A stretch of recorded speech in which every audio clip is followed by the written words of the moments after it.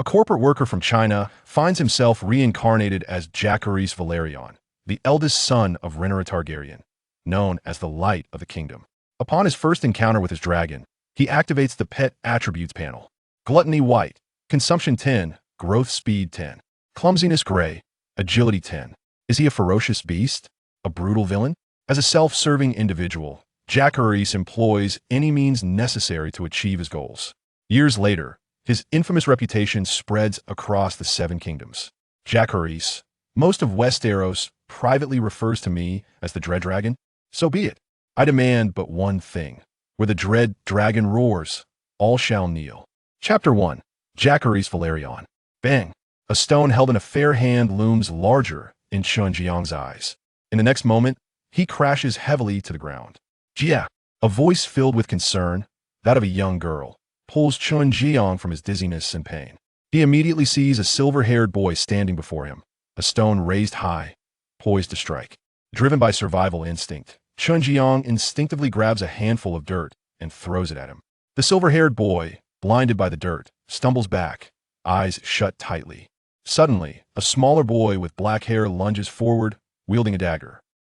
Accompanied by a piercing scream, the silver-haired boy collapses, clutching his bleeding left eye. Oh my God! Stop immediately! The silver-haired boy's cry attracts several imposing guards clad in silver armor, draped in white cloaks. Prince Aemon, let me see. The lead guard, a bald man with a white beard, steps forward to assess the silver-haired boy's injury. Turning to the other guards, he commands, "Go inform King Viserys. Summon the maesters quickly." At the dim entrance of the castle, the girl, the boy, and the guards all wear expressions of anxiety. They realize that this incident has escalated. However, Chun-Jiang has no time to concern himself with this, for upon rising, he immediately notices something is amiss. His height barely reaches the waist of these guards, and his limbs are entirely those of a child. Ouch! His head still throbs. This is no dream. Splash! Just as Chun-Jiang's mind races, fragments of memories surge from the depths of his consciousness. Time, 120 AC. Location, House Velaryon's stronghold, Dragonstone. My grandfather is Viserys I Targaryen. My mother is Rhaenyra Targaryen, the Light of the Kingdom. And I, the second heir to the Iron Throne, the newly turned 6-year-old Jacaerys Velaryon. Is this some kind of joke?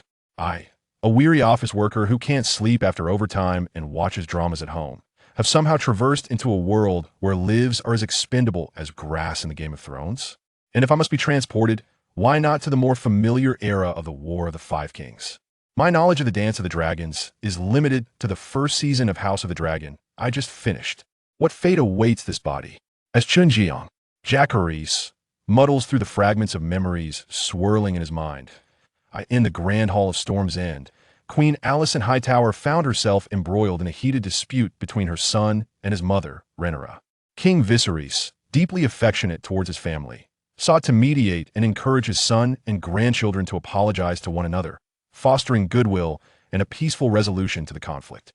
However, the icy countenance of Queen Alicent showed no sign of concession as she coldly declared, "Let Rhaenyra's sons pay me an eye." Upon hearing this, Rhaenyra tightened her grip on her two sons' hands, an instinctive reaction to the provocation. The awakened Jacaerys, realizing he must take action, understood that allowing the events to unfold as they had would only serve to further diminish Rhaenyra's already precarious standing. If he wished to live comfortably, he must uphold the dignity of Rhaenyra, the rightful heir to the Iron Throne. With determination, he stepped forward, releasing his grip in the face of Rhaenyra's astonishment, and proclaimed loudly, "Esteemed Queen, let's set aside the unfounded slanders of Prince Aemon regarding my brothers and my lineage. Vhagar is my aunt's dragon, and it rightfully belongs to Rhaenyra. I am willing to offer my own eye in compensation for my brother, but in return, Prince Aemon must return Vhagar and face the consequences of theft as dictated by the laws of the realm."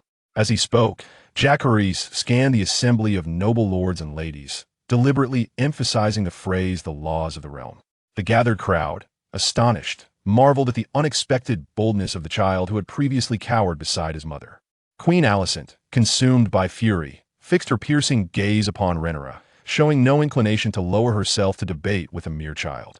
Beside her, Aemon, whose left eye had just been sewn up by the maester, retorted loudly, "Vhagar is no longer a knight, it has become a wild dragon." Ah, even if it is a wild dragon, It resides on Driftmark, which is the domain of House Velaryon. You may inquire with the lords present whether all within a lord's domain belongs to their family. At this, Jacaerys scoffed, quickly countering with a clever trap embedded in his words. If Aemond were foolish enough to seek confirmation from the other nobles, he would only humiliate himself further. Unlike his brother Aegon, who was fervently passionate about the sport of jousting, Aemond was not so dim-witted. Aemond's remaining eye shifted slightly before he proclaimed, "What if it was theft? I am a Targaryen. I possess the right of exemption." The right of exemption? That is merely a pretext used to placate the lowly commoners. Our house Velaryon hails from the freehold of Valyria, an ancient and proud noble lineage. It was on the backs of the Velaryon fleet that the conqueror Aegon arrived in Westeros. To discuss the right of exemption in the Hall of Nine Voyages, named in honor of Lord Corlys Velaryon's 9 Great Voyages, you should first inquire whether my grandfather, Lord Corlys Velaryon, would consent to such a notion. The original focus of the gathering was on the 2 young princes, aged 10 and 6. However, a single remark from Jacaerys swiftly shifted the attention of the entire assembly to Lord Corlys Velaryon. Before the visibly distressed Lord Corlys could utter a word, King Viserys interjected, "Enough. I declare, in the name of the king, that this matter ends here." With that proclamation, the one-armed king, who had lost his limb to infection, leaned on his scepter and exited the hall. In the grand hall, Aemond and Aegon stood beside Queen Alicent, while behind them loomed Ser Criston Cole, harboring resentment for Rhaenyra, and Ser Otto Hightower, who had just regained his position as Hand of the King, wearing a warm smile. Opposite them stood Rhaenyra, cradling her eldest son Jacaerys and her second son Lucerys. By their side were Prince Daemon Targaryen and Lord Corlys Velaryon. At that moment, an invisible chasm seemed to form between the 2 factions. Once the confrontation concluded, Rhaenyra escorted Jacaerys and his brother to their chambers for the maester's treatment. When their father, Rhaenyra Velaryon, hurried back, Jacaerys, sensing the situation, discreetly led his brother and the maester out of their mother's room. "Jacaerys, come here for a moment." As Jacaerys was about to return to his quarters, he heard the call and turned to see his grandfather. "Grandfather, how may I serve you?" Lord Corlys regarded the poised Jacaerys with a hint of a smile.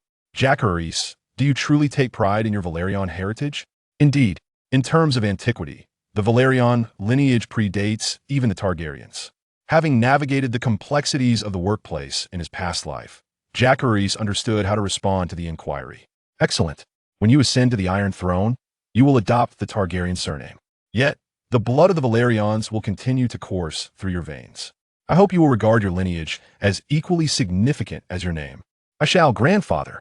Even if I take on the Targaryen name, Lucerys will inherit the titles of Lord of Tides and Count of Driftmark. The Velaryon family will surely endure." "Well said." Lord Corlys approached, affectionately patting Jacaerys' shoulder as he continued. "I hope Lucerys proves to be as exceptional as you. By the way, young Jacaerys, should you require anything, do not hesitate to ask. I and the Velaryon family shall steadfastly support you." Hearing the subtle shift in his grandfather's address and the almost overt declaration of allegiance, Jacaerys smiled and replied, "Thank you, grandfather." That night, burdened with thoughts, Jacaerys, like many prominent figures, found it difficult to sleep soundly. The following day, the king set sail with the entire royal family, returning to King's Landing. The heavy sound of air being displaced resonated overhead as Jacaerys stood atop the castle, gazing into the sky. An ancient colossal dragon, its massive form cloaked in a verdant bronze scale armor, soared majestically across the sky. Jacaerys, comparing it to the Boeing 747 of his previous life, was astonished to find that the dragon's torso alone surpassed that of the aircraft. Including its long, thick tail, its overall length was equivalent to that of 2 Boeing planes. The dragon's wings, adorned with numerous battle scars, were astonishingly large. When fully unfurled, its wings cast an immense shadow over the city of Highcliffe, roughly the size of 3 or 4 football fields. The sheer size of this shadow, capable of blocking the sun for an entire day, made many guards and servants within the city nervously swallow. Their saliva palpable sense of oppression enveloped the atmosphere. This was none other than the oldest and most enormous dragon still in existence, Vhagar. Named after the Valyrian deity, this ancient dragon truly embodied the power of a god from the age of cold steel. In the sky alongside Vhagar, 2 younger dragons, considerably smaller in stature, flew gracefully. One was adorned with shimmering golden scales and had wings of soft pink hue. A magnificent sight, indeed this was Aegon's dragon, Sunfire. The other, slender and bedecked with silver lines upon a pale blue body, belonged to Helaena Targaryen and was known as Dreamfire. As Jacaerys gazed upwards, he could faintly discern 3 dragon riders upon majestic beasts, but he sensed that Aemond, perched upon Vhagar, was also intently observing him. "I have a dragon too," as he watched the 3 dragons, carrying potential adversaries, gradually recede into the distance. Jacaerys felt an overwhelming urge to return to Dragonstone. The unfolding events aligned perfectly with his desires. Rhaenyra, Daemon, and Rhaenyra, along with his male lover, staged a ruse of death.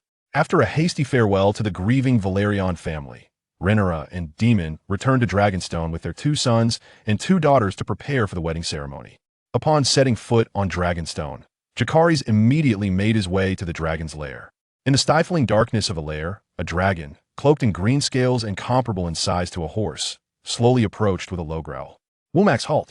Jacaerys commanded in the somewhat awkward High Valyrian, confronting the dragon for the first time. The green-scaled hatchling appeared to comprehend his command, planting its wings firmly on the ground and tilting its head to fixate its brown slit pupils upon Jacaerys.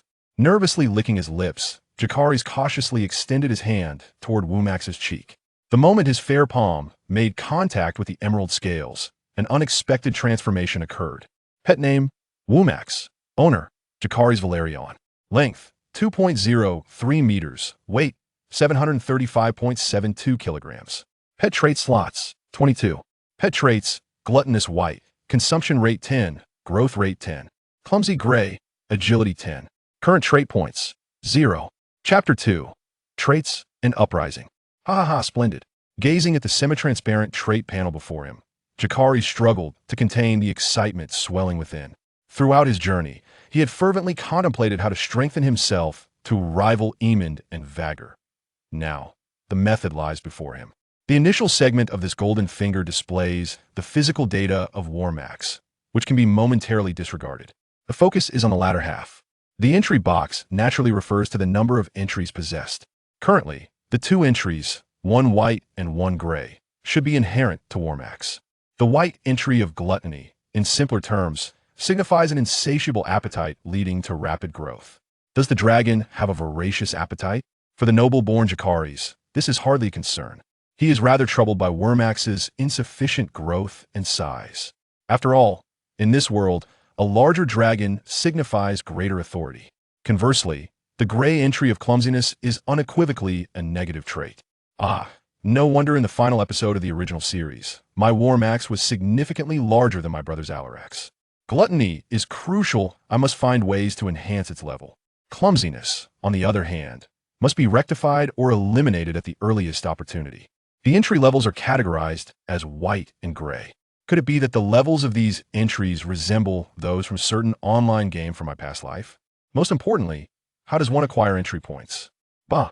Just as Jacaerys furrowed his brow in contemplation, a bleating sound echoed from outside the dragon lair. He turned to see a dragon guard clad in a gray robe leading a white lamb inside. "Prince Jacaerys, I have come to feed Womax." Though Jacaerys could scarcely comprehend the High Valyrian spoken by the dragon guard, it did not hinder his understanding of the intended message. After nodding in agreement, the dragon guard tethered the lamb to a charred stone pillar. Observing the dragon guard gesture in invitation, Jacaerys excitedly uttered a word in High Valyrian. "Dracarys." Ah! Womax, having awaited this moment, swung its robust neck and unleashed a torrent of orange flames upon the lamb. The proximity of the searing heat made it somewhat unbearable for Jacaerys, prompting him to retreat repeatedly. Clearly, he did not possess the fire-resistant nature of Dragon Queen Daenerys. The dragon's flames lasted only 2 or 3 seconds, and soon the lamb succumbed to its fate, transforming into a pile of charred meat exuding the aroma of roasted flesh. Stop! Eager to devour the meal, Womax moved forward but was abruptly halted by Jacaerys' command. The dragon guard's eyes lit up at this moment. It is well known that, whether in King's Landing or the Dragonstone lair, no one has ever managed to strictly control these juvenile dragons. After all, juvenile dragons, akin to human children, have yet to fully develop their intellect.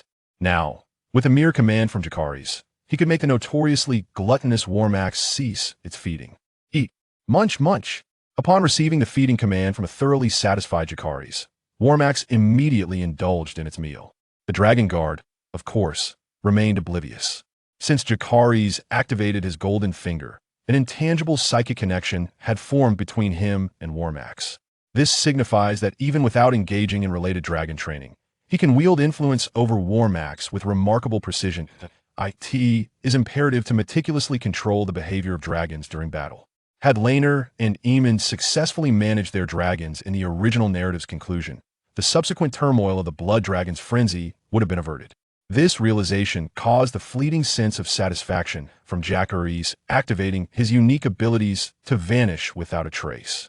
He had just experienced the scorching heat of Vhagar's flames at close range, and that was merely a young dragon.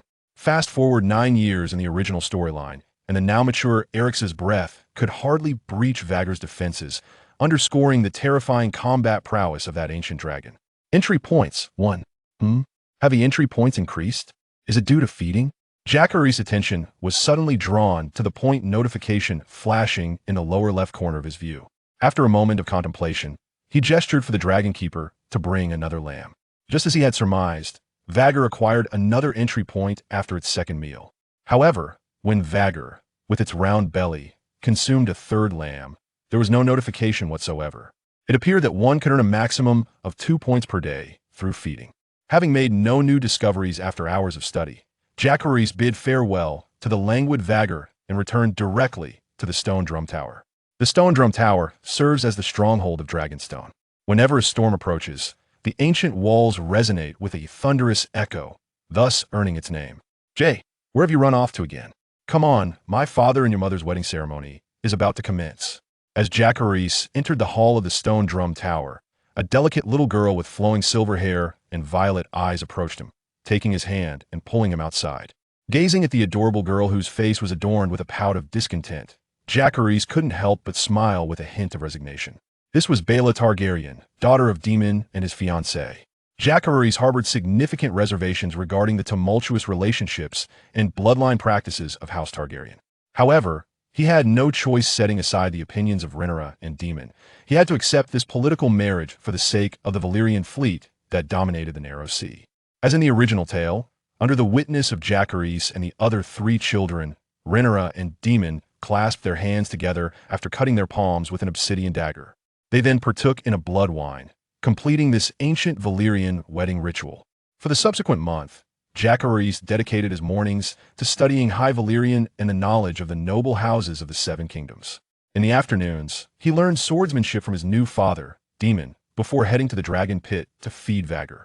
On the 50th day, upon accumulating 100 entry points, the entry panel finally exhibited a transformation. Behind the entries for Gluttony and Clumsiness appeared an option for Random Refresh. Without hesitation, Jacaerys selected to refresh the Clumsiness entry. The hard-earned entry points were instantly wiped clean, and a new entry emerged behind Clumsiness. Weak and Feeble Gray, Defense 10. Would you like to replace the new pet entry? Jacaerys was left speechless by the new entry that it seems that the efforts of accumulating points over the past 50 days have been in vain, as the new entries pale in comparison to the clumsy ones. It appears that a substantial number of points is required to refresh and obtain desirable pet entries. Alas, the rate of 2 points per day is exceedingly slow. A method to augment the point accumulation must be sought. Let us first provide Vomax with a different variety of food and see what transpires. After choosing not to make any replacements, Jacaerys headed straight to the Lord's chamber within the Stone Drum Tower. It is difficult to ascertain whether it is Rhaenyra's prowess or Daemon's that is more commendable. This newlywed couple, having been married for merely 50 days, is already expecting a child, with Rhaenyra having been pregnant for over a month. Perhaps due to the tragic fate of her mother, Rhaenyra, who has already given birth to 3 children, remains vigilant during her pregnancy and insists on delivering alone. Upon expressing his desire to visit the fishing village in Dragonstone, Rhaenyra assigned 4 guards to accompany Jacaerys. It seems his previous conduct in High Tide had made a favorable impression. In the past, Rhaenyra, who placed great importance on the safety of her children, would have strictly confined Jacaerys within the castle grounds. However, a minor incident occurred before departing from the Stone Drum Tower. Under the persistent pleas of Lucerys, Baela, and Rhaenyra, Jacaerys reluctantly agreed to take these 3 little companions along. Dragonclaw Village, nestled at the foot of Dragon Mountain by the Narrow Sea, features relatively flat terrain and fertile soil. As such, it is home to both farmers and fishermen. Although the village has a population of nearly 1,000 residents, its proximity to the spice town of Tidehead across the sea has led many merchant vessels to dock at Dragonclaw Village's port, creating a bustling and prosperous atmosphere. As the guards adorned with the three-headed dragon sigil escorted the 4 children into Dragonclaw Village, the lively hamlet fell into a hush. Prince Jacaerys, Prince Lucerys, Prince Jacaerys, we salute you, our future lord.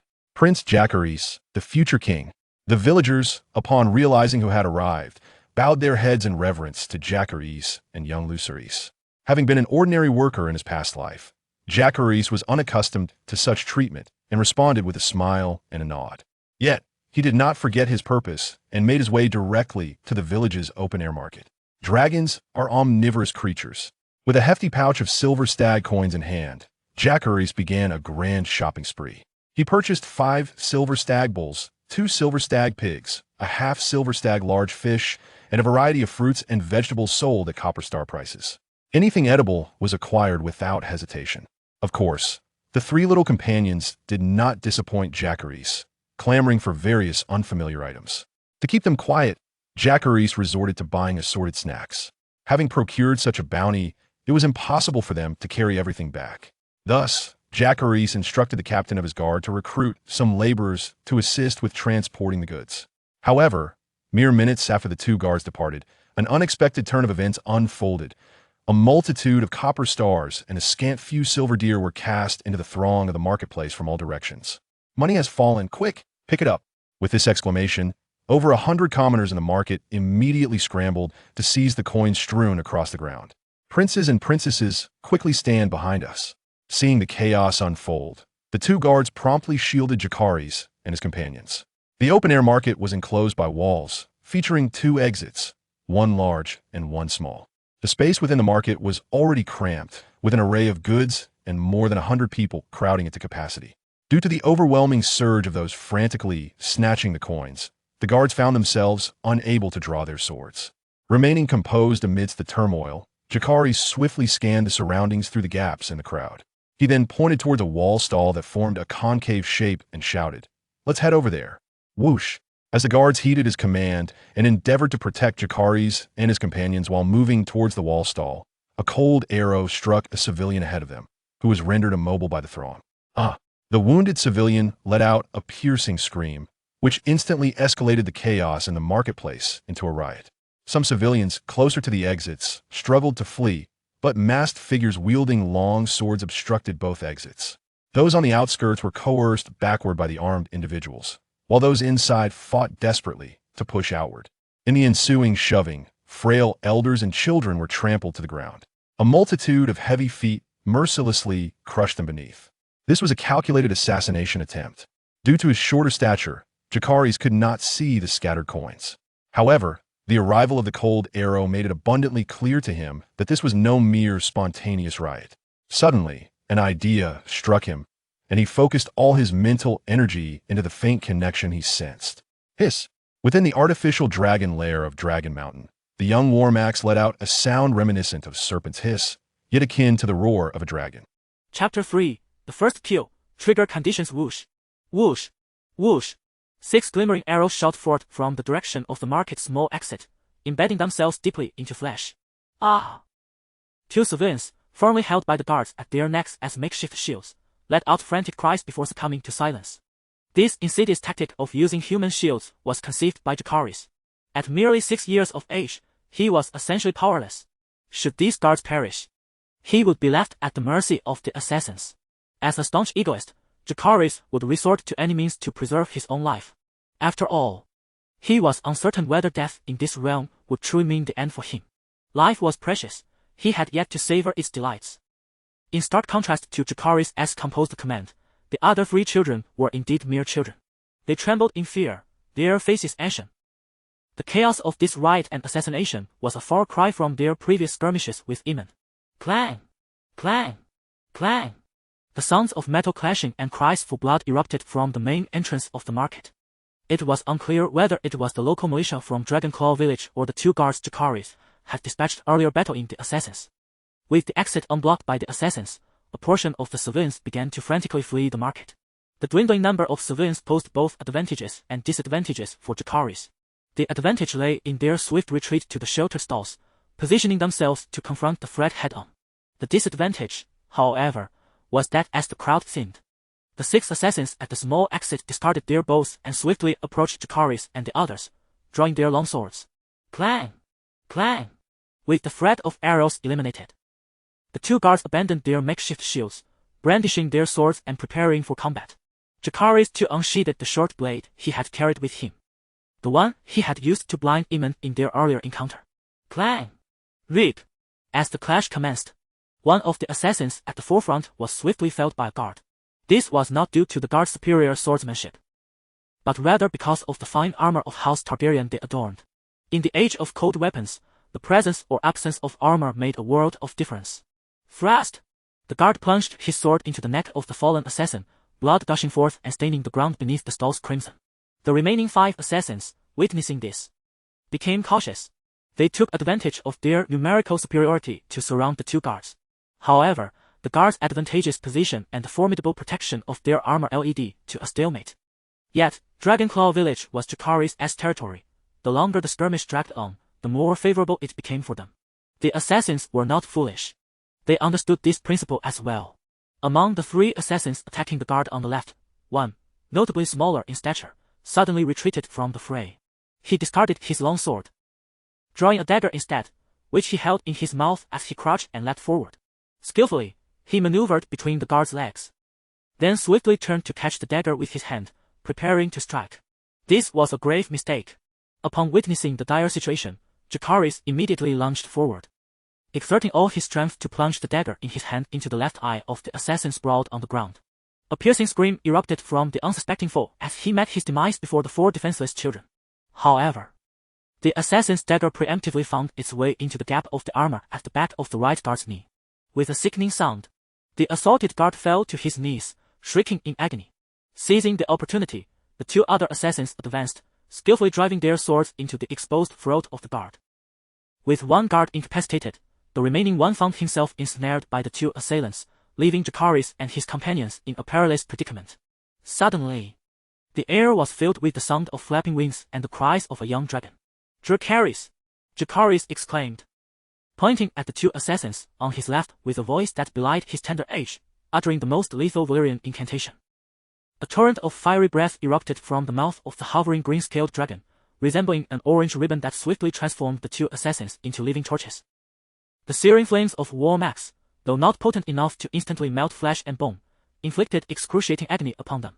Screaming in torment, they flailed about like headless flies, igniting nearby market goods before collapsing to the ground, silenced except for the crackling of the flames. With a thunderous impact, the 700-kilogram war max descended from the sky, smashing into one of the assassins on the right, shattering bones and eliciting a cacophony of wails. Realizing the futility of his situation, the last remaining assassin turned to flee. The right guard attempted to pursue him with his sword, but Jacaerys intervened to halt his advance. As the second incantation in Valyrian resonated through the air, the fleeing assassin was engulfed by the deadly dragon flames from behind. However, an unfortunate twist occurred.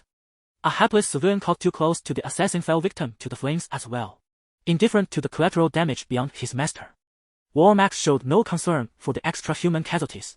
Jacaerys, focused solely on the fleeting point notifications flashing before his eyes, noted the score, 20 points.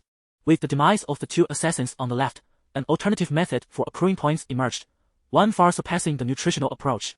Yet, uncertainty lingered regarding the specific conditions triggering this newfound method. Thus, Jacaerys restrained the guard from pursuing further, intent on uncovering the mechanics through practical exploration. In swift succession, the burning assassins and the civilians succumbed to silence, and the point notification arrived once more. Despite the dragon flames claiming 2 lives, the accrued points were halved. The sole distinction between them was clear. That civilian was not my enemy. In the pursuit of points, Jacaerys' focus sharpened to a razor's edge. After forming an inference in his mind, he commanded Wumax through a mental link to slay the assassin, who was pinned beneath the dragon, still wailing incessantly. Bam! The assassin's head burst under the dragon's claw like a watermelon, with brain matter and blood splattering in all directions. Simultaneously, a notification appeared, attribute points 10. Coupled with the first assassin that Jacaerys had personally dispatched, he finally disowned the activation condition for the second method: an enemy must be slain by Womax. Gagging sounds reached Jacaerys' ears. He turned to see the small path and the twin silver-haired sisters retching uncontrollably. The market square was littered not only with the mangled corpse of the assassin, mixed with brain matter and blood, but also with many civilians trampled beyond recognition. The mingled scents of blood, charred flesh, and the foulness of those who had lost control in their final moments filled the air. It was entirely natural for the three children to succumb to such overwhelming stimuli and vomit. As for Jacaerys, who had never before witnessed such carnage nor taken a life, he felt merely a sense of foulness, devoid of any other physiological response. Though fragments of memories had merged within him, he experienced a peculiar sense of detachment. As if he were superior to the inhabitants of this world. He could not shake the feeling that these people were akin to NPCs in a film or video game, lacking true reality. Surely, no one would feel nauseated after killing NPCs in a game or film. This also explained Womax's indifference toward the accidental slaying of civilians. He felt a twinge of regret but no guilt. Whether such a mindset was beneficial or detrimental in this ruthless world of power struggles remained uncertain. Returning to the matter at hand, Jacaerys instructed a guard to tend to the three children before he and Womax rushed toward the grand exit of the market. To him, those assassins were not living beings but merely moving packages of attribute points. The young dragon represented the pinnacle of combat prowess in this world. The assassins, who were already evenly matched with the local militia, stood no chance against Womax. After a furious barrage of Dragonfire, Jacaerys reaped another 120 attribute points. This indicated that he could refresh Womax's attributes once more. Chapter 4. New entries. The crew damn it, move swiftly with the water. The body of the assassin must not be disturbed. Wait until the fire is extinguished to thoroughly examine for intelligence.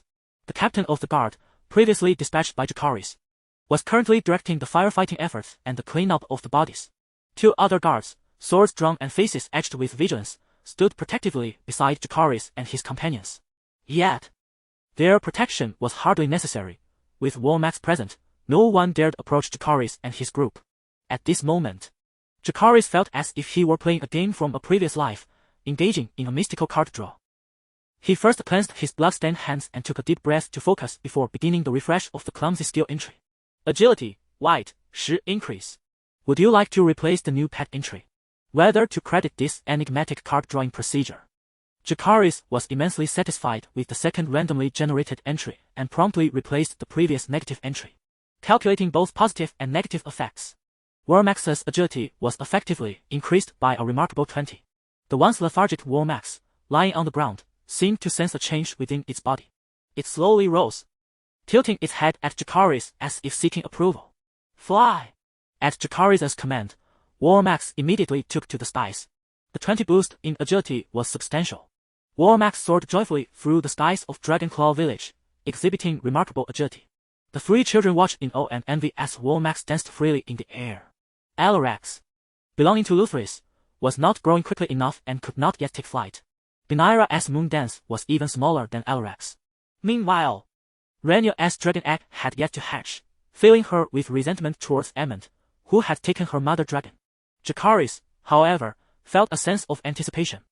At this rate of growth, it would not be long before he became a true dragon rider. Whoosh! A heavy sound pierced the air as a massive red dragon silhouette appeared in the sky above Dragonclaw village. Against the backdrop of this formidable presence, Womax, now exhibiting its nascent dragon might, resembled a harmless kitten. The colossal crimson dragon was comparable in length to a Boeing aircraft, nearly half the size of Vaghorl. Its elongated body was reminiscent of a winged serpent from a previous life. What set this fiery dragon apart were the varying sizes of wing membranes that adorned its hind legs and tail. This unique anatomical structure, distinct from traditional dragons, granted it astonishing speed and exceptional maneuverability. Corallax, the Bloodworm, was the second fastest dragon after the Red Queen and served as the mount of Prince Daemon. Boom! The massive Corallax crashed heavily into a flat expanse of farmland. Daemon, receiving urgent reports, was unconcerned about the ruined crops as he surged directly into Dragonclaw village. Only upon seeing his two daughters and the Jacaerys brothers safe and sound did he finally relax. From this, it is evident that the wayward and temperamental roguish prince holds a deep regard for his team. After uncovering the intelligence related to the assassins, he ordered their bodies to be dismembered and fed to the dogs. Father, wait! Demon, with a stern expression, commanded his 4 children to return to the castle. but was promptly halted by Jacaerys. "Little J, is there something you wish to say?" The sight of these intruders had frightened Baela and Rhaenyra, and Jacaerys could no longer contain himself. He turned to the already descended Vhagar and issued a feeding command. The sounds of the dragon tearing into the flesh of the assassins and swallowing echoed through Dragonclaw village, rendering all the villagers stiff with fear, their breaths shallow. They were terrified that a moment's negligence would see them become the dragon's meal. The other 3 children covered their eyes, unable to bear the gruesome scene. Meanwhile, Daemon regarded Jacaerys with a glimmer of intrigue, a subtle smile gracing his lips. Jacaerys was acutely aware that his actions in unleashing the dragon upon the intruders would likely yield negative repercussions. However, he could not allow any opportunity to earn experience points to slip through his fingers. Vhagar had already been fed that day, though flying and fighting had consumed some energy. Having devoured only 1 assassin was sufficient for satiation. Noticing that no experience prompt appeared, Jacaerys dismissed the dark thoughts that had just arisen in his mind. It seemed that regardless of the type of sustenance, the timing remained consistent. With these thoughts dissipated, he followed Daemon back to the stronghold of Dragonstone. Upon returning to the Stone Drum Tower, Daemon instructed Jacaerys and his brother to visit their mother before personally escorting his frightened twin daughters back to their chamber. As they entered the Lord's bedroom, Rhaenyra rushed forward, embracing her sons and scrutinizing them for any injuries, followed by a barrage of questions. Although her tone was harsh, Jacaerys could sense the underlying concern and care. Seizing this moment, he proposed a suggestion he had contemplated for some time. "What? You wish to recruit a band of common children your age to serve as guards?" Rhaenyra looked at Jacaerys in disbelief, pausing briefly before responding, "Little J. As long as you remain in the Stone Drum Tower, you need not worry about safety. If you desire guards, I can assign some to you." "What purpose could a group of children serve?" "Mother, we cannot remain in the Stone Drum Tower forever. Moreover, such young children are easier to manage and instill with loyalty. Otherwise, even the renowned Kingsguard could potentially betray us, could they not?" Jacaerys' words instantly reminded Rhaenyra of the traitor, Sir Criston Cole, who now firmly stood with Queen Alicent. Seeing her mother wavering, he pressed on, "Mother, please grant my request. They shall train with me and little Luke, growing alongside us. They will be our Kingsguard. Our safety should be protected by those we trust." "I believe little J speaks wisely. In comparison to the White Knight, I place my trust in the band of thieves, gamblers, and murderers from Flea Bottom, those who have grown alongside me."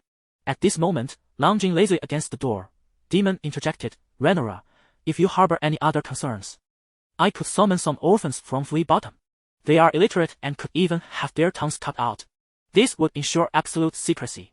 "No." Daemon's words had barely settled when both Rhaenyra and Jacaerys voiced their dissent in unison. Noticing Rhaenyra's gesture for him to speak first, Jacaerys quickly replied, "Father, children with family ties are far more loyal. Moreover, my guards must be able to speak and read, otherwise, they would be of little assistance to me." "Very well. I shall dispatch a call to Dragonstone Village for 14 children of your age. Until they reach adulthood, their expenses will be borne by us. After they come of age, they must find ways to manage their own costs for weapons, armor, and steeds." "Thank you, Mother. Thank you, Father." Upon hearing Rhaenyra's words, Jacaerys immediately took the bewildered little Rhaenyra and bowed in gratitude. Though 14 may seem few, it would at least constitute his initial coterie. After sending the 2 brothers away, Rhaenyra promptly inquired, "Have you discovered whose agents they were?" Daemon shook his head in response. No intelligence was gleaned from those 20 assassins. Yet, deep down, you must have an inkling of the culprit. It cannot possibly be Alicent. What of her hypocritical father? "Very well, from this day forth, we shall bolster the defenses of Dragonstone. The paramount concern now is to ensure the safe birth of our children." Upon hearing this, Daemon's gaze softened, momentarily setting aside his plans for vengeance. Chapter 5. The dragon soars. On the 3rd day following the assassination in Dragonclaw village, 14 boys, aged 5 or 6, appeared at the Stone Drum Tower. As Jacaerys remarked in Climax City, everything within a lord's domain is considered their property, including the populace, under the command of Princess Rhaenyra. The common folk of Dragonclaw village were compelled to surrender their children for selection by the Lord's guards. Yet, Rhaenyra displayed a newfound generosity. She not only rewarded the parents of these 14 boys with 10 silver stacks but also permitted them to return home for family visits at the end of each year. Indeed, in the world of Westeros, the children of commoners were worth merely 2 cattle. Nevertheless, the villagers of Dragonclaw expressed their gratitude towards Rhaenyra, singing praises of their lord. Embracing his role as the leader of children, Jacaerys applied the methods of military training from his past life to instill discipline and absolute obedience in these boys. Thus, more than half a year swiftly passed. In the realm of Westeros, the duration of winter and summer remained highly unpredictable, with a year calculated by fixed days. Hence, the year-end could herald either winter or summer. The year 120 AC was marked by normal climatic conditions, with temperatures dropping as the year drew to a close, and recently, even snowflakes had begun to fall. Initially, Rhaenyra and Daemon took a keen interest in the 14 boys, but soon realized that Jacaerys treated them as if they were engaged in a game of make-believe. Their daily routine consisted of learning letters or marching in formation, followed by standing still for 1 or 2 hours. Over time, their interest waned, in their eyes. Dragonstone was not lacking for these boys, whom they regarded as mere companions for Jacaerys and the Little One. The Little One, too, initially accompanied Jacaerys with enthusiasm during training, but within a few days found it both arduous and dull, opting instead to play daily with his 3-year-old brother, Joffrey. In contrast, the elder of the twin sisters, Rhaenyra, joined midway, diligently training each day alongside her betrothed. Jacaerys felt a profound sense of fulfillment during this past half-year. In addition to his routine training with his guards, he diligently studied High Valyrian and sought instruction in swordsmanship from Daemon. He also remained attentive to the crucial task of feeding Vhagar, ensuring no oversight. With no additional points gained from slaying foes, his progress relied solely on sustenance, accumulating over 300 word points. However, these points did not yield any new options on his word panel. Impatient and impulsive, one day Jacaerys refreshed his word list, resulting in the emergence of a grey entry, cowardice, which reduced his attack power by 10. Regretful and pained, Jacaerys resolved to accumulate word points until new changes appeared on his word panel. Of course, the past half-year was not devoid of good fortune. After thorough inspections by the dragon guards within the dragon's lair, it was confirmed that Vhagar had grown to a size capable of carrying a rider. On the day Jacaerys officially became a dragon rider, even Rhaenyra, who was more than 8 months pregnant, came to witness the event at the Dragon Tower.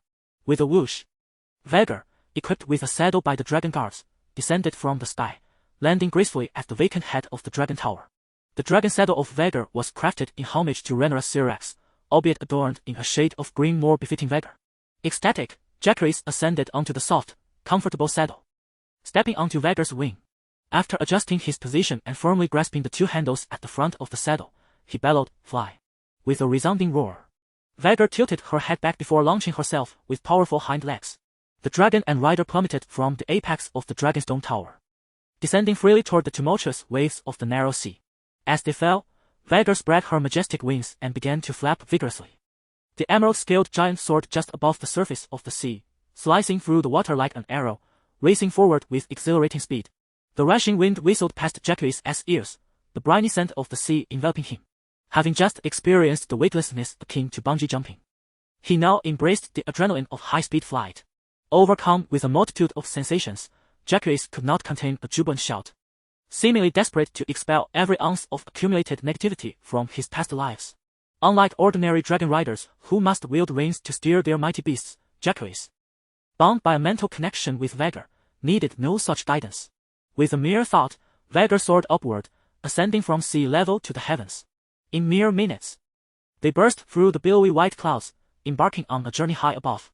At such altitudes, Jacaerys should have been chilled to the bone.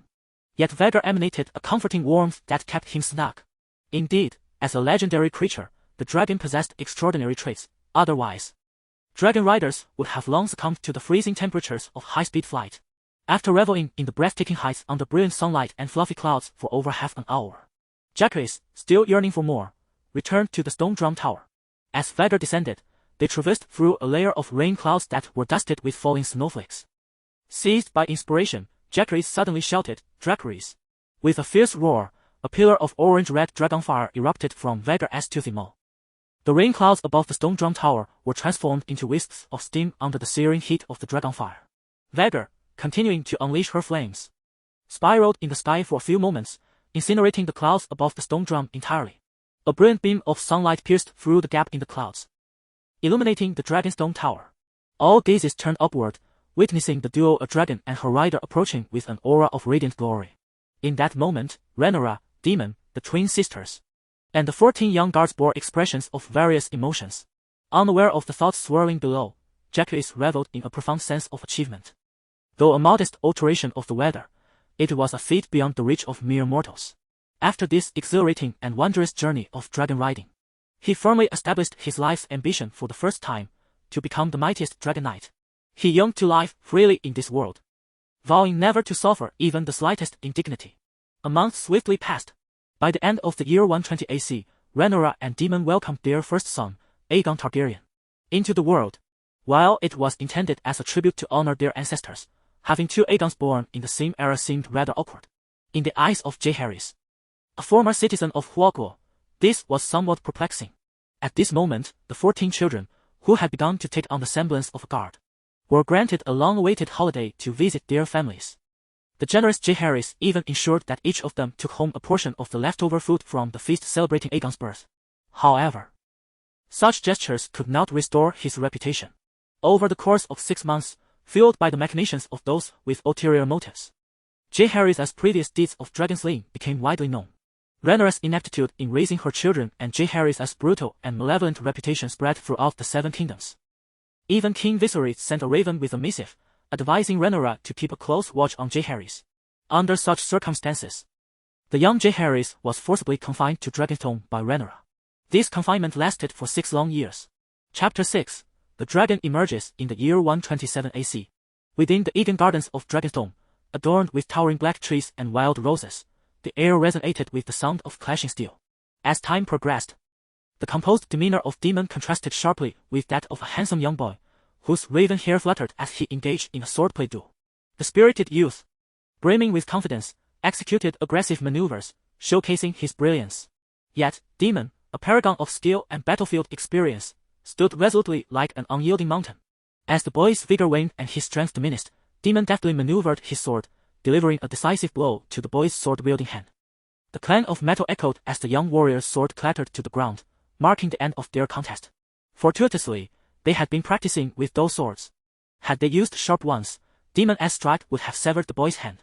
"Father, I've lost again. Truly, you are the mightiest warrior in the 7 kingdoms." Jacaerys lamented, nursing his sore hand while lavishing praise upon Daemon. The proud Daemon felt a swell of joy at the compliment, though he retorted, "What do you mean? The strongest warrior in the 7 kingdoms. Over 20 years ago, I lost publicly to Kristen Cole. That was only because you were overconfident and celebrated victory too soon." Jacaerys mused inwardly, but outwardly, he continued to extol Daemon's virtues. "The truth of that matter is uncertain to me, but I do know of your heroic deeds. Single-handedly breaching the stepstones to vanquish the crab feeder." "Ha! Merely old tales, best left unspoken," Daemon replied, a smile creeping to his lips as he reveled in the praise. Yet, soon he scrutinized Jacaerys, sensing something amiss. "Young Jack, you seem unusually eager today. Is there something you wish to ask of me?" "Ah, well," Jacaerys stammered, scratching his head awkwardly, "Rhaenyra and I wish to visit Tighthead Island to see Grandmother Rhaenys and Rhaena. We'd like to request your assistance in speaking to Mother on our behalf. I promise we'll return after a few days of revelry." Realizing that Daemon had discerned his intentions, Jacaerys offered a sheepish grin. 6 years prior, due to concerns of a certain nature, the uncrowned queen, Lady Rhaenys Targaryen of Tighthead, had personally come to Dragonstone to escort the twin sisters. However, since witnessing Jacaerys' dragon riding and training, Rhaenyra had become utterly captivated, leading the countess to take only Rhaena back to Tighthead. "Oh, do you truly wish only to visit Tighthead Island for a family reunion?" Daemon inquired, a knowing smile playing on his lips, clearly skeptical of the excuse. Nevertheless, he refrained from further questioning, tossing the training sword to Jacaerys before turning to depart. After 7 years of acquaintance, Jacaerys had nearly unraveled Daemon's character. This reaction was confirmation of his unspoken consent. As predicted, a servant hurriedly approached Jacaerys 20 minutes later, delivering the message that the Lord awaited him in the round hall of the Stone Drum Tower. The round hall, perched atop the tower, was a vast circular chamber, dominated by a grand black wooden table intricately carved with a detailed map of Westeros. The table, with its exaggerated dimensions, commanded the room's attention. Exceeding 50 feet, approximately 16.6 meters, in length and measuring up to 25 feet, around 8.3 meters, at its widest point. The narrowest part is merely 4 feet, approximately 1.3 meters. Crackling with warmth, the grand fireplace in the drawing room blazes brightly.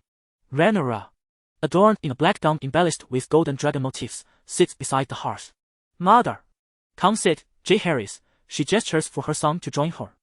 Her expression revealing little as she tenderly strokes his cheek, exclaiming, how swiftly time passes. You have grown into a handsome young man at the age of 13. Rhaenyra has indeed been a devoted mother, nurturing and educating Jacaerys over the past 7 years. Yet, the profound sense of isolation that lingers within him, stemming from his past lives, remains unyielding. Despite his attempts to present himself as a dutiful son, Rhaenyra senses a disconnection between them. 4 years. You have sought excuses to leave Dragonstone, and I have never acquiesced. However, I believe Demon S words today ring true. My binding you here has only fueled your desire to escape. After all, I once did the very same. Little J, the world outside is fraught with danger. I merely wish to protect you, Lucerys, Joffrey, Aegon, and Viserys. The Viserys she mentions is their second son, born in 122 AC, who has just turned 5. Jacaerys had anticipated various justifications to leave the island, but he did not expect Rhaenyra to express such vulnerability so openly. After a brief silence, he speaks, Mother. There are undercurrents of turmoil in Grandfather's kingdom. Unexpected events may unfold. I only wish to seize my own fate. His words resonate deeply with Rhaenyra. Gritting her teeth, she finally concedes, I permit you to leave Dragonstone, but with 2 stipulations. First, you must take Vader with you. Second, you are to send me a raven every 7 days. Of course, Mother. I shall do as you say. Jacaerys responds eagerly. Rhaenyra cups his face in her hands and leans in, resting her forehead against his. In a gentle voice, she implores, Jay, should you encounter any danger, return to Dragonstone at once on Vader. Do you hear me? Mother, I swear I shall return safely. With his promise, Rhaenyra kisses his forehead in blessing and states, very well. Prepare for your journey. Yes. Jacaerys replies swiftly, anxious that Rhaenyra might change her mind, and he turns to exit the drawing room. As she watches his retreating figure, Rhaenyra is reminded of her younger self, crowned as heir. This expedition will consist of 16 individuals in total, including Rhaenyra and the 14 guards he has personally trained. It remains uncertain whether Jacaerys' temperament is innate or influenced by the childhood incident involving Aemon. He harbored no interest in violent matters. Furthermore, the mere thought of embarking on a ship would leave him nauseated, and the Arrax was not expected to carry passengers until the following year. Thus, from the outset, Jacaerys had not included him among the travelers. By the way, the Belaina's moon dancer was even smaller than the Arrax, with manned flights not anticipated until at least the year after next. That afternoon, Jacaerys and his companions arrived at the port of Dragonclaw village, where a medium-sized flat-bottomed vessel, over 40 meters in length and adorned with the sigil of the 3-headed dragon, was already docked. However, the type of ship was rather peculiar. Members of House Targaryen typically departed from Dragonstone for either Driftmark or King's Landing, favoring coastal rowing boats powered by oars rather than relying on the wind. Only for long voyages would they opt to ride dragons or take such flat-bottomed vessels. After giving his daughter a few parting words, Demon strolled over to Jacaerys' side and whispered, Young Jay, you have often inquired about my past over the years. Thus, I have anticipated your purpose for this journey and prepared a vessel for you in advance. A word of caution, while your swordplay is fierce, your defense is notably lacking. The ruffians out there will not show you the same mercy I would. Of course, that old sea serpent would not want to see you in peril either. Above all, protect Belaina. I will indeed. With a great rustle, the sailors unfurled the massive sail of the flat-bottomed ship, and propelled by the favorable winds, it sliced through the waves with remarkable swiftness. Above, a green-scaled dragon, its length reaching 1/3 that of the medium-sized vessel, soared through the sky. It emitted jubilant roars, as if celebrating its newfound freedom from confinement. Chapter 7, The Stone Step Islands Creek. A young knight, clad in armor engraved with the sigil of a 3-headed dragon, approached the bow of the ship.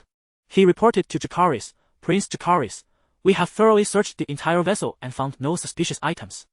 The captain has confirmed the identities of all the sailors, and they are all familiar faces. Well done, Stone, Jacaerys replied with a nod of encouragement before issuing his command. Now go inform the captain to change our destination. During the upcoming voyage, your team will alternate watch with Rudy's team. At once, Jacaerys had organized the 14 guards into 2 teams of 7, with Stone and Rudy, the most outstanding among them, appointed as captains. Rhaenyra, with her sharp tongue yet soft heart, had long prepared for this outing. Although she had previously left the expenses for the armor and weapons of these 14 men to Jacaerys, she had secretly arranged for them to be delivered to his chamber before their departure. According to current market values, a set of fine armor and weaponry would cost at least 2,000 silver stacks, approximately 10 golden dragons. It was somewhat ironic that a set of coat armor and weaponry equated to the lives of 200 vibrant civilian children. As a prince, Jacaerys had some pocket money, but he could not afford this military equipment solely on his own. Thus, he initially intended to exploit the Earl of Corlys for resources. Now that the issue of armor and weaponry was resolved, Jacaerys prepared to make other demands in due time. Whoosh, whoosh. After issuing his orders, Vormax circled back over the flatboat. Habitually, Jacaerys opened the pet status panel. Pet name, Vormax. Owner, Jacaerys Velaryon. Length, 1389 meters. Weight, 6,382, 22 kilograms. Pet status frame, Status quality, greedy, green. Appetite 20, growth rate 20, agile, green. Agility 20. Current status points, 2,498, over the past 6 years. Vormax had accumulated nearly 4,500 status points through feeding. A new change had occurred in the status panel by the end of the year 121 AC. One could now spend 1,000 accumulated status points to upgrade white status to green. Without hesitation, Jacaerys immediately upgraded greedy, and it proved to be a wise decision. Vormax's growth rate far surpassed that of Elrax. The hatching of these two dragons was separated by only a year, yet Vormax now dwarfed Elrax, being twice its size. The Dragon Guards of Dragonstone even sent ravens to consult with the Dragon Guards of the Dragon Pit in King's Landing regarding this matter. However, compared to Vhagar, Vormax still seemed too immature. According to memories of his past life, King Viserys would pass away from illness in 2 years. Relying solely on the status points gained from feeding would not suffice for Vormax to undergo a qualitative transformation. Thus, Jacaerys was determined to leave Dragonstone and venture forth to accumulate world points. As for the location of his endeavors, it was naturally the chaotic battleground of the stepstones, rife with conflicting factions. Just as Jacaerys contemplated his subsequent plans, a slender figure with lustrous silver hair, Rhaenyra, emerged from the ship's cabin and made her way to the bow. Jack, I heard you're not heading to Tighthead Island. Indeed. Grandfather Corlys has been waging war at the stepstones for 4 years. We are going to assist him. Jacaerys cast a glance at his beautiful fiancée and directly disclosed their destination. Unlike his graceful and serene sister, Rhaenyra was particularly passionate about combat and dragons. Upon hearing this, she immediately burst into jubilant cheers. That's splendid. Although we want to see Grandmother Rhaenys and Rhaena, the thrill of engaging in genuine battle is exhilarating. If only Moondancer were not so young, I could ride it and incinerate our enemies. It's not that simple, father.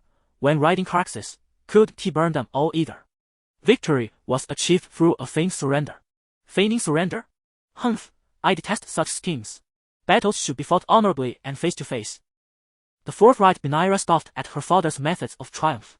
Was the simplistic act of feigning surrender truly deserving of being labeled a scheme? Jacaerys inwardly rolled his eyes at her naivety. Yet, this very perspective fortified his resolve to delve into the mess of the stepstones. The so-called schemes of the Game of Thrones world paled in comparison to the extensive history of China spanning 5 millennia. Without delving into renowned military texts like The Art of War or the 36 Stratagems, even well-known tales such as Tianji's horse racing and the Two Peaches killing 3 warriors could easily overshadow them. Upon reaching the stepstones and grasping the intricate details, it would be his moment to showcase his military prowess. If the voyage had proceeded smoothly, the journey from Dragonstone to the stepstones would typically take around half a month. However, due to changes in wind direction and ocean currents, coupled with Jacaerys' stops at various castles like Stone Yard, Evening Hall, and Rainy City, the journey stretched nearly a month. He had no choice. Jacaerys was obligated to send a raven back to Dragonstone every 7 days. Aside from the rare trained ravens that could accompany him, only these noble castles had raven nests. The noble families along the route were exceedingly warm towards the eldest son of Princess Rhaenyra. Although Jacaerys had garnered a bit of infamy, his noble Targaryen blood rendered all ill repute inconsequential. Were it not for his fiancée Rhaenyra always by his side, there would surely have been instances of noble maidens knocking on his door in the dead of night. After all, in Westeros, a betrothal does not equate to marriage and can be broken, with the precedent of Conqueror Aegon taking 2 wives. Jacaerys was, in this regard, quite unrestrained. As long as he found someone aesthetically pleasing, he would welcome them. Yet, his body had yet to fully mature, and having been shaped by the myriad beauties of the information explosion era in his past life, his tastes had become rather discerning. One must possess a beauty at least on par with Rhaenyra to be included in his menu.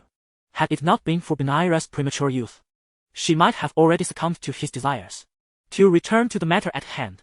On the 20th day since departing Dragonstone, Jacaerys and his companions finally arrived in the northern waters of the stepstones. It is likely that the warm-hearted demon had sent a raven to the stepstones in advance. 10 grand warships, adorned with silver seahorse banners, sailed the northern waters in anticipation of Jacaerys' arrival. Splash! A vessel exceeding 100 meters in length, the Sea Serpent, graced with a serpent statue at its bow, welcomed them. Upon their meeting, Jacaerys and Rhaenyra embraced Count Corlys with warmth. After 7 years apart, you have both blossomed into fine young individuals. Yet, how can you be so reckless? This is not a place for you. The Count gazed at his grandchildren, visibly aged and worn from years of war, as he reprimanded them with affectionate admonition. Grandfather, did you not once tell me that I could speak up for what I needed? I can help you win this war, but I require your trust and unwavering support. Chapter 8, The Decaying Situation. Humph. Such words can only be uttered by a child still in the throes of adolescence. Return to your Dragonstone, esteemed Prince Jacaerys. Before Lord Corlys could respond, a middle-aged knight clad in the silver-white armor of House Velaryon, standing behind him, retorted without restraint. Silence, Viamond. I am genuinely touched by young Jacaerys' sentiments. Upon hearing Lord Corlys' words, Jacaerys recognized the speaker Vaemond Velaryon, the brother of Lord Corlys. Aware of his nephew Rhaenyra's inclinations, he harbored considerable animosity towards the three brothers, although this matter was regarded as a half-open secret among the nobility of the Seven Kingdoms. The fiercely protective King Viserys ensured that no one dared to speak ill of it. 2 years later, following a severe fever, Lord Corlys fell into a coma. Vaemond aspired to become the Lord of Tithes and brazenly proclaimed before the Iron Throne that the three brothers were bastards and Rhaenyra was a harlot. This led to his head being severed above the mouth by demon with dark sister. Jacaerys, upon hearing this, was not angered. Instead, he smiled and softly spoke. It is natural for my uncle to question me. Grandfather, could you enlighten me about the current situation on Driftmark? If no progress is made within 2 months, no. Within a month I shall return to Dragonstone immediately. This statement plunged Lord Corlys into hesitation. Vaemond's words, while coarse, bore truth. War was no realm for a 13-year-old child to traverse. No one believed that a boy untouched by the realities of warfare could possess military genius. Seeing this, Baela, who had long been an ardent admirer of Jacaerys, immediately interjected, Grandfather, Jacaerys is truly remarkable. Moreover, he brings with him Vhagar. At that moment, the sky bore witness as Vhagar, a magnificent creature, flew low, echoing Baela's words. Though nearly 14 meters long, it was but a fraction of the size of the sea serpent, yet it exuded an imposing presence to ordinary mortals. In the prime of House Velaryon, 3 dragons had soared. However, Vhagar had been stolen by Aemond, and Sea Smoke had become a wild dragon due to Rhaenyra's fifth demise. The only dragon of worth, the Red Queen, remained by the side of Lady Rhaenys on Driftmark. Indeed, regardless of Jacaerys' military prowess, having an additional dragon in battle could only be advantageous. Lord Corlys shifted his thoughts, contemplating how to keep Jacaerys at a safe distance from peril, viewing him merely as a tool for dragon riding. Very well. I consent. However, the situation on Driftmark is exceedingly intricate. This is not the place for discussion. Let us proceed to the cabin. With that, Lord Corlys turned and strode toward the ship's cabin. Vaemond, his face a mask of displeasure, shot a glance at Jacaerys, sneering as he followed his brother. Unfazed, Jacaerys maintained his smile. He would not concern himself with a dead man's grievances, silently erasing the remnants of this deceased man's 2 remaining years from his mind. The opulent captain's quarters aboard the Sea Serpent were adorned in an extravagance that was almost absurd. Count Corlys poured 4 goblets of wine from the verdant vineyards of Driftmark. After a casual wave of his hand, he lifted a glass to savor the rich vintage, then spoke slowly. Currently, the stepstones are under the influence of 4 factions: our Velaryon family, the Kingdom of the Three Daughters, Dorne, and the Pirate Confederation. Naturally, we are the most formidable of these powers. However, the Kingdom of the Three Daughters and Dorne have formed an alliance against us. Meanwhile, the neutral Pirate Confederation behaves like hyenas, often seizing the spoils when our battles conclude. Dorne, they dare to intervene so openly in the War of the Stepstones. The Iron Throne nominally rules the 7 kingdoms, yet can only truly command 6. Over the past century, 4 wars have failed to conquer Dorne, merely upholding the everlasting peace treaty established by the conqueror, Aegon. When Daemon and I battled the crab feeder, Prince Courier Martell of Dorne secretly dispatched troops to aid the enemy. Yet, due to King Viserys' weakness his excessive concern for the peace and stability of the Seven Kingdoms, no warnings or punishments were levied upon Dorne after the war. The situation in the stepstones has thus unfolded as anticipated. From this discourse, it was evident that Count Corlys held a critical view of King Viserys. Jacaerys promptly shifted the topic. Grandfather, what is the situation with those pirates? I heard Daemon say that when he was crowned king of the Narrow Sea and the Stepstones, he eradicated all the pirates in the vicinity. He cleverly refrained from addressing Daemon as his father in front of Count Corlys. As expected, Count Corlys regarded him with gentle eyes and replied, "Oh, foolish child. One cannot completely eradicate pirates. Within this pirate confederation, many are criminals from the kingdom of the Three Daughters, but more are privateers from other free cities. The most significant faction among them is Valentis. I recall reading that the kingdom of the Three Daughters established its dominion over the disputed lands after acquiring it from Valentis." Jacaerys mused. Can an enemy truly become our ally? Upon hearing this, Daemon finally found an opportunity to scoff. What ignorance! The kingdom of the Three Daughters, having secured dominion over the disputed lands for over 20 years, is extraordinarily powerful. The dozen or so warships descent to the Stepstones comprise less than a tenth of their total naval strength. The bulk of their fleet abstains from battle merely to guard against Valentis. You wish to persuade Valentis ruling officials to join the fray. Then you must first annihilate the main fleet of the kingdom of the Three Daughters. However, if you could achieve that, there would be no need to ally with Valentis. The Stepstones know, the entire disputed lands will fly the silver seahorse banner of our Velaryon family. Daemon's declaration immediately irked Baela, who clenched her fist and interjected, "Uncle, I believe Jacaerys can accomplish it." Jacaerys, upon hearing this, scratched the back of his head. Baela, his ardent admirer, had an unwavering faith in his capabilities. Yet he possesses a keen self-awareness. Relying on the entry panel, he is certain that in the future, he will be able to accomplish such feats through his own efforts. However, at present, he must, to some extent, depend on strategy and the strength of his forces. Grandfather, what is the specific distribution and strength of our forces compared to the enemy? Upon hearing Jacaerys' inquiry, Count Corlys immediately gestured towards a map laid out on the table to elaborate. The Staircase Archipelago comprises dozens of islands, both large and small. Among them, the 3 largest islands form a triangular formation, encircling the medium and smaller islands within. Due to the significant losses suffered years ago when supplies were cut off by the enemy while dining with Daemon, Count Corlys has firmly established a stronghold in the northern waters of Misty Island with 10 large warships, 20 medium warships, and 30 small warships, totaling a force of 5,500 men. The kingdom of the Three Daughters hosts the northeastern island, Bloodstone Island, near the disputed territory.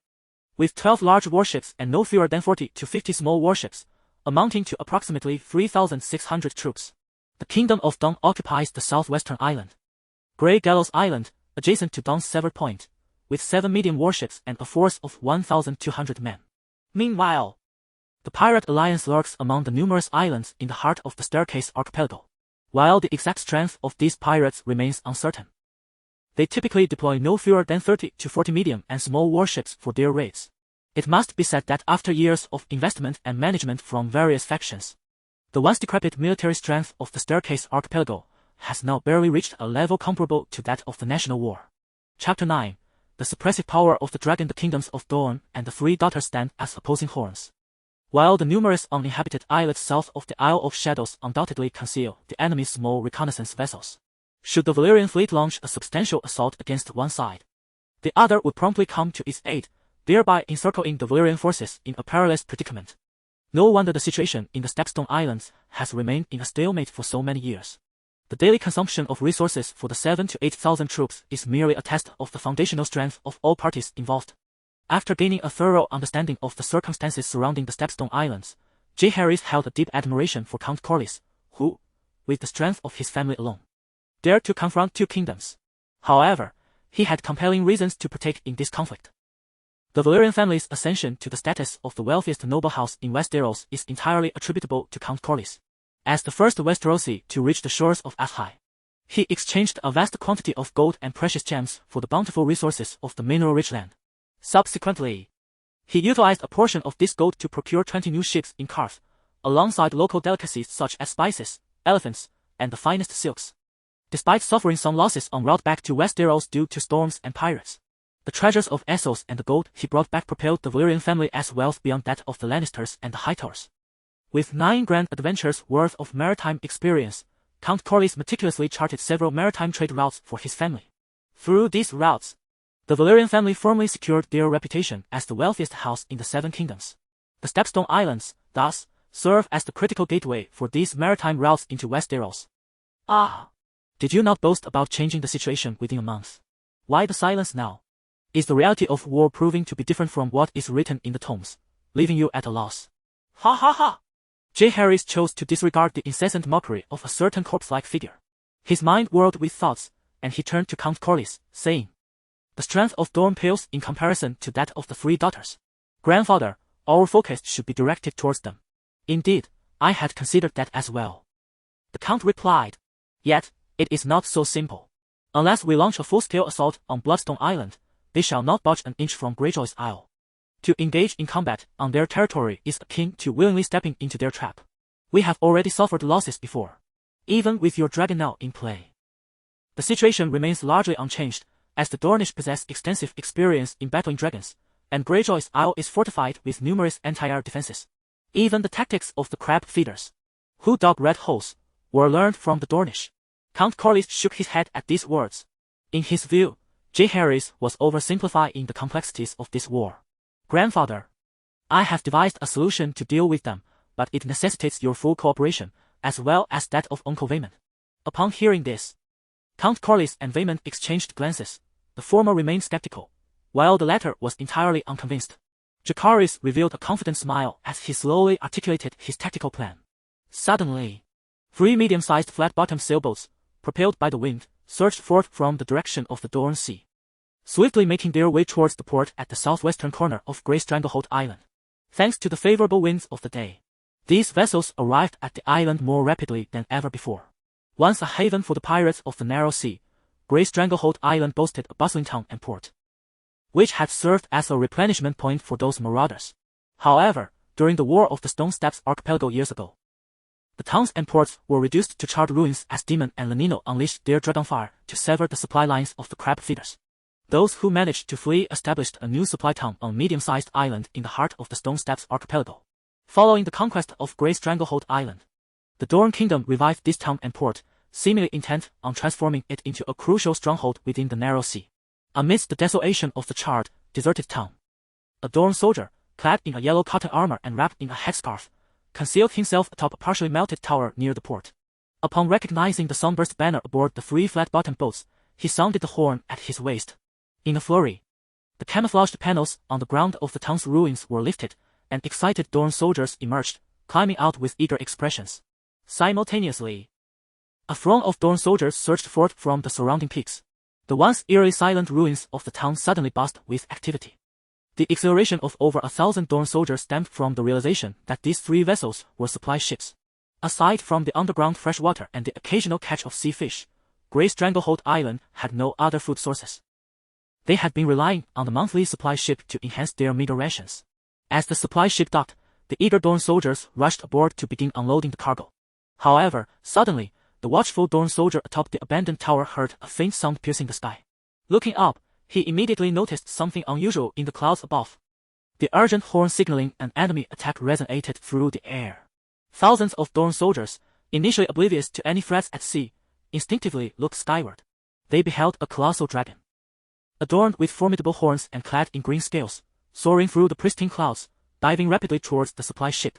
With a fierce roar, the dragon unleashed a torrent of scorching orange flames, incinerating several unprepared Dorne soldiers in an instant. Yet, the power of the dragon's breath was far from over. The fiery pillar that descended from the heavens not only radiated terrifying heat but also wielded tremendous force. It carved a fiery trench, several meters wide, through the ranks of Dorne soldiers, starting from the charred remains of those it had consumed, driving straight towards the supply ship at the water's edge. Debris and fiery fragments scattered in all directions, striking the panicked Dorne soldiers fleeing in chaos. "Help! Save me! Run!" The air was filled with anguished screams and desperate cries for help. Suddenly, A tremendous explosion reverberated, drowning out all other sounds. Numerous Dorne soldiers, fleeing towards the mouth of the pit, turned to see a flat-bottomed sailboat engulfed in scorching dragonfire, which split apart in a violent blast, followed by a series of continuous detonations. Some quick-witted Dorne soldiers immediately deduced that the vessel must have been laden with numerous sealed barrels of wine. The intense dragon flames, combined with the flammable alcohol, ignited two nearby supply ships in swift succession. With a swift maneuver, Jacaerys, perched upon Womax, realized that a single dive had accomplished their tactical objective. He promptly communicated telepathically with Womax to alter their course. In the face of such formidable dragonfire, the flesh and blood soldiers were alarmingly fragile, melting away like candles plunged into molten lava. The constantly flashing score points in the lower left corner of his vision gave Jacaerys a thrilling sensation akin to that of a player in an online game, reveling in the experience of area of effect monster farming. This was indeed the proper way to appreciate the score points. As Jacaerys prepared to return for a third low-altitude dive, a flurry of arrows rained down from the surrounding peaks. He was compelled to maneuver Womax sideways, using the dragon-ass body as a shield. The ordinary arrows clashed against the layered green scales of Womax, producing a series of crisp sounds without breaching the defenses. However, during this interval, Jacaerys caught sight of large crossbows specifically designed to target dragons being wheeled into position. Groups of Dorne soldiers hastily readied the massive crossbows for firing. Casting a covetous glance at the multitude of Dorne soldiers below, Jacaerys guided his dragon back into the clouds. Thus, the dragon and its rider departed with grace, leaving behind a scene of charred remains and 3 supply ships engulfed in towering flames. The terrifying breath of the dragon, its unparalleled aerial maneuverability, and its impenetrable defense against ordinary weaponry exemplified the battlefield dominance of a dragon as a supreme force of power. Chapter 10. The first grasp of command. With a resounding thud, Vormax descended before the Valyrian stronghold on Driftmark. Welcome back, Jace. As soon as he leaped from the mighty dragon, Rhaenyra rushed forward to embrace Jacaerys with fervent enthusiasm, smiling as he caressed her soft silver hair. Jacaerys looked up at his grandfather, Lord Jacaerys Velaryon, and said, "Grandfather, the intelligence from our reconnaissance fleet was remarkably precise. The 3 supply ships from Dorne had just docked at the island of Greyjaw when I set my dragon upon them, incinerating them in flames. Let them continue their surveillance. The moment any vessels from Dorne are spotted, I shall be informed. At that time, I will mount Vormax once more to launch an assault. Must you go again?" Young Jace, this success was only possible due to the element of surprise. Next time, the Dornish will be thoroughly prepared. It is far too perilous. I cannot permit you to approach Greyjaw Island on Dragonback again. Lord Corlys immediately rejected Jacaerys' proposal with a grave expression. Rest assured, grandfather. Next time, I shall eliminate the Dornish supply ships over the narrow sea. Moreover, this attack has proven highly effective. I have slain 126 Dornish men, directly diminishing their forces by 1/10. Ha! His Royal Highness possesses an admirable eye indeed, to accurately tally one's enemies while soaring through the skies on Dragonback. Next time you embellish your victories, do remember to obscure the figures a bit. Such was the nature of Vaemon's sardonic wit. Although Lord Corlys was unaware of how Jacaerys managed to count his kills, he trusted his grandson would not fabricate the truth, albeit perhaps slightly exaggerating his accomplishments. After a moment of contemplation, he spoke gravely. If your intent is merely to ambush supply ships within the narrow sea, the risks are indeed minimal. However, if the goal is to sever the supply lines to Greyjaw Island, then we must execute it with thoroughness. I shall personally lead 2 large warships, 3 medium-sized vessels, and all available small reconnaissance ships to blockade the routes from Dorne. Vaemond, I entrust you with 5 large warships and 10 medium-sized ships to closely monitor Bloodstone Island. Should there be any unusual activity, report it immediately. If the enemy launches a sudden attack, you must at least hold them at bay for 2 to 3 days. Young Jace, you will command the remaining 3 large warships and 7 medium-sized vessels. Your duties will not only involve air raids on the Dornish supply ships but also safeguarding Driftmark from pirate incursions against our stronghold. Understood. Very well, grandfather. Upon hearing this, Jacaerys' heart soared with joy. He had initially contemplated a gradual acquisition of control over the Valyrian fleet but was taken aback by Lord Corlys' decisive allocation of 1/3 of the forces to him. Of course, it was evident that Lord Corlys intended for him to remain dutifully within Driftmark. Yet, once this esteemed sea snake departed, the power Jacaerys wielded would be his to command as he pleased. With Vormax by his side, who would dare defy his military orders? The long-absent Lord Corlys was unfamiliar with Jacaerys' character, but Rhaenyra, nestled in his arms, understood him all too well. Yet, with a mere flicker of her eyes, she chose to remain silent. This reticence stemmed from her deep admiration for Jacaerys. Throughout the years, she had never opposed her betrothed. Additionally, the silver-haired princess, whose mind had been shaped by numerous knightly tales, harbored an even fiercer desire for battle than Jacaerys himself. Count Corlys was a decisive and pragmatic leader. With unwavering diligence, he meticulously organized the Velaryon fleet and its troops, replenishing weapons and supplies before setting sail towards the western waters of Middle Island. This fleet, predominantly composed of small reconnaissance vessels, had the principal mission of blockading the sea routes, boasting a total force of approximately 2,000 men. Following closely behind was the main fleet, led by Vermont, navigating towards the eastern waters of Bloodstone Island, commanding a force of 2,200 soldiers. In contrast, Jacaerys commanded only 1,300 troops. However, Count Corlys had been fortifying Middle Island for several years. With the island's various defensive structures and equipment, he felt secure against any adversarial force.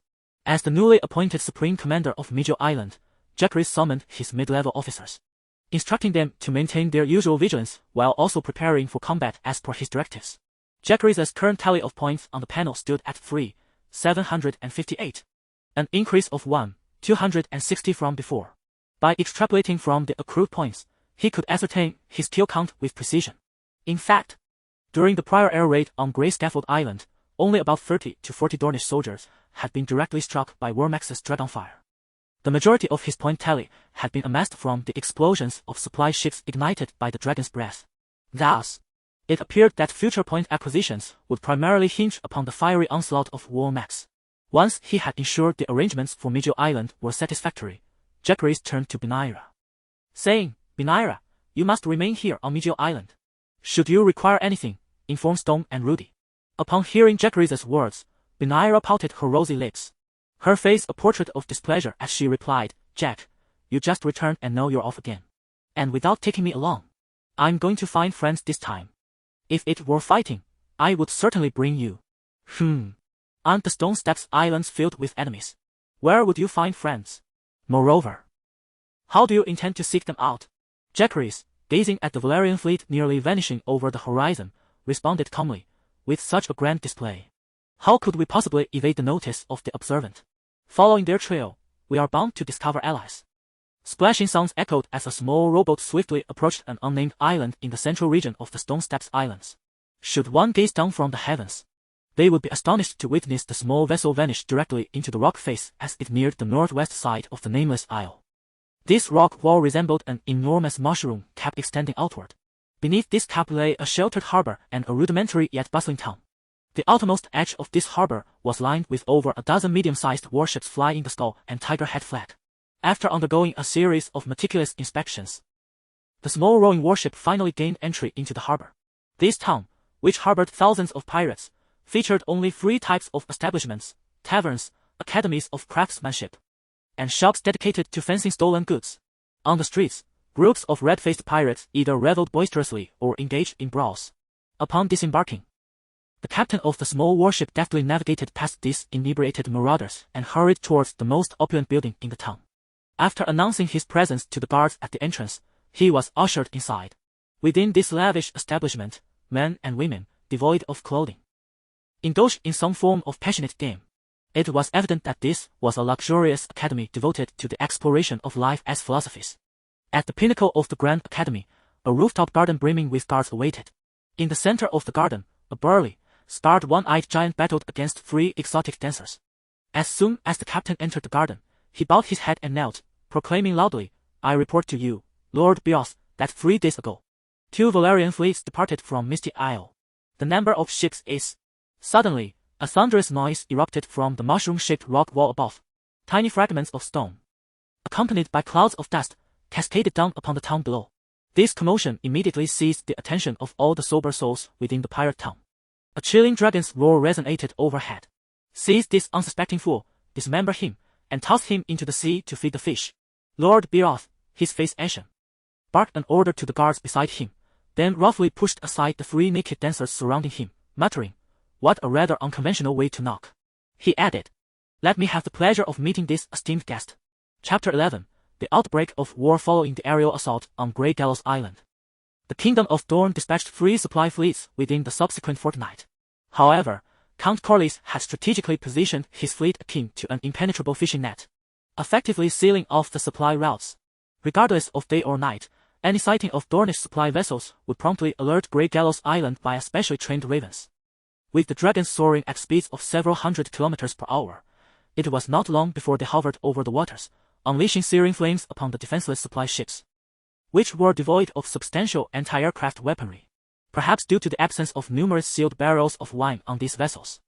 The 3 aerial assaults did not result in the catastrophic explosions witnessed previously. Additionally, many Dornish soldiers, sensing the impending doom, chose to plunge into the sea, preferring the fate of drowning over being scorched by Dragonfire. Consequently, Jacaerys managed to accrue only 120 points, bringing his total to 878. Nearing the crucial threshold of 5,000. He harbored a premonition that surpassing this number would herald new changes to his attribute panel.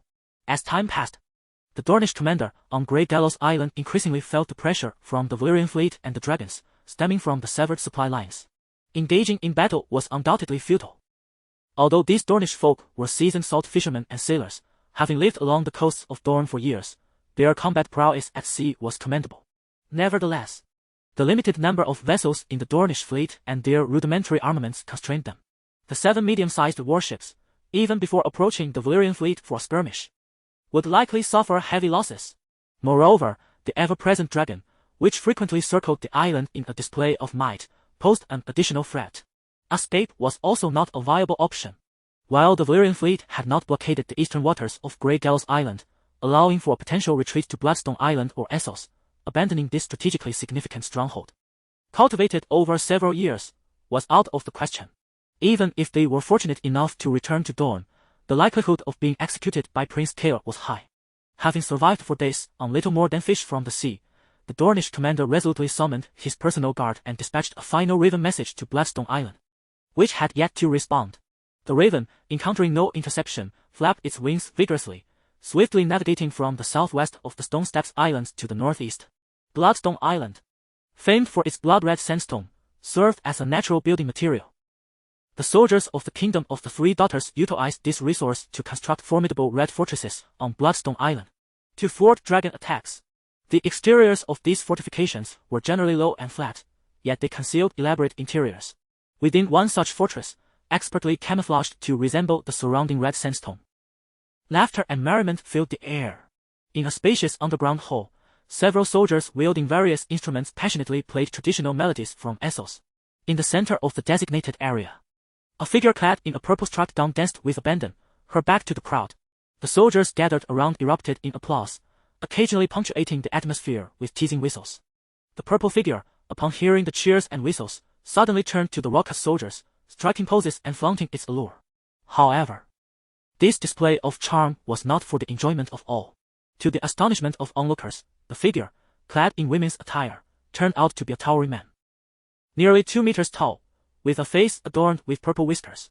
His appearance was not grotesque per se, but the heavy makeup combined with the purple facial hair rendered him exceedingly bizarre, especially now, as he laughed heartily, revealing a mouthful of black and yellow teeth that was quite nauseating.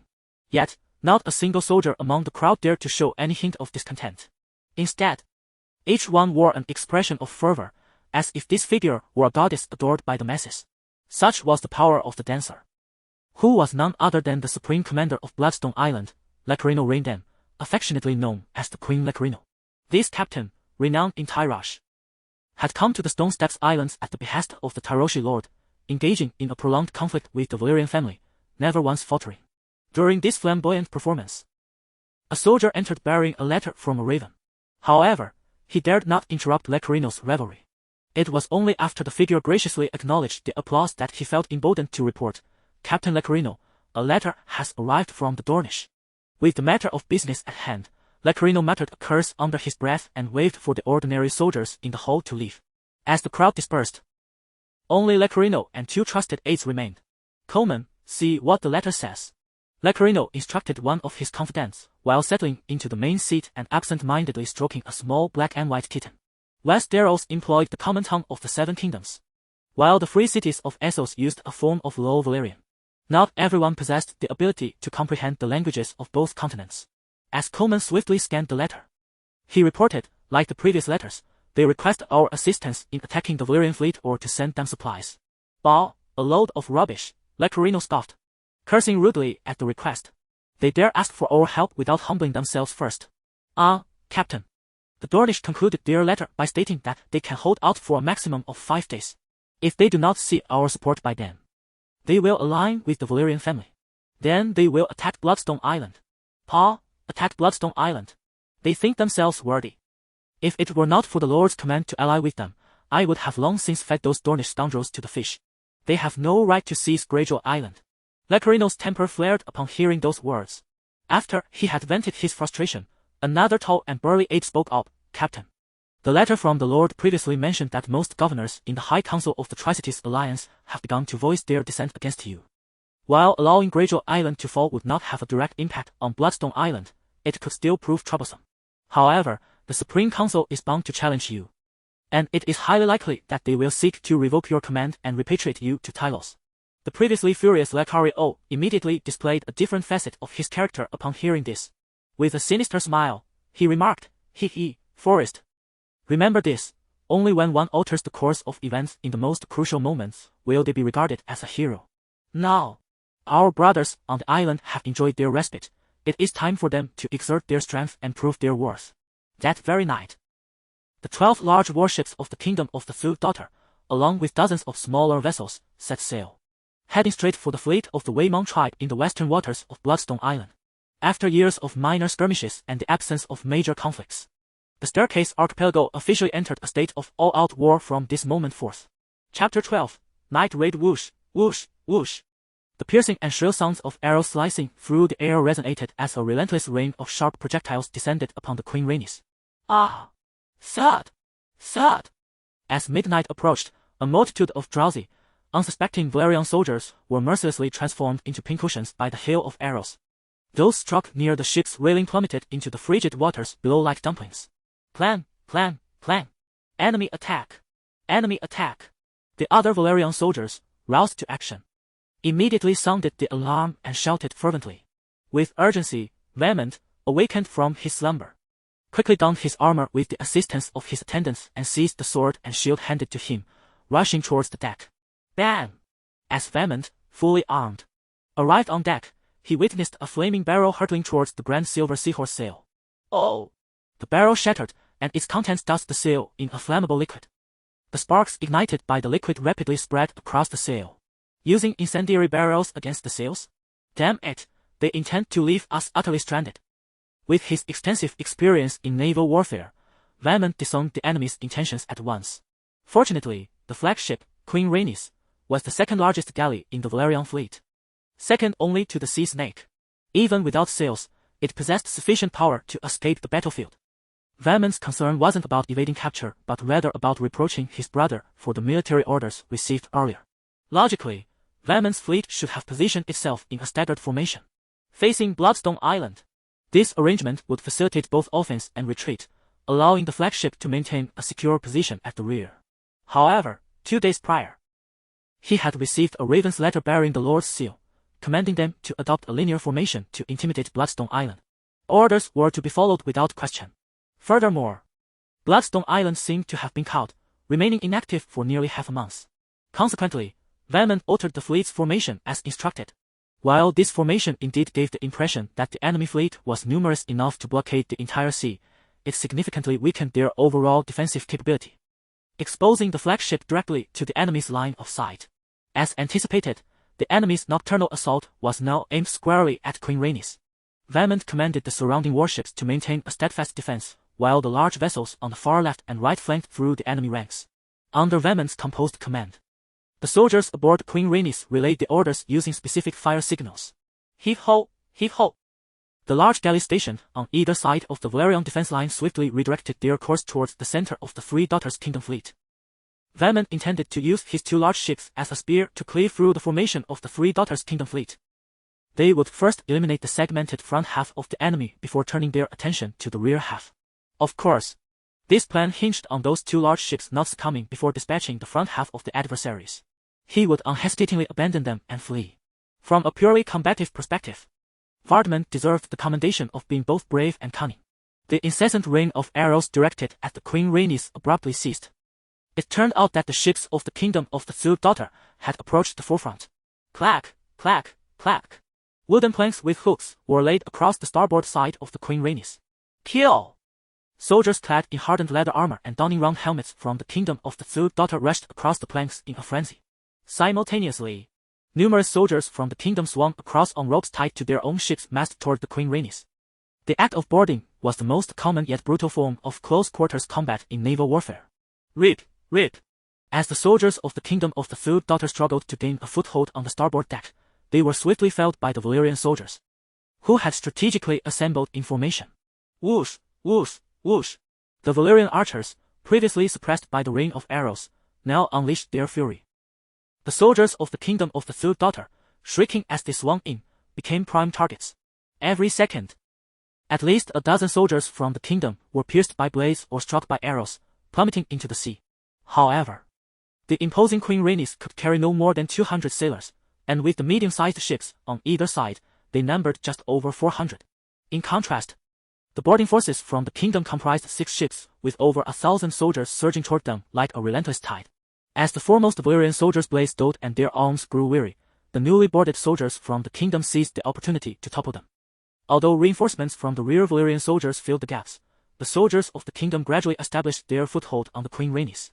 Vivid crimson blood flowed across the deck, and severed limbs began to accumulate on the ground. Crash, crash. The sound of 2 massive impacts resounded. The 2 large Valyrian ships on either flank had successfully pierced through the center of the kingdom's fleet. Their impenetrable prows rammed directly into either side of a large ship from the kingdom. The tremendous force nearly cleaved the vessel in 2. Kill!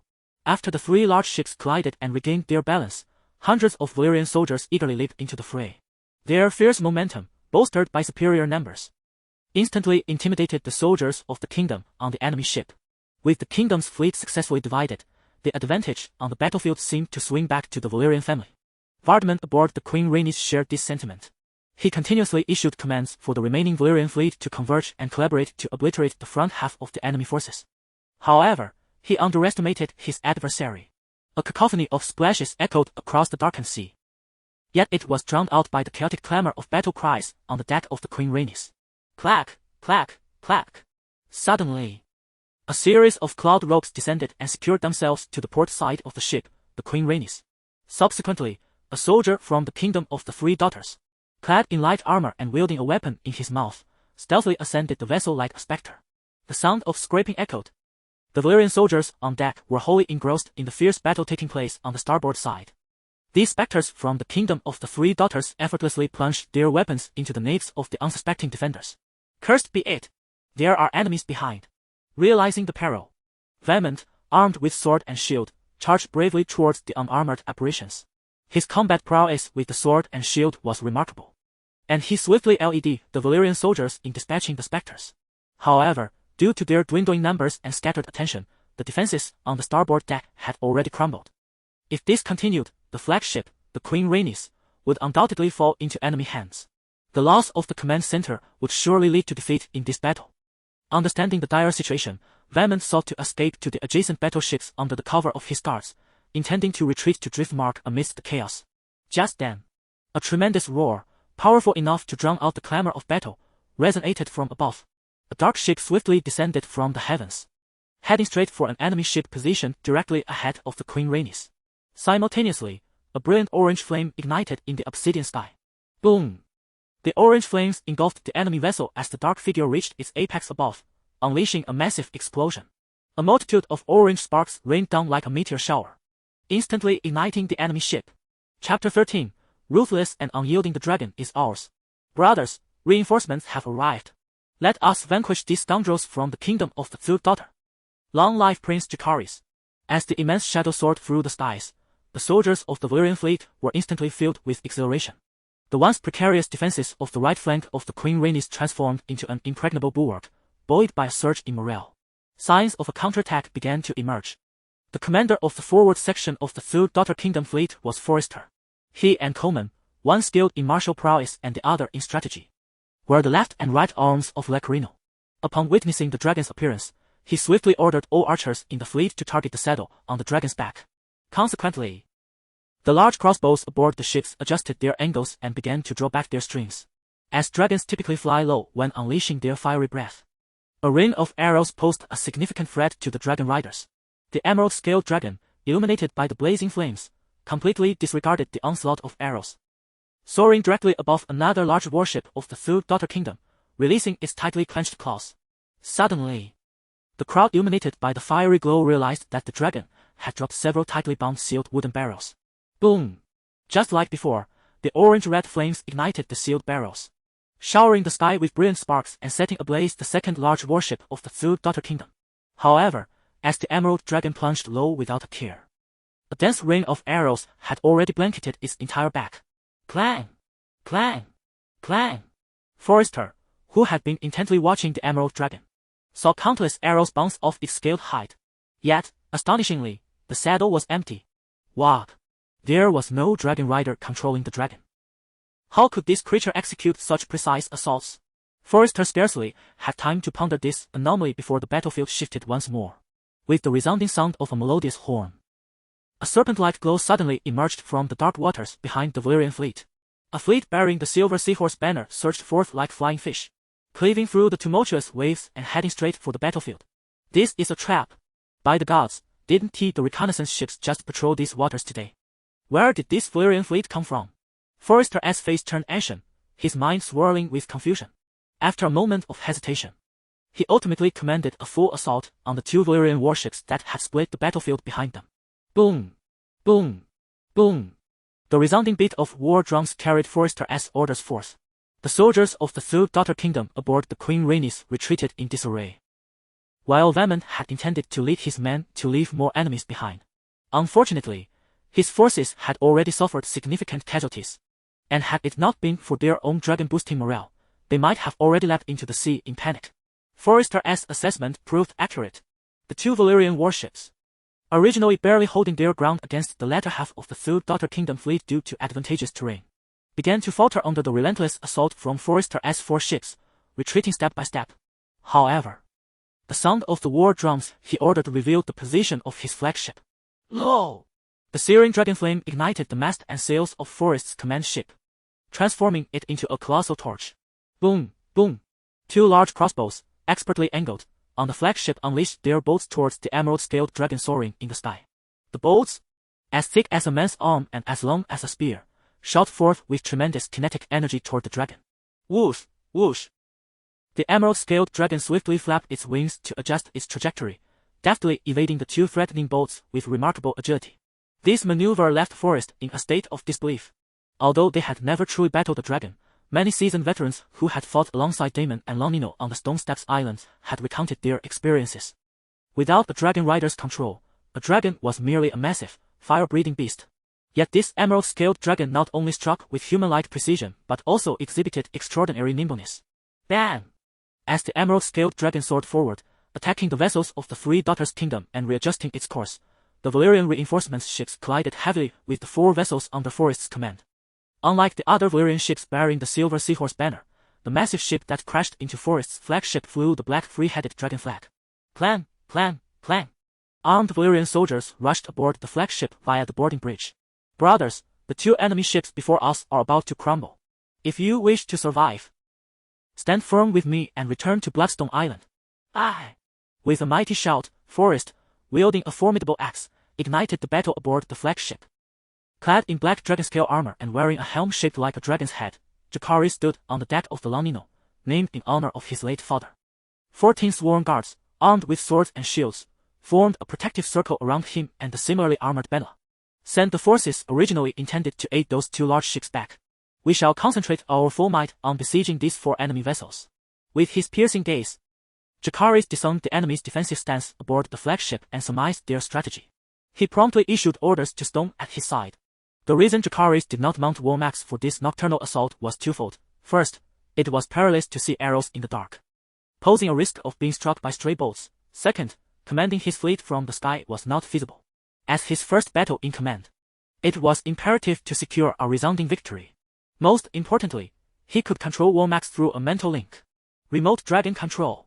From a practical standpoint, this was far more significant than the combat enhancement provided by the entries. Having disowned Forest's strategy, Jacaerys naturally had his own counterplan. In the skies, Warmax, having reversed direction, did not return to attack the flagship but instead headed toward the two Valyrian ships largely occupied by the soldiers of the Three Daughters' Kingdom. Ha! Previously restrained, Warmax now unleashed his full might, directing a torrent of Dragonfire with utmost intensity towards the Velaryon warships. The immense form of Warmax surged through the air, indiscriminately transforming all soldiers within sight into human torches. The battle aboard the Velaryon flagship had already reached fever pitch, littered with lifeless bodies. With an abundance of fuel, the searing dragon flames spread rapidly. The two Velaryon vessels, along with the ship of the kingdom of the Third Daughter that had been pierced by them, ignited in a conflagration of Dragonfire. These three colossal warships, nearly devoid of living souls, stood like a monumental wall of flame upon the surface of the sea. On board the flagship of the kingdom of the Third Daughter, Rhaenyra gritted his teeth as he beheld the green-scaled giant dragon soaring through the night sky. Ultimately, he made the heart-wrenching decision to issue the command to retreat to Bloodstone Island. There was no alternative. The fleet of the kingdom of the Third Daughter was on the verge of reuniting to stabilize the situation. Yet, who could have anticipated that the Dragon Knight would be so ruthless, incinerating both ship and crew alike? It was crucial to note that at least a couple of hundred Valyrian soldiers still remained aboard those two massive warships. Chapter 14. A unique way of combat aboard the Queen Rhaenys. Vaemond, his face smeared with blood, gazed upon the two burning vessels of his own fleet, feeling an unexpected surge of joy. Although he could not comprehend how Jacaerys had materialized in this locale, he could not deny the fact that the war had turned in favor of Jacaerys, who was valiantly attempting to salvage the situation. In his mind, having deemed Jacaerys a bastard, Vaemond was naturally disheartened by this outcome. Yet, who could have anticipated that Jacaerys, the greatest contributor to this battle, would ruthlessly incinerate his own soldiers and ships? Such an action was entirely consistent with his notorious reputation for cruelty and malevolence throughout the Seven Kingdoms. In Westeros, only noble reputations and honor garnered the affection of both aristocrats and commoners alike. By virtue of Jacaerys' conduct today, he would find it impossible to secure a foothold within the Valyrian family.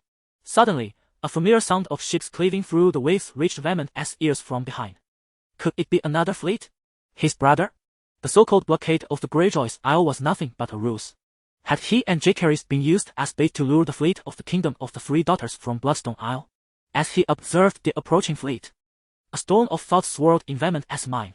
However, as the vessels drew nearer, his eyes widened in terror, and he shouted frantically, "Pirates! Everyone to the port side for defense! Quickly, send a signal for that accursed Jacaerys to return and assist us!" The 30-odd pirate ships adorned with the skull and tiger flag were primarily smaller vessels. They swiftly approached the Queen Rhaenys, where the masts and sails still blazed. A throng of pirates, exhilarated, screeched as they boarded the ship. The Queen Rhaenys, having already endured a grueling battle, was left with fewer than 100 Valyrian soldiers, all on the verge of exhaustion. They were no match for these well-rested pirates. The Valyrian soldiers fell in droves, and the pirates easily seized control of the entire Queen Rhaenys. "I am Sir Vaemond Velaryon. Do not harm me, my brother's ransom will surely satisfy you."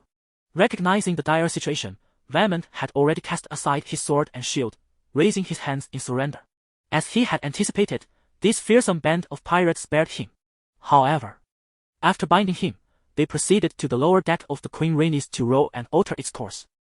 The surrounding Valyrian warships were either engaged in subduing the forces of the Freys or battling the numerous small vessels of the kingdom of the Three Daughters. The pirates' swift occupation of the Queen Rhaenys left no time for rescue. Furthermore, two of the smaller ships initially ignited by Warmax served as obstacles, preventing any timely assistance. Meanwhile, Jacaerys' fleet remained focused on its own skirmishes, showing no inclination to provide aid. Thus, a vessel valued akin to a small castle, 100-meter-long galleon, was brazenly seized by the pirates. These pirates of the Stone Steps, true to their moniker as Huns, dared to bite off a piece of flesh in this war. The battle at the heart of the battlefield is nearing its conclusion. The Valyrian fleet converges like a fishing net from three sides, while two of the four massive warships under Forrester's command have already been captured. Seizing the opportune moment, Jacaerys gives the order. 14 personal guards swiftly rush onto Forrester's flagship, forming 2 neat rows in an attacking formation as they advance towards the remaining enemies. A fine blade must be honed. The personal guards, whom Jacaerys has painstakingly trained for nearly 7 years, must endure the crucible of real combat to continue their growth. Without shedding blood, they can never truly be considered warriors. However, it is the inexperienced recruits who suffer the highest casualties on the battlefield, and he wishes to protect his personal guards from harm due to their lack of experience. Thus, he deliberately chooses this moment to engage. First row, raise shields. Attack.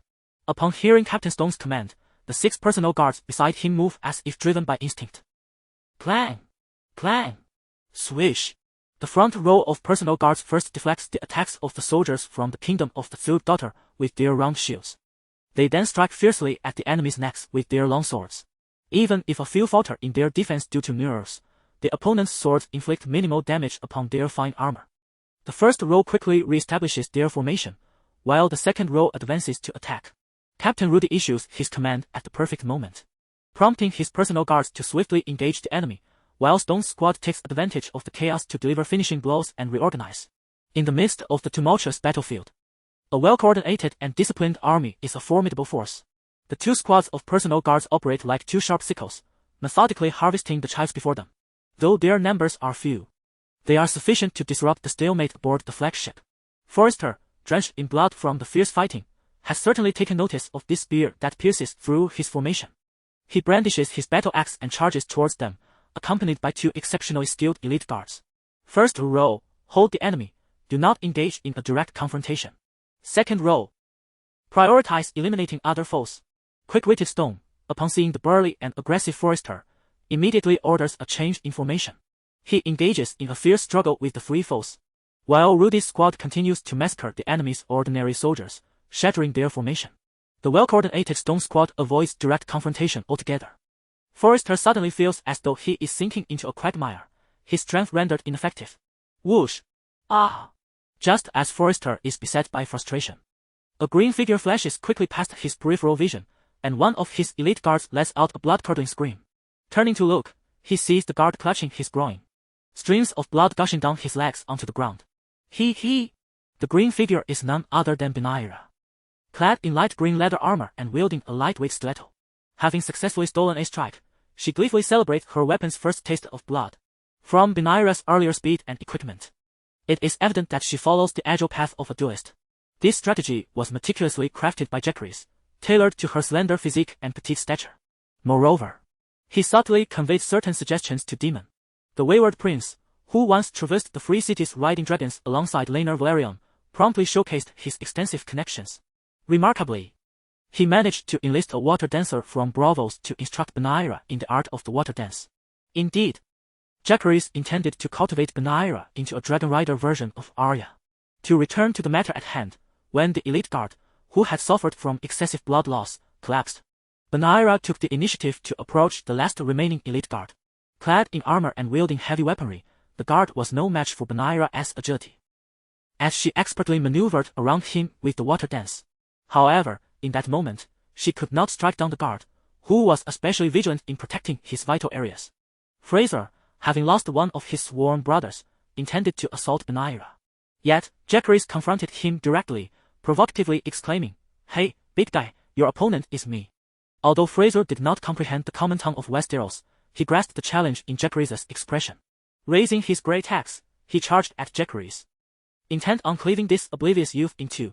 Unfazed by Fraser's imposing presence, Jacaerys stood his ground, seemingly entranced. Whoosh! Fraser's axe descended with a fierce whistle. Clang! Suddenly, Stone dashed in front of Jacaerys, raising his shield to block the devastating blow. The tremendous force of the axe drove him to his knees. Had the shield not been securely strapped to his arm, it might have flown from his grasp. As the muscle-bound Fraser of Bloodstone Isle delivered such a powerful strike, it was evident that he had exerted himself considerably. This blow nearly drained his entire strength, leaving him momentarily exhausted. In battle, even the briefest lapse in stamina can prove fatal. With a swift motion, Jacaerys emerged from behind Stone, his long sword piercing with precision into Fraser's left eye. Daemon had previously critiqued his swordsmanship, noting its ferocity yet lack of defense. This was because Jacaerys understood that he was not a natural sword master. Instead of being mediocre in both offense and defense, he chose to diligently specialize in one. Thus, from the very beginning of his training, he never contemplated defense. Stone, Rudy, and the 14 guards he had thoroughly indoctrinated. Indeed, even Rhaenyra could serve as his shield. This was the distinctive fighting style of Jacaerys. Chapter 15, A Bountiful Harvest. The Dragon Slayer in the world of Game of Thrones. Morale is a perplexing yet exceedingly vital element. Charismatic leaders like Jon Snow and Daemon have the remarkable ability to uplift spirits, enabling their troops to perform extraordinarily, even in dire circumstances. Conversely, leaders such as the Crab Feeder and Forest, who rely on oppressive tactics and personal prowess, see their forces' morale shatter upon their demise. When Jacaerys severed Forest's head and raised it as a grim trophy, the remaining soldiers of the Kingdom of the Three Daughters fell to their knees in surrender, marking the conclusion of the battle that had been divided by walls of flame. Meanwhile, in the skies above, Vhagar pursued the retreating fleet of the Kingdom of the Three Daughters, as commanded by Jacaerys, reaping points like a harvest. It did not approach the 5 massive warships of the enemy but instead targeted the smaller vessels, devoid of anti-aircraft defenses, unleashing its fiery breath upon them. As the fleet of the Kingdom of the Three Daughters retreated to the shores of Dragonstone, only a sparse number of 7 or 8 small ships remained alongside the 5 large warships. Sensing the risk of Vhagar's approach, Jacaerys prudently recalled his dragon through their mental link. What followed was the time for battlefield cleanup and spoils assessment. Although an officer under Vaemond suggested pursuing the pirates, Jacaerys disregarded the notion, prompting the officer to wisely refrain from further commentary. Indeed, Vaemond's trusted aides and guards were aboard the Queen Rhaenys, and they either perished in the earlier skirmish or had been captured by the pirates. In this engagement, the Velaryon family suffered the loss of 3 large warships and 2 medium-sized ones, with nearly 800 soldiers dead or missing. Frankly, this loss is quite significant. However, the majority of these casualties were from Vaemond's contingent, while Jacaerys' forces remained largely unscathed.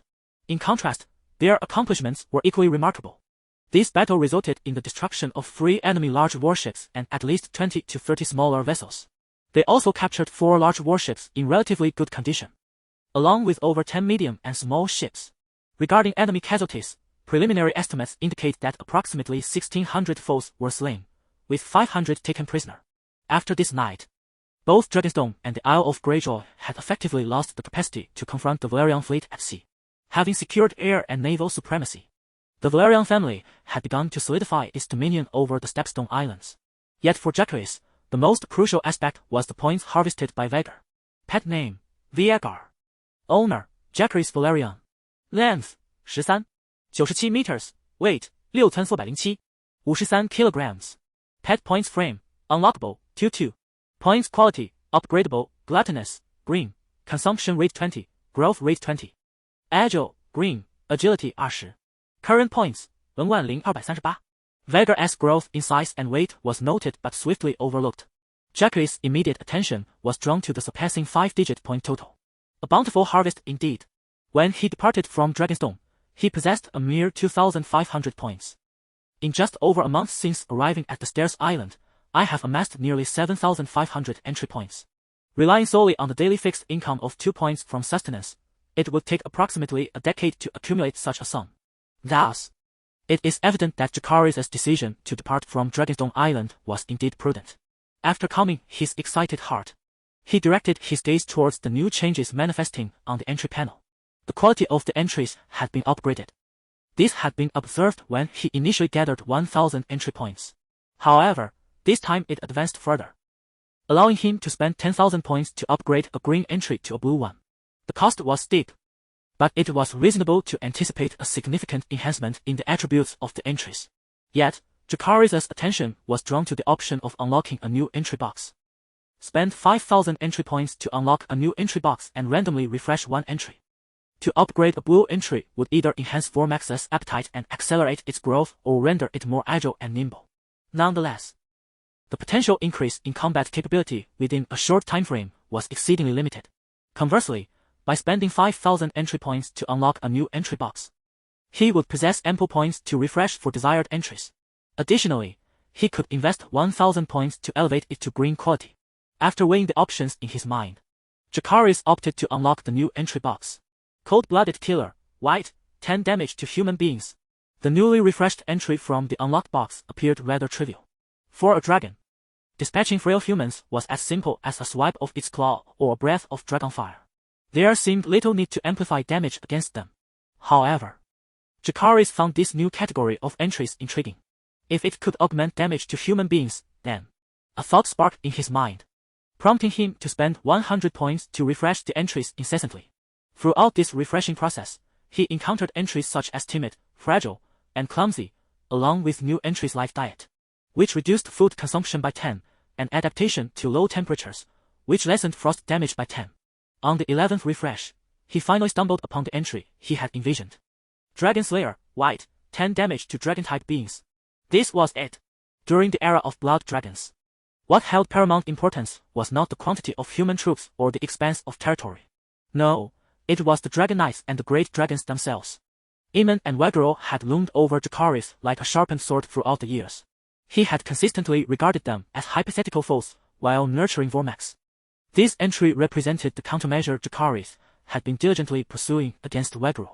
Without a moment's hesitation, he chose the Dragon Slayer entry and upgraded it to green quality. Dragon Slayer, green, 20 damage to dragon-type beings. The Dragon Slayer entry was undeniably a formidable asset for internal conflict, yet it could not directly enhance Vormax's combat prowess. Hence, Jacaerys shifted his focus to the 500 paratroopers densely kneeling on the decks of 3 large warships. Acquiring the Dragon Slayer entry had cost him 100 entry points, leaving him with a remaining balance of 138 points. Upon harvesting an additional 2,000 points, one more entry slot could be unlocked. No. It is necessary to prepare an extra 1,000 points for refreshing and another 1,000 for upgrading the entry, to enhance the combat prowess of Vormax with the lives of 400 vibrant souls. This is simply invaluable. The main fleet of the Third Daughter's Kingdom comprises approximately 20 to 30,000 personnel, while each free city-state boasts at least hundreds of thousands. But I digress. We must first attend to the matter at hand. With a resolute decision, Jacaerys disregarded admonitions such as executing captives is ominous and executing captives will tarnish our reputation. He promptly commanded Rudy's team to randomly select 20 surrendered soldiers, sending them to a makeshift execution platform assembled from wrecked ships. These captives appeared to comprehend the fate that awaited them. Some resisted frantically, others hurled curses, while a few succumbed to despair, kneeling and begging for mercy. The hovering Vormax paid no heed to the diverse responses of the captives before their demise, unleashing a torrent of draconic flames that reduced them to ashes. Entry points, 240, What does this mean? I have slain 20 foes, yet I am awarded only 14 entry points. Could it be that your entry panel demands a share? Chapter 16, Experiment. I do not consume beef. Absolutely not. This issue must be clarified, otherwise it will severely impede my ability to continue accruing lexical points. Jacaerys stroked his smooth chin, meticulously analyzing the sequence of events surrounding the execution of 20 surrendering soldiers. Suddenly, a particular number surfaced in his mind. This time, 6 fewer individuals contributed to the lexical points. And I distinctly recall 6 surrendering soldiers pleading for mercy just moments ago. The more Jacaerys pondered, the more he sensed something amiss. Previously, while assessing the losses on both sides, he had made a rough estimation. Vormax had incinerated 5 large warships, leaving nearly 200 Velaryon soldiers behind. At least 600 enemy soldiers had perished directly or indirectly beneath its fiery breath. Furthermore, considering the pursuit of the retreating small fleet of the Three Daughters' Kingdom, conservatively, the enemy count could be approximated at 200. This amounted to no less than 8,000 lexical points. Yet, he had only received a little over 5,000 lexical points. Perhaps, the definition of enemy is subject to alteration at any moment. Once the will to fight is lost or hostility ceases to exist, one is no longer deemed my adversary. Overthinking serves little purpose. Practice is the sole criterion for testing truth. After all, are there not 400 to 500 experimental subjects available? Jacaerys selected another 20 surrendering soldiers for the second round. However, this time, he excluded 8 of the kneeling supplicants from consideration. The scorching dragonfire illuminated the night sky, and Jacaerys garnered 120 lexical points. In the third round, 10 surrendering soldiers knelt in supplication, yielding 100 lexical points. In the fourth round, 15 soldiers begged for mercy, resulting in 50 lexical points. In the fifth round, 20 surrendering soldiers, after being incinerated, yielded not a single lexical point. The data from these 5 rounds of experimentation wholly validated Jacaerys' hypothesis. Nevertheless, The combat will and hostility of the remaining 430 surrendering soldiers had been entirely shattered throughout these trials. Jacaerys had initially contemplated continuing the experiments, aiming to restore these soldiers to the status of enemies capable of providing lexical points. Yet, Rhaenyra approached and clasped his hand, whispering something in his ear. Jacaerys surveyed the surroundings. Observing the Velaryon soldiers near the makeshift execution platform, their faces betraying expressions of compassion and fear. To be candid, even devoid of the detachment akin to playing a game, Jacaerys would not show mercy towards these foes. There is a saying from my past life, he who kills is always killed in return. The moment these surrendering soldiers took up arms and joined the ranks of the Three Daughters Kingdom's army, their fates were irrevocably sealed. Perhaps it is the human capacity for empathy at play. If these surrendering soldiers had perished by human hands rather than being incinerated by a dragon, they might have found some solace in their demise. With his interest in the experiment suddenly extinguished, Jacaerys instructed Rhaenyra to take over the subsequent responsibilities. The day following the nocturnal raid, he mounted Wumax and departed alone. In the central region of the Stone Star Islands, an unnamed isle of the Pirate Alliance, unscathed, Vaemond was resting in his cell. Suddenly, a group of pirates stormed in, binding him tightly and shrouding his head with a black cloth. As he hazily felt himself being lifted onto a ship, the apprehensive Vaemond shouted, "Where are you taking me? We Velaryons are the wealthiest family in Westeros. What do you want? Gold dragons? Beautiful women? Release me, and I assure you that I can secure your prosperity for the rest of your lives." Regardless of whether Vaemond was tempting or cursing, the crew aboard the ship remained silent, merely rowing the oars without a word. Bam! After what seemed like an eternity, Vaemond was unceremoniously thrown onto a sandy beach. Hearing the sound of the ship departing, he struggled to grasp a lifeless shell buried in the sand. With great effort, he managed to cut the ropes binding his hands. As soon as his hands were freed, Vaemond tore away the black cloth covering his head. The blinding sunlight instinctively made him raise his hand to shield his eyes. However, he soon realized this gesture was unnecessary, for a colossal shadow enveloped him. "Hey, I had intended to untie you long ago, but seeing your desperate struggle for survival, I couldn't bring myself to intervene." A familiar voice, laced with mockery, rang out. Now fully acclimated to the intense light, Vaemond immediately recognized the figure of Jacaerys, who was perched on the back of Vhagar, gazing down at him. "In light of your personal effort to rescue me, I shall pretend I did not hear your previous remarks. Please take me back to Driftmark." Vaemond scanned his surroundings and realized he was on a deserted island. Suppressing his anger, he replied, "Ha, redeem you? No, no, no. Vaemond Velaryon, listen closely. It was I who issued the false military orders using my grandfather's seal. It was I who sold the Queen Rhaenys to those pirates. You must understand the reasoning behind my actions, correct?" Upon hearing this, Jacaerys chuckled lightly, directly revealing his deeds. Vaemond was no fool. His complexion instantly drained of color at the revelation. Nervously swallowing hard, he trembled as he inquired, "You intend to kill me? Why? Is it merely because I challenged you earlier? Why kill you? Perhaps it is for the very reason you just mentioned. Perhaps it is because you are exceedingly unattractive and I find you displeasing. Or perhaps it is simply because I do not eat beef." As Jacaerys spoke, Vhagar seemed to sense his murderous intent. The dragon's toothy maw approached Vaemond, its foul breath wafting directly into his face. Thud! Vaemond, perhaps paralyzed by fear, felt his legs give way and he knelt down. "Prince Jacaerys, I beg you to spare my life. I was foolish before, constantly opposing your brilliant decisions and even questioning your lineage in private. I swear to the Seven, I will forever remain loyal to you." Has the hostility vanished? No. This does not provide me with the necessary points for my entries. Upon witnessing the scene, Jacaerys pondered momentarily before provocatively stating, "Ha, Vardimon, you are not entirely incorrect. None of the three of us possess a single drop of Valyrian blood. But what of it? Little Roach shall ascend as the Lord of Tides, the Count of Tidehead Isle. Meanwhile, I shall leverage the Valyrian fleet and the wealth of your family to claim the Iron Throne. Other Valyrian bloodlines may be preserved, but your lineage, Vardimon, I shall ensure meets its end through various unforeseen misfortunes. To stand against me, this is the fate that awaits you." Indeed, Jacaerys' words struck a nerve, causing Vardimon to falter. "You wretched spawn of a harlot, a demon spurned by all deities. Even if I were to descend into the deepest abyss, I shall forever curse you." "Ah, splendid. Such a state grants me additional entry points. Even the smallest mosquito is still flesh. Formax, it is time for a snack. Crunch. Following the command received through their mental link, Formax opened its gaping maw and lunged forward. The incessantly cursing Vardaman's upper body was instantaneously consumed within its jaws.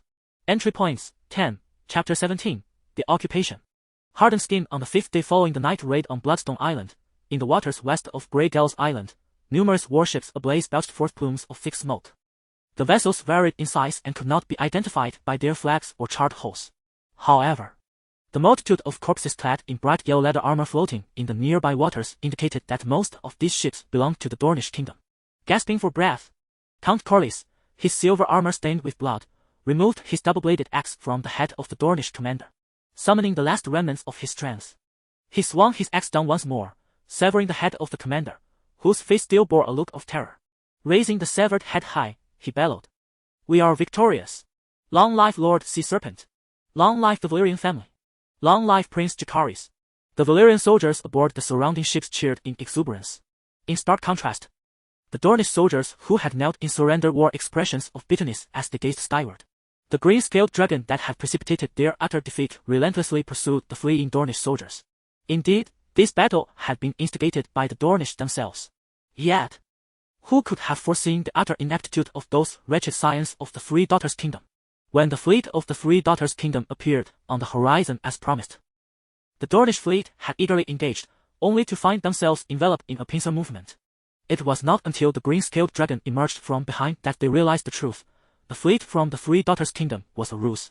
How could the Dornish, with their outdated vessels and weaponry, and having barely been fed during this time, possibly prevail? The entire conflict had devolved into a one-sided massacre orchestrated by the Velaryon family. At this juncture, the significance of battlefield communication became apparent. Count Corlys had learned through a raven dispatched by Jacaerys 2 days prior that their side had achieved a resounding victory in the night raid on Bloodstone Island. He had eagerly cooperated with Jacaerys' strategy to disguise captured large warships as those of the Three Daughters' Kingdom. Meanwhile, the Dornish were utterly oblivious to the defeat of the Three Daughters' Kingdom, as Jacaerys had encircled Bloodstone Island with the bulk of his forces, preventing any birds from escaping the island. Devoid of their main forces, the scant remaining Dornish on Grey Dallas Island could not hope to hold their ground, regardless of how they leveraged the terrain and fortifications. That afternoon, the silver seahorse of the Velaryon family fluttered atop Grey Dallas Island. With a thud, Formax landed heavily upon a charred ruin on the island. The carbonized environment, scorched by Dragonfire, offered a comfortable respite, allowing it to collapse languidly. Ouch! Little Jack. Did I not instruct you to remain safely on Misty Island? How are you? You're not hurt, are you? As Jacaerys leapt from the dragon's back, Count Corlys, now clad in a fresh suit of armor, approached with genuine concern. Unlike his previous facade of a benevolent grandfather, his current demeanor reflected a sincere and heartfelt care for his grandson. The stone steps of the island, resembling a mire, have undergone a dramatic transformation under the influence of Jacaerys Velaryon's myriad strategies. Although the information gleaned from the Raven's letters is incomplete, the 2 recent wars offer significant insights. Jacaerys Velaryon is undoubtedly a military genius. Count Corlys, having navigated the seas 9 times and witnessed countless grand spectacles, is acutely aware of his course of action. Fear not, grandfather. I shall never place myself in peril. Jacaerys responded with a sincere smile, yet his expression shifted, laden with guilt as he continued, Grandfather, I refrained from mentioning it earlier, worried it might trouble you. During the pivotal moment of the night raid on Bloodstone Island, the Pirate Alliance launched a surprise attack against us. Uncle and the Queen Rhaenys were captured by them. What? Count Corlys' eyes widened in fury as he exclaimed. Those damned hyenas. I shall set sail immediately, and scour the Stone Steps Islands until I find them. Those reserve word points can wait for another time. There are more pressing matters at hand. Jacaerys, observing the irate Count Corlys, furrowed his brow slightly and gently guided him. Grandfather, those pirates are motivated by greed. Upon realizing Uncle's identity, they will surely send someone to demand a ransom. We need only to wait patiently. The priority now is to seize Bloodstone Island before reinforcements from the Kingdom of the Three Daughters arrive. At that point, these 3 large islands will form a triangular blockade around the Stone Steps Islands. We need only to secure the critical maritime routes to prevent enemies from entering and pirates from escaping. Indeed, Little Jack, you are correct. I have been hasty in my judgments. Those hyenas would not dare harm Vaemond, We shall deal with them once we are free to do so. Witnessing Count Corlys so receptive to his counsel, Jacaerys smiled and nodded. He then took the initiative to disclose his fabricated military orders.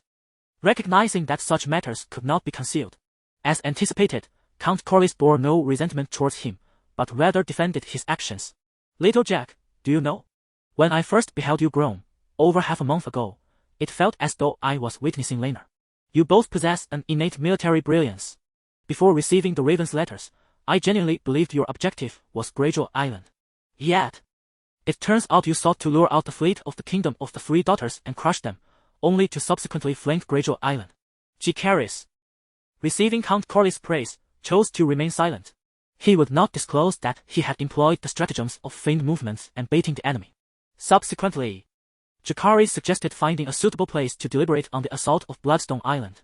Count Corlys nodded, poised to turn, but suddenly paused. He scrutinized the figure of Vormax, sprawled across the charred ruins, and uncertainly remarked, Little Jack, does Vormax seem a bit different from before? Its dragon scales appear greener and more tightly bound. Is that so? I gaze at it daily, yet it remains indistinguishable. The Dragon Guards of Dragonstone assert that Vormax is in a rapid growth phase, and any minor changes are to be expected. Upon hearing this, Jacaerys let out a casual chuckle. He then shifted the conversation to a topic concerning Bloodstone Island while assisting Count Corlys in departing. Count Corlys indeed possesses keen observational skills.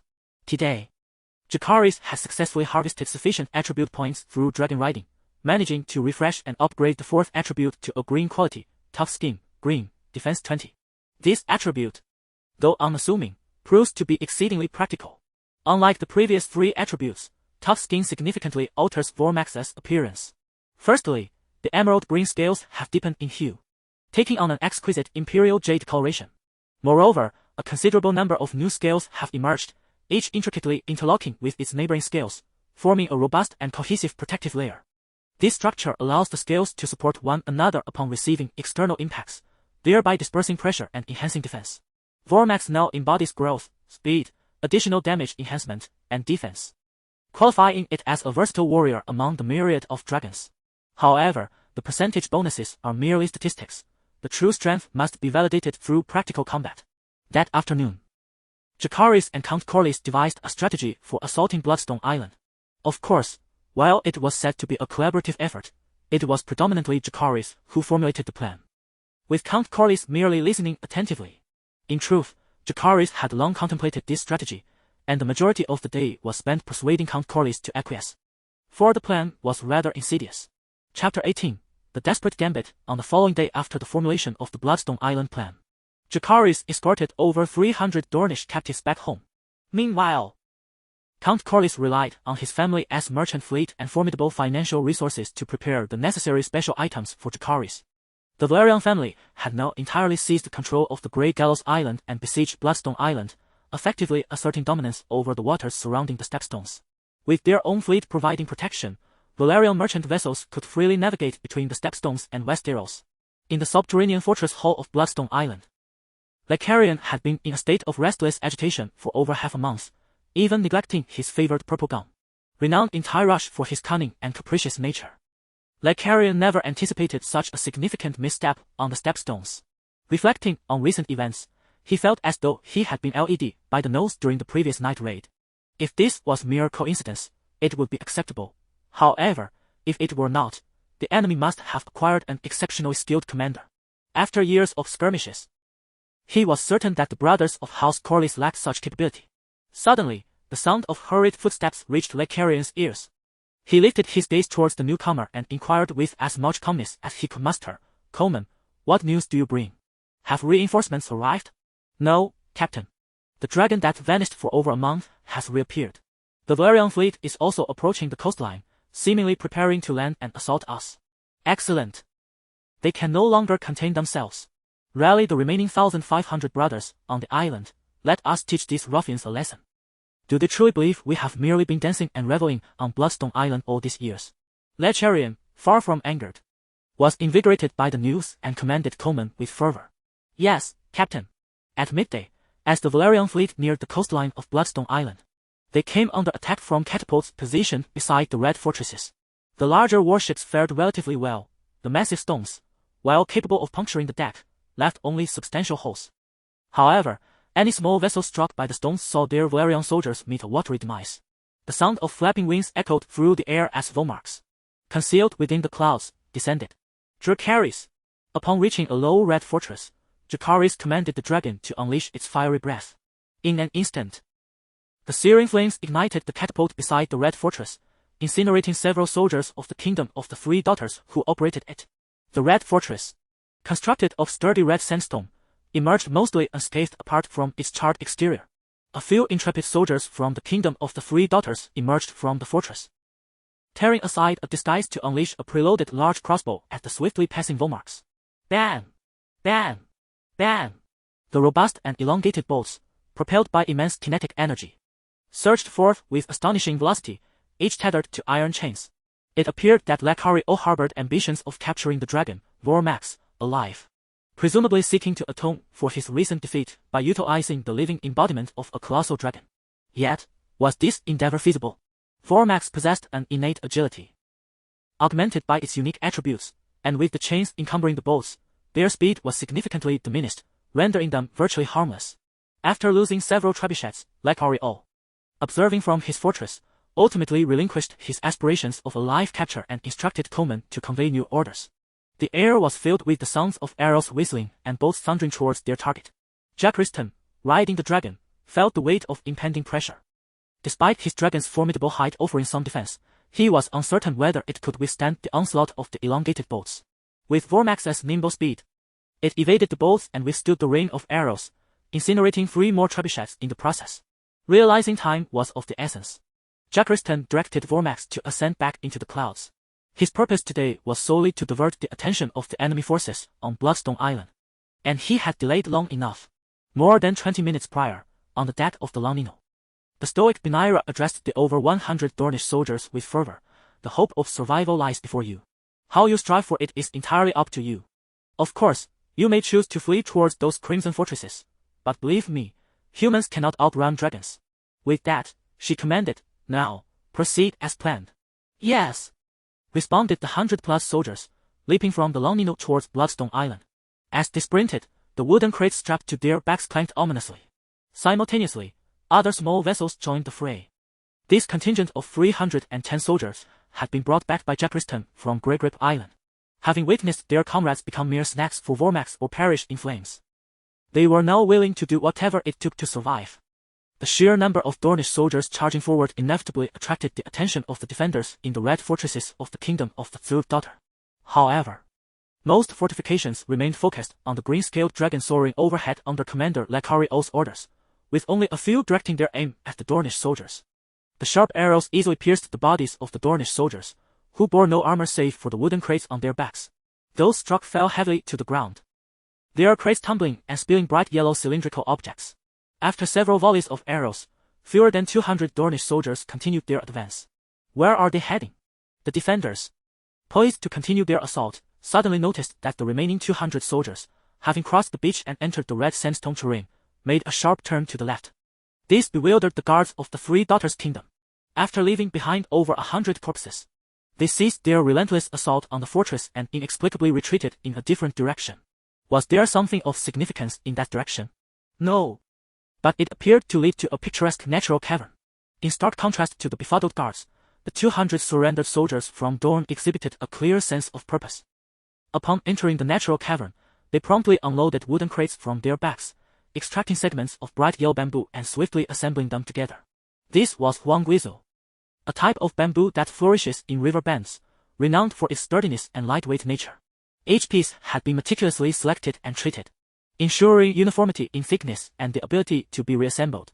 With a rustling sound, the segments of huangguizu were connected, extending rapidly to form a conduit that reached out of the natural cavern and into the sea. Although this natural cavern was situated in a red sandstone area, its unique topography allowed the cavern's interior to lie below sea level. The bamboo conduit quickly generated a siphoning effect, causing a substantial influx of seawater to flow through it into the natural cavern. The pristine, unpolluted seawater cascaded down the contours of the cavern until it merged with the subterranean river at its innermost depths. The fresh water on the island primarily derives from rainfall, which seeps into the soil and is partially stored underground, forming a hidden river. Breaching the formidable red fortresses of Bloodstone Island through direct assault would prove exceedingly challenging. Jacaerys' strategy was to contaminate the subterranean river of Bloodstone Island with seawater. Given the island's vast area, this endeavor could not be accomplished in a day or two. However, with the Huangguizu conduit now successfully connected, Jacaerys merely needed to maintain his position with the Velaryon fleet in this region. Should the guards of the Three Daughters Kingdom abandon the Red Fortress to mount an offensive on the natural cavern, it would align perfectly with his intentions. Yet, if the plan to pollute the seawater of Bloodstone Island were to succeed, relying solely on rainfall to restore the vast subterranean river could take decades, if not centuries. This can be deemed an exceedingly insidious and lethal stratagem. Chapter 19. The Offering Island during lunchtime in the subterranean dining hall of Bloodstone Island's stronghold. Coleman sat at a table surrounded by several closely knit mid-ranking officers, awaiting the arrival of their meal. Previously, he had always shared his meals alongside Captain Jacaerys. But since the demise of Forrest and the siege of Bloodstone Island, Jacaerys' temper had grown increasingly volatile. Just 3 days prior, during the Velaryon landing, it was Jacaerys who had tasked him with devising a means to capture the legendary dragon alive. However, upon witnessing the ineffectiveness of the crossbow chain formation, he unleashed his fury upon Coleman. This left Coleman feeling unjustly aggrieved. After all, it was a mythical dragon. His knowledge of dragons was limited to folktales and the accounts of seasoned veterans. Who could have foreseen that the emerald-scaled dragon would so easily evade the crossbow chains? Thus, he resolved to avoid further embarrassment, thinking it best to keep his distance. Today's offering is a sumptuous octopus and bean stew. A plump chef, adorned with a stained apron, placed a large pot of thick seafood soup on the table. Upon seeing his favorite dish, Coleman's spirits lifted somewhat. He reached out, grasping a tentacle of octopus, thick as a child's arm, dipped it into the rich broth, and savored it with hearty bites. Delightful. The meaty texture and familiar blend of spices compelled him to express his approval. Yet, after a few more chews, he furrowed his brow slightly. Fat Fair. Your culinary skills seem to have diminished. This octopus and bean stew is rather salty. Fat Fair, upon hearing this, grew anxious. After all, Coleman was particularly fond of this seafood stew. Should he fail to satisfy his esteemed patron, his position as head chef might be at stake. I apologize, Lord Coleman. I prepared it as per usual, without adding an extra grain of salt. It may be that my subordinates mishandled the ingredients. Coleman paid little heed to Fat Fair's attempts to deflect blame, instead listening to the banter of the officers nearby. I concur with Lord Coleman. The soups have been excessively salty these past few days. I've found myself drinking twice as much water as usual. And perhaps due to this saltiness, I even detect a hint of saltiness in the water. Are you out of your mind? I believe Fat Fair's culinary skills have soared lately. The food has been far more delectable than before. That's only because you have a penchant for bold flavors. Me? You're the one who finds everything too bland. All soups are salty. Water, too, has a hint of saltiness. Honestly, apart from today's octopus and bean stew, Coleman didn't find the other dishes overly salty. As for tasting salt in the water, he certainly did not experience that. Then again, these men, who often dance on the edge of peril, consume more alcohol than water.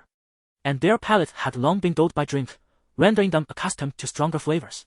The officer who had mentioned the saline taste in the water was the only one among them who abstained from alcohol. Wait, according to the report from the forward fortress, the Velaryon fleet and the green-scaled giant dragon have been stationed in the natural caves on the left side of Bloodstone Island for 3 days. Could it be? Suddenly, Coleman sprang to his feet, causing the plump fare to believe he had offended the esteemed gentleman, and he fell to his knees in fright. However, Coleman disregarded him entirely and rushed toward the kitchen. The young kitchen assistants looked on with bewilderment at Coleman's abrupt entrance. He strode directly to a cauldron suspended over the fire on a rack, kicking it over with a swift motion, and commanded, "You clean this cauldron and fill it with fresh water. You all, stoke the fire hotter. What are you waiting for? Do you wish to perish?" At Coleman's thunderous reprimand, the young kitchen assistants scrambled into action with palpable urgency. Gurgle, gurgle. The cauldron filled with fresh water quickly came to a boil under the roaring flames. Yet, Coleman remained unmoved, merely furrowing his brow in silence. The Fat Fair and several officers who had followed were equally perplexed and stood silently aside. The kitchen, crowded with more than a dozen individuals, was strangely devoid of any sound apart from the boiling water. After what felt like an eternity, The water in the cauldron had finally evaporated. Bring the pot over. As two assistants presented the cauldron, Coleman eagerly examined it. He noticed a thin layer of pale yellowish sand at the bottom. Without fear of the heat, he swiftly touched it with his finger and tasted it. Alas! It was indeed salt. The realization of the briny flavor deepened Coleman's already stormy countenance. His greatest fear had materialized. The underground fresh water of Bloodstone Island had been contaminated. Nonetheless, Coleman could not help but admire the ingenuity of the architect behind this scheme. The unfathomable imagination that devised a method to draw seawater into those caves. And the audacity to obliterate a precious island of significant geographical importance would undoubtedly bear the scorn of the world. In any case, the once proud strategist Coleman found himself devoid of confidence in opposing this adversary. Yet, he still felt bound by duty. He hurried to the chamber where Jacaerys was. He relayed the confirmed facts along with his recommendations. The underground fresh water of Bloodstone Island can still sustain us for a while. If we surrender and offer the island, not only may we survive, but we could also be given a chance for reinstatement. If we wait until the end, our brothers may live, but we will certainly be executed to establish their authority. Captain, your 13 wives and 21 children are still waiting for you in Clumsy. Upon hearing this, Jacaerys shook his head in response. It is precisely because of them that I cannot easily surrender.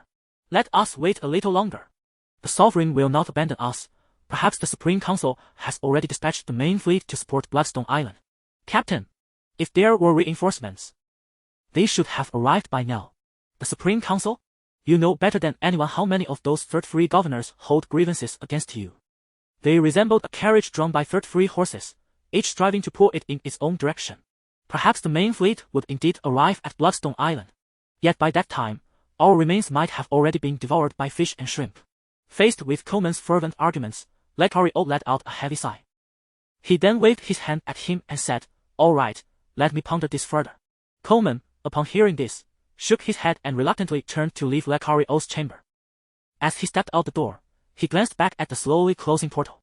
Unlike Jacaerys, he had no family residing in Clumsy.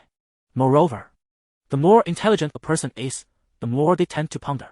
That afternoon, all the officers closely associated with Coleman in the underground fortress wore somber expressions, devoid of their usual smiles. As night fell, the commander's fortress was the first to erupt in rebellion. Soon, like a contagious plague, it spread rapidly to other underground fortresses. The entire Bloodstone Island was suddenly ablaze, filled with cries of battle and chaos. Chapter 20, Infamous Reputation O. The messenger from Bloodstone Island claims they wish to surrender the island. Jacaerys inquired with keen interest after swallowing a morsel of rich cream cake brought by a Valyrian merchant ship. Indeed, the messenger mentioned that the current authority on Bloodstone Island is a man named Coleman. He has imprisoned all members of the Jacaerys faction and has requested that we cease polluting the underground fresh water, allowing us to directly approach the island and take possession of all fortifications. Ah, that explains the commotion on the island last night. It seems they were engaged in fratricidal conflict, Rhaenyra remarked as she deftly swiped the remaining piece of cream cake from Jacaerys' plate. Such delicacies were rare luxuries in this era, especially in the remote Stepstone Islands.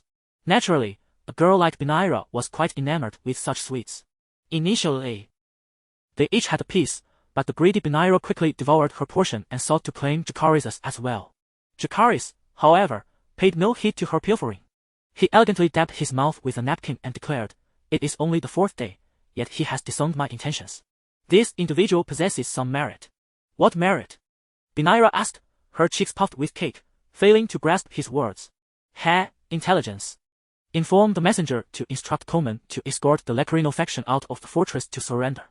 I shall personally ascend the island to accept their capitulation. Additionally, have Rudy discreetly bring my armor." Though Rhaenyra was oblivious to Jacaerys' true intentions, she had always obeyed his commands unconditionally. Approximately 2 hours later, a figure clad in black dragon-scale armor, adorned with a dragon-headed helm, approached the red fortress that raised a multitude of white flags, flanked by 200 Valyrian soldiers. Wrestling. Groups of soldiers from the kingdom of the Third Daughter emerged from various fortifications. They were divided into 2 factions, one fully armed, their left arms bound with white cloth, signifying their support for Coleman and their decision to surrender the island. The other faction consisted of the disarmed Jacaerys supporters, tightly bound and rendered helpless. As the crowd gradually coalesced, Coleman's supporters numbered around 800 or 900, while the Jacaerys faction barely counted 400. Judging by the current numbers, it was evident that at least 200 had perished in the previous night's conflict. Clang! Coleman drew his long sword from his waist as he observed the dark figure approaching within a distance of 7 or 8 meters. He then knelt on one knee, raising the sword high above his head with both hands. Esteemed Prince Jacaerys Velaryon, I am Coleman from Pentos, here to offer you Bloodstone Island. I hope you will accept our allegiance and allow us to become your formidable blade.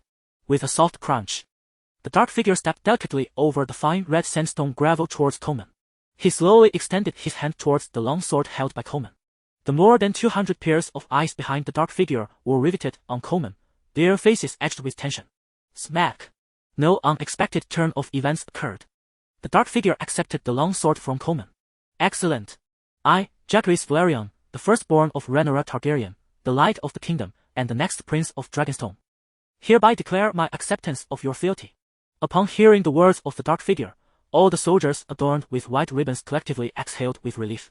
Coleman smiled and slowly rose, then whispered, May I meet Prince Jacaerys? Have you not seen me already?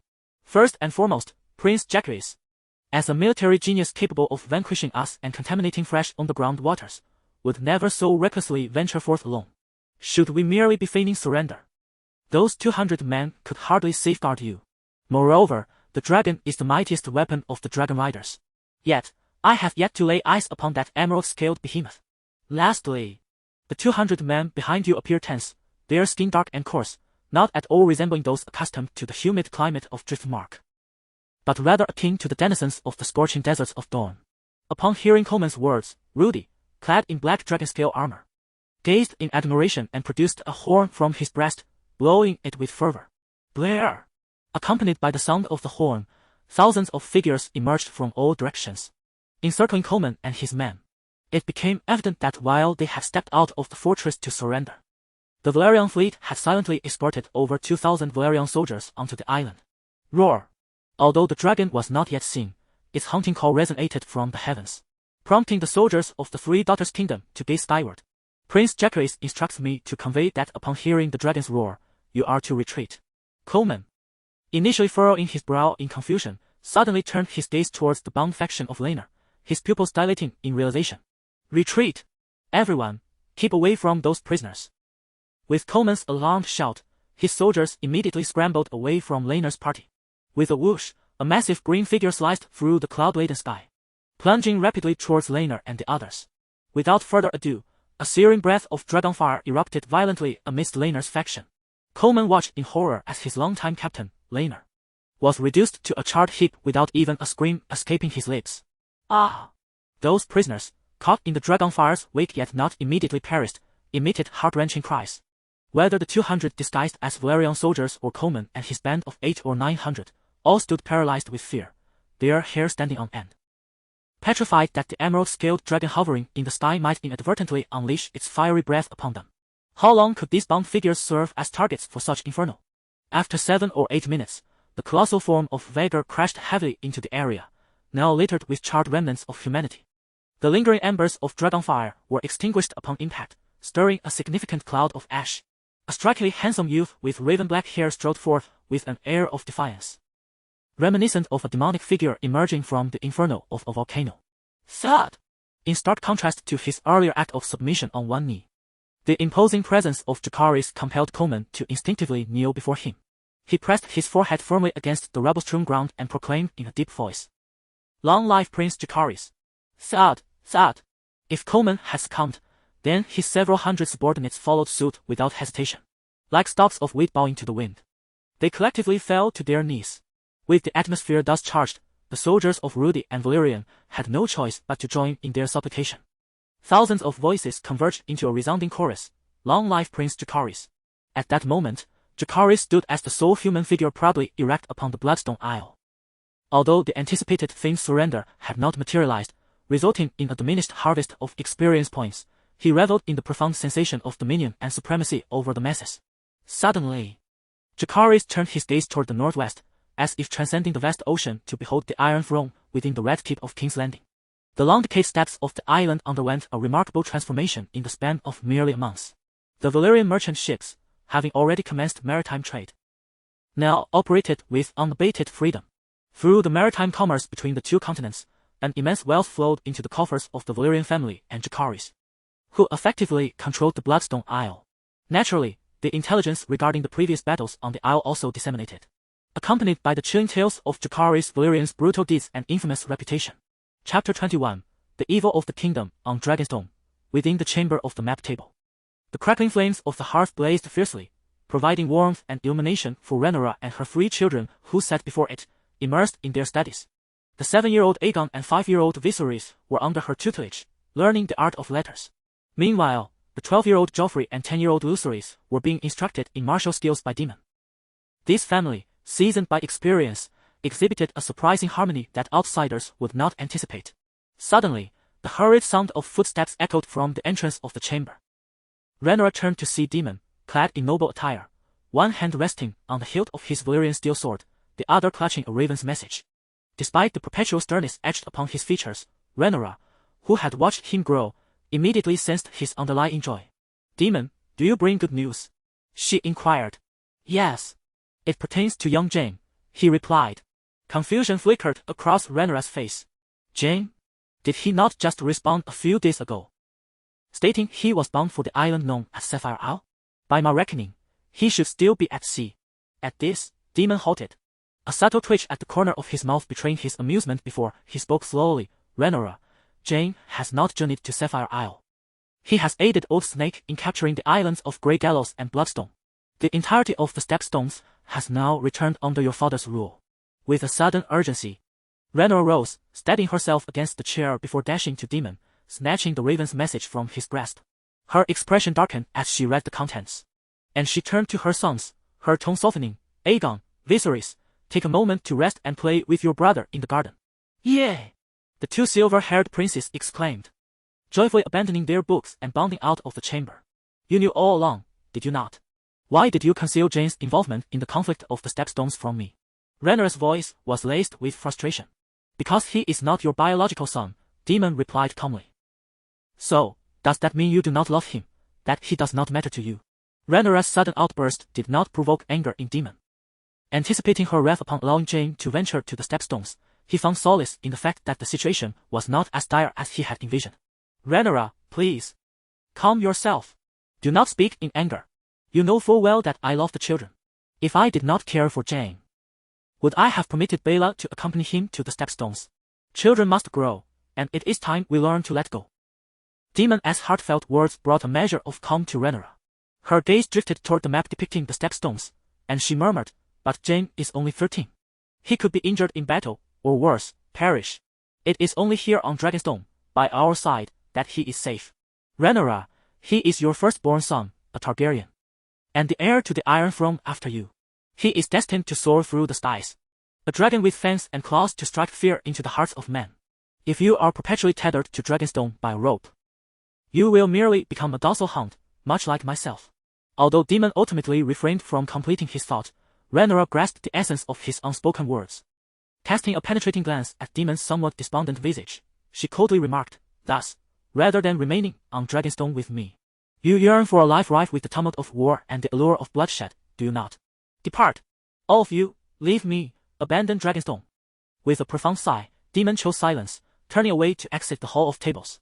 The flames in the hearth continued to flicker, while Rhaenyra sank back into her chair, lost in reverie as she gazed at the letter in her hand. In King's Landing, within the Red Keep, a royal council was convened. The chamber of the council had undergone significant transformations compared to a few years prior. The once ornate windows had been replaced with a grand emblem of a 7-pointed star, and the surrounding drapes had been changed to a deep emerald green. Adorned with a 7-pointed star necklace, Alicent Hightower sat regally upon the Iron Throne. As the saying goes, nurturing one's spirit enhances one's physique. The queen, increasingly resplendent and dignified with the passage of time, uttered not a word. Her mere presence exuded the aura of one in possession of great power. "Your Grace, as the master of ships, I am not defending Lannisport," a furious Tywin Lannister exclaimed as he presented matters concerning the stepstones. "To my knowledge, merchant vessels from King's Landing, Old Town, and Dragonstone have all been forced by the Velaryon fleet to pay some maintenance fee for the shipping lanes while passing through the stepstones. Such a fee has not been heard of since the time of the great conqueror Aegon. I beseech you to issue a decree reprimanding and punishing Jacaerys Velaryon. Tyland, with his golden locks, articulated his grievances vehemently. Alicent had yet to respond. The aged and wrinkled master of coin, Lyman B. Barry, interjected, "My lord Tyland. Setting aside the legality of the fee imposed by the Velaryon fleet, if reprimands are to be made, they ought to be directed at Lord Corlys, not Prince Joffrey." Unlike Tyland, who had ascended to the role of master of ships through the support of Alicent and her daughter after the Sea Snake's resignation, Lyman was a staunch defender of Princess Rhaenyra's claim to the throne. Thus, upon sensing Tyland's veiled attack on Rhaenyra, he immediately countered.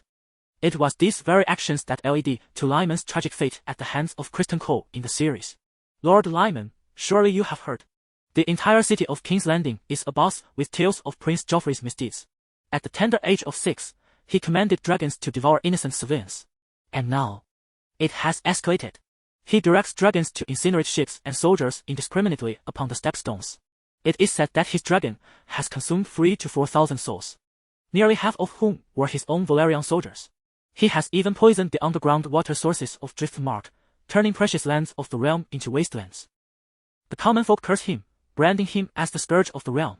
The individual addressing Lyman is the Minister of Justice, Jasper Wilde, a staunch advocate of traditional inheritance laws favoring sons over daughters, and a member of the Green Party.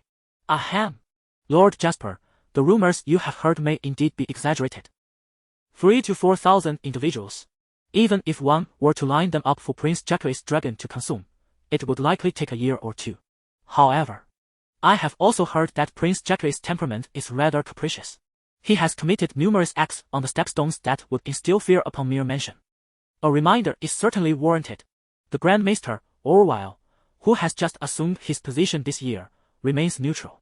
Nevertheless, hailing from the Old Town and with the current governance of Lady Alicent and her daughters, there is an undeniable bias in his words.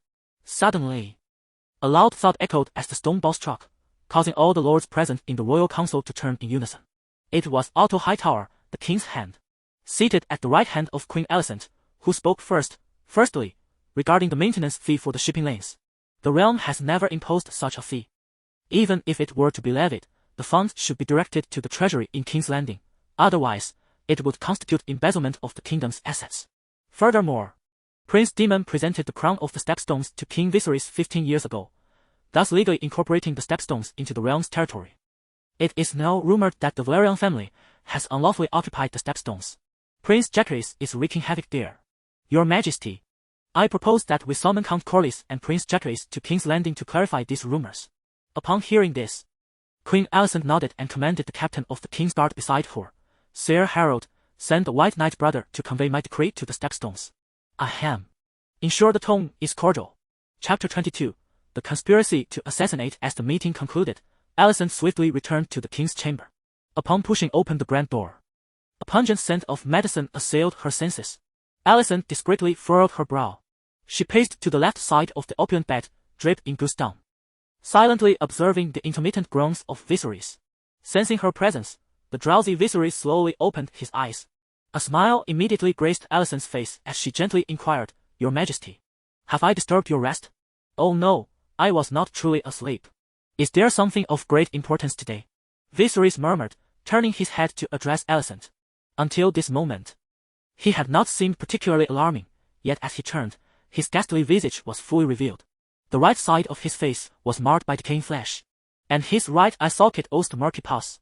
Several of his blackened and yellowed teeth were missing, rendering him a grotesque figure reminiscent of a zombie from a post-apocalyptic tale. Alicent maintained her smile, though her breath quickened slightly. Your Majesty, merely some mundane affairs. Your kingdom remains as prosperous and stable as ever. Good, that is reassuring. Viserys replied, struggling to form a horrific smile. He then slowly turned away, resuming his feigned slumber. With the report concluded, Alicent turned decisively and exited, returning to her own chamber. Upon reaching her door, Sir Criston Cole approached and whispered, Your Majesty, the hand of the king awaits you. Thank you, Criston. Do not allow anyone to approach. At your command. Creaking open the door to her chamber, she found Otto seated on a bench, savoring a glass of wine. He spoke directly. Sir Harold has dispatched Rickard Thorne to Dragonstone. I have bribed one of his attendants to assassinate Jacaerys Velaryon. Fear not, I have ensured all traces are erased. No, that is unacceptable. Father, I have never contemplated killing Rhaenyra's son. This was true 7 years ago, and it remains so. Alicent interjected immediately. Alicent, how long will you allow your compassion to cloud your judgment? Rhaenyra's son has taken one of your son's eyes. Will you not seek vengeance? Do you realize that even the season-old sea snake has been ensnared in the quagmire of Dragonstone for years? Yet Joffrey quelled the conflict in merely a month. Though it pains me to admit, he is indeed a military genius. The rumors are not unfounded. He is also a brutal, bloodthirsty fiend devoid of humanity. Should such a demon ascend the Iron Throne, you, your children, I, the Hightower family, and indeed the entire realm shall face annihilation. Had this been Alicent from years past, she might have been intimidated by Otto's words. However, she too had matured, developing the ability to think independently. The grudge against Aemond has remained etched in my heart. I shall exact justice for it in due time. Once again, my Lord Chancellor, you cannot slay Rhaenyra's son. Otto exhaled heavily, bowing to Alicent as he replied. As you wish, your majesty. I shall ensure that the attendant steers clear of Joffrey Velaryon. Let this demon return to Dragonstone to recuperate in due time. With that, he rose to depart. Alicent watched her father's retreating figure, biting her lip and nervously fidgeting with her nails. After a moment of contemplation, she opened the door and commanded Criston to summon Loras Strong. With the sound of his cane striking the ground, the twisted-legged Loras hastened into the queen's chamber. Loras Strong, serving as both the master of whisperers and the head of the king's justice, was a formidable figure with numerous informants at his disposal. Most crucially, he was profoundly loyal to Queen Alicent, having once arranged for the burning of his own father and brother in Harrenhal for her sake. Your Majesty, have you summoned me to inquire about a certain White Knight-esque attendant? Loras inquired as he settled into his seat, quickly deducing the purpose of her summons. This attendant intends to assassinate Joffrey Velaryon on stepstones. I do not wish for anyone to perish, yet I desire him to return to Dragonstone wounded. Can you achieve this? Knowing that nothing could escape Loras after years of association, Alicent decided to express her request directly. It is no simple task. However, I shall exert my utmost efforts to see it accomplished, provided I receive my due reward. Loras replied earnestly after a nod. Alicent, contemplating his words, lowered her gaze for a prolonged moment before resolutely lifting her feet to rest upon the side of the bench. Slowly, she removed her stockings, revealing her exquisitely pale feet. Throughout this process, Loras fixated on Alicent's feet, his expression one of rapt fascination. Once Alicent assumed her position and turned her head away, he eagerly transformed into a craftsman, ready to engage in his handiwork. In the waters near the Bloodstone Island, a large merchant vessel, adorned with a golden lion banner, sailed at full speed towards the Essos continent. Hot on its heels were 2 medium-sized warships flying the black three-headed dragon flag. Although the merchant ship was heavier due to its cargo, the crew, numbering twice that of the warships, rowed with all their might, maintaining a consistent distance between them. The pursuit had persisted for an indeterminate length of time, but the merchant vessel was nearing the waters of Bloodstone Island. Suddenly, a melodious dragon's roar reverberated from the right side of the sky. The sailors on the merchant ship's deck turned in terror to the right. There, in the distance, a magnificent emerald dragon, shimmering under the sun, descended from the heavens. As it neared the surface of the sea, the emerald dragon deftly altered its flight path, gliding just above the water towards them. It was over the scourge of the realm, and his man-eating dragon were upon them. The cursed captain, still proclaiming the existence of reliable intelligence. It is 100% certain that the kingdom's malevolence lurks in the waters surrounding Great Gallows Island. By the gods, I have accompanied this miserly captain to breach the blockade for merely a handful of silver bucks. I am truly a fool. Oh, I dread being devoured by the dragon. Witnessing the sailors of the Emerald Dragon, their faces etched with despair, a few even broke into inconsolable sobs. Yet, the rapidly diving Emerald Dragon remained indifferent to their plight. Behold! A fiery pillar of orange flame erupted from the dragon's maw, striking the lower right hull of the merchant vessel in an instant. The searing heat swiftly melted a gaping round hole through the wooden structure. The inferno surged through the merchant ship, bursting forth from the left side. Boom! In the next moment, the Emerald Dragon collided headlong into the molten breach. Crash! The hull, inherently less fortified than that of a warship, was effortlessly cleaved in two by the Emerald Dragon's force. A small number of unfortunate sailors were incinerated into ash by the dragon's flames, reduced to mere pulp by the impact. However, the majority of sailors plummeted into the sea amidst the violent upheaval cast from the bisected vessel. Having dispatched the merchant ship, the Emerald Dragon altered its course without a backward glance, heading toward Bloodstone Island. The two medium-sized warships hastily approached, just in time to commence rescue operations for the overboard sailors and to salvage the merchant ship's cargo. Whoosh, whoosh. Upon landing before a crimson fortress on Bloodstone Island, Vormax was met by the awaiting Rhaenyra, who reported, "Jack, a guest has been waiting for your return." At these words, a flicker of a smile finally graced the otherwise somber visage of Jacaerys. Has he finally arrived? He has been waiting for so long. Chapter 23, Unforeseen by the way. Jay, my grandfather sent someone with a letter. I shall deliver it to you after I finish receiving the guests. As they walked together towards the subterranean fortress, Rhaenyra suddenly recalled another matter. Hey, why not just tell me directly? I doubt you didn't sneak a peek. Upon hearing Jacaerys' words, Rhaenyra playfully stuck out her tongue and smiled, saying, "A white knight is approaching Bloodstone Island bearing the king's orders. Judging by the timing, he is likely to arrive today. The assessment of you from King's Landing is rather unfavorable, and grandfather has advised you to keep a low profile for the next few days. Hee. The messenger he sent is dreadfully slow. You just destroyed a merchant ship that attempted to breach the blockade today." Merchant ship? These fellows are merely pirates under the guise of changing flags on the sea. We have worked diligently to establish a trade route through the Stalactite Isles, and they expect to engage in maritime commerce without paying a clean-up fee. Dream on. As for that so-called king's order, I can guess its contents without needing to see it. It will simply be the reprimands from Lady Alicent and her daughter, followed by various means to compel me to vacate the Stalactite Isles. They think to exert pressure on me through royal authority. Unfortunately, this formal process is far too sluggish. The Stalactite Isles are already my domain. Jacaerys, unfazed by Rhaenyra's words, smiled and spoke confidently. Beside him, Rhaenyra gazed at Jacaerys' composed demeanor, her eyes seemingly filled with countless twinkling stars. This was her profoundly admired fiancé. Wait, Jay, we do not yet have full control over the Stalactite Isles. The pirates who abducted my great-uncle are still hiding on some island. Ah, Rhaenyra, you make an excellent point. Thank you. Jacaerys responded with a look of enlightenment, rewarding Rhaenyra by affectionately tousling her silky silver hair. Rhaenyra beamed with delight, resembling a well-behaved kitten. Greetings to the esteemed Prince Jacaerys. As Jacaerys and Rhaenyra stepped into the grand hall of the subterranean fortress, "You are too kind, my friend."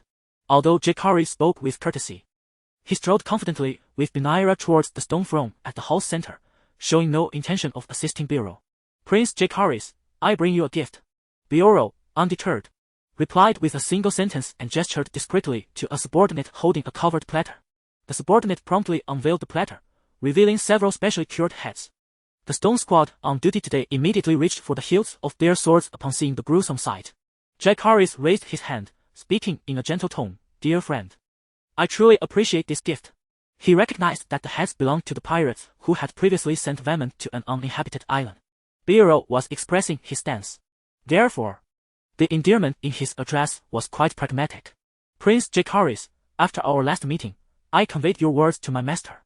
A few days ago, I received a response, prompting me to hasten here to discuss our next collaboration." Beorhtric, seemingly unfazed by the movements of the surrounding guards, calmly expressed his intentions. Upon hearing this, Jacaerys understood that his series of actions on the Stone Steps Island had finally swayed the governor of Volantis. Just as he was about to dismiss the onlookers to confer with Beorhtric on their forthcoming plans, the grand doors of the hall were suddenly thrust open, revealing a throng of figures at the entrance. Prince Jacaerys, the I am Sir Ricard Thorne, bearing the command of King Viserys Targaryen, ruler of the Seven Kingdoms and protector of the realm, alongside the Undos, the Rhaenyra, and the First Man. Who dares to obstruct me? The Valyrian soldiers outside struggled to impede his entry. However, a young knight donned in gleaming silver armor, adorned with a white cloak, boldly advanced into the hall, brandishing a scroll sealed with the emblem of a three-headed dragon. Thorne! Jacaerys rifled through the noble knowledge he had acquired over the years and swiftly recalled this lesser house within the Crownlands. In his memories from 2 lifetimes, only one member of House Thorne was renowned a Night's Watch instructor, who would later torment Jon Snow over a century hence. A minor family, yet they exhibit such audacity. They court their own demise. Though a surge of murderous intent ignited within him, Jacaerys maintained an impassive visage. After all, the young knight represented the king. He could not publicly slay this white knight. However, once they returned to King's Landing, let them enter. Upon Jacaerys' command, the Valyrian soldiers, already unable to impede, retreated back to the entrance. Phew! Sir Ricard, flanked by a retinue, scoffed arrogantly and strode forward. Observing this, Beorel feigned panic and withdrew to the side with his followers. Sir Ricard showed no regard for them, approaching Jacaerys directly and unfurling the scroll in his grasp.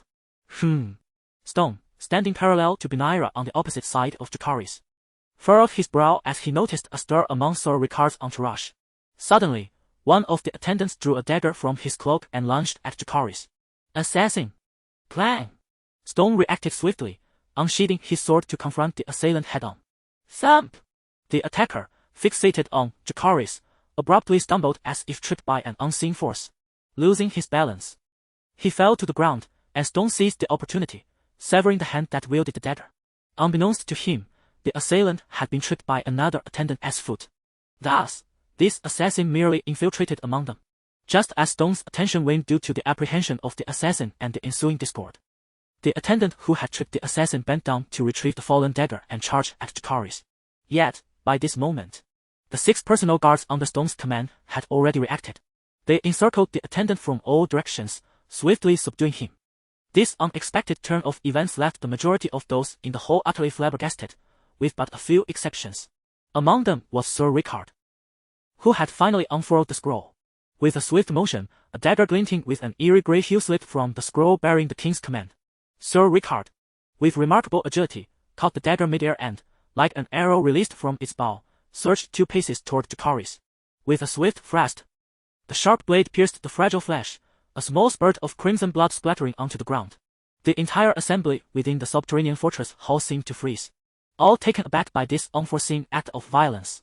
No one had anticipated that the White Knight sent to convey the king's orders would brazenly commit an assassination in public. Chapter 24. Fury Benela cast her gaze downward at the dagger deeply embedded in her abdomen, struggling to turn her head for one last glimpse of the man she revered. In that fleeting moment when she witnessed Sir Ricard's treachery, without a second thought, she had rushed forward to shield Jacaerys from the deadly blow. Years of practicing the dance of water had bestowed upon her the requisite speed and agility. However, Jacaerys had no time to concern himself with her plight. He deftly withdrew a lightweight stiletto from Benela's waist and thrust it viciously towards the vulnerable gap in Sir Ricard's throat. Bam! Sir Ricard yanked his dagger free, causing Benela's body to collapse limply to the ground. Clang! The dagger met the tip of the stiletto with precision. The stiletto was deflected, striking instead against the sturdy silver-white armor on Ricard's shoulder. Effortlessly neutralizing the fatal strike, Sir Ricard, emboldened by his armor, advanced, intent on trading injuries for lives. Yet, after failing to land his blow, Jacaerys swiftly retreated behind the stone throne. Sir Ricard shifted left, attempting to flank his opponent, prompting Jacaerys to evade to the right. It was as if they were engaged in a game, with the stone throne perpetually obstructing their paths. Clatter, clatter, clatter. The sound of hurried footsteps echoed as Beorel, having produced a single-handed axe from seemingly nowhere, lunged at Sir Ricard's back. Despite being clad in finely crafted, robust white knight armor, Ricard dared not test the axe's might. Recognizing the assassination attempt had failed, he turned to his still dumbfounded retinue and bellowed, "Our mission to eliminate the kingdom has faltered. Flee at once." Smash! As soon as he finished speaking, Sir Ricard hurled a circular object to the ground. A thick cloud of smoke erupted, rapidly engulfing the surroundings. "Block the door. Let no one escape." Jacaerys shouted towards the Velaryon soldiers at the entrance just before the smoke enveloped him. Thud! Simultaneously, the summoned Womax crashed heavily atop the fortress. Crack! Crack! Its sharp dragon claws clawed at the red sandstone of the fortress's peak, sending varying sizes of rock fragments flying in all directions. Break free! The retinue of Sir Ricard, upon hearing the call, charged towards the door without a hint of hesitation. In such dire circumstances, even if Sir Ricard were to be captured, he might yet survive. However, they would undoubtedly fall prey to the malevolence of the kingdom's dragon. With a cacophony of crashing stones, a large portion of debris fell from the fortress's summit just as the group reached the door. Those who were swift in their escape were tragically buried beneath the rubble, while the slower ones could not be deemed fortunate, for they would face Womax directly.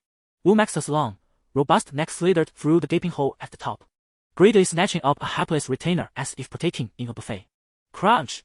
With an astonishing bite force, the dragon's jaws closed, reducing the retainer to mere pulp, akin to a crushed cherry tomato. This scene left the remaining attendants trembling, their legs giving way as they sank helplessly to the ground. They were merely non-combatants serving Sir Rhaenyra. Seizing the moment while Womax devoured the attendants, a few capable guards forced their way to the entrance of the hall. Yet, for the Valyrian soldiers already lined up in makeshift formation, it was merely a matter of a few swift strikes. Womax, enough! Jacaerys' voice rang out, prompting Womax, who had just consumed 2 or 3 attendants, to slowly retreat through the gaping hole in the ceiling. At that moment, the thick smoke and debris from the roof began to settle within the hall.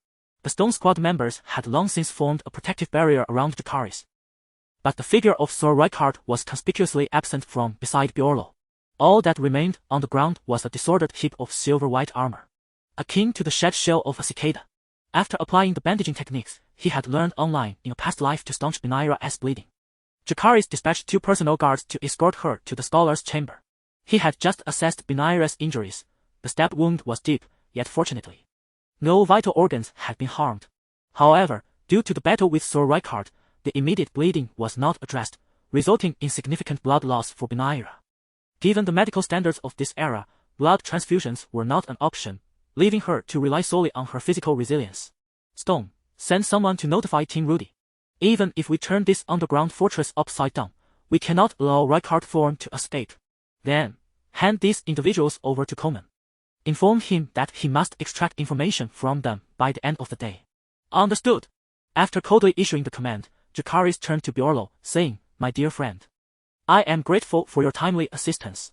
Given the events of today, we shall postpone our discussions regarding collaboration. I have arranged for accommodations in the nearby fortress. Please take some time to rest. Prince Jacaerys, you are too kind. As friends, it is only natural that we assist one another. I shall take my leave for now. Bjorlo replied nonchalantly, concealing his hand axe within the folds of his loose robe. After bowing respectfully, he and his men were escorted away by a contingent of Valyrian soldiers. As he slowly resumed his seat upon the stone throne, Jacaerys was beset by a whirlwind of thoughts. If Sir Rhaenyra had indeed been dispatched by the daughters of Alicent to assassinate him, then it would stand to reason that his entire retinue should have consisted of deadly assassins, all aiming to take his life. Yet, the majority of these attendants were ordinary individuals, clearly unaware of this assassination plot. If not the daughters of Alicent, then who else would seek his demise? On this day, the underground fortress where Jacaerys resided was thoroughly turned upside down. Yet, Sir Rhaenyra appeared to have evaporated into thin air, leaving no trace behind. Meanwhile, Coleman, sensing he was favored by Jacaerys, exerted every effort and finally procured some valuable information. The first assassin, who had been tripped, was bribed with 100 golden dragons by an individual clad in golden robes, with the clear intent to assassinate Jacaerys. However, the second assassin presented a more intriguing story. He was a killer from the flea pit of King S Landing. A rat catcher expended a substantial fortune to secure his life, arriving this time with 2 objectives. First, to thwart the assassination attempt by the earlier mentioned assassin. Second, to deliver a wound to Jacaerys, albeit non-fatal. With these revelations, coupled with memories from a past life, Jacaerys gradually unraveled the various factions orchestrating this assassination plot. However, one question lingered: to whom did Sir Rhaenyra answer? Yet, this conundrum did not trouble him for long. As an answer emerged the following day, all attention had been focused yesterday on the search for the missing Sir Rhaenyra. Allowing the soldiers of the underground fortress to begin clearing the hall's corpses and debris only today. To their astonishment, amidst the rubble, they discovered a familiar visage, a Valyrian soldier who had been on duty guarding the hall. According to the scholar's deductions, this soldier had perished at the time of the assassination. Yet many had witnessed him searching alongside them and dining together the previous evening. Nevertheless, he was indeed absent today. Upon receiving this report, Jacaerys felt an intense fury rise within him. It was no wonder that the esteemed Sir Rhaenyra, the White Knight, would resort to public assassination. No wonder they had been unable to locate him yesterday. It turned out he was a faceless one. Truth be told, ever since his arrival in the world of Game of Thrones, whether in quiet development or fervent combat, Jacaerys had approached the experience from the lofty perspective of a carefree gamer. He had adhered to the established rules of the game, refraining from any actions that could be deemed disruptive. However, the multifaceted conspiracy behind the Bloodstone Island assassination had indeed crossed his threshold of tolerance.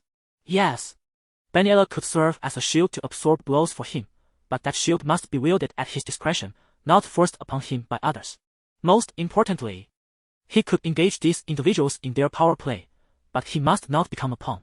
The assassination attempt on Dragonstone was, for Jacaerys, a profound humiliation. And such humiliation could only be cleansed with blood. Chapter 25. The dragon burns the city. Clatter, clatter. A small warship adorned with the silver seahorse flag was swiftly navigating the narrow sea. Captain, ahead lies Lamo Island. This is the territory of Tyrosh. What purpose do we have here? The first mate cast a glance at the tiny black dot materializing on the horizon, softly inquiring of the captain beside him. Is that truly a question you should be asking? Why has Prince Jacaerys instructed me to embark with you under the veil of night? It is undoubtedly for the sake of secrecy. Of course, should you genuinely wish to know, I could divulge the details, the captain retorted coldly. Casting a glance at the first mate, feeling the chill in the captain's normally warm demeanor, the first mate shuddered, hastily shaking his head with an awkward smile. No, no. I do not wish to know. It was my folly to inquire. The small warship soon approached the port town of Lamo. Although the kingdom of the third daughter and the Velaryon family had been embroiled in fierce conflict on the Stone Star Islands for years, it did not hinder maritime trade between the two factions. Even vessels flying the Velaryon flag could easily pass inspections and enter the harbor. Prepare for resupply and departure. I shall set sail as soon as I return, the captain commanded before disembarking, swiftly disappearing into the crowd. The first mate exchanged glances with the other sailors, muttering curses under their breaths, yet they were compelled to follow the captain's orders. Lamo town, situated on the far western edge of Tyrosh territory, was merely a day's journey from Bloodstone Island. Since Bloodstone Island was a vital outpost of the Stone Star Islands, no faction would open its ports to merchant vessels for resupply. Thus, Lamo town emerged as a crucial supply point along the maritime trade route. The commercial vibrancy of Lamo town was striking, brimming with a wide array of goods and boasting a permanent population exceeding 6,000 or 7,000. Scorpion, navigating through the bustling streets of Lamo town, found his mind occupied with reflections on the failure of his recent assassination attempt. Initially, the plan was to gift Sir Rickard to the God of Many Faces and assume his identity. Then, employing 2 assassins to divert attention before striking would pose no issue. The crux of the matter, however, was that the silver-haired girl from House Targaryen had unexpectedly intervened, shielding the target from harm. This turn of events was indeed unforeseen. Yet Scorpion had the opportunity to eliminate her directly, preventing the target from drawing his sword. But he hesitated. He feared that after slaying the silver-haired girl, he would be unable to pay the price demanded by the God of Many Faces. Damn! If I cannot afford it, then may my life be the payment to the God of Many Faces. No, I must remain steadfast in my beliefs. Unbeknownst to him, Scorpion arrived at a secluded street featuring a small temple. The temple's closed doors were notably distinctive on the left, crafted from bone-white fishbeam wood, and on the right, from glossy ebony. The black and white courtyard was dedicated to the God of Many Faces. Of course, this modest temple, akin to a local administrative office, could not compare to the grand temples of Tyrosh city, let alone the headquarters in Braavos. Thud, thud, thud. Creak. Vala Morghulis. As the black and white gate swung open, the Scorpion addressed the attendant monk in High Valyrian. The monk immediately responded with a gesture of prayer, proclaiming, "All men must serve, Vala Dohiris." The Scorpion glanced around to ensure no one was watching before retrieving a letter, the thickness of a small finger, sealed with wax. This urgent missive needed to be conveyed to the Lord Bishop of Tulsi. I kindly ask you to send it on my behalf. Certainly. After the task was completed, the Scorpion departed from the House of Black and White, making his way towards the port. Although he harbored no belief that the Valyrian soldiers could catch him, the proximity of Remo Island to Bloodstone Island warranted a prudent retreat to a safer distance. Tap, tap, tap. Upon re-entering the bustling main street, the Scorpion sensed something amiss. He observed pedestrians and merchants fleeing in terror from the direction of the port, making him the sole figure moving against the tide. Boom, boom, boom. Suddenly, faint explosions echoed from the port, followed by a fiery blaze painting the sky in hues of orange. Something was amiss. The Scorpion instantly recognized the peril and swiftly turned to flee with the crowd. As he ran, he deftly removed the Valyrian family armor he wore, flipping his robe inside out and hastily raking his hand across his face. Like a magician, he transformed from a middle-aged Valyrian captain into an ordinary young woman. Remo town boasted 2 ports, one facing the Bloodstone Island to the west and another towards Tulsi to the east. Whoosh, whoosh. As he mingled with the crowd, the Scorpion suddenly heard a deep, ominous sound piercing the air from above. In the next moment, a colossal shadow, vast enough to eclipse the sun, enveloped him and those around him. He looked up to behold an emerald dragon, glistening in the sunlight like a work of art, soaring majestically overhead. The scorpion even caught a glimpse of the dragon rider perched upon its back, Jacaerys Velaryon. How could this be? Even if he had discovered my hiding place amidst the rubble and the corpses within the room, it was inconceivable that he could deduce my identity as a faceless man and pinpoint my escape to remote island in such a short span. Not to mention, even in Westeros, the existence of faceless men is regarded as mere legend, with few aware of their reality. The scorpion's mind raced with confusion. Yet he found solace in the fact that the dragon soaring above had no intention of capturing him. The magnificent emerald dragon swooped towards the eastern port of Remote Town, unleashing a ferocious torrent of flames from its gaping maw. The ships and inhabitants of the eastern port were engulfed in a cataclysmic inferno, reduced to a sea of fire in an instant. However, Remote Town was not without its defenses, boasting squads of slave guards tasked with protecting the port. Whoosh, whoosh, whoosh. Clang, clang, clang. A sporadic volley of arrows was shot upward at the dragon's underbelly, yet they inflicted no tangible harm, merely producing a series of sharp, resonant sounds. Instead, these slave guards inadvertently drew the attention of the emerald dragon. A searing breath of dragonfire surged towards them, marking the tragic end of these enslaved soldiers' lives. In Tyrosh, the prevailing belief holds that merchants embody a more honorable profession than warriors. Consequently, their city defenses are predominantly reliant on mercenary groups and enslaved soldiers. Remote Town, a port trade settlement, lacks the characteristics of a military stronghold like Bloodstone Isle. It is, therefore, inconceivable to have an abundance of entire craft crossbows at the ready. The administrators of Remote Town are not in a position to employ numerous renowned mercenary bands and a substantial number of enslaved soldiers, as does the sovereign of Tyrosh. Hence, when confronted with the Emerald Dragon's fiery onslaught, the town's feeble defenses crumbled in a matter of moments. After obliterating 2 port facilities and the town's defensive forces, the now unthreatened Emerald Dragon commenced a low-altitude flight, wreaking havoc upon the settlement. The wooden structures at the town's periphery were the first to be shattered by the dragon's breath, subsequently igniting in the oppressive heat. The populace within the town fled in panic, with many succumbing to trampling before the flames even reached them. A cacophony of cries for loved ones, pleas for help, and anguished screams filled the air. As Stone Scorpion beheld the emerald dragon soaring and unleashing its fiery breath over Remote Town, a chilling thought surged through his mind. Could it be that Jacaerys intends to incinerate the entire town along with its thousands of innocent civilians to ensure my demise? Chapter 26, A Question of 1,000 Lives. Bam! Bam! Bam! Amidst the throngs of people fleeing down the streets of Remote Town, the Scorpion struggled to navigate through the crowd, constantly jostled by the bodies around him. The terror instigated by the dragon's fiery rampage had driven the majority of the populace into a state of madness. Panic-stricken, people dashed in every direction, with some recklessly sprinting into the encroaching flames. After exerting considerable effort to push through the chaos, the Scorpion realized he had only managed to advance a mere 10 meters from his previous position. He looked up towards the heavens, knowing that the Jade Dragon, soaring counterclockwise, would soon return to this sky from behind. This was untenable. The Scorpion could no longer afford to maintain his disguise as a fragile woman. With a sudden burst of determination, he drew his dagger, attacking the fleeing civilians ahead while shouting, "The dragon is coming. If you wish to survive, follow me into the town." In such tumultuous circumstances, ordinary folk easily succumbed to the herd mentality. One by one, they gathered around the Scorpion, unrelentingly assaulting those who fled against the tide. As their numbers swelled, a bloody path was carved through the densely packed crowd, centered around the Scorpion. The more formidable their presence became, the fewer dared to obstruct their advance. Whoosh! Whoosh! The sound of the dragon's wings beat ominously in the air behind them, as the orange-red flames engulfed the street where the Scorpion and the others had just been. Boom! Boom! Boom! In this area, alongside wooden structures, numerous stone edifices stood. Yet under the relentless onslaught of Dragonfire, they crumbled as easily as children's building blocks, collapsing upon themselves with a mere touch. Some injured civilians, unable to flee, and the bodies left in the wake of the Scorpion's charge were buried beneath the debris.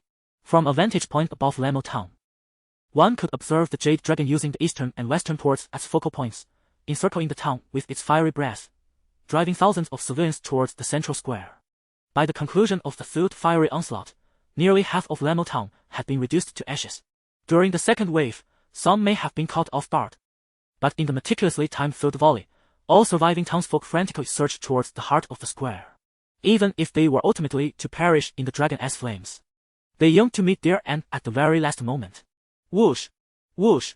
The fearsome jade dragon flapped its mighty wings above the square of Lamo Town. Yet, unlike before, it refrained from unleashing its fiery breath upon the crowd below. I have wealth. I am willing to offer half, no, all my possessions. I beseech you, spare my life. Woe is me. My child is but 1 year old. I implore your mercy. Please, spare me. I am strong and willing to become your servant. I beg of you. Have mercy. Upon seeing the figure clad in black armor upon the dragon-ass saddle, thousands of civilians fell to their knees, crying out in desperation. Crash! Roar! The jade dragon landed heavily atop 2 stone structures, extending its neck to emit a thunderous roar that resonated through the now tumultuous crowd. There is no better silencer. The thousands of civilians in the square and its surroundings immediately fell silent. Jacaerys, his expression impassive, gazed down upon the mass of people kneeling before him and bellowed. Those who understand the common tongue and the lowly Valyrian, step forward to relay my words. As a port town, many were well versed in the languages of the 2 continents. Jacaerys' words were swiftly disseminated, and 200 or 300 individuals rushed to the front of the dragon. Once they had gathered and formed a queue, Jacaerys coldly stated, I know you are not so easily slain, and I indeed cannot locate you. There are perhaps, over 4,000 souls here. If you do not reveal yourself, I shall continue to command my dragon to incinerate the city until all are extinguished. You all shall shout my words in both languages 3 times at the top of your lungs.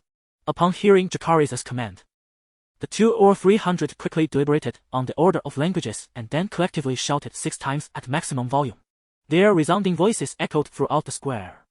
The more than 4,000 civilians of Rhaenyra immediately glanced around, all hoping that the one who had drawn them into this calamity would reveal himself. Yet, alas, the faceless one showed no concern for their lives. As the nameless figure remained absent, Jacaerys was not angered. Such a scenario was anticipated. The threat of death was effective against the vast majority of ordinary people, for death is the greatest fear. However, for the faceless ones, death is merely a gift from the God of many faces. Yet these faceless ones are not gods, they are merely steadfast believers. Being human, they possess weaknesses. Steadfast in faith. Then let us exploit that faith. I swear to all the gods above, if you reveal yourself, I shall not harm you. Moreover, for each question you answer, you shall save 1,000 lives.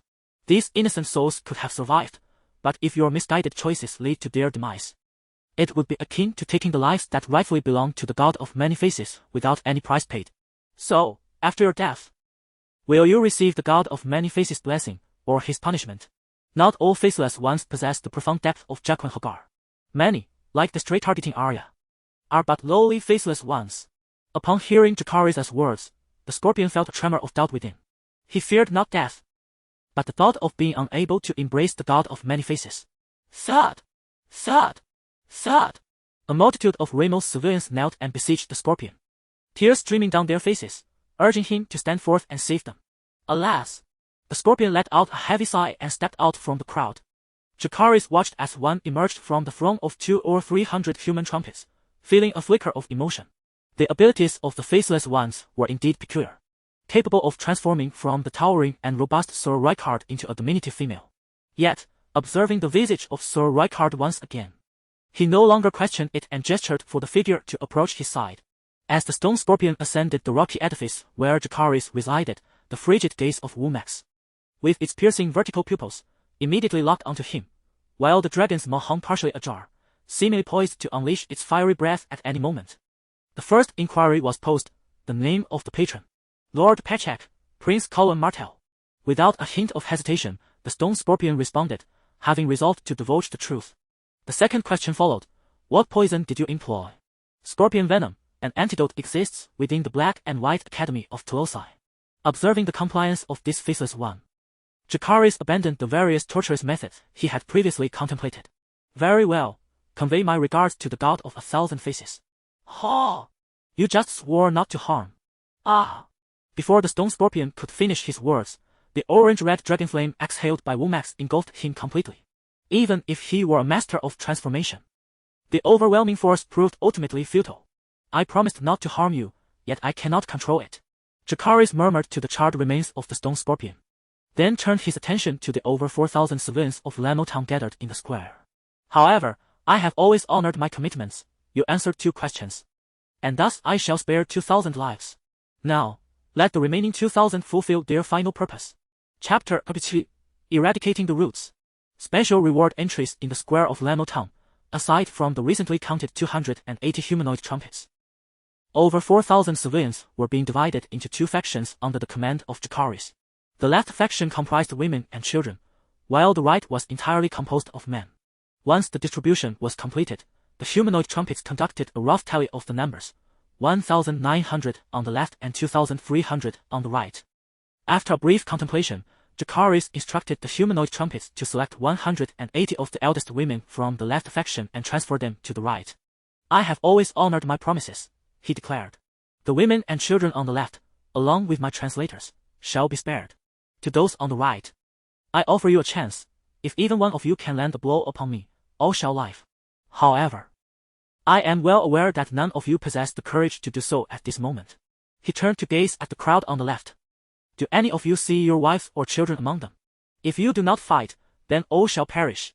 Perhaps some among you have no loved ones to concern yourselves with, but heed my words, my fleet is on the brink of reaching Lamo Island.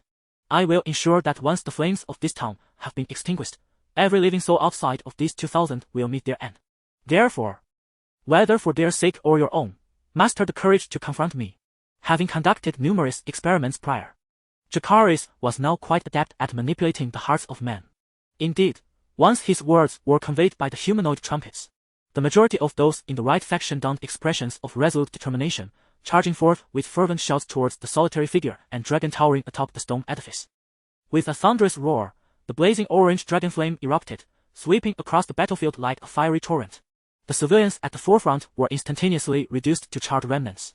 Collapsing to the ground, the multitude behind them surged forward, akin to moths drawn to a flame, trampling over the remains of their fallen comrades as they hurled themselves into the searing breath of Womax's Dragonfire.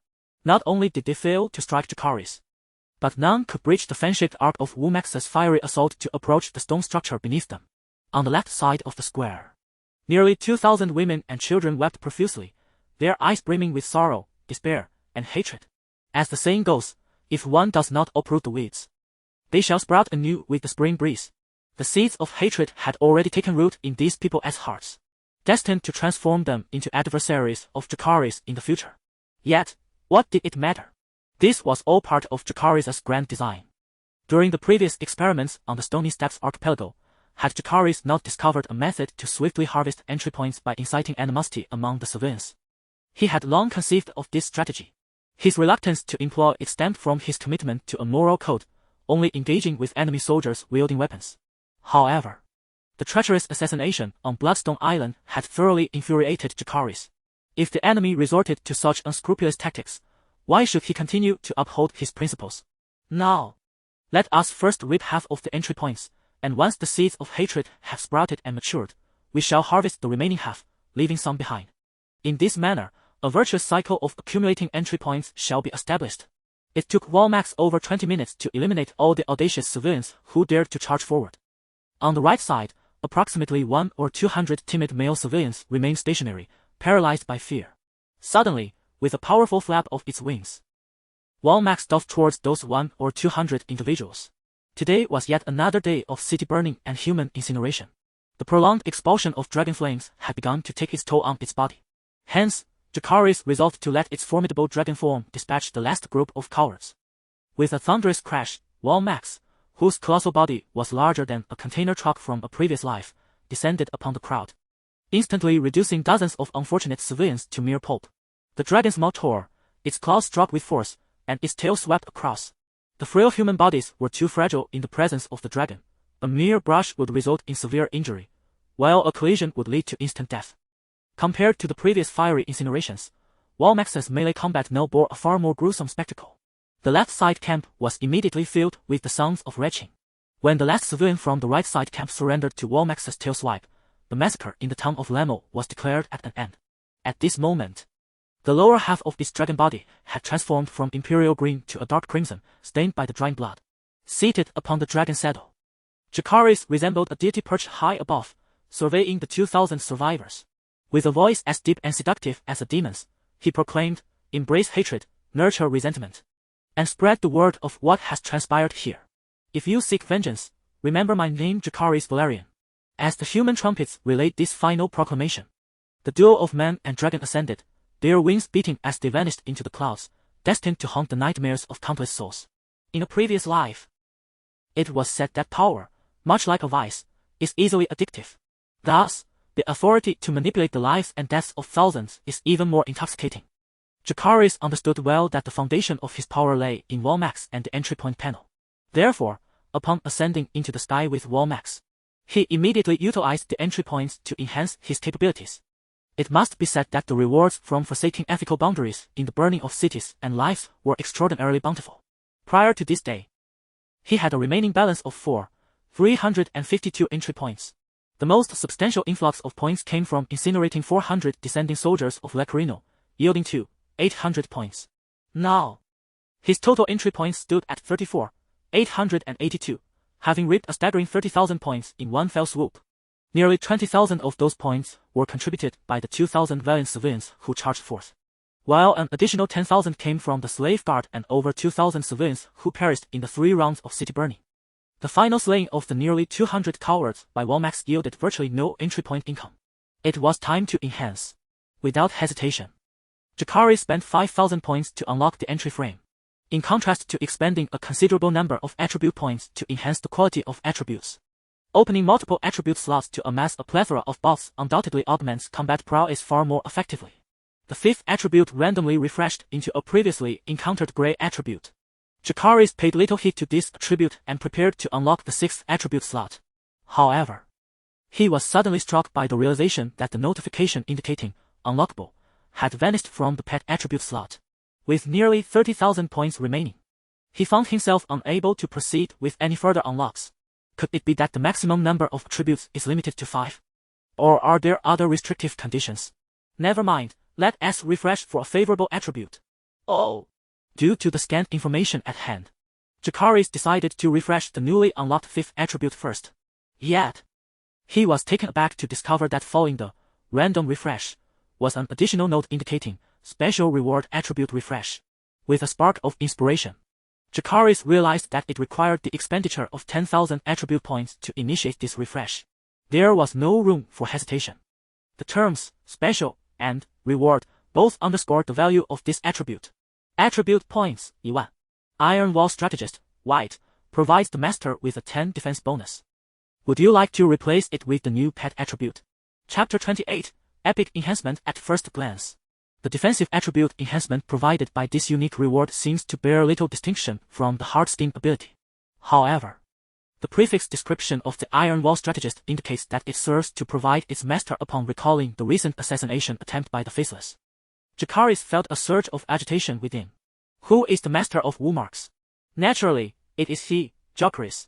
And what formidable prowess does the 10 defensive boost from Wallmax confer upon him? With a swift motion, he unsheathed the short blade that had previously blinded Aemond and aimed to strike the back of his left hand, which was unprotected. Just as he was about to swing, he hesitated, pondering for a moment before reopening the attribute panel, spending 1,000 points to upgrade the Iron Wall Strategist to green quality. Satisfied with his decision, Jacaerys then lightly struck his left hand with the blade. Clang! As the sharp edge neared his skin, an exceptionally dim, dark green shadow flickered and vanished. Following this, a crisp sound of metal colliding echoed as the short blade was unexpectedly deflected. Was that a dragon scale? If Jacaerys had not been so observant, he would have never noticed that fleeting shadow resembling a diminutive version of Wallmax's dragon scales. Not enough force, let us try again. In contrast to the featherlight first strike, Jacaerys exerted 70% of his strength with this second blow. Clang! The dragon scale shadow reappeared, yet this time, it could not entirely repel the short blade. The greatly weakened blade grazed the back of Jacaerys' hand, leaving a shallow cut. The damage was so minor.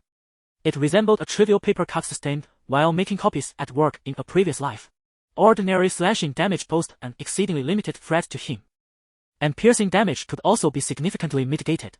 With the added protection of armor, even a close-range volley from a crossbow would not be fatal. This unique reward is simply magnificent. Having gauged his defensive capabilities through practical experience, Jacaerys was immediately filled with elation. While the Iron Wall Strategist attribute was of no use to Wallmax, it represented an epic enhancement for him. Had he possessed this attribute during the assassination on Bloodstone Island, there would have been no need for Rhaenyra to shield him. He could have effortlessly caught the blade with his bare hands.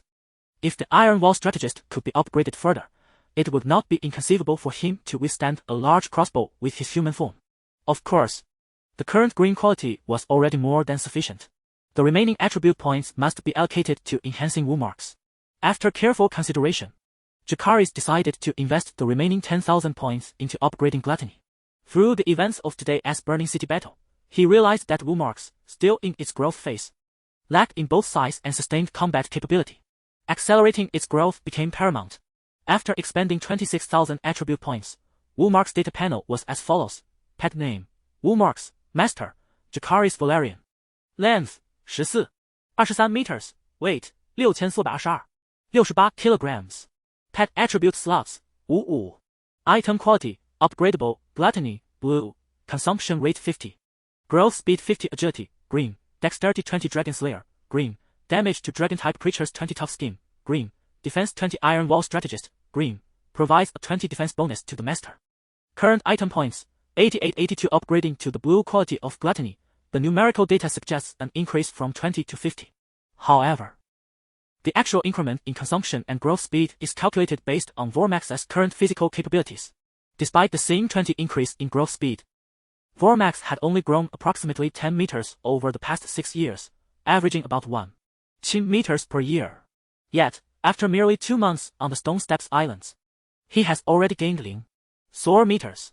With the enhancement now elevated to 50, Vormax's consumption will escalate, and his growth speed will naturally accelerate. As Jacaerys studied the item panel, time slipped away unnoticed. When he regained his focus, Vormax was nearing his ultimate destination for the day, Clumsy.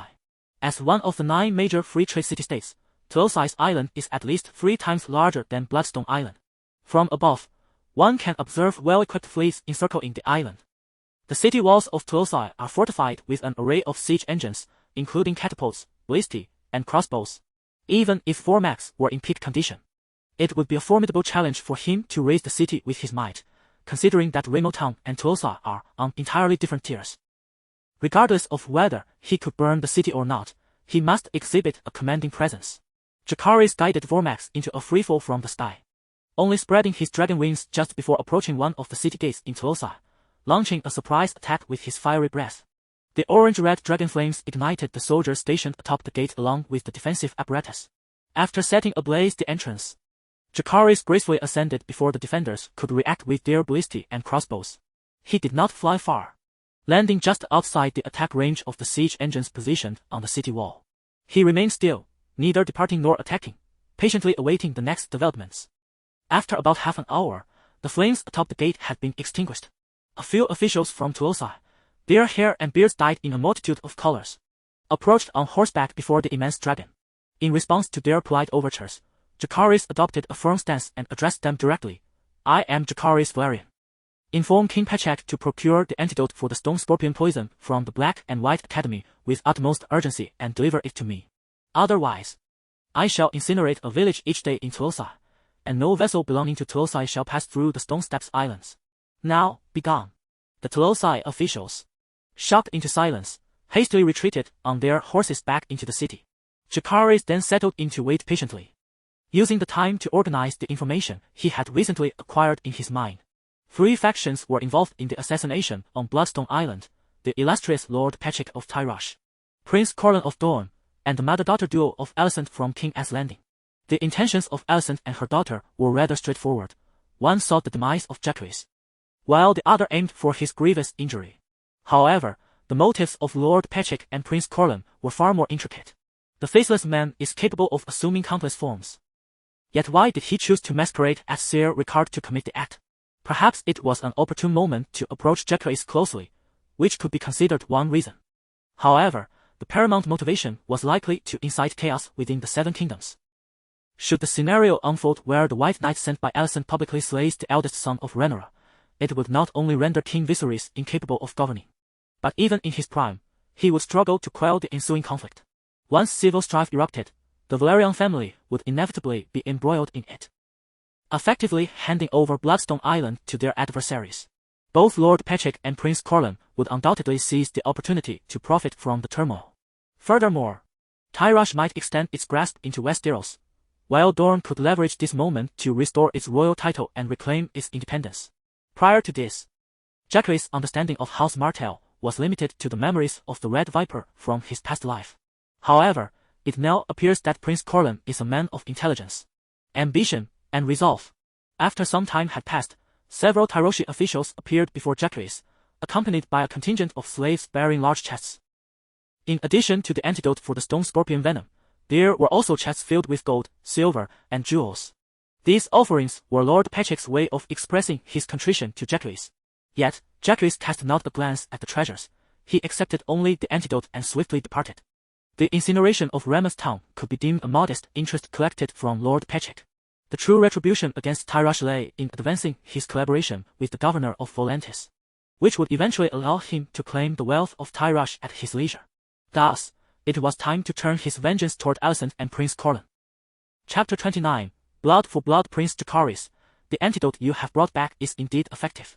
Princess Rhaenyra's body is no longer continuing to stiffen. However, she has already lost a considerable amount of blood, and coupled with the slowly eroding venom of the stone scorpion, it will be challenging for her to awaken in the short term. Thankfully, there are no signs of fever, otherwise, it would have been perilous. In the underground fortress hall of Bloodstone Island, a middle-aged scholar, adorned with a white and a black bachelor's chain around his neck, was reporting Rhaenyra's condition to Prince Jacaerys seated at the head of the table. The white chain, forged from silver, signifies medicine, while the black one, made of black iron, represents the study of crows. Count Corlys had privately informed Jacaerys that this scholar, named Dolan, was personally selected and sent to the scholarly city for training. Thus he could be trusted to a certain extent. Very well, I understand. Thank you, Scholar Dolan. You are too kind, this is merely my duty. With that, he took his leave. Observing Dolan's departing figure, Jacaerys felt a slight alleviation of his worries. The absence of fever in Rhaenyra indicated that her wounds had not become infected. In this era, an infected wound would be incredibly difficult to survive. After a moment of contemplation, Jacaerys turned to Rudy, who was on duty that day, and instructed, Rudy, please summon my friend for a private audience. At once. Before long, Beero hurried in to pay his respects. Once he had dismissed everyone else, Jacaerys directly inquired. One of the masterminds behind this assassination is Duke Patrick of Tyrosh. Therefore, I intend to prioritize a response against Tyrosh. My dear friend, do you have any suggestions? Duke Patrick. Humph, such despicable tactics are indeed befitting of those merchants who pride themselves on deceit. I have heard their elections are rife with threats and bribery. Beero initially shared a look of disdain with Jacaerys before continuing. Prince Jacaerys, since we are targeting Tyrosh, our primary objective should be the town of Lemo, closest to Bloodstone Island. If we can seize control here. Lemo is no more. I burned it down just yesterday. Jacaerys interjected calmly, interrupting Beero. The latter was momentarily taken aback by this revelation, at a loss for words. Jacaerys had already devised his subsequent plan, and his inquiry was merely a gesture of respect towards his collaborator. Noticing Beero's silence, he continued, I plan to blockade the maritime trade routes of Meal and Rhys. The waters of the Stone Step Islands will be adequately covered by our Valyrian fleet and your pirates. If their main fleet shows any signs of movement, it will be necessary to restrain them from the Volantis side. Rest assured, the governor will ensure they remain firmly contained. We will guarantee that Meal and Rhys. Beero nodded in agreement, but suddenly sensed something amiss. Wait, did I mishear? Prince Jacaerys, do you mean to block Meal and Rhys while allowing Tyrosh to pass freely? Indeed. You heard correctly. Thus, the masterminds behind the assassination are not the governors of Meal and Rhys, correct? No, they were not involved. Beeloro observed the serious expression on Jacaerys' face, which bore no semblance of jest. With a look of perplexity, he inquired, what then is the purpose of your actions? Of course, it is to exact vengeance upon Lord Patrick and to bring ruin upon Tyrosh. Jacaerys understood that Beeloro, with his limited perspective, would fail to grasp the malevolence of this gambit. He waved his hand dismissively and continued, you merely need to relay my plan to your esteemed governor. He should comprehend its significance. By the way, I set ablaze the town of Lemo and a city gate in Tyrosh yesterday. Remarkably, rather than expressing anger, Lord Patrick rewarded me handsomely. Such magnanimity is worthy of emulation by all. Let us dispatch some individuals to Mill and Rhys to spread the word. Beolero, bewildered, scratched his head and replied with a bow, as you command. The plan to blockade the maritime routes would not yield immediate results. Moreover, Bloodstone Island, apart from Bachelor Dolan, lacked any medical personnel or women. It was Jacaerys who assisted Rhaenyra in tending to and cleaning the wounds yesterday. Thus, after delegating the affairs of Bloodstone Island to Stone and Rudy, he took Rhaenyra and rode back to Dragonstone. The journey by ship had taken 28 days. Yet the return on Dragonback required merely half a day. Upon landing at Dragonstone's Dragon Tower, Jacaerys was met by Rhaenyra and Daemon, who had received Raven correspondence in advance, accompanied by the Bachelor and their attendants. The scholars of Dragonstone and numerous servants carefully received Rhaenyra and bore her into the castle. Witnessing Rhaenyra's pale, unconscious form, Rhaenyra shot a fierce glare at Jacaerys and sternly declared, Jacaerys Velaryon, this is the consequence of your reckless behavior. You must bear responsibility for this. With that, she turned and accompanied Rhaenyra into the castle. In contrast to Rhaenyra's fervent demeanor, Daemon's emotions were more subdued. However, having lived alongside Jacaerys for 7 years, he knew that the calmer Daemon appeared, the more fervent his anger burned within. Little Jake, tell me every detail. Do not conceal or omit anything, Daemon demanded. Yes, father. Jacaerys nodded in acknowledgement and proceeded to recount the entire sequence of events from the assassination to the city's incineration. Well done. That rebel from Tyrosh dared to strike at the true dragon bloodline. It seems I shall need to find time to ride Corlac to Essos for a visit. But now. Little Jake, what are your thoughts? Upon hearing Daemon's query, Jacaerys turned his gaze towards the southwest, where King's Landing lay, and spoke slowly, naturally. Blood must be repaid with blood. However, Westeros differs somewhat from Essos. Indeed, Jacaerys acknowledged. No matter how he acted in Essos, it would not jeopardize his foundation. Yet in Westeros, the situation was starkly different. Should he dare to ride Vader and incinerate the Hightower family of Old Town, no noble from the Seven Kingdoms, not even the Velaryon family, would continue to support him. Although these noble lords secretly harbor a penchant for underhanded tactics, they all publicly uphold the rules of this power game.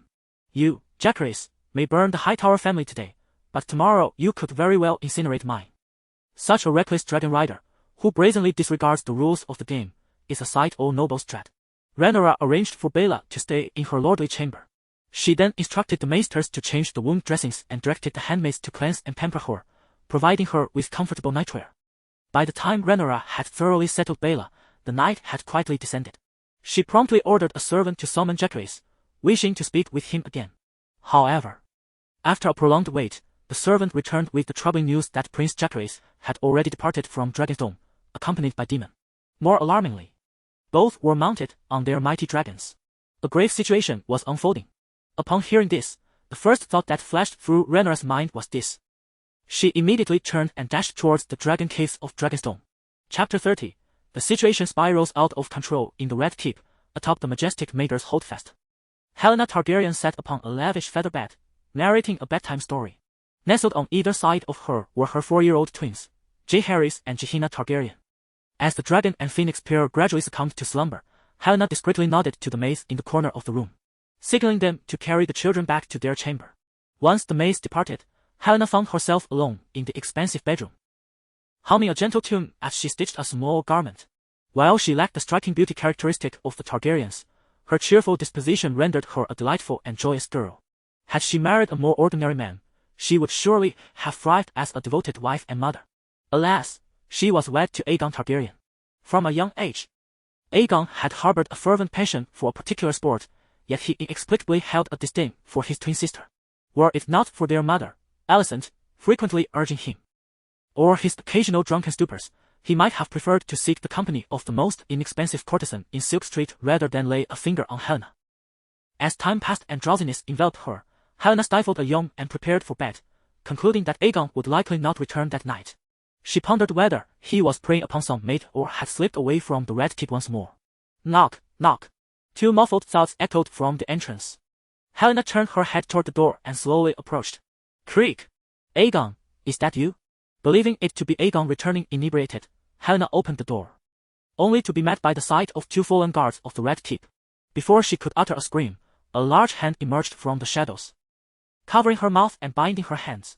Clad in a black hooded cloak, Jacaerys spoke in a deliberately low voice, we bear no animosity towards one another. However, blood must be repaid with blood. With a swift motion, Demon, who had remained silently lurking in the shadows, drew forth a gleaming dagger and advanced menacingly towards Helaena. As the knife-wielding figure approached, Helaena began to thrash violently, as if desperate to voice her thoughts.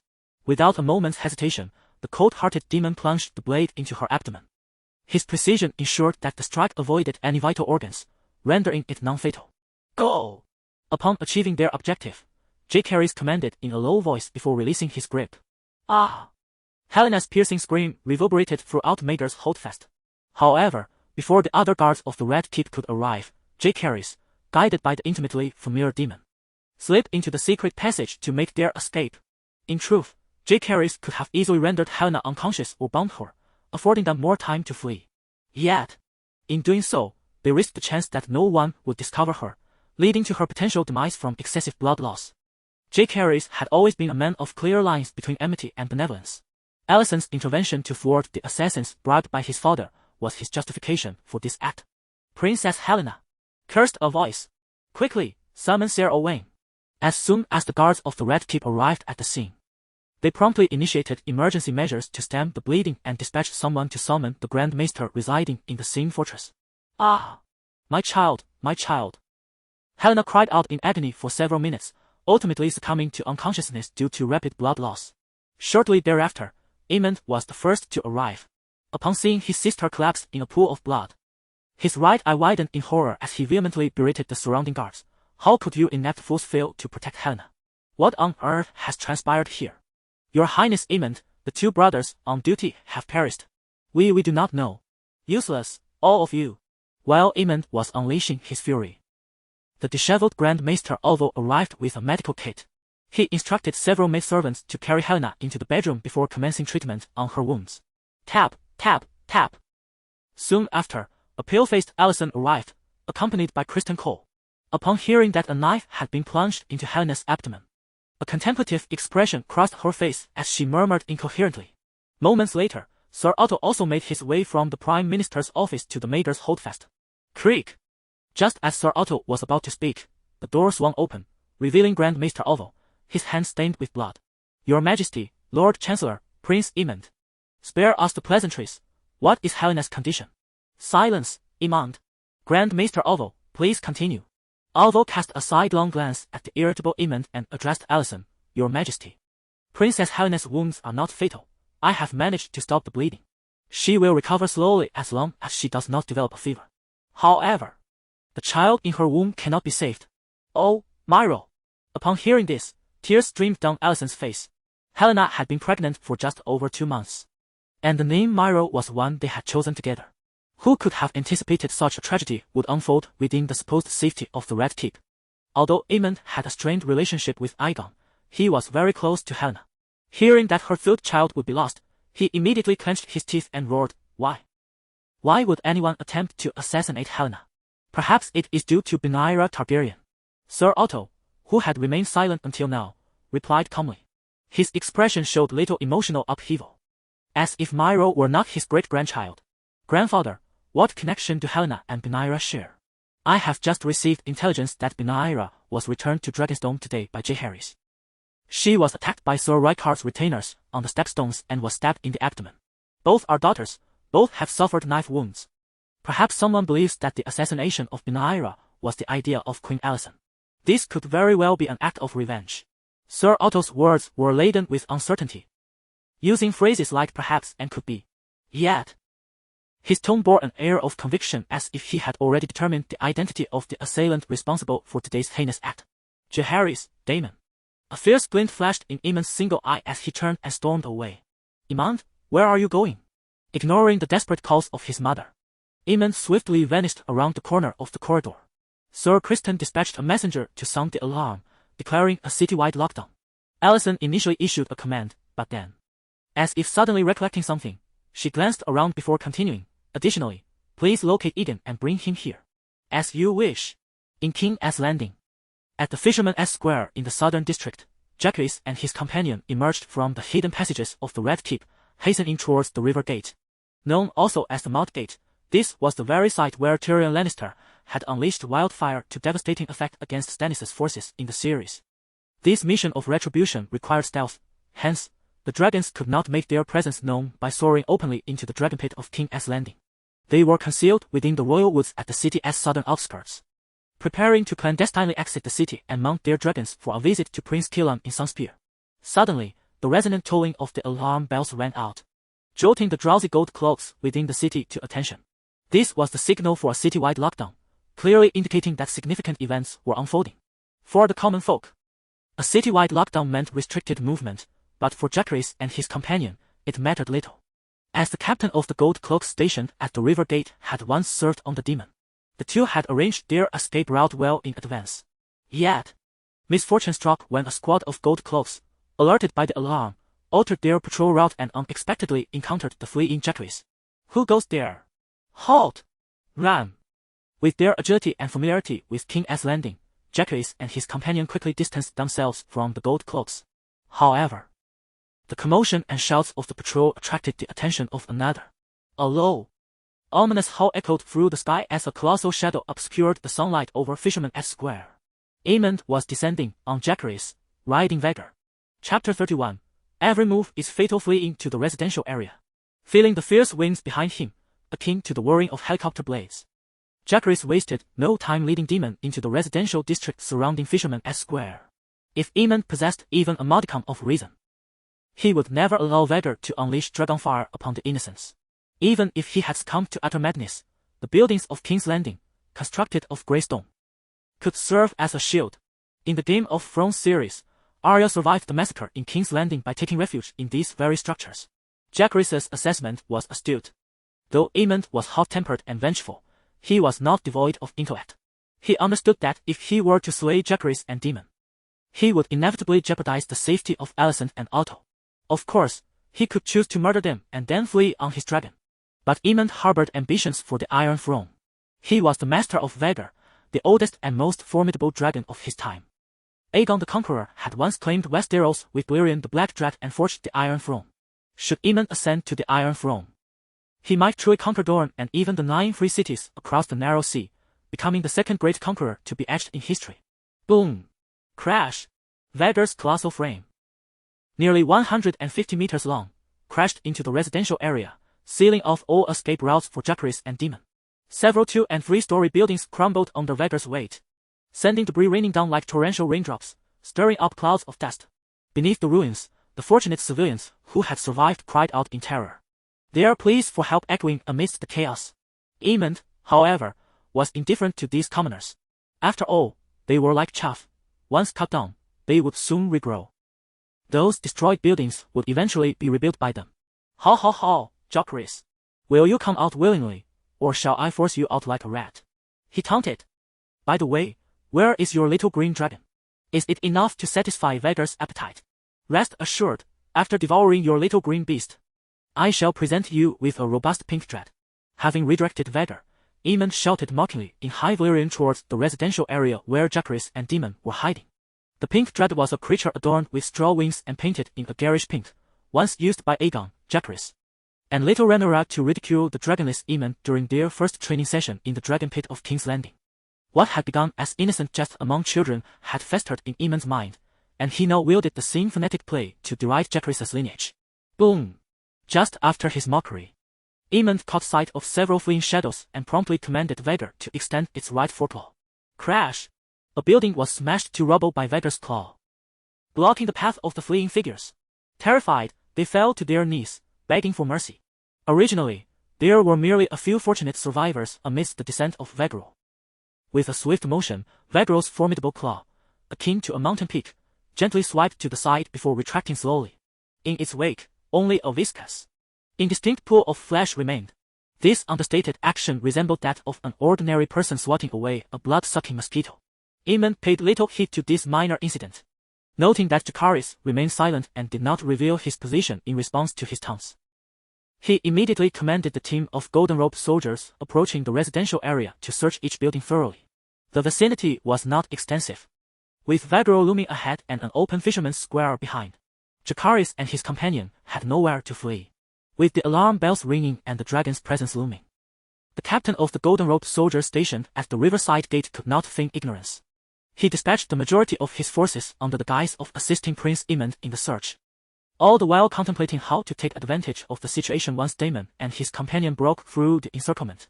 As squads of golden-robed soldiers armed with torches entered the residential district, Jacaerys and his companion, concealed in the shadows, were finally discovered. Initially, they fought back to back.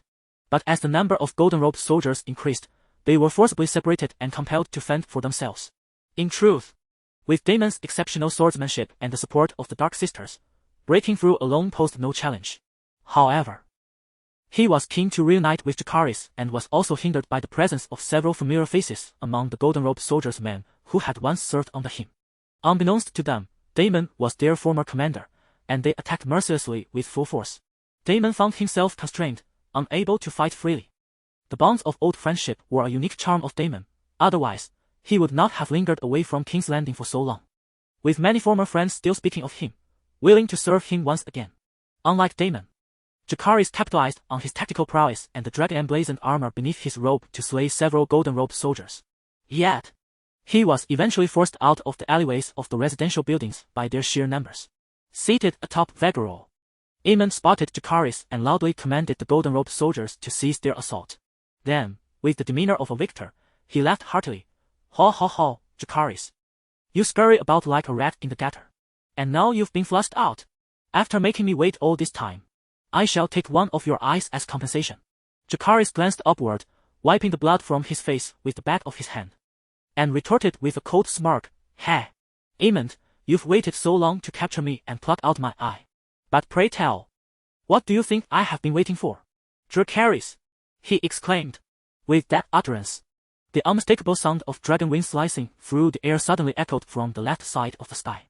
Aemond reacted with remarkable speed, foregoing even the moment to look up, and directly commanded Veggerol to raise its left foreclaw, using its broad and robust wings to shield himself. The fiery orange dragon breath struck the membrane at the center of Vargahol's left foreclaw, erupting like fireworks and illuminating the night sky above Fisherman's Square. With a piercing roar, the wounded Vargahol let out a chilling dragon cry. Jacaerys, having learned from the previous encounter in the narrative, swiftly maneuvered Wumax to avoid the areas covered in verdant bronze dragon scales as he observed Vargahol shielding Aemond with its wings. He targeted the central membrane directly. Without the protection of sturdy dragon scales, combined with Wumax's dragon slayer enhancements, the membrane at the center of Vargahol's left wing was scorched black, with tiny holes beginning to form from the intense heat. However, Wumax, in its rapid dive attack, could not decelerate in time to maintain a continuous stream of dragon fire. After only a few seconds of breath, it collided forcefully with Vargahol's left wing. With a series of hissing sounds, Wumax's robust and sharp hind claws pierced the recently seared membrane, tearing open the previously small holes. Meanwhile, its other two foreclaws raked at the skeletal edge of Vargahol's left wing. The menacing dragon had forcefully maneuvered past Vargahol's wing defense, lunging fiercely towards Aemond within. Breathing dragonfire and savaging Aemond, Jacaerys wasted no time in launching his relentless and lethal assault. Chapter 32, The Battle of the Dragon's Crack. Vhagar's ancient saddle was shattered in the jaws of Vhagar, who had a gaping maw. "Vhagar, bite it!" commanded Aemond, who leapt from the saddle and shouted in High Valyrian. At present, Vhagar's size was merely a fraction, 1/10, of Vhagar's formidable stature. Should Vhagar truly clamp down, it would not be as gruesome as Eryx's fate in the original tale, yet it would undoubtedly inflict grievous harm and render him incapacitated. Fortunately, from the outset, the initiative in this battle had rested firmly in the hands of Jacaerys. Boom! As Vhagar's massive jaws, with a notably slack jaw, lunged forward, Jacaerys deftly maneuvered Vhagar's powerful legs to evade this fatal bite. The impact from Vhagar's kick reverberated through its body, causing Aemond to sway perilously. Once Vhagar steadied itself, Aemond scrambled back onto its back, securing his feet in the remnants of the shattered saddle and gripping the long reins tightly. He regained control over Vhagar. However, in his left field of vision, Jacaerys seized the opportunity to mount Vhagar's saddle as well, urging it swiftly towards the gates of the river. Planning to flee? Jacaerys! If Aemond's rationality had previously been quantified at 50 points, it plummeted to a mere 10 following Vhagar's merciless assault. Without a second thought, he issued a deadly command to Vhagar. Roar! A brilliant yellow flame erupted from Vhagar's massive jaws like a volcanic eruption. Jacaerys, who had been attentively observing the enemy's movements, immediately directed Vhagar to evade. Vhagar's relatively smaller size and enhanced agility allowed for a swift maneuver. Suddenly, it halted and pivoted, narrowly avoiding the terrifying torrent of Dragonfire that measured at least 8 or 9 meters in diameter. In comparison to Vhagar, Vhagar's breath was not only significantly less expansive in range, but the temperature disparity was painfully evident. Even at a distance of 2 meters, Jacaerys could feel the searing heat against his exposed skin. Boom! The wayward yellow flame collided violently with the ancient gate of the river, which was constructed of ironclad oak. The gate shattered instantaneously. The residual iron around the gate melted rapidly under the scorching yellow flames, transforming into a liquid state. To quote a phrase from a previous life as literary tropes, it was indeed terrifying. Whoosh! Seeing that Vhagar had inadvertently aided him, Jacaerys immediately commanded Vhagar to ascend vigorously into the skies above King's Landing. He understood well that the earlier advantage over Vhagar was due to the aerial ambush, compounded by the necessity of Vhagar to protect Aemon. In close combat on the ground, even without the use of Dragonfire, Vhagar would stand no chance against Vhagar. It was not only Jacaerys who was astounded by Vhagar's fearsome breath. Aemon was equally taken aback. The formidable physique of the creature, akin to a blazing sun, executed precise strikes with no guiding hand, showcasing extraordinary agility. The myriad of exceptional traits possessed by Womax compelled a reconsideration of any previous underestimations. Whoosh! Whoosh! Aemon maneuvered Vargahar into the skies, closely trailing behind Womax. However, the gaping wound on the central membrane of Vargahar's left wing significantly hindered its flight speed. As it soared through the dense clouds above King's Landing, apart from the breathtaking tapestry of stars, Womax's figure was utterly obscured. Suddenly, the clouds beneath Vargahar erupted in a brilliant glow, as an orange-red dragon flame struck its underbelly. Yet, it proved futile. The ancient verdigris bronze scales, worn for over a century, exhibited astonishing resistance. Even with the Dragon Slayer's enhancement, Womax's flames left only a faint singe. Whoosh! Vargahar slowly adjusted its trajectory and unleashed its breath of fire towards the clouds concealing Womax. The expanse of clouds rapidly evaporated under the scorching yellow flames. Naturally, Womax was nowhere to be found behind the clouds, having already shifted its position after the initial miss. Were it not for the clear skies today, Jacaerys would undoubtedly have scorched Aemon from above with Dragonfire. Below, at the river gate and Fisherman's Square, all eyes were turned skyward. The alternating bursts of orange-red and bright yellow illuminated King's Landing with an unusual radiance. Meanwhile, Daemon, having stealthily approached the vicinity of the river gate, took advantage of the captain in golden robes as cover and slipped through the weakening flames, making his escape. This was not an act of cowardice but a keen understanding of the implications of Jacaerys' earlier charge towards the river gate. The two colossal dragons clashed in the sky for some time, yet no victor emerged.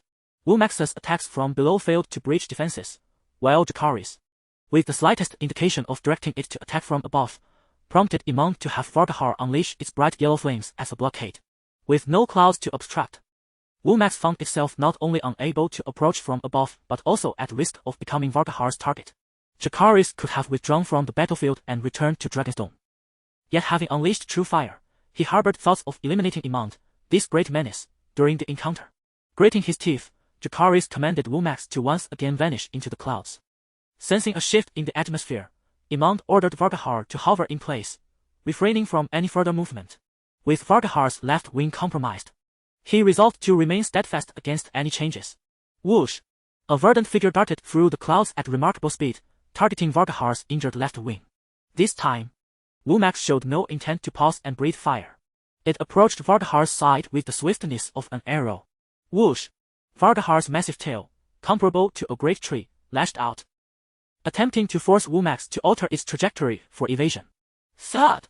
The tail collided with Womax, producing a resounding thud.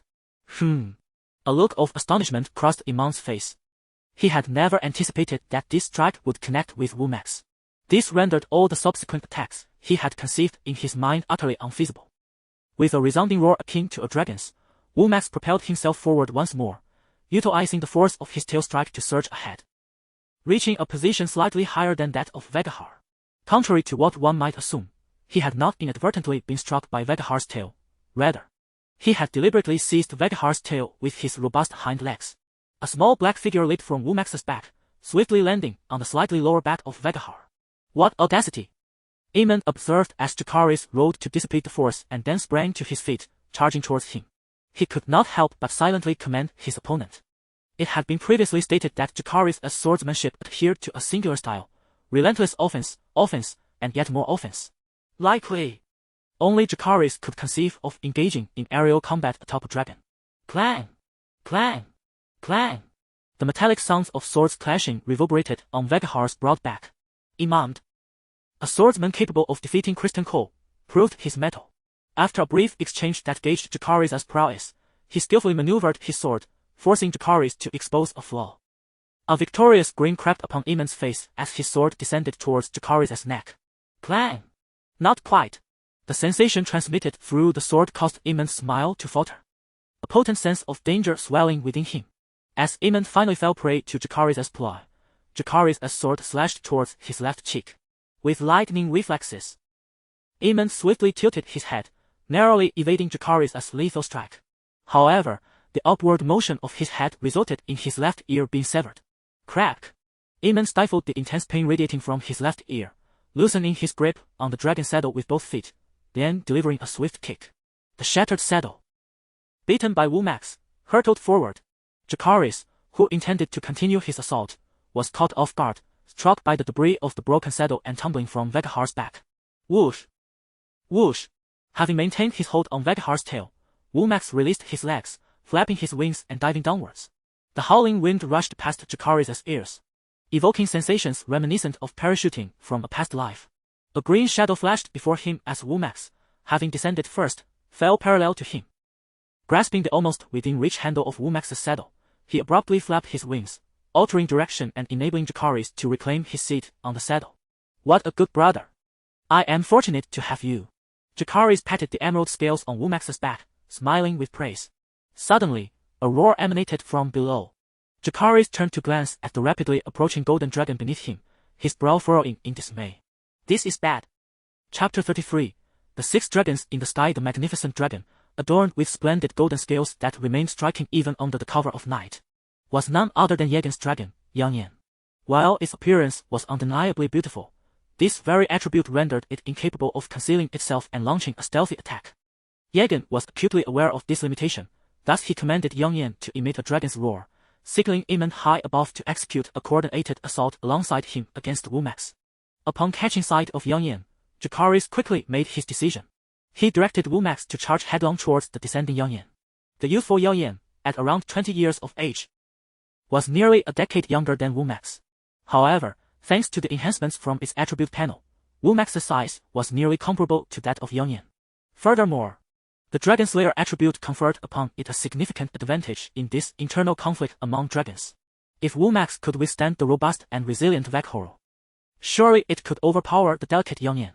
With a fierce roar, both Wumax and Yangyan unleashed torrents of searing dragon flames that collided violently in the night sky. As the intensity of their fiery assaults was relatively equal, neither dragon could gain the upper hand. A substantial amount of orange flames erupted outward, momentarily obscuring the vision of Jacaerys and Yegan. Suddenly, a vibrant green figure pierced through the swirling flames, crashing heavily into Yangyan. The immense weight and inertia of Wumax, descending from above, sent both dragons plummeting towards the ground. As they fell, Wumax relentlessly clawed at Yangyan's golden scales with its powerful hind legs, while Yangyan retaliated by sinking its sharp fangs into the emerald scales of Wumax's abdomen. The sound of shattering scales and the crimson blood of dragons rained down upon the city of Junlin. On the surface, the battle between the two colossal dragons appeared fierce, with both sustaining injuries. However, in reality, Yangyan's wounds were far more severe, with the advantage of the Dragon Slayer attribute. Each of Wumax's claw strikes tore through Yangyan's golden scales, embedding deep into its flesh. Conversely, Yangyan needed to bite the same spot 2 or 3 times to breach the fortified defenses of Wumax, enhanced by its resilient skin attribute resulting in denser scales. As the two dragons struggled in their deadly embrace, Jacaerys contemplated replicating the previous dragon jump battle strategy. After all, Yegan's swordsmanship was mediocre, and he was confident he could dispatch him within 3 strikes.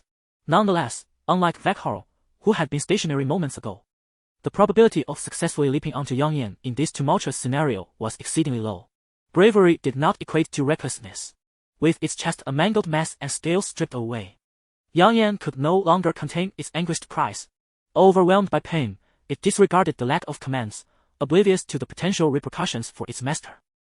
With a tremendous opening of its jaws, it began to gather its fiery breath.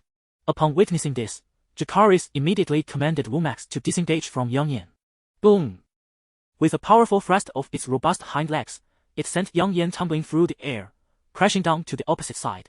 As Young Yen struggled to regain balance, Jacaerys sought to deliver a punishing blow, commanding Womax to incinerate both dragon and rider. Suddenly, a resplendent column of yellow flames surged from above, heralding the arrival of Aemond and Vhagar. Cursing under his breath for missing the opportunity to strike, Jacaerys deftly maneuvered Womax to evade the terrifying blaze. Given a bit more time to develop, he and Womax could triumph even against two adversaries. However, the looming threat posed by the now steady Young Yen and Vhagar prompted Jacaerys to swiftly lower their altitude, directing them towards the red keep of King's Landing.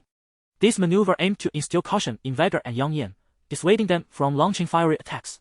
If he could just delay a little longer until reinforcements arrived, victory would be assured.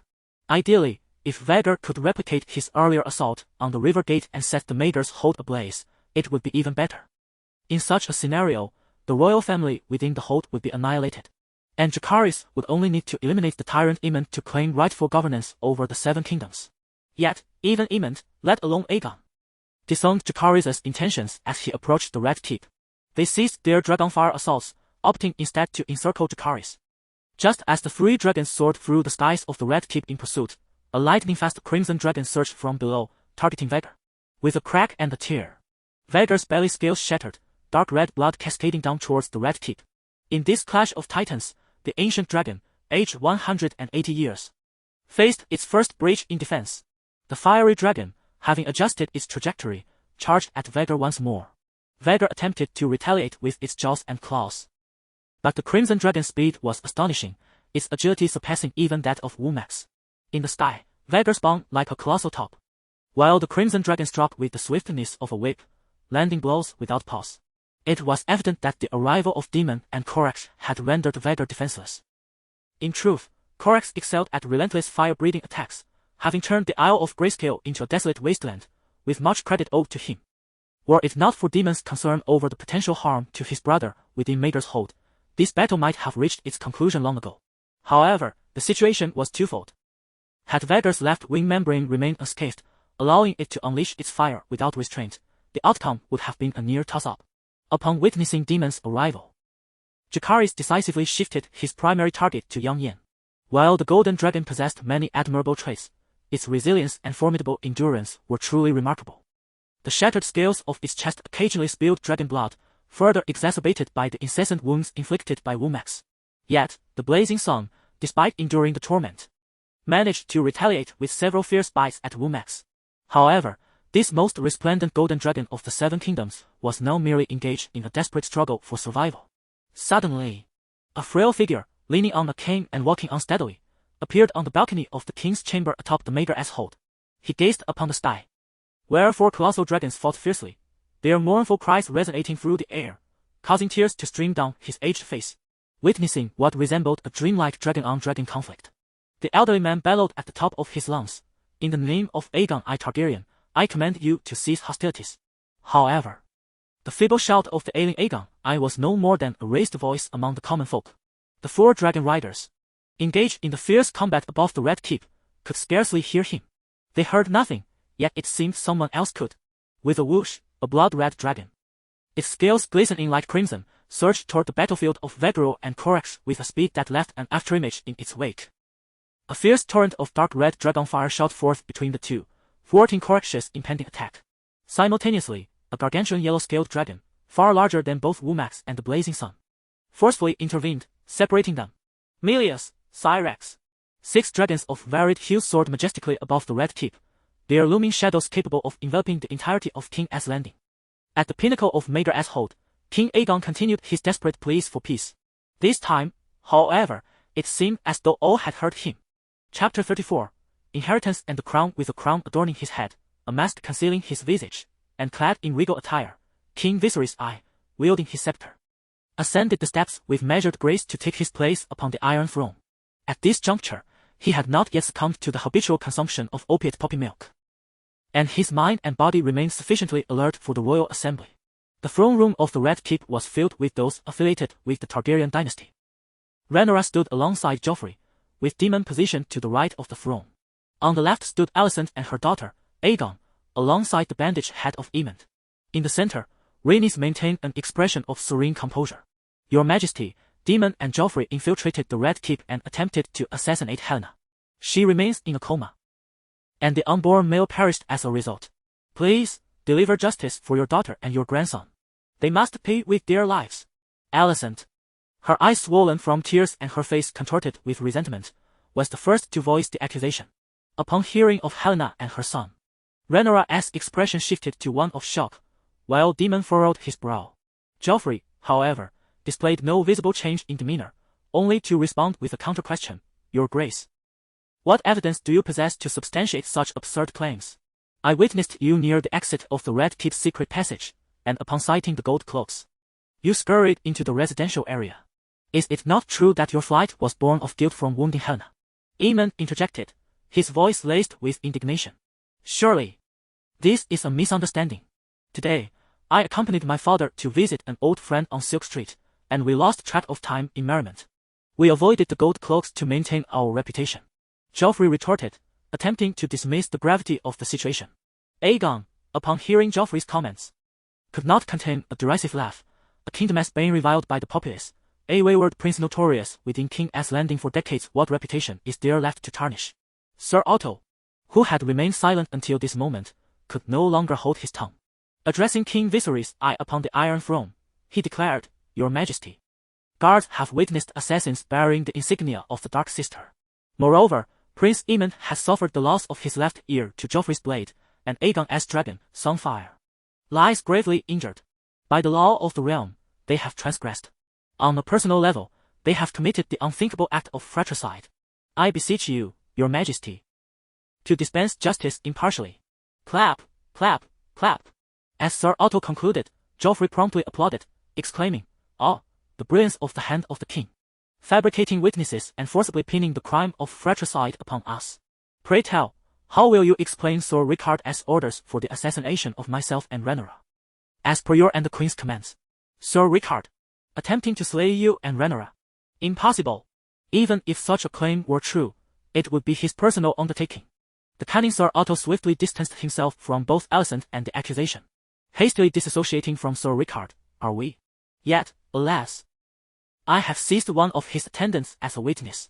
Indeed, the gold-clad envoy you dispatched to communicate with this retainer has also fallen under our control.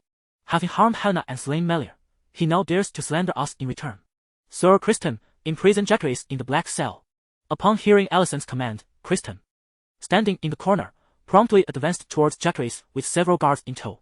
Observing this, Demon slowly placed his hand upon the hilt of his dark sister's sword and stepped forward to shield Jacaerys. A sneer emerged on Jacaerys' face. Oh, planning to strike now that I've touched a nerve. Indeed, the Red Keep is filled with your kind.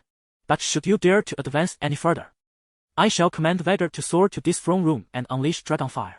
Aegon, who had been simmering all day, erupted into laughter upon hearing Jacaerys' words. Ha! Do you take us for children? Trying to frighten us with such tales? The Red Keep is several kilometers away from the Dragon Lair. Go ahead and call it. He can do it. Aemond seemed to recall the initial dragon raid and stated earnestly.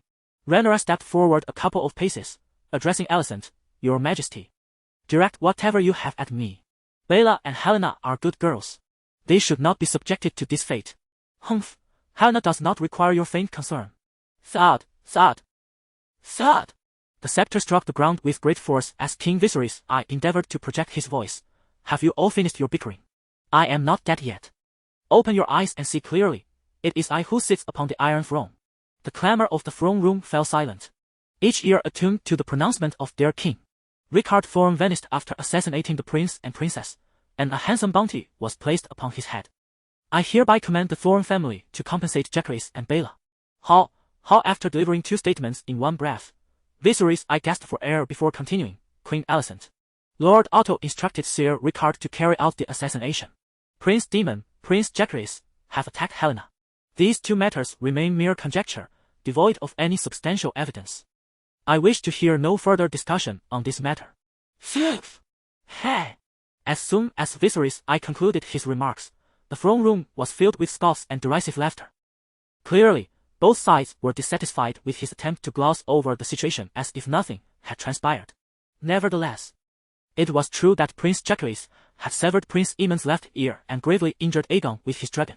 Coupled with the recent rumors circulating in King's Landing, he had become unsuitable to serve as the second heir to the Iron Throne. In the name of Viserys Targaryen I hereby declare the revocation of Jacaerys Velaryon's claim to the Iron Throne. At this pronouncement, Rhaenyra's countenance turned ashen. She had told to persuade Rhaenys to join her in King's Landing, hoping to quell a looming catastrophe. Yet her father had chosen to align himself with Alicent's faction. Alicent and her supporters naturally shared this sentiment, their faces betraying expressions of delight. Your Majesty, I have something to say. Speak. After obtaining the consent of Viserys Jacaerys immediately spoke up.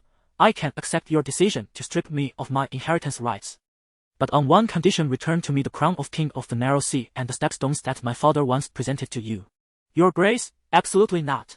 The stepstones are an integral part of the Seven Kingdoms, and we shall never permit their secession. Sir Otto, who immediately discerned Jacaerys' intentions, promptly voiced his dissent. The stepstones are part of the Seven Kingdoms. Would the esteemed Prime Minister be inclined to embark upon a maritime expedition to survey a portion of these Seven Kingdoms? Let us observe whether one might return alive to King's Landing. Jacaerys' words were no longer veiled insinuations, but rather a blatant and undisguised threat. Viserys turned his gaze towards Rhaenyra and Daemon before nodding solemnly at Jacaerys and responding, Very well, I grant you my consent. Splendid! Upon hearing this, Jacaerys felt a secret thrill of delight. That so-called second heir to the Iron Throne held value only after the demise of Viserys Yet he knew full well the state the Seven Kingdoms would descend into once Viserys passed. Thus, to exchange this utterly meaningless title of succession for the crown of the stepstones was nothing short of an extraordinarily advantageous bargain. From that moment onward, the stepstones became truly independent from the Seven Kingdoms, rightfully belonging to Jacaerys as his sovereign domain. Chapter 35. The Change of Betrothal. Knock, knock, knock. After quelling the bloody internecine conflict within the royal family, the ailing King Viserys slowly withdrew from the throne room. Though his steps faltered, he refused all assistance. The indecisive Viserys may not have been an exemplary monarch, yet his devotion to his king remained unquestionable. His sole regret lay with his first wife, Aemma Arryn, who perished in childbirth to save their son. This tragedy only deepened his doting affection for his daughter Rhaenyra. Was stripping Jacaerys of his birthright truly an act of allegiance to Alicent? No, he simply wished to shield his beloved Rhaenyra from bearing the burden of Jacaerys' notorious reputation, lest it tarnish her claim to the throne. Even as illness racked his body with ceaseless agony, he clung to life, yearning for 2 more years to shelter his daughter. Yet Viserys remained oblivious. The longer he lingered, the more power Alicent and the Greens amassed. The dance of the dragons would only grow bloodier. After losing sight of her father's retreating figure, Rhaenyra walked toward the exit of the throne room with evident desolation, silent and neutral as ever. Rhaenys followed closely by her side and murmured, It seems our arrangement requires some modification. The original pact between House Velaryon and King Viserys brokered with Rhaenyra stipulated that the Iron Throne would pass to Jacaerys after her reign. His surname would be changed to Targaryen, and he would wed Baela. Yet Rhaenys had never favored Rhaenyra's dark-haired sons, and in recent years, Jacaerys' reputation had only deteriorated further. Thus, the moment his claim was stripped away, she wasted no time in seeking adjustments. And what changes do you propose? Your eldest son with Daemon, Aegon Targaryen, shall wed Baela. Upon hearing this, Rhaenyra halted abruptly, turning to fix Rhaenys with an unwavering gaze. Baela and Jacaerys grew up side by side, their bond unbreakable. This time, on Bloodstone Island. She even took a blade meant for him. Would you tear them apart so cruelly? Baela willingly shielded him. Who knows if it was Jacaerys who forcibly used him as a shield? Upon hearing this, a fleeting shadow of gloom crossed Rhaenys' countenance, yet she refrained from overt display. With a light chuckle, she remarked, Oh, Rhaenyra, do not utter such childish words. When has royal marriage ever been about affection? It's always been about interests. Isn't that precisely the case between you and me? Very well, if not affection then let it be interests. Jacaerys is poised to ascend as the sovereign of the Narrow Sea and the stepstones, those hallowed waters that constitute the most vital maritime arteries of House Velaryon. Without our Velaryon fleet, that is merely an empty title and a worthless wooden crown. There is no urgency in this matter. Return to Dragonstone and contemplate it thoroughly. I shall return for Benella in due time, and I sincerely hope to receive your response by then. As Rhaenyra and Rhaenys conversed in hushed tones, Alicent and her father likewise exchanged whispered words. Father, why did you restrain me earlier? Jacaerys has claimed the crown of the stepstones. Henceforth not even a king may impose his will upon him by force. Upon hearing Alicent's questioning, Ser Otto replied with an unperturbed expression, I am aware. Which is precisely why I was the first to voice opposition earlier. Yet having served his grace for so many years, I understand him well. No one can alter this decision of his. Should you persist in pressing the matter, you will only incur his growing displeasure. But, Alicent began, poised to say more, only to be swiftly interrupted by Ser Otto. Alicent, you need not trouble yourself overly. Once Jacaerys gains his independence, we shall indeed lose the authority to command or restrict him in the king's name. Yet this matter bears both advantages and disadvantages. Without the nominal protection of the Seven Kingdoms, does he truly believe the wolves and jackals prowling the stepstones will be easily subdued? From this day forth, the war upon the stepstones shall grow ever more brutal. The forces aligned with Rhaenyra shall be relentlessly ground down within this merciless meat grinder of conflict. Upon hearing that Rhaenyra and Jacaerys would encounter trouble in the stepstones, Alicent nodded with satisfaction. Then, in an icy whisper, she murmured to herself, Mater, I shall ensure every murderer pays for your death with their lives. Seeing the ever-merciful Alicent utter these words, a faint smile graced Lord Otto's lips. Jacaerys, I shall most certainly reclaim the eyes and ears you brothers have taken from me. Aemond approached Jacaerys, who was preparing to depart, and whispered menacingly in a low voice. I shall be waiting for you. Jacaerys nodded in affirmation, then with a visage of solemnity continued, Ah. A benevolent reminder for thee beware the feline of ebony and ivory hues. The feline? Gazing at the bewildered Aemond, Jacaerys whistled a tune from Black Cat Sheriff before turning away. After departing the throne room, under Rhaenyra's guidance, Jacaerys and Daemon proceeded to visit Viserys I. The three deeply bonded relatives engaged in heartfelt conversation upon meeting. During this time, Rhaenyra also revealed Rhaenys' intention to alter Baela's betrothal, seeking her father's counsel on how to proceed.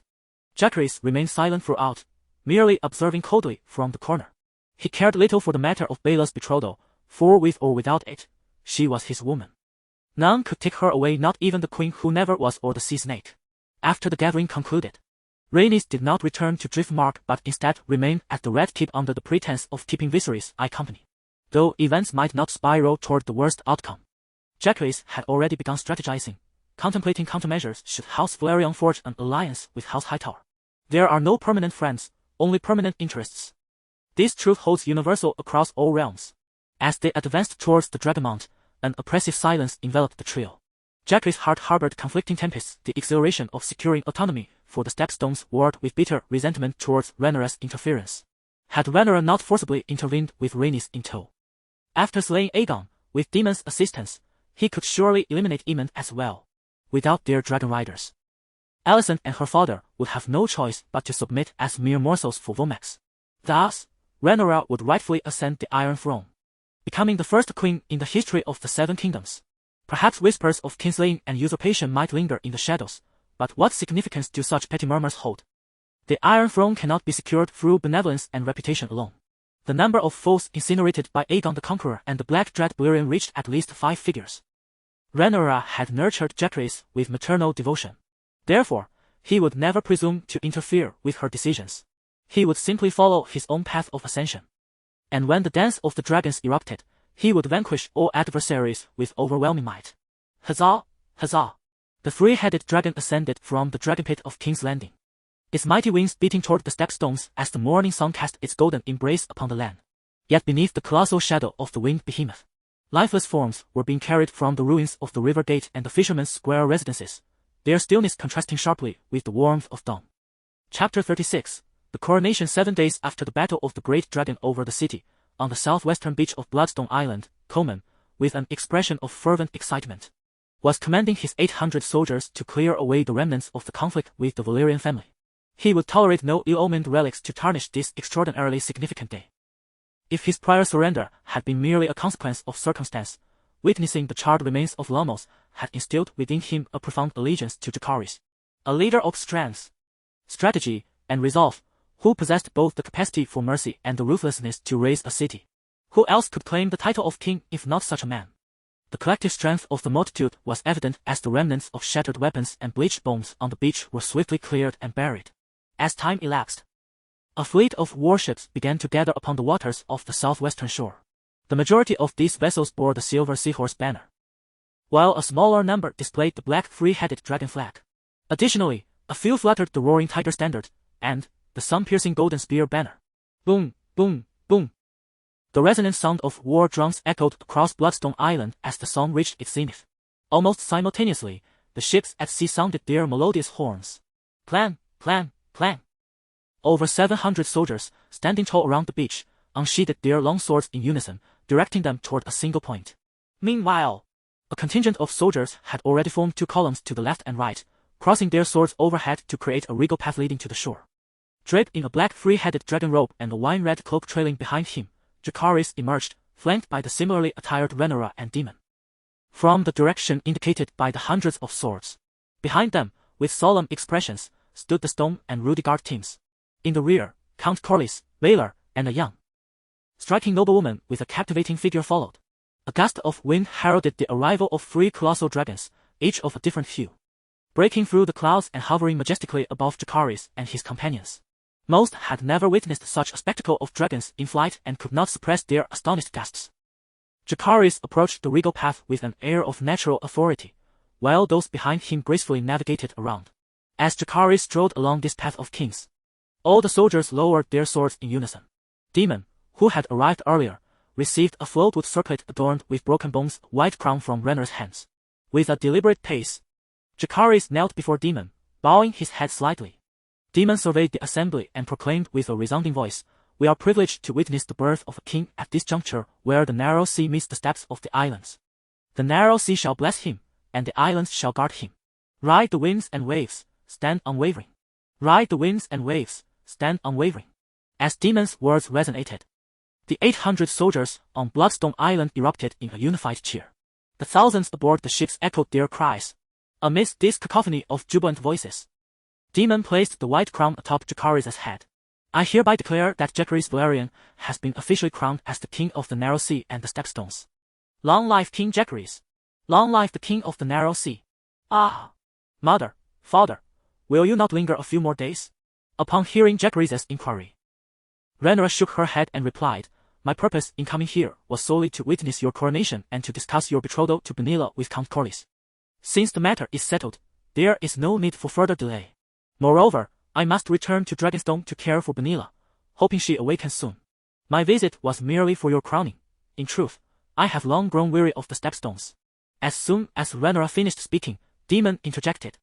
He placed a hand on the side of Jacaerys' shoulder and continued, "During my years as the King of the Narrow Sea, this place was a complete shambles. Young J. No. King Jacaerys, I hope you will transform this realm entirely." "Indeed, I shall."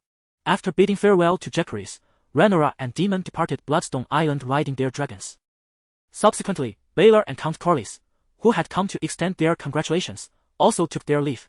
Jacaerys could distinctly sense a rift between himself and Count Corlys. Perhaps it stemmed from the deprivation of his claim to the throne, or perhaps it was due to something Rhaenys had communicated in her letter. Or possibly the revelation concerning Vaemond. Regardless, as Count Corlys departed, he took the Velaryon fleet and all his forces back to Driftmark. Thus, the military presence on Bloodstone Island was reduced to Jacaerys, his loyal guards, and a 1,000-strong army composed of 800 soldiers under the command of Coleman and 200 Dornish troops. In terms of naval strength, they were relatively well equipped. The warships stationed at Bloodstone Island were those previously seized from the Kingdom of the Three Daughters, now adorned with the black three-headed dragon banner. There were 4 large warships, 8 medium vessels, and 12 small ships, constituting a fleet of moderate size, though ideally, it should comprise 2,100 men. Just as Jacaerys was contemplating the logistics of Bloodstone Island in the hall of the underground keep, a beautiful noblewoman, who had attended his coronation, came to pay her respects. It was Alysanne Martell, the eldest daughter of Prince Corran. She had been dispatched to present Jacaerys with a coronation gift and to deliver a letter from her father. This was the reason behind the appearance of the Martell family's golden spear banner at the coronation.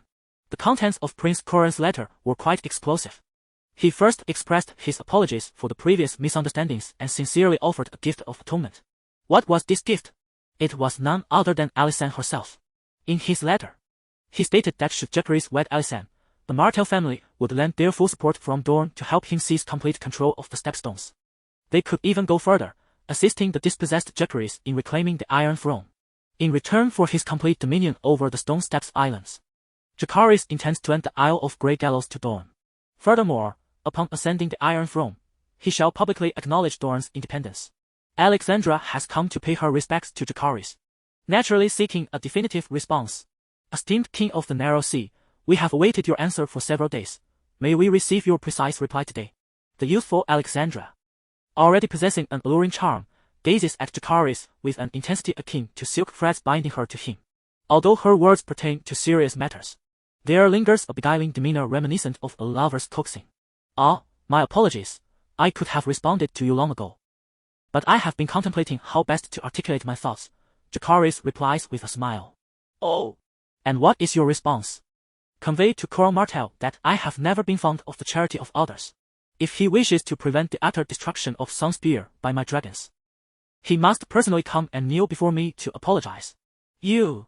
Upon hearing this, Alexandra's flirtatious demeanor vanishes instantaneously, though she wishes to unleash her fury. The recollection of her father's earlier counsel compels her to suppress her anger. I shall deliver your message verbatim. Jacaerys Velaryon, you shall surely regret this decision today. With that, she turns to leave. Wait. Have you changed your mind? Alexandra inquires as she spins around at Jacaerys' call. With purposeful strides, Jacaerys rises from his throne and approaches Alexandra. A resounding slap echoes as he strikes her right cheek, instantly reddening and swelling it with the imprint of his hand. How dare you strike me? Slap. You. Slap. After a trio of resounding slaps, Alexandra finds herself dazed and kneeling upon the ground, a trickle of blood escaping from the corner of her split lip. Clutching her aching face, she gazes at Jacaerys with eyes filled with resentment. Yet dares not utter another word. Jacaerys completely disregards her seething glare, looking down upon her with a cold demeanor, stating, Your survival is not due to your status as a messenger, but rather because today marks my coronation. And I wish not for the presence of death to mar my spirits. It seems you have learned your lesson. Begone. Deliver my words to your father. Either live on your knees or perish standing. Chapter 37 Fair trade, Your Majesty. The nobles of the Seven Kingdoms are particularly concerned with their dignity.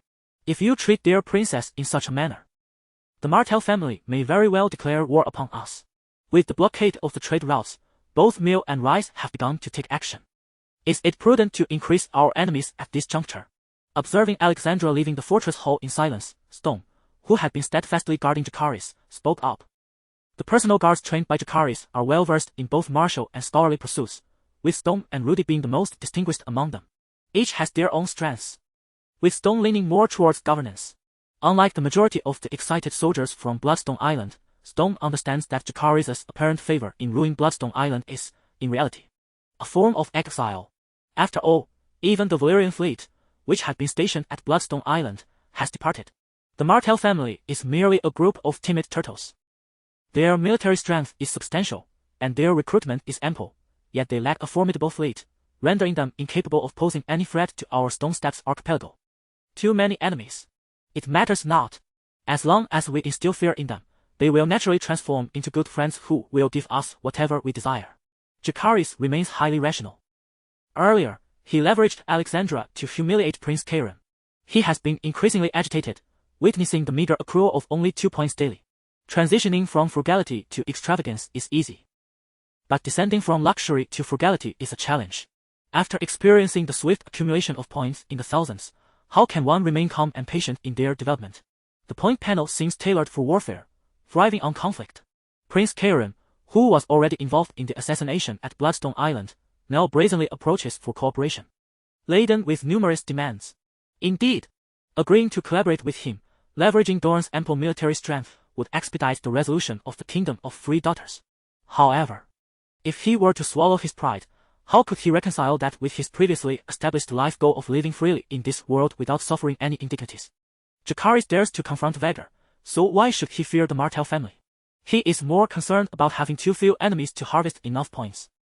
Returning to the main topic, Jacaerys suddenly recalled the unfinished discussion with Stone regarding the supply issues at Bloodstone Island and continued, By the way, you mentioned our supplies would only last for 10 days. Indeed, it was originally sufficient for over 2 months. However, today's coronation feast consumed an excessive amount of food supplies. I recall we have collected quite a sum in cleaning fees during this period, correct? Taken aback by Jacaerys' sudden shift to a different topic, Stone responded, yes. The gold and silver currency, along with gemstones and jewelry from both continents, amounts to a considerable fortune, at least 1,500 gold dragons. This sum is enough to equip a well-armed elite force of 150 men. In this era, it is a sum that would make the lesser nobles of the Seven Kingdoms envious. Go find a major town in meal or rice to procure grain, utilizing this money to purchase supplies at twice the market price. Purchasing food supplies with money. Your Majesty, while this approach may temporarily alleviate the supply issue, it does not address the root of the problem, and we shall inevitably face supply challenges again.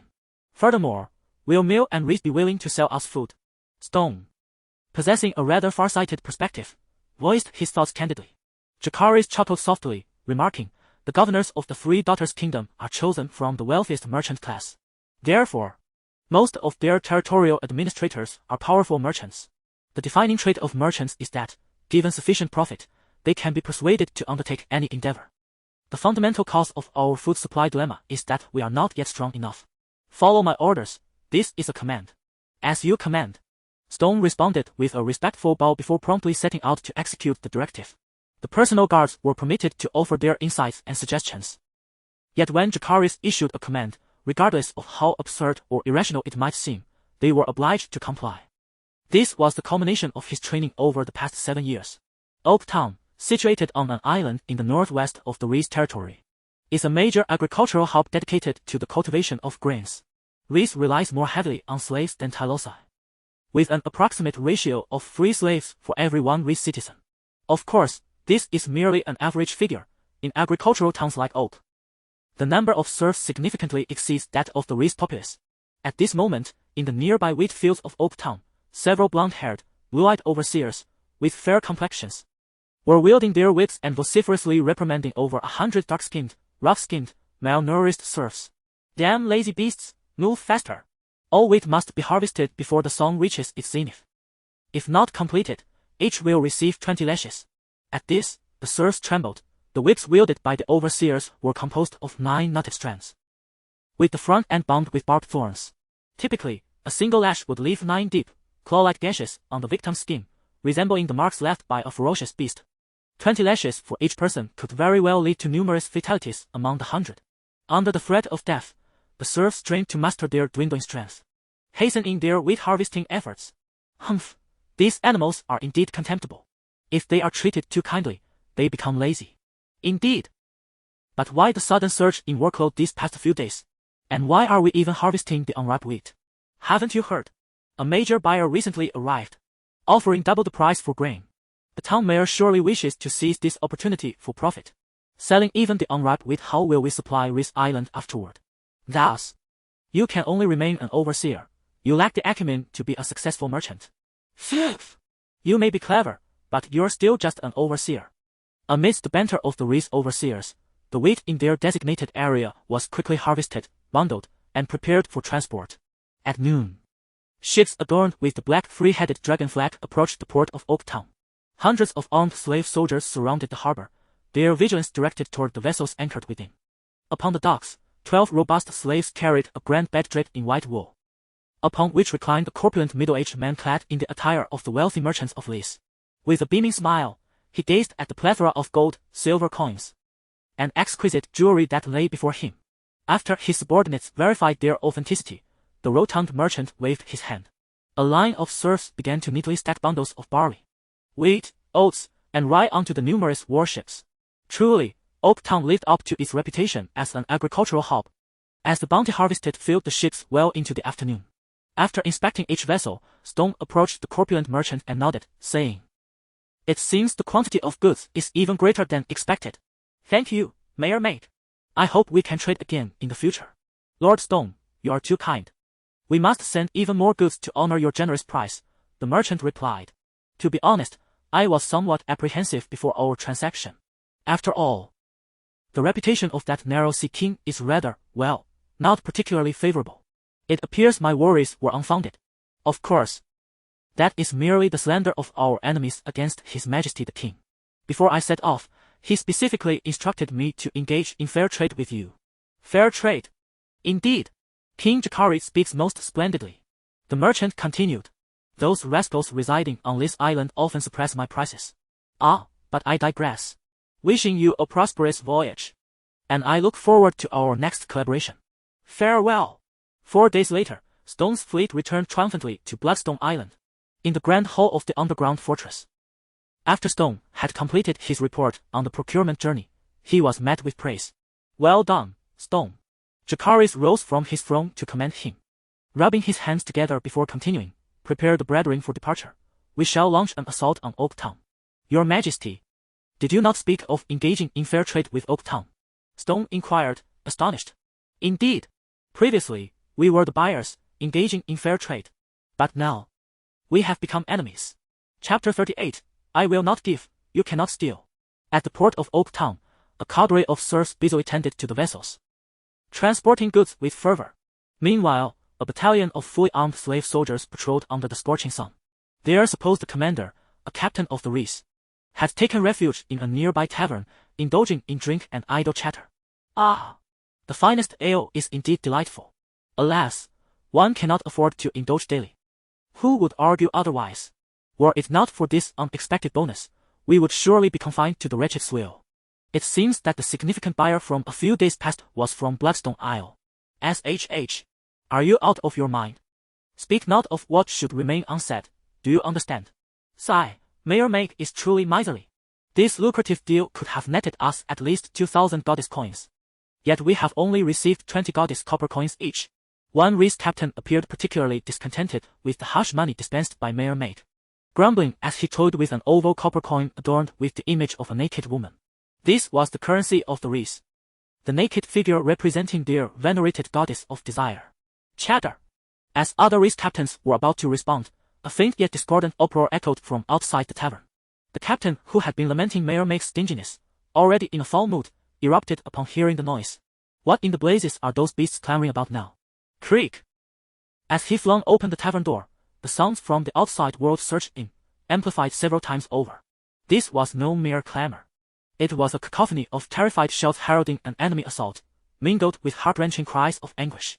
Serfs, in a state of panic, scurried about the port, and the slave soldiers, upon spotting the ruse captain who had just opened the tavern door, flocked to him like moths to a flame, seeking solace. Whoosh! The mass movement of the crowd presented a tremendous target, prompting a rain of arrows, accompanied by piercing whistling sounds, to be unleashed from the black three-headed dragon warship that blocked the harbor's exit. Realizing the peril, the ruse captain hastily slammed the tavern door shut and braced his back against it. Ah! Thud, thud, thud.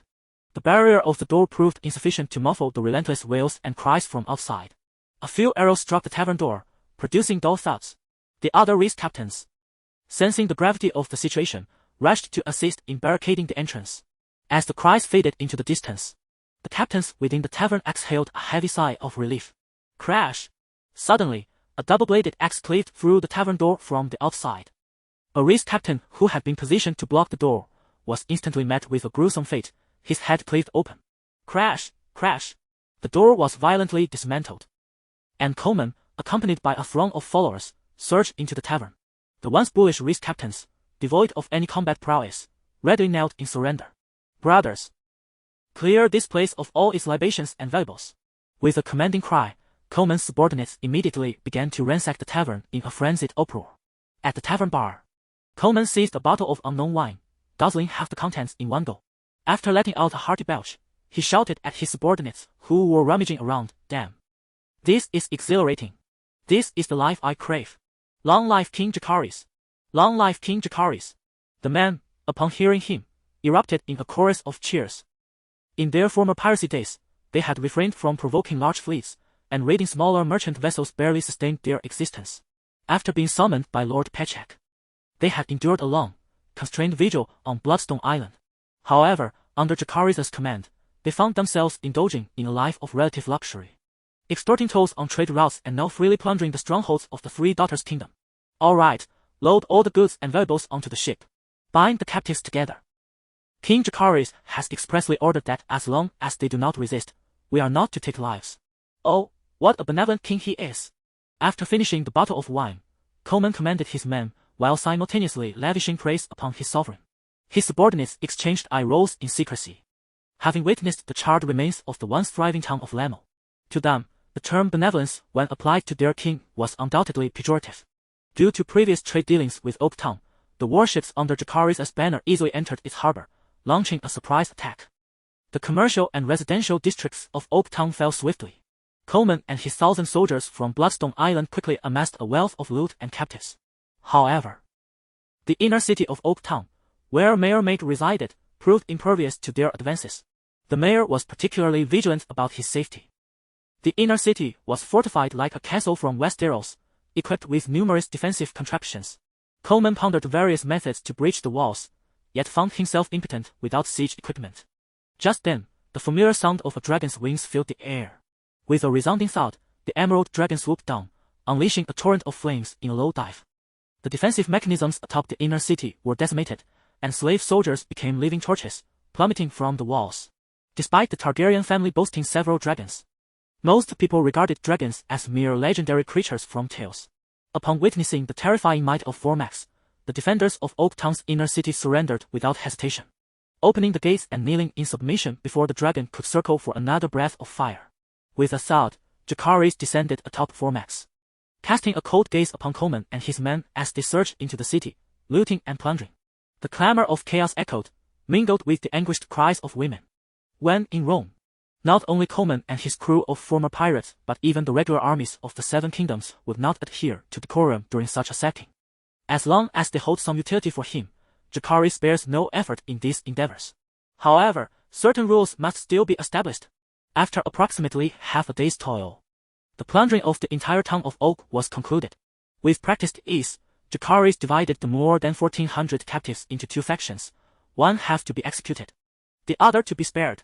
Yet, the majority of these captives were mere slaves, and even employing humane methods only stirred hostility in a portion of them. Ultimately, he amassed nearly 300 points. Unlike the previous raid on Lamel Town, this time, over 1,000 soldiers from Bloodstone Isle witnessed Vormax burn alive more than 700 individuals. Most of them felt parched and were on edge, perched upon his dragon saddle.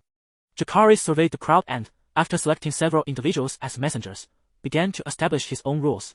You shall fight alongside me at the cost of your lives. After victory, pillaging and burning are to be expected. However, without you, I can still raise cities. Yet without me, you would be utterly incapable of breaching a city's defenses. Thus, all spoils of our plunder belong solely to me. These treasures can only be claimed with my permission. Without my consent, you shall neither steal nor seize.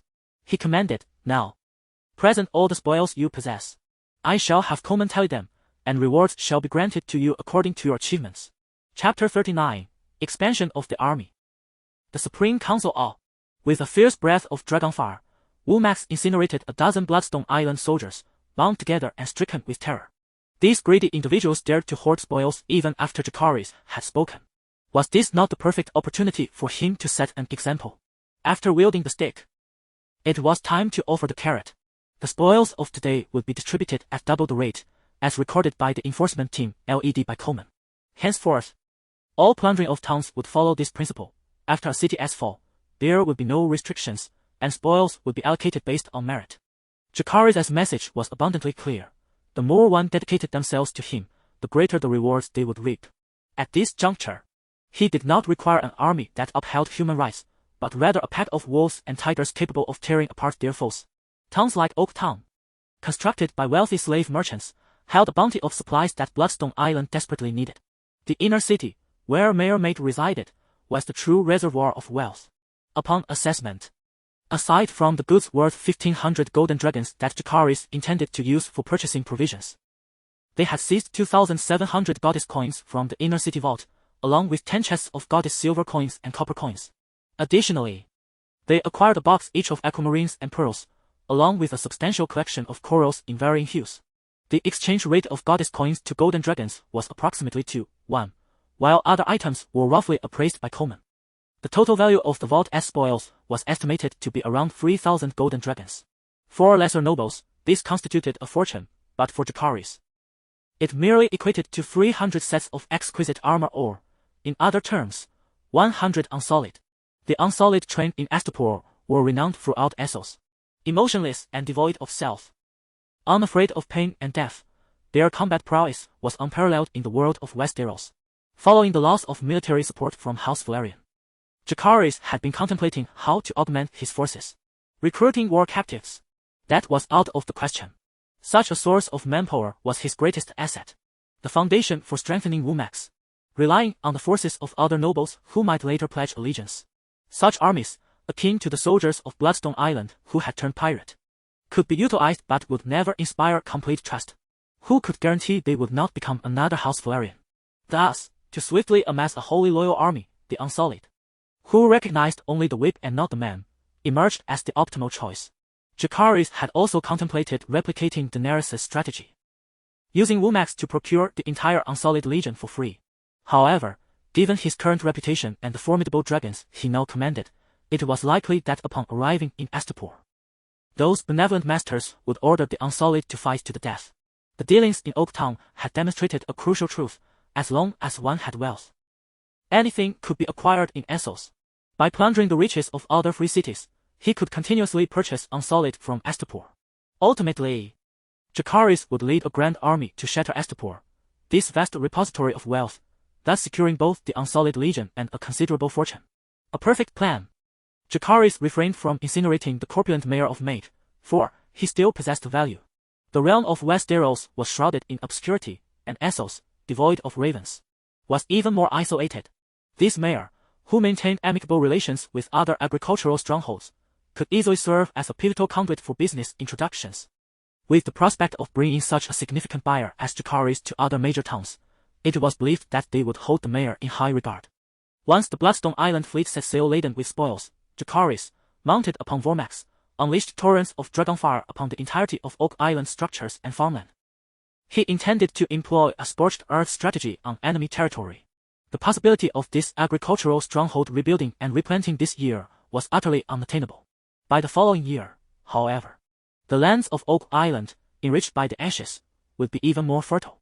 Yet, by that time, the island's fate remained uncertain. During the return to Bloodstone Island, Jacaerys accessed his entry panel.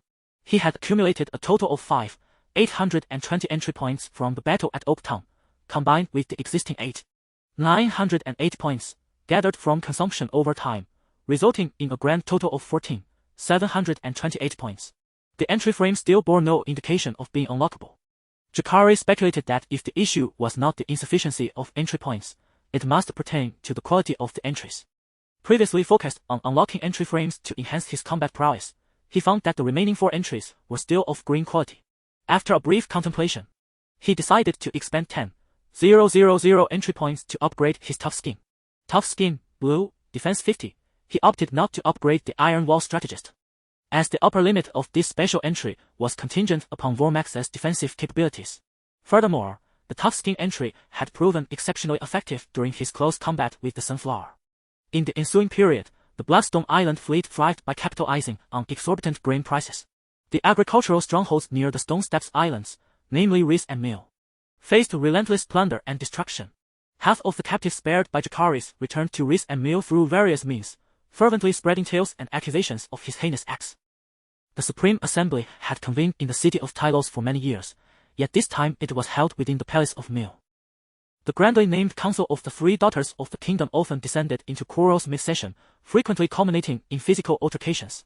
After all, the 3 governors were embroiled in a struggle for their respective interests. Unlike previous assemblies, this meeting commenced with palpable tension, as the governors appeared ready to resort to physicality to assert their truce. Bam! A governor from Mill, adorned in a white veil and headscarf, slammed his hand upon the table, pointing an accusatory finger at another governor, whose hair and beard were dyed blue. Lord Pechak, what justification do you have? That demon from Westeros neither blockaded your maritime routes nor pillaged your towns. Who the hell knows if you in Tylos are colluding with him in secret? Just as you did with that so-called Queen Rhaenyra. Nonsense. Who claims he did not attack us? The town of Ramos in our territory has been scorched, leaving fewer than 2,000 of the 7,000 Tyroshan civilians. Ultimately, they even rode dragons to incinerate the very gates of Tyros. Pfft! Do not attempt to deceive us. What you speak of are merely the initial events. I am well aware that you even presented a lavish gift to that demon at the time. Indeed, I did offer a gift, yet he refused to accept it. Upon hearing the words of Lord Pechek, a certain governor on the opposite side interjected sarcastically, "Haha. That was merely for appearances. Who knows what clandestine agreements you may have forged? Perhaps you are preparing to strike at a critical moment in the war, ultimately annihilating us, the Lys and the Mere, and then dividing our lands and wealth. Cough! You Lys think you can divert attention by attacking me? The commander of the fleet of the Kingdom of the Three Daughters is your own recommended Sherlock Loka. He has been proclaiming a counterattack on the Steppe Islands for over a month. And what has come of it? To this day, he has not even entered the waters of the Steppe Islands, allowing the enemy to ravage and burn several towns unimpeded. Humph, do you truly believe Volantis does not exist? The moment Sherlock Loka withdraws his defenses, these scoundrels will press forward relentlessly. Moreover, Pentos, which once supported Demon Targaryen, is also watching us closely. Oh, by your reasoning, are we to simply allow Jacaerys Velaryon to pillage our towns? If that is the case, then I am indifferent. Upon hearing this, Lord Pechek shrugged his shoulders, adopting a demeanor of indifference. Silence! A bearded governor from Lys bellowed, commanding the attention of all present. He rose and approached Lord Pechek, placing a hand on his shoulder and whispering, "Lord Pechek, I firmly believe that Tyrosh will never betray the Kingdom of the Three Daughters. Sherlock Loka has recently devised an ingenious battle plan, but it requires your cooperation." Chapter 40, A Clever Ruse, Pet Name, Wumax, Owner, Jacaerys Velaryon. Length, 14.98 meters. Weight, 6451. 39 kilograms. Pet Attribute Points, 55. Attribute Quality, Upgradable, Gluttonous, Blue. Food Consumption 50. Growth Rate 50. Agile, Blue. Agility 50. Dragon Slayer, Blue. Damage to Dragon-type creatures 50. Hard Skin, Blue. Defense 50. Iron Wall Strategist, Green. Provides 20 defense bonus to owner.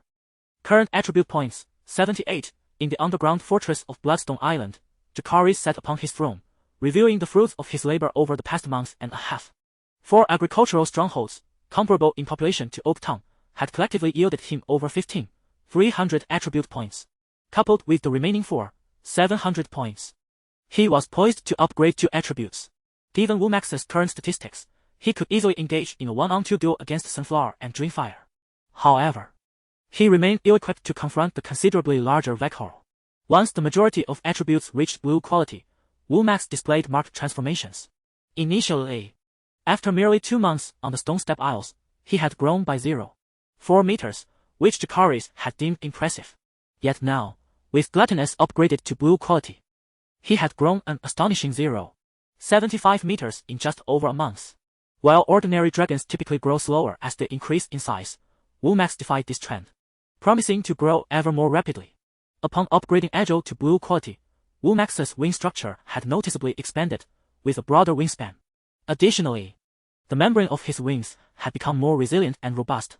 Following Jacaerys' practical testing in dragon riding, Wumax's flight speed and agility had significantly improved, potentially rivaling that of Daemon S. Korak, albeit with a slight deficit. The Dragon Slayer attribute had not manifested any external changes, while the Hard Skin attribute continued to exhibit similar enhancements. Wumax's scales had become more densely packed, and the scales on his abdomen, previously shattered by Sunflower, had regrown. The entirety of his draconic form now radiated a deeper, purer green, evoking the aesthetic of an exquisite and noble work of art. With only 1 green attribute remaining, Jacaerys was eager to upgrade it without delay. However, news of the agricultural stronghold's attack had already reached Rhys and Mill. Acting recklessly now would be tantamount to walking directly into the trap laid by the Kingdom of the Third Daughter. Reports from Birona had also just arrived, indicating that the fleet of the Third Daughter's kingdom had further contracted their defenses in the Summer Sea, with at least 7 or 8 large warships having vanished without a trace. Jacaerys knew without a doubt that they were seeking trouble with him. Thus, he awaited the opportune moment. Within a couple of days, the Duke of Pechek from Telsai unexpectedly donned a disguise and personally arrived at Bloodstone Island. Observing the stout figure with blue-dyed hair and beard, Jacaerys was momentarily reminded of the rural Shemart imagery from his past life. Struggling to suppress a smile, he deliberately adopted an angry tone and declared, "Duke Pechek, you previously hired an assassin to take my life, and now you dare to come to Bloodstone Island in person. Are you not afraid that I shall feed you to my dragon?" As Jacaerys spoke, a massive, menacing dragon head emerged through a gaping hole at the top of the underground fortress, its coat, slate-like eyes fixed intently upon Lord Pechak. He had deliberately left this bridge for Womax's convenience.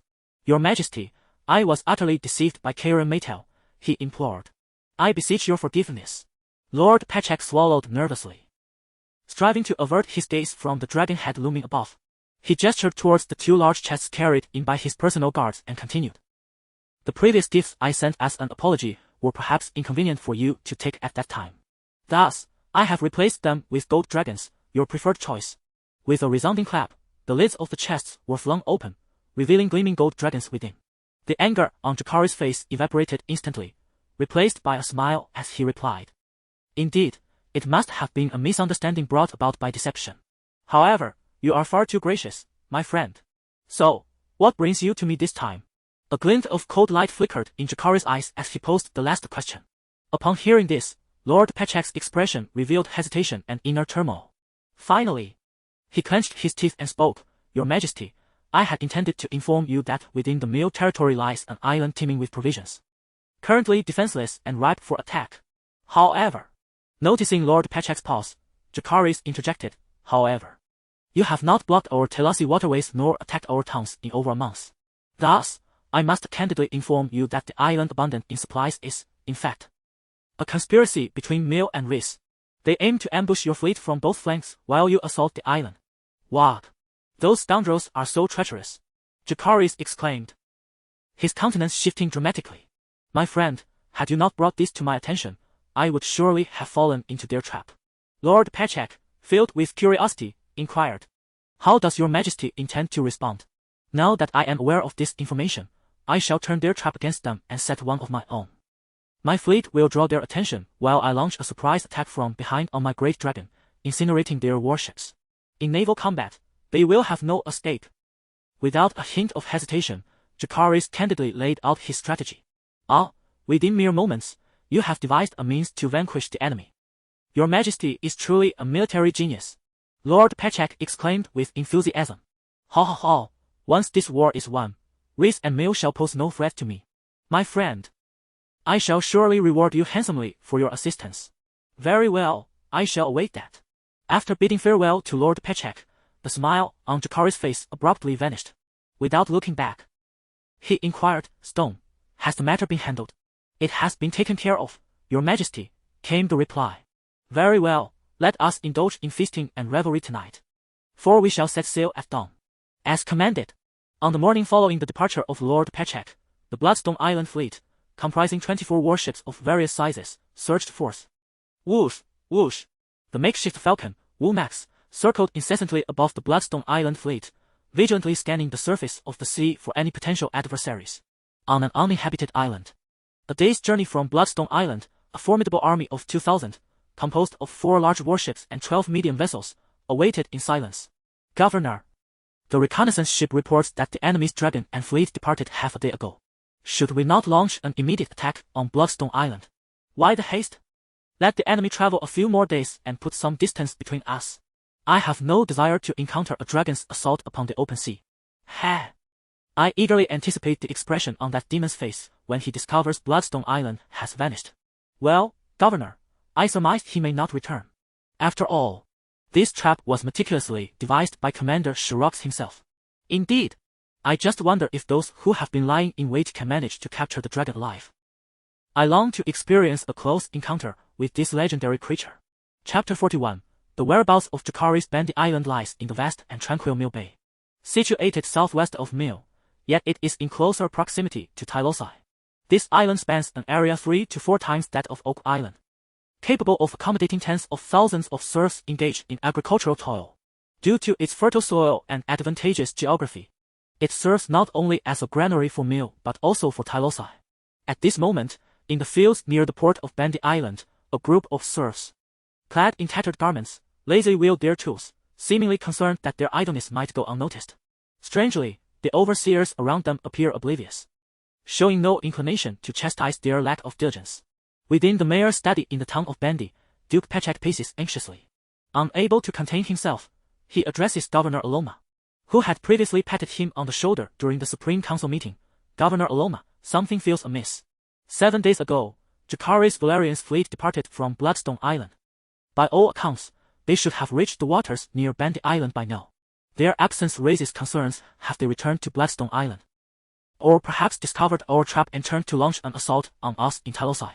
Governor Aloma, maintaining an air of calm, smiles slightly and replies, Duke Pechek. Do not overthink it. Even if that thing were to return to Bloodstone Island, it would be too late by the time he arrives. Governor Bartes can hold out for at least a month, fortified by the Bloodstone Island bastion. As for Tyrosh, it is a stronghold city constructed from black dragonstone. The last time it was besieged by a dragon, although some siege equipment and slave soldiers were lost, the walls sustained only minor damage. Rest assured. With just a single dragon and nearly 1,000 soldiers, how could they possibly breach our three great free city-states? Your words do bring me some comfort, Pechek conceded. However, can we truly capture or slay that dragon? At Duke Pechek's inquiry, Governor Aloma spoke confidently. This is a trap orchestrated by Shirok himself. His tactical plans have never failed over the years and have long demonstrated his military prowess. Upon hearing Shirok's name, Duke Pechek nodded in agreement, acknowledging. He is indeed a formidable figure. On the surface, it seems he has merely withdrawn a few large warships from the Sea of the Setting Sun. In reality, he has stealthily replaced nearly 20 of those vessels with forcibly commandeered merchant ships stationed near Bandy Island, coupled with the deployment of massive crossbows, nearly saturating the port of Bandy Island. No matter how agile the dragon, it will inevitably be struck down. Once it falls, we shall surround it with nearly 10,000 soldiers disguised as serfs, and we will bury it in a tide of bodies. Just as Governor Aloma was about to continue speaking, a knock echoed at the study door. Enter! As the door swung open, the mayor of Bandy Island respectfully stepped inside. Announcing, Governor Aloma, Duke Pechek, news has arrived from Governor Bartes. He has successfully captured Bloodstone Island. Ha! Splendid news. Upon hearing the first words, Lord Pechek immediately broke into a beaming smile, applauding enthusiastically. After all, Jacaerys had previously refrained from targeting their Tyrosh. Now he was personally setting a trap. Should it fail? Given the nature of the adversary, the Tyrosh would likely face a furious retaliation. However, the situation on Bloodstone Island was rather peculiar. Not a single soldier remained to guard the entire isle. Moreover, the treasures and food supplies they had plundered were nowhere to be found. Upon hearing this, Lord Pechek's expression shifted dramatically as he anxiously inquired, What do you mean there's nothing to be found? The treasures from the 5 islands they raided are worth at least tens of thousands of gold dragons. The food supplies alone could fill half of Bloodstone Island. How could so much simply vanish into thin air? Governor Aloma, do you suspect Governor Bartes intends to hoard everything for himself? Governor Aloma paid no heed to Lord Pechek. His brow furrowed as he muttered to himself, Did he not arrive at Bandy Island? Nor has he returned to Bloodstone Island. Then where could he be now? Lanark Island lay at the heart of the Mill Bay, perfectly situated between Bandy Island and the city of Mill. At that moment, the outer city of Lanark was engulfed in cries of battle, with numerous slaves and civilians frantically fleeing in all directions. Whoosh! Whoosh! Whoosh! A rain of arrows shot forth from the black three-headed dragon warships, and the gathered slaves and civilians fell in droves. The mayor of Lanark was a shrewd individual, well aware of the wisdom in preserving his own. He decisively commanded the abandonment of the entire outer city area, concentrating the remaining few hundred slave soldiers in a unified defense of the inner city. Clatter! Clatter! With no hindrance, the thousands of soldiers from the Bloodstone fleet surged ashore.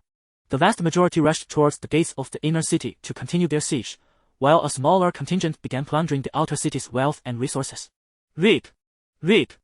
With a band of loyal subordinates, Coleman swiftly dispatched 2 Bloodstone soldiers who were busy looting. He then bellowed, Damn it! His Majesty explicitly stated that today's objective is to prioritize breaching the inner city. Anyone who dares to delay the mission will find my blade indiscriminate. With Coleman overseeing the operation, the looting Bloodstone soldiers were instantly intimidated into fleeing towards the gates of the inner city. On the walls of the inner city of Lanark, the mayor looked on with astonished delight as enemy soldiers surged towards the gates. He had been feeling quite anxious, as all the city's defensive crossbows and half of the slave soldiers had been forcibly taken by the governor over a fortnight ago. Yet now, he realized that the enemy soldiers had not brought even the most rudimentary siege equipment, such as battering rams or catapults. Could they possibly fly directly into the inner city? Whoosh! Whoosh! Bam! Just as the mayor was about to command his archers to unleash a volley upon the enemy, he was startled by the sound of rushing wind and the thought of a heavy object landing behind him. Crack! Crack! As he turned to investigate, he beheld a massive, menacing dragon head snatching a guard from merely a meter away, before crunching it like a peanut and swallowing it whole. Drip, drip, drip. A warm liquid streamed down the legs of the mayor, who, in a moment of sheer terror, was rendered helpless. This reaction is, after all, a natural response when confronted by a formidable predator. Even a creature as large as a tiger can induce such fear in an ordinary person, let alone a dragon. Clang! The captain of the guard unsheathed his sword and positioned himself protectively in front of the mayor, bellowing, "Archers, fire!" The ordinary arrows, however, merely bounced off the dragon's scaly hide, serving only to draw its attention. The dragon, having just devoured its second soldier, slowly opened its massive maw, flickering flames visible within. It was over. The mayor, witnessing this scene, recalled the ominous tales he had heard of dragons laying waste to cities, his face paling to a ghostly hue. Yet, in the next instant, the flames vanished, the dragon's jaws snapped shut, and its formidable tail lifted high. Whoosh! Bang! The dragon's tail came crashing down against the inner side of the city gate with a thunderous roar. The wooden bolt behind the inner gate splintered, emitting sharp cracking sounds. Bang! Crash! With a second strike of the dragon's tail, the already fissured bolt shattered into countless fragments. Kill! The thousands of soldiers from Bloodstone Island outside the inner gate erupted with fervor, rushing in like a tide. The valiant captain of the guard intended to lead his enslaved soldiers in a final stand. However, the mayor, regaining some composure, raised a hand to stop him, saying, "It is futile, surrender. The fact that the dragon has not incinerated us proves we still hold some value." Clang, clang. At the mayor's command, the hundreds of enslaved soldiers within the inner city hastily discarded their weapons. Chapter 42. The cuckoo occupies the magpie's nest seated upon the saddle of War Max. Jacaerys acknowledged the mayor's perceptiveness with a subtle nod. It was indeed thanks to Lord Pechak that he could seize this significant island with such ease. Naturally, Jacaerys could not place his trust in the words of Lord Pechak, which had been presented to him on a silver platter. He understood at that moment that Pechak's intentions were twofold, either to lure him into a trap-laden Bandy Island or to draw him away from Bloodstone Island. However, Pechak's declarations also revealed two crucial insights. First, if the Kingdom of the Three Daughters intended to lay traps on Bandy Island, they would undoubtedly divert a substantial portion of their forces from their territories. Second, if they aspired to seize Bloodstone Island, they would similarly need to mobilize a significant military contingent. Thus, aside from the free cities of Lys, Mew, and Tulsa, other towns were virtually unprotected. For Jacaerys, Bloodstone Island was not of paramount importance. His previous stronghold on the island served primarily to blockade the maritime routes of Lys and Mew. Now that war had officially commenced, if the Kingdom of the Three Daughters truly summoned tens of thousands of troops to assault Bloodstone Island, the mere 1,000 soldiers under his command would be utterly insufficient for its defense. Consequently, he had preemptively instructed Stone to deliver the provisions acquired through plunder to the Isle of the Hidden Steps. In this manner, when the time came to relinquish Bloodstone Island, he would suffer no significant loss. Although Count Corlys had withdrawn his military support for Jacaerys due to issues of inheritance, it posed little problem to temporarily entrust him with the food supplies. As for the treasures of gold and silver, they had already been taken by Rudy to Astapor to procure the Unsullied. You desire my home? Very well. I shall relinquish my dwelling and take refuge in yours, wreaking havoc at will. This was Jacaerys' cunning strategy of occupying another nest. Once the soldiers of Bloodstone Island had completely secured the inner city of Lanark, Jacaerys gracefully dismounted from War Max. Upon approaching the mayor, whose skin was darkened by the sun, Jacaerys was met with an unpleasant odor emanating from him. With a slight frown, he took a step back and spoke. You should be aware of my reasons for sparing your lives. Where are the goods? In the cellar, the mayor replied. Your Majesty, please permit me to escort you there. Very well, lead the way. Upon receiving Jacaerys' consent, the mayor promptly bent forward and guided them. As they entered the cellar, the mayor eagerly approached a massive sealed clay jar and lifted its lid. A pungent, herbal aroma wafted forth, revealing a pale green liquid before Jacaerys and his companions. Your Majesty, this is meal fire, the most effective ointment for treating wounds in Essos. Meal fire, a medicinal salve produced on Lanark Island, served as a remedy for officers and generals in the free cities who, having sustained cuts from blades, could apply it directly to the wounds to cauterize them, thus cleansing the injury and preventing infection. During the assassination on Bloodstone Island, Rhaenyra shielded Jacaerys from a lethal blow and remarkably escaped the fever that often follows such injuries. However, this fortunate occurrence heightened his vigilance.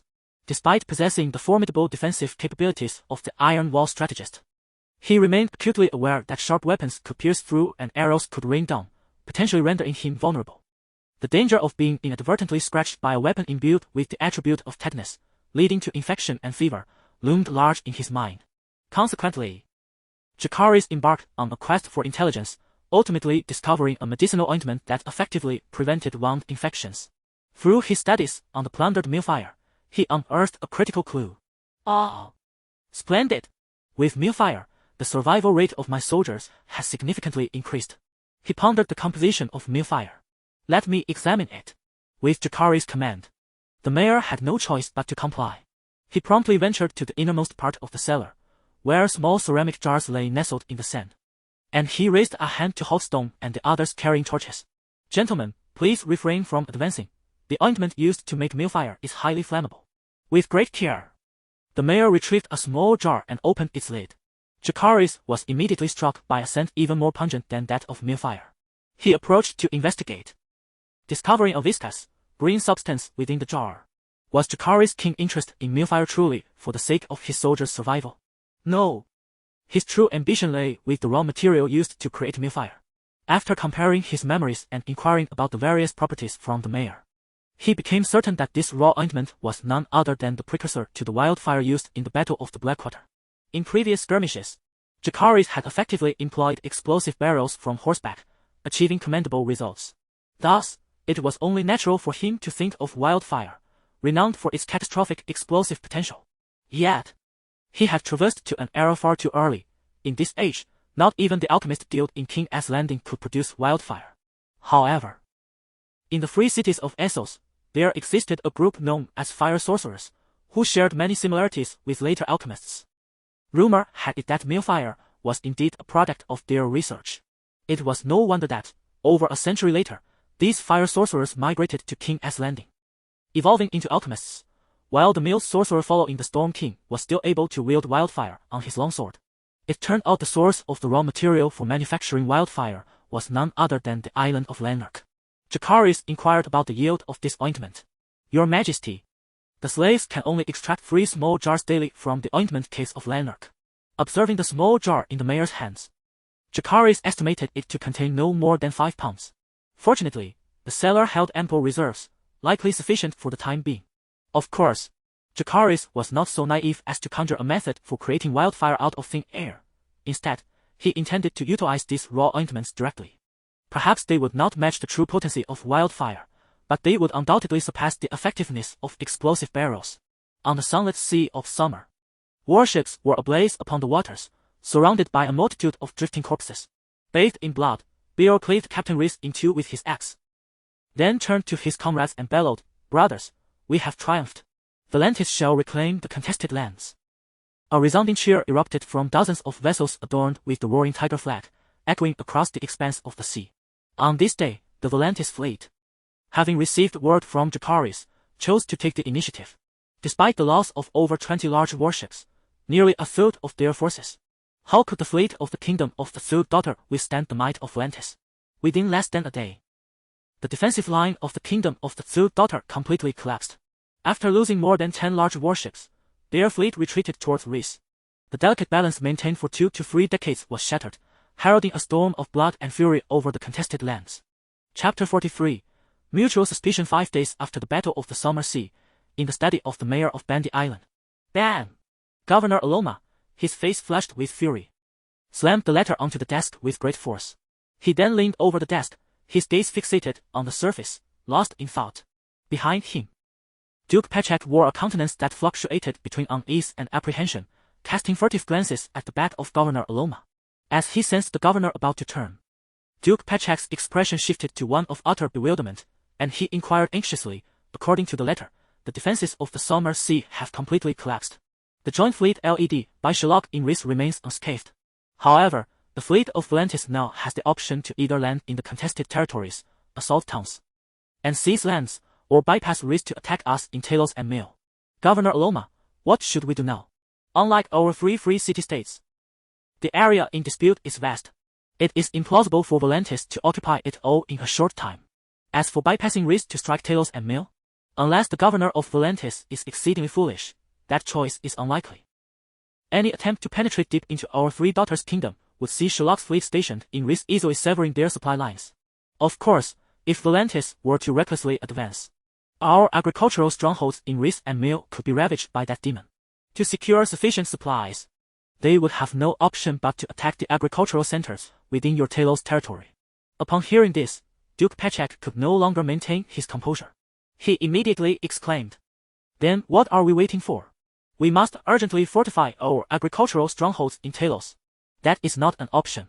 Governor Aloma vehemently shook his head, dismissing the idea. "If the fleet of Volantis is akin to a slow, blunt knife, then the elusive Bloodstone Island fleet is a hidden dagger capable of delivering a fatal strike. Therefore, our most pressing priority is to ascertain the whereabouts of the Bloodstone Island fleet. The Bloodstone Island fleet consists of only a handful of warships. With no more than 1,500 troops, they cannot possibly attack the three major free city-states. This is what you, Governor Aloma, previously asserted," Duke Pechak retorted, clearly dissatisfied with the governor's contradictory statements. "The tides of war are changing, and so too has my perspective on the Bloodstone Island fleet.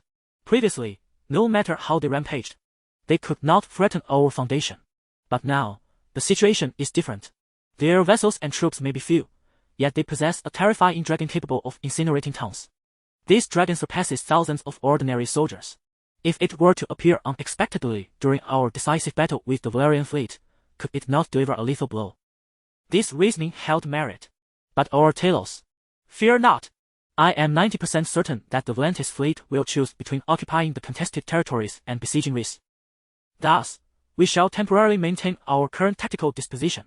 When the Bloodstone Island fleet can no longer restrain themselves and reveals their position, we shall strike with all our might." Sigh, "Very well."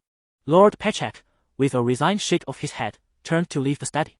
The moment he stepped outside, a shadow fell over his countenance. As the most successful merchant in Philosophy, he had never relied on fortune in his trade, thus, he would not gamble on a mere 10% chance. Similarly, Governor Aloma's expression was as dark as a stormy sky. He murmured to himself, "That demon has never attacked Philosophy before. Now, he has deftly sidestepped the traps of Bandy Island and has meticulously cleared Bloodstone Island. Is he truly as cunning as a monster? Or has our nearly 30-year alliance reached its conclusion?" In truth, it was not only Lord Pechak and Governor Aloma who harbored mutual suspicions. Far away on Bloodstone Island, Governor Bartes was currently urging his soldiers to prepare for departure. "Governor, should we not communicate with the two governors of Bandy Island before abandoning Bloodstone Island and returning to Mill?" One of Bartes' trusted aides cautiously inquired. "What is there to discuss? I initially took on this task to recover the plundered treasures of the people of Mill. Yet, this island harbors nothing. And our 13 days of garrisoning have consumed nearly half of our food supplies. If we are now surrounded by the Volantis fleet, we shall either die in battle or succumb to starvation. Moreover, I have conscripted the majority of my archers and forces from the towns in my territory to Bandy Island. If that demon truly plunders our towns in Mill, they would stand no chance of resistance. As governor, should I not return swiftly to protect the people of Mill?" Bartes' words rang with righteous fervor, cleverly concealing his avarice and fear of battle. "Indeed, governor, your concern for the people of Mill is commendable. You are truly our exemplar. Very well, prepare for departure." "Yes, my lord," the aide replied respectfully before hastening toward the flagship of their fleet. After a considerable time of wandering, he arrived at an inconspicuous spot at the stern of the ship. With a flutter, several pigeons took flight from the ship's rear, soaring swiftly into the sky. The speed of these carrier pigeons from Essos and their resistance to avian predators pales in comparison to the ravens of Westeros. However, as long as several pigeons fly together, barring an extreme stroke of bad luck, at least one shall deliver the message. Later that day, Governor Aloma of Bandy Island learned of Bartes' intention to unilaterally abandon Bloodstone Island. "Fools!" Governor Aloma exclaimed in anger before he contemplated sharing this news with Lord Pechak, only to hesitate, as if struck by a sudden thought. Perhaps this is an opportunity. The fleet led by Governor Bartes was not heading toward Bandy Island but was instead sailing directly towards Mill. With favorable winds, they reached the waters of Lanark Island in just 5 days. On the flagship of Governor Bartes, a sailor engaged in the monotonous task of scrubbing the deck leaned against the ship's railing, gazing vacantly at the horizon. Another sailor, passing by, seized the opportunity to jest. "Ah, caught you slacking off, have I? Give me a silver coin, and I shall refrain from informing the bosun." "Slacking off? No, I am observing a peculiar bird," the sailor continued. "It has been appearing regularly in the sky directly ahead of us these past few days, but today it seems somewhat different. Look over there. It appears to be growing larger even as we speak." "A bird?" The sailor followed his companion's pointing finger towards the sky. Indeed, in the distance, a silhouette of a bird, no larger than a peanut, was discernible. To be honest, he couldn't recall how large it had appeared the previous days. Yet, at its current size, it would likely go unnoticed by anyone not deliberately fixated on the heavens. "You are truly dull." The sailor waved dismissively and attempted to walk away, only to suddenly realize that the peanut-sized silhouette had indeed grown to the size of a grape. This piqued his interest, prompting him to join his companion at the railing for a closer look. As the silhouette expanded to the size of a walnut, then an egg, and finally that of a sparrow, the moment it reached the dimensions of a falcon, both sailors' pupils dilated in shock. They exchanged a swift glance before simultaneously shouting, "Enemy attack! Enemy attack!" What they had initially perceived as a bird was, in fact, a colossal dragon hurtling towards them at an alarming speed. Chapter 44, Devouring the Bait. Whoosh! Bang! A relentless barrage of arrows, dense as rain, accompanied by long, spear-like bolts from heavy crossbows, surged toward the rapidly approaching emerald dragon. The dragon, unperturbed by the arrows, knew they posed no threat to its defenses. It merely needed to rely on its agility to evade the cumbersome crossbow bolts. However, whether it was unable to evade or merely chose not to, the emerald dragon's movement faltered momentarily, allowing one of the long bolts to strike its tail. Clang! Crack! A resounding metallic collision echoed as the bolt was deflected, shattering several exquisite scales on the dragon's tail. This incident showcased the remarkable resilience of the emerald dragon's scales. Not even a powerful bolt from a large crossbow could pierce through its defenses with a single shot. Yet, if another shot were to strike the same spot, the shattered scales would certainly not withstand the impact. However, hitting the same spot on a swiftly maneuvering dragon was an exceedingly difficult feat. As the emerald dragon entered range, it opened its maw, filled with razor-sharp teeth, and flames flickered within. Whoosh! The orange-red dragonfire erupted towards the flagship's large crossbow, igniting the threatening anti-aircraft weapon in a furious blaze. Although the dragon intended only to destroy the crossbow, the explosive inferno and the scattering embers wrought devastating losses upon the soldiers on the flagship's deck. Among the first two sailors to spot the dragon, one watched helplessly as flames engulfed his companion. Desperately, he attempted to extinguish the flames consuming his friend, but the terrifying fire spread rapidly. After rolling on the ground and screaming in agony for 2 or 3 minutes, his companion was reduced to a charred corpse, quietly smoldering. Splash! Splash! The sound of bodies hitting the water broke through the chaos, prompting the sailor to turn. He saw numerous soldiers leaping into the sea to escape the encroaching flames. Remarkably, those who were not already engulfed in fire found that once they submerged in the water, the flames extinguished swiftly after a brief struggle. Ah! Nearby, the air was filled with the anguished cries of the soldiers. This was the aftermath of the Emerald Dragon's initial dive. As it continued to unleash its fiery wrath upon other warships, the decks of the ships and the surrounding waters were littered with the tormented screams of soldiers, compounded by the thick smoke rising from the burning crossbows and decks. To the surviving sailor, it felt as though he had descended into the very depths of hell. Yet, this was merely the dragon's first assault. After adjusting its trajectory in the air, the fearsome emerald dragon swooped down once more. "Everyone, gather around me." The sailor turned at the sound of a commanding voice, revealing Governor Bartes, who had mysteriously appeared on the deck, rallying the soldiers. Gazing at the still-burning remains of his comrade, the sailor ultimately chose not to respond to the call, instead curling up near the ship's railing. In his eyes, this battle was nothing short of a massacre. The forces of Mail had no hope of victory whatsoever. Rather than perish in vain, it would be better to leap into the sea at a critical moment and take a chance. Behold, with a mere breath of Dragonfire, Governor Bartes witnessed nearly half of the 100 Mail soldiers he had mustered fall dead or wounded in an instant. "Quick, cover my escape!" The governor, paralyzed with fear by the Emerald Dragon, commanded his captain of the guard to lead him away. Yet, who could evade the pursuit of a dragon that could soar swiftly through the sky over this vast ocean? After just 3 blasts of dragon flame, the fleet of 16 warships, boasting a force of 2,000, began to disintegrate. As the saying goes, a bear leads a bear, a general of Bartes's ilk a merchant leader, could hardly command a fleet of iron-blooded warriors. The 4 large warships under the dragon's relentless attack suffered catastrophic losses, with flames spreading uncontrollably. The remaining 12 medium-sized vessels, intact and laden with slave soldiers, scattered in a desperate bid for survival. Not all slave soldiers are innocent souls. Clang, clang. The fleet of Bloodstone Island, flying the black three-headed dragon banner, emerged on the horizon, hastening towards the battlefield from the east.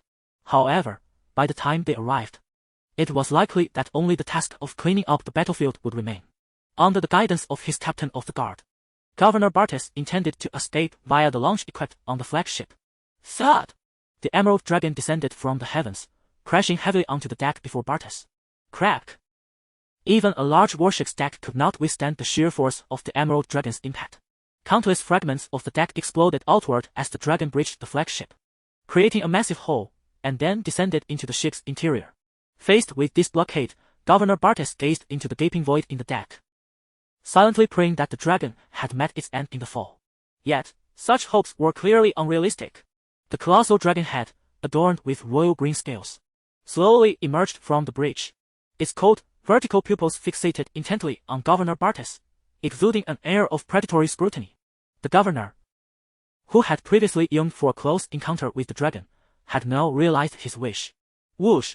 The hot, foul breath from the dragon's enormous nostrils gusted forth, akin to a large electric fan, disheveling the few strands of hair that remained on Bartes's head. I am the governor of Mail. How? Bartes intended to introduce himself to the figure atop the dragon's saddle, but suddenly darkness enveloped him, and a chill coursed through his lower body. He then felt as though he were sliding down a warm, moist passage. Plop! Sizzle! As he fell into a pool of liquid, Governor Bartes began to melt like a candle. Yet, in his near-death state, he felt no intense pain. His mind was left with but one final thought. So, I have been consumed by the dragon. Previously, a sailor who had taken refuge by the flagship's railing witnessed Bartes being beaten in two by the dragon. After the demise of Governor Bartes, his loyal guards, incited by his death, bravely launched an assault against the Emerald Dragon. Seizing the opportunity, a sailor leaped into a small boat tethered to the ship and swiftly untied the ropes. Splash! Splash! With enemy fleets advancing from the east where Mail was stationed, the sailor could only row towards the west, retracing his steps to escape. The dragon, capable of incinerating most of the warships from the sky, instead engaged in close combat aboard the flagship. It felt as if they were purposefully set free. In the midst of his flight, the sailor could not resist glancing back at the rampaging emerald dragon on the flagship. Meanwhile, Walmax was reveling in the chaos with his prey. On its back, Jacaerys observed the smaller vessels fleeing towards the western seas and murmured, I have swallowed the bait. It is your turn to strike. Chapter 45. The dragon-slaying poison arrow to the west of the waters surrounding Rennet Island, a grand warship, adorned with the flag of the goddess of lust, surged through the waves with remarkable speed. Trailing closely behind were ships flying 3 distinct banners. These vessels varied in size, yet their sheer number seemed capable of occupying the entire expanse of the ocean visible from the horizon. Thud, thud, thud. At the forefront, aboard the flagship, a soldier of Rhys hastily approached Governor Aloma, who held a goblet of wine, and saluted while reporting, My Lord Governor, the reconnaissance ship has relayed news. Governor Bartes's fleet is under attack by a colossal dragon. At last, they had taken the bait. How many ships do they have aside from the dragon? Aloma inquired eagerly. His spirits lifted. 3 large warships, 5 medium-sized vessels, and 10 smaller ships. By standard calculations, they number no more than approximately 1,500 men. As long as we can deal with the dragon, they pose no threat whatsoever. Aloma spoke with confidence. Apart from a small contingent of enslaved soldiers stationed at Bandai Island on the Duke Pechak, a third of the combined fleet of the Three Daughters Kingdom was present here. With 26 large warships and 58 smaller ones, they boasted a formidable force of nearly 11,000 men. In the Three Daughters Kingdom, naval strength was typically assessed based on large warships, akin to how one would evaluate an aircraft carrier strat group in the previous world. This engagement, with a ratio of 26-3, rendered the Three Daughters Kingdom's advantage in manpower overwhelmingly significant. As for the enemy's dragon, Governor Aloma would not have resorted to this baiting tactic had he lacked a strategy to counter it. After all, the historical records of Rhys told tales of their ancestors who had slain dragons and dragon kings that survived the cataclysm at Valeria. Thus, they possessed substantial knowledge regarding these formidable beasts.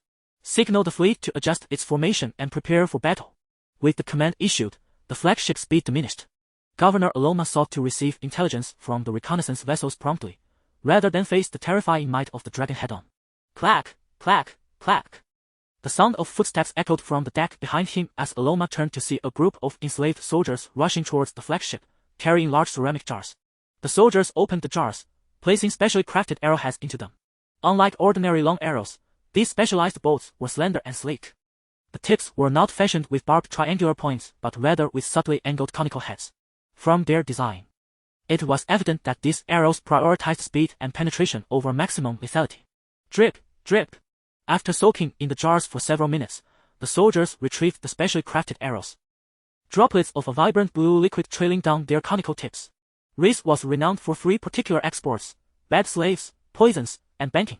Among the poisons, two were particularly well known: Tears of Ruse and the Strangler. The former poisoned King Robert I at the hands of Jon Arryn, igniting the saga of the War of the Five Kings. The latter, on the other hand, poisoned the eternal Emperor Joffrey I, earning the applause of many. However, the specially crafted crossbow bolts would not employ these toxins designed for humans. That azure liquid poison was specifically formulated to target colossal beasts, taking effect upon contact with blood. Following the failure of the layout on Bandy Island, Governor Elmar had abandoned the notion of capturing a dragon alive. Now, he intended to use these specialized venomous arrows to slay the beast. The United Fleet, navigating through the waves, swiftly completed its formation change. If one were to gaze down from the heavens at that moment, they would observe that the United Fleet had roughly formed 5 parallel V-shaped military formations. This was a multi-layered echelon formation.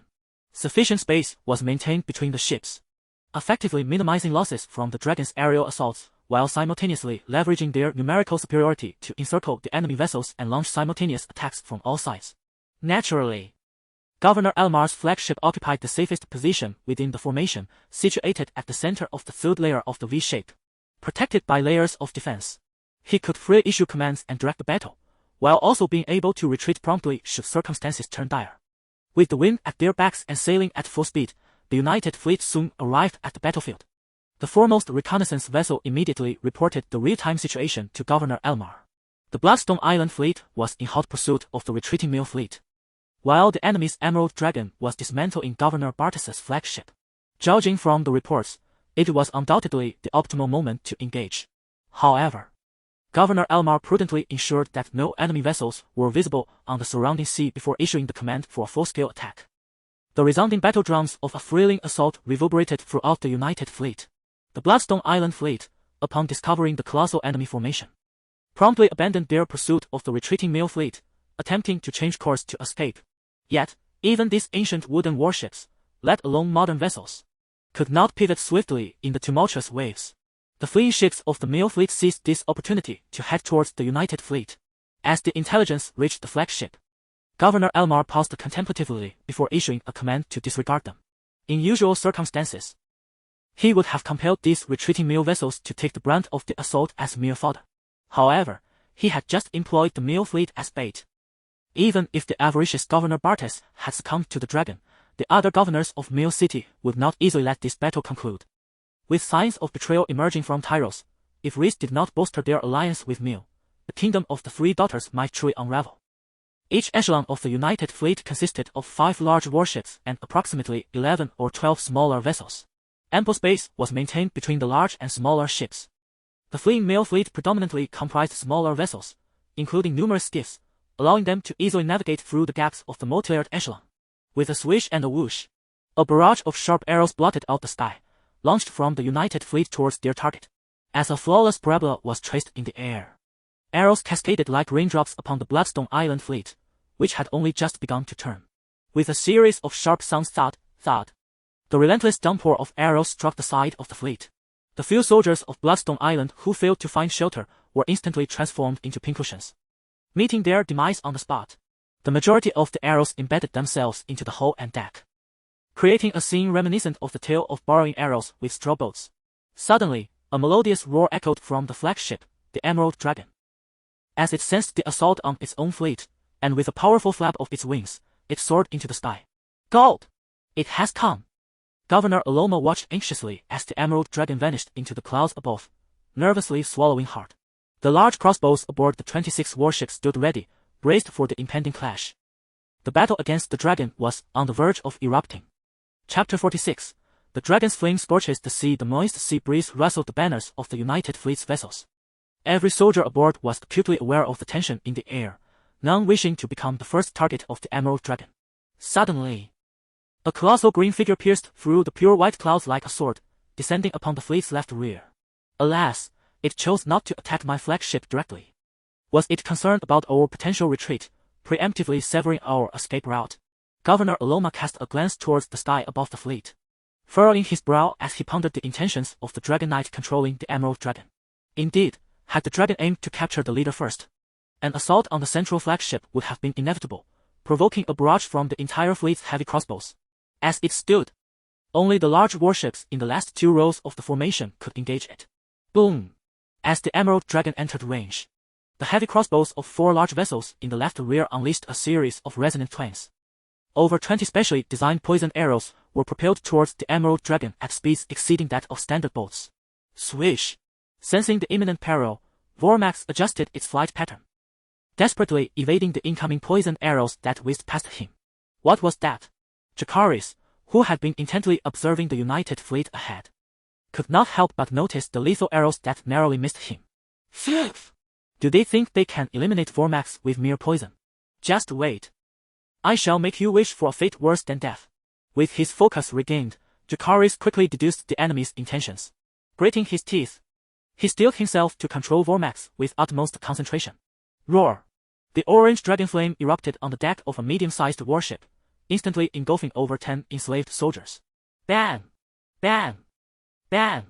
Continuously spewing fire, Vormax ignited the ship from within.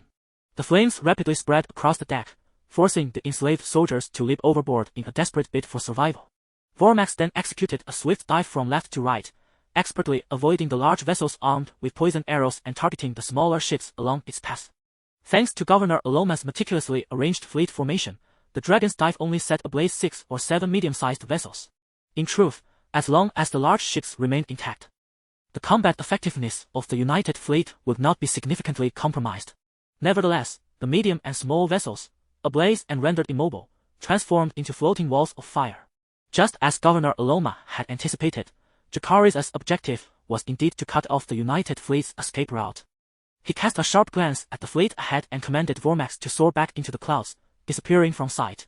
In both his past life and within the realm of power struggles, what is most crucial in battle? Weapons? Armor? Troop strength? No, it is intelligence. Since seizing control of Lanark Island, Jacaerys has tasked Stone and Coleman with urging the captives to gather the raw materials for wildfire. He himself has taken to the skies atop Vormax, acting as a human satellite. Whenever he spots a vessel approaching Lanark Island, he unleashes fiery destruction from his dragon. This is the reason why Governor Aloma has been oblivious to the Bloodstone Island fleet for over a fortnight. No one has survived to relay the island's peculiarities. Aloma's self-proclaimed clever bait tactic has already been laid bare before Jacaerys. Upon detecting a significant number of joint fleet warships, Jacaerys assumed his position had been compromised. Thus, to safeguard the island's production of wildfire materials, he chose to confront the enemy head-on. Of course, should circumstances turn dire, he had already devised an escape route for his dragon-ridden troops. If Governor Aloma had possessed more information, he would have disarmed a crucial question: why? With the entire stockpile of wildfire materials at his disposal, did Jacaerys not deploy any bombs? Splash! Splash! A sailor, escaping from Governor Bart's flagship, strained to paddle his small craft. The massive joint fleet warship glided past him, offering a false sense of security. No matter how fearsome the Emerald Dragon, it could hardly incinerate such a vast fleet entirely. Even in the event of a joint fleet defeat, he believed he had ample time to flee. Sniff! As the sailor relaxed from his previously tense state, he suddenly detected a pungent aroma. Following the scent, he noticed a small vessel nearby, where a group of olive-skinned, black-haired Milans were weeping profusely as they poured a viscous green ointment into the sea. The sailor quickly peered over the side of his boat, realizing that the water, once a brilliant blue, had turned an oily green. Hey! What are you doing? He shouted, brow furrowed in concern. One middle-aged Milan looked up, tears streaming down his face as he lamented, Wah! I don't want to die. But if I don't obey him, my entire family will be devoured alive by the vile dragon. Mother, That wretched woman, those little brats. You must survive. Oh no. Though unaware of what calamity loomed, the sailor's heart raced, and he swiftly turned to wave at the large warship, shouting, "Hey! It's a trap! There as a trap!" Amid the cacophony of crashing waves, the crew aboard the large warship could hardly hear the sailor's cries. Even if they did, it would be too late. Whoosh! Jacaerys, fully focused, maneuvered Womax through the clouds, charging toward the front lines of the joint fleet. Swish! Swish! Swish! Due to their positioning, twice as many specially crafted poisoned arrows hurtled towards Womax. Despite a 50 increase in agility, Womax was still in its growth phase. Its data had not yet peaked, rendering it unable to completely evade the swiftly approaching poisoned projectiles. Jacaerys, realizing there was no escape, decided to let Womax withstand the impending blow, with the hardest dragon scales on his chest. Clang! Crack! The specially designed poisoned arrow, which sacrificed lethality for speed, struck Womax's chest scales and was instantly deflected. A few scales exhibited cracks from the impact. Yet the situation was far better than when the long crossbow bolt had struck his dragon tail. Through this method, Womax valiantly charged into the effective range of the dragon's fiery breath. Lo and behold, the fiery orange stream ignited a small warship, and the blaze rapidly spread to the surrounding waters. A wave of ethereal green flames enveloped the orange fire, creating a bizarre black-gray conflagration. The black-gray flames danced like living serpents upon the surface of the sea, swiftly igniting nearby vessels. The alarmed sailors, witnessing the black-gray flames surging from the other side, experienced an epiphany of sorts. It became clear to them that the green oil had been poured into the sea by more than just one or two ships. Moreover, the Emerald Dragon had deliberately allowed their escape, only to have its fleet pursue them closely, sowing chaos. The intention was to blend the million death warriors into the disarrayed million fleet. By the gods! Life is too arduous. Let me be a fish in my next life. After desperately fleeing for so long, the sailors' expressions transitioned from defiance to resignation and acceptance. Lo and behold! Ah! The black-gray flames ignited the sailors aboard the small skiff. This peculiar fire did not consume them into charred remains like the traditional dragon flames. Instead, it feasted upon their flesh and blood, intensifying its own ferocity. The sailors first felt their flesh devoured by the black-gray flames, followed by the complete incineration of their skeletal remains. They experienced excruciating agony as the flames ravaged their bodies, leaving behind not even a trace of ash after death. To perish in the grip of black-gray flames was undoubtedly one of the most brutal fates imaginable. In the skies above the united fleet, Jacaerys was the one who most acutely felt the terrifying lethality of the black-gray flames. No, it was not merely black-gray flames. It was more accurately described as black-gray dragonfire. For in the lower left corner of Jacaerys' vision, a barrage of notifications indicating a score of 10 flashed incessantly. The more warships and soldiers consumed by the black-gray dragonfire, the stronger and more ferocious its flames became. There were no longer any large warships attacking Womax, who hovered in the sky, for the black-gray dragon flames had enveloped the first 3 rows of the United Fleet's formation, igniting the entire expanse of the sea. A vast amount of seawater evaporated under the intense heat of the black-gray flames, turning into steam that ascended into the sky. Across the boundless ocean, the black-gray dragon flames raged fiercely, shrouded in swirling mists above. Setting aside all else, this conflagration engulfing the sea could undoubtedly be regarded as a marvel to behold. Chapter 47, Glorious Victory. As the small skiff rocked, the visibly shaken Governor Aloma urged his guards to row faster. He frequently glanced back at the flagship, which was collapsing under the duress of dark grey flames. Only when he confirmed that the terrifying inferno was no longer advancing towards him did he allow himself a moment of respite. Upon witnessing the Emerald Dragon, struck by arrows yet determined to breach his formation, Aloma's sense of alarm had reached its zenith. The swift spread of the ominous flames across the sea compelled him to act decisively, and he fled with his loyal guards. The governor's flagship was a large vessel measuring 100 meters, typically a bastion of safety.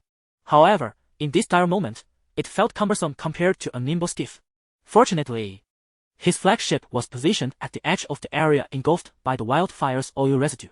Otherwise, even the swift skiff would have struggled to escape the rapid advance of the dark grey dragon flames. The sound of dragon wings slicing through the air sent a shiver down Aloma's spine.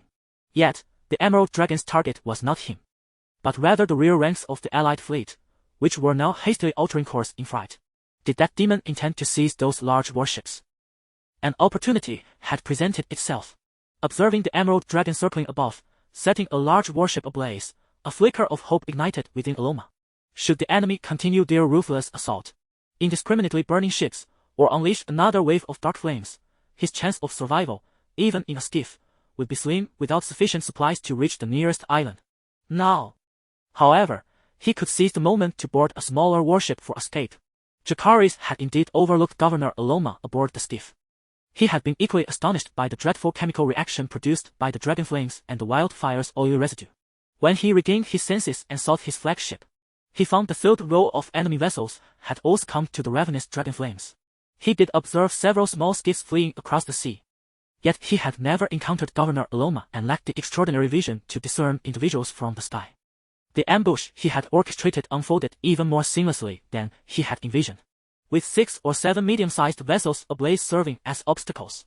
The last 2 rows of the Allied fleet's smaller ships could only navigate to the sides, even as they attempted to change direction.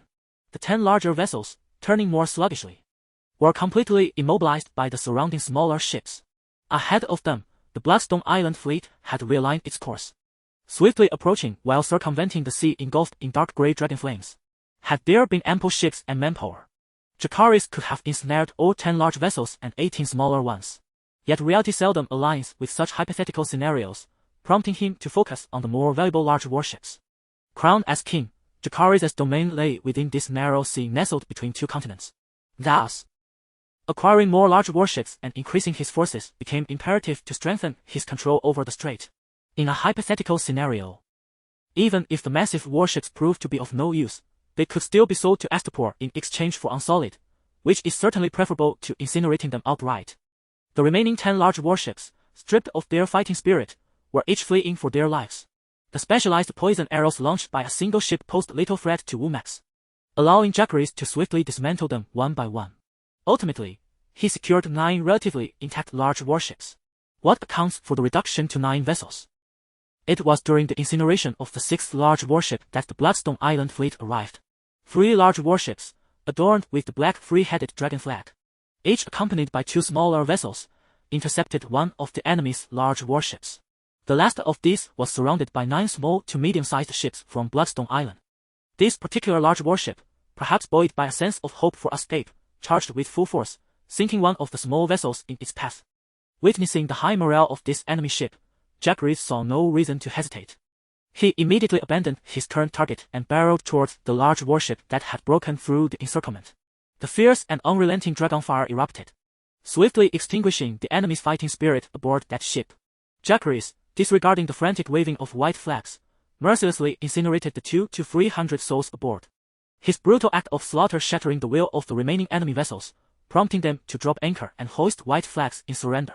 In the end, nearly 11,000 members of the joint fleet perished or went missing at sea, with approximately 7,300 lost, about 2,200 captured, and around 1,500 fleeing. Of their 26 large warships and 58 smaller vessels, 9 large warships were seized, 18 small and medium-sized ships escaped, while the remaining 17 large warships and 40 small to medium vessels were reduced to ashes. The Bloodstone Island fleet, having suffered a mere 83 fatalities and the loss of a single small vessel, achieved a resounding victory in the ambush battle off the coast of Lanark Island. Half a day after the battle, on a deserted island near Lanark, 50 captives from the joint fleet, stripped to their undergarments and faces etched with despair, knelt shivering on the charred beach. Jacaerys, the cold and merciless High Valyrian echoed, as the orange-red flames liberated them from their desperate fear. Glancing sideways, Coleman caught a glimpse of his king, whose countenance was dark and clouded with discontent. Coleman could not fathom why this brutal and bloodthirsty monarch seemed increasingly displeased despite the carnage. Tasked with the responsibility of transporting the captives, he cautiously inquired, "Your Majesty, shall we continue sending more over?" "No need. Deliver the remaining ones to Lord Old," Jacaerys replied, dismissively waving his hand. "At once," Coleman responded, feeling as though a great weight had been lifted. He watched in horror as countless captives were incinerated by the Emerald Dragon. Even one who had lived by pillaging and slaughtering merchant ships could not suppress a shudder of dread within. Alas!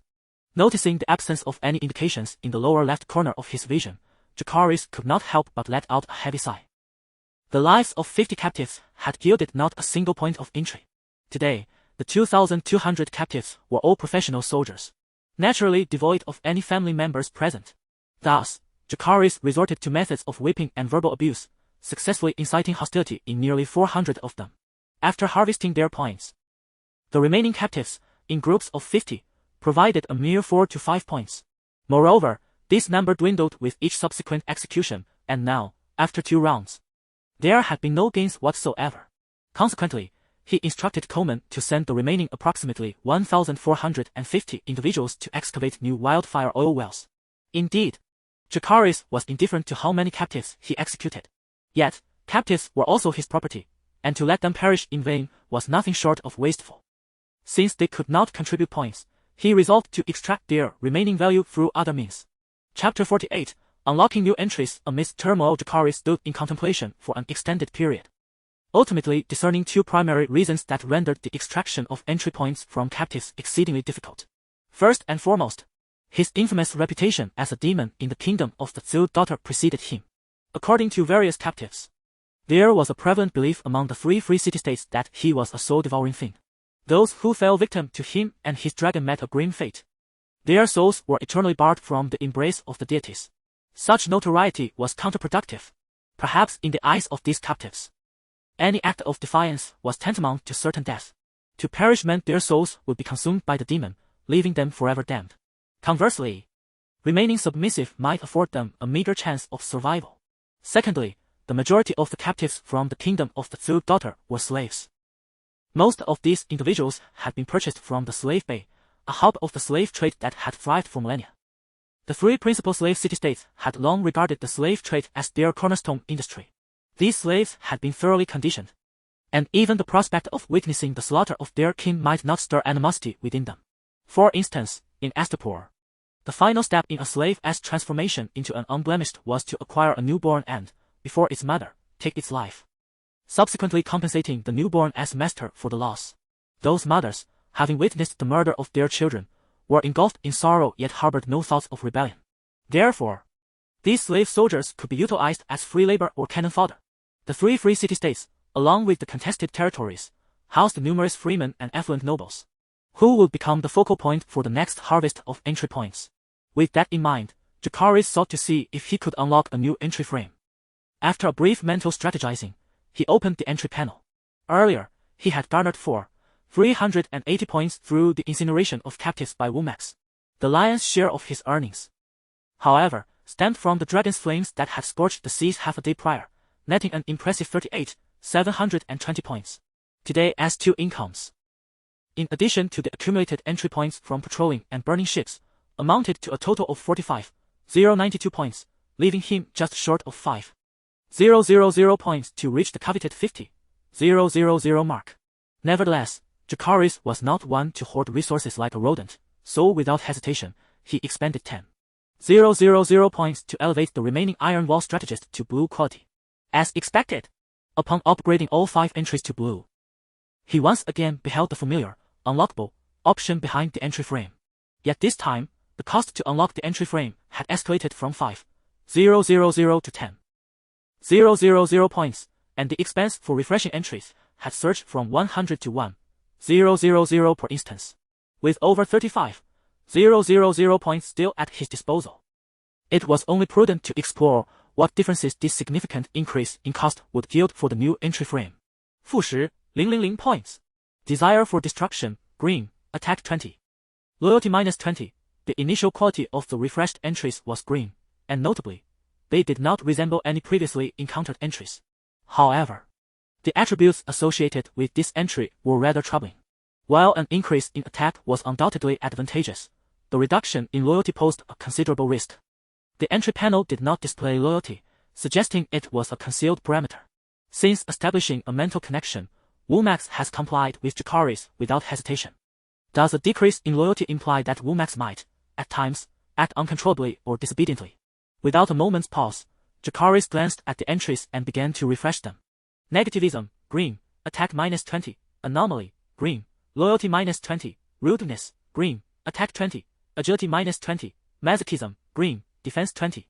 Attack -20, earth power, green, earth attribute attack 20, perhaps due to Jacaerys' unfortunate luck today, out of 5,000 points spent, he only obtained 1 pure enhancement entry. The troubling aspect was that this entry had no relation to Womax whatsoever. Regardless of the cost in entry points, he could not permit Womax to bear a negative entry. After expending another 4,000 points, he finally encountered an entry that satisfied him. Embrace of the Sun, Green, Fire Attribute Resistance 20. Dragon Breath undoubtedly falls within the realm of Fire Attribute attacks, and this entry could effectively mitigate the damage from Dragon Breath. A Dragon Slayer and an Embrace of the Sun, 2 artifacts of internal warfare for the Blood Dragon's Frenzied Dance. 负10, 000 points. Embrace of the Sun, Blue, Fire Attribute Resistance 50. At this moment, all blue entries displayed an enhancement of 50. However, this enhancement was based on Womax's physical attributes. Thus, Jacaerys resolved to continue upgrading the Gluttony skill, allowing Womax to reach maturity as swiftly as possible. With this decision made, the remaining 16,092 entry points would remain untouched. Should a new entry frame be opened without sufficient points to refresh, possessing a negative entry would equate to weakening Womax. In the following half-month, news of the joint fleet's near-total annihilation at Atlantic Island spread rapidly. Aware that the Volantis fleet was firmly restraining the remaining fleet of the Three Daughter Kingdom, Jacaerys began to unabashedly expand his control area centered around Atlantic Island. The city of Mill, located on the western coast of Essos, was entirely blockaded, cutting off all sea routes. The remaining governors in Mill sent dozens of carrier pigeons daily to Tyrosh and Ruse. Not stopping there, they even dispatched mercenary groups from their ranks to seek aid through the disputed territories. Yet, all their efforts proved futile. Upon learning of the joint fleet's destruction led by Governor Aloma, Lord Pechak swiftly fled from Bandai Island back to Tyrosh, conveniently taking all remaining large crossbows and food supplies from Bandai Island with him. This uninvested venture had proven to be quite lucrative for him. Currently, he could be regarded as the sole victor within the Three Daughter Kingdom, thus opting for a period of inactivity to observe the situation. However, Governor Aloma did not let him off easily. Upon his escape back to Ruse, he accused Lord Pechak of several betrayals against the alliance. He even shifted the blame for the near-total destruction of his forces onto Lord Pechak, fabricating charges of collusion. Upon receiving a joint letter of accountability from nearly 20 governors of Lys and Mill, Lord Pechak, visibly agitated, responded promptly, asserting that any further doubts cast upon him would compel Clumsy to recall all their vessels from the United Fleet. At face value, the allegations of collusion against Lord Pechak seemed to dissipate. However, beneath the surface, the kingdom of the Third Daughter was rife with turmoil.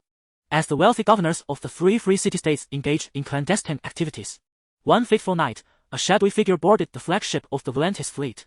Bioro, appointed as the fleet commander by the Volantis regent, held a secret meeting with this enigmatic visitor. 3 days later, the kingdom of the Third Daughter announced the dissolution of a nearly 30-year alliance, signifying the formal division of the United Fleet. This fleet was split into 3 factions. One remained in Lys, while the others set sail towards Clumsy and Mill. The Volantis fleet reacted swiftly, dispatching half of its ships to besiege and assault Lys, while the remaining vessels pursued the fleeing factions. Leading the chase, Bioro sent a missive to Jacaerys, urging him to join in the assault on the 2 fleeing fleets. Should they succeed in vanquishing these vessels, the alliance between their 2 houses would secure dominion over the Narrow Sea and the Summer Sea. Chapter 49. Yield Increase. The innocents in the northeastern part of Rhaenyra Island. Nearly 1,500 laborers busily toiled like a well-organized colony of ants. They were divided into several small teams. Some were vigorously digging, others transporting the excavated earth, while a few provided logistical support. A soldier from Bloodstone Island patrolled the area, brandishing a 9-tailed whip. Any laborer caught slacking was met with a fierce lash, leaving them bruised and crying out in pain. Nearby, atop a high ridge, a camping canopy offered shelter from the elements. Beneath it, Jacaerys reclined comfortably on a couch, resting with his eyes closed. His head rested on the knees of a dusky-skinned male girl, who gently massaged his temples. Another male girl, equally striking, fed him peeled grapes, while 2 others, one on each side, playfully pounded his legs with soft punches. These maidens were the daughters of wealthy Mill merchants whom Jacaerys had recently plundered.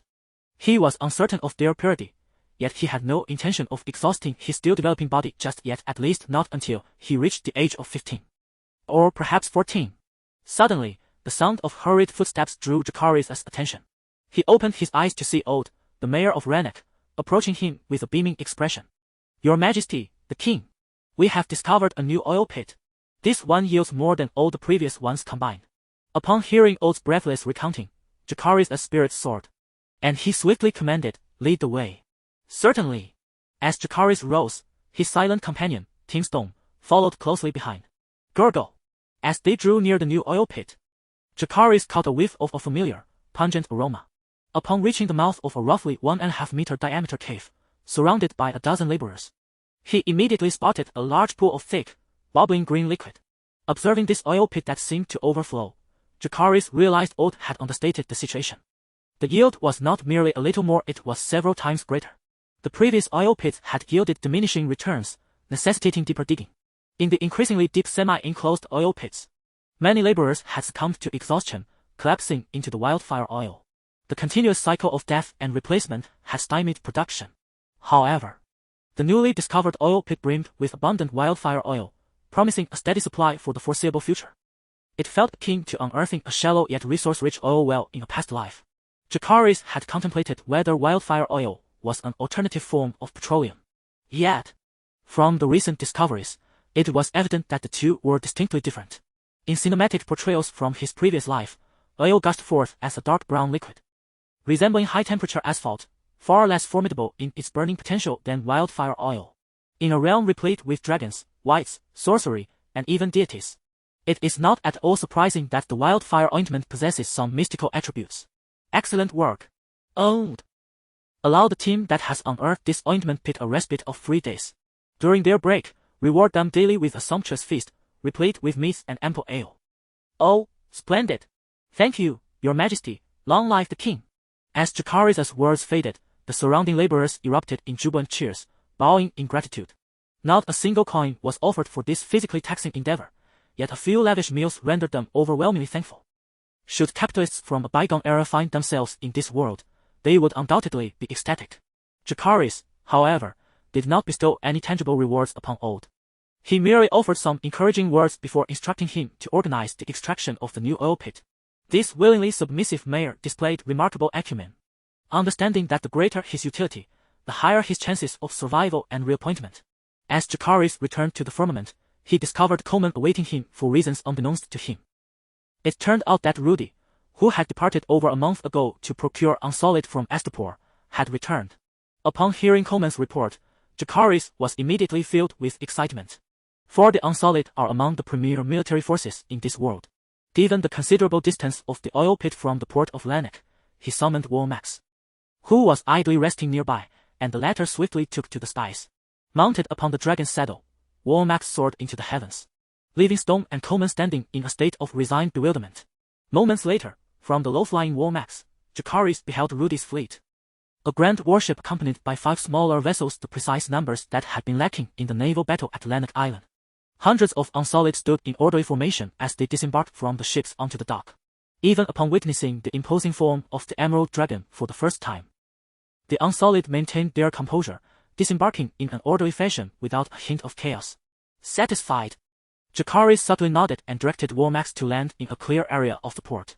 Your Majesty, forgive my inadequacy. The treasure you entrusted to me, valued at 22,000 gold dragons, has only procured 700 Unsolid, Rudy lamented, kneeling before Jacaerys in a display of contrition. Given that the city-states of Essos each possessed their own currency systems, the exchange process was exceedingly convoluted. Thus, Jacaerys calculated based on the corresponding gold dragons. Logically, the treasure should have been sufficient to acquire around 730 Unsolid. However, as Rudy explained, the merciless seller in Astapor had seized 30 Unsolid as a transaction fee. Rudy, you have my gratitude. Remember the name and visage of that slaver. When we lay siege to Astapor, you shall personally present his head to me. As you command. Rudy replied earnestly, nodding in affirmation. With both hands raised high above his head, he held aloft a command whip crafted in the form of a golden harpy, presenting it to Jacaerys. Jacaerys extended his hand to receive the whip, then turned to the 700 Unsolid who had successfully landed and shouted in High Valyrian, Unsolid, attack the dragon. The command echoed with a resounding clatter. Clad in form-fitting leather armor, their heads adorned with spiked helmets, wielding spears and shields, and with swords at their waists, the Unsolid advanced with unwavering resolve, forming a shield wall as they marched in unison toward the open ground near Vormax. Feeling affronted, Vormax emitted a furious roar. With jaws agape, flames flickered within its maw. Halt your advance. Jacaerys immediately communicated telepathically with Vormax while vocally issuing commands to the Unsullied. He had no desire to see 22,000 golden dragons reduced to ash by Vormax's fiery breath. Yet, to be frank, the Unsullied displayed a reckless boldness that he found quite appealing. After toying with the command whip for a moment, Jacaerys tossed it back to Rudy. His personal guards, having learned the basics of High Valyrian, were more than capable of commanding these Unsullied. In the critical battles to come, Jacaerys would undoubtedly take the reins of Vormax himself. This legion of Unsullied, which could serve as a trump card, was naturally to be led by Rudy, the one he trusted most and who possessed the greatest martial prowess. Today was a day of celebration, marked by a significant increase in the production of wildfire paste and the newly bolstered Unsullied Legion, both of which would enhance Jacaerys' power. However, it was also an exceptionally busy day. That afternoon, a letter sent by Baelor was finally delivered into his hands. Chapter 50, The Betrayal of Assumption in the Mayor's Study of Lannick Town. Well, you both should take a look at this letter. After reading, share your thoughts. Sitting on a high-backed long bench, Jacaerys casually handed the already perused letter to Stone beside him. After Stone meticulously read the letter, he passed it to Rudy with a contemplative expression. Rudy swiftly scanned the entire missive and was the first to speak. Your Majesty, Lord Beorlo requests that you intercept the enemy fleet at the Strait of Atlantis. I believe this is viable. It is a crucial passage for those returning from Rhys to Colossi and Mael. If we prepare the wildfire ointment you mentioned beforehand, we could annihilate any fleet in a single blow. The joint fleet has already fallen into an ambush once. I doubt they would fall for such a ruse again. Moreover, I have been pondering, has the kingdom of the Three Daughters truly fractured? Upon Rudy's conclusion, Stone immediately interjected with his perspective. You all seem to overlook the crux of this letter. Let me offer a hint, the Volantis fleet. Jacaerys chuckled lightly, providing a nudge to his trusted subordinates. The Volantis fleet is divided, flanking the two enemy fleets fleeing from Rhys alongside us. Are they attempting to deceive us into confronting the two enemy fleets alone? Hearing Rudy's words, Stone shook his head, half responding, half muttering, Volantis has no reason to lie.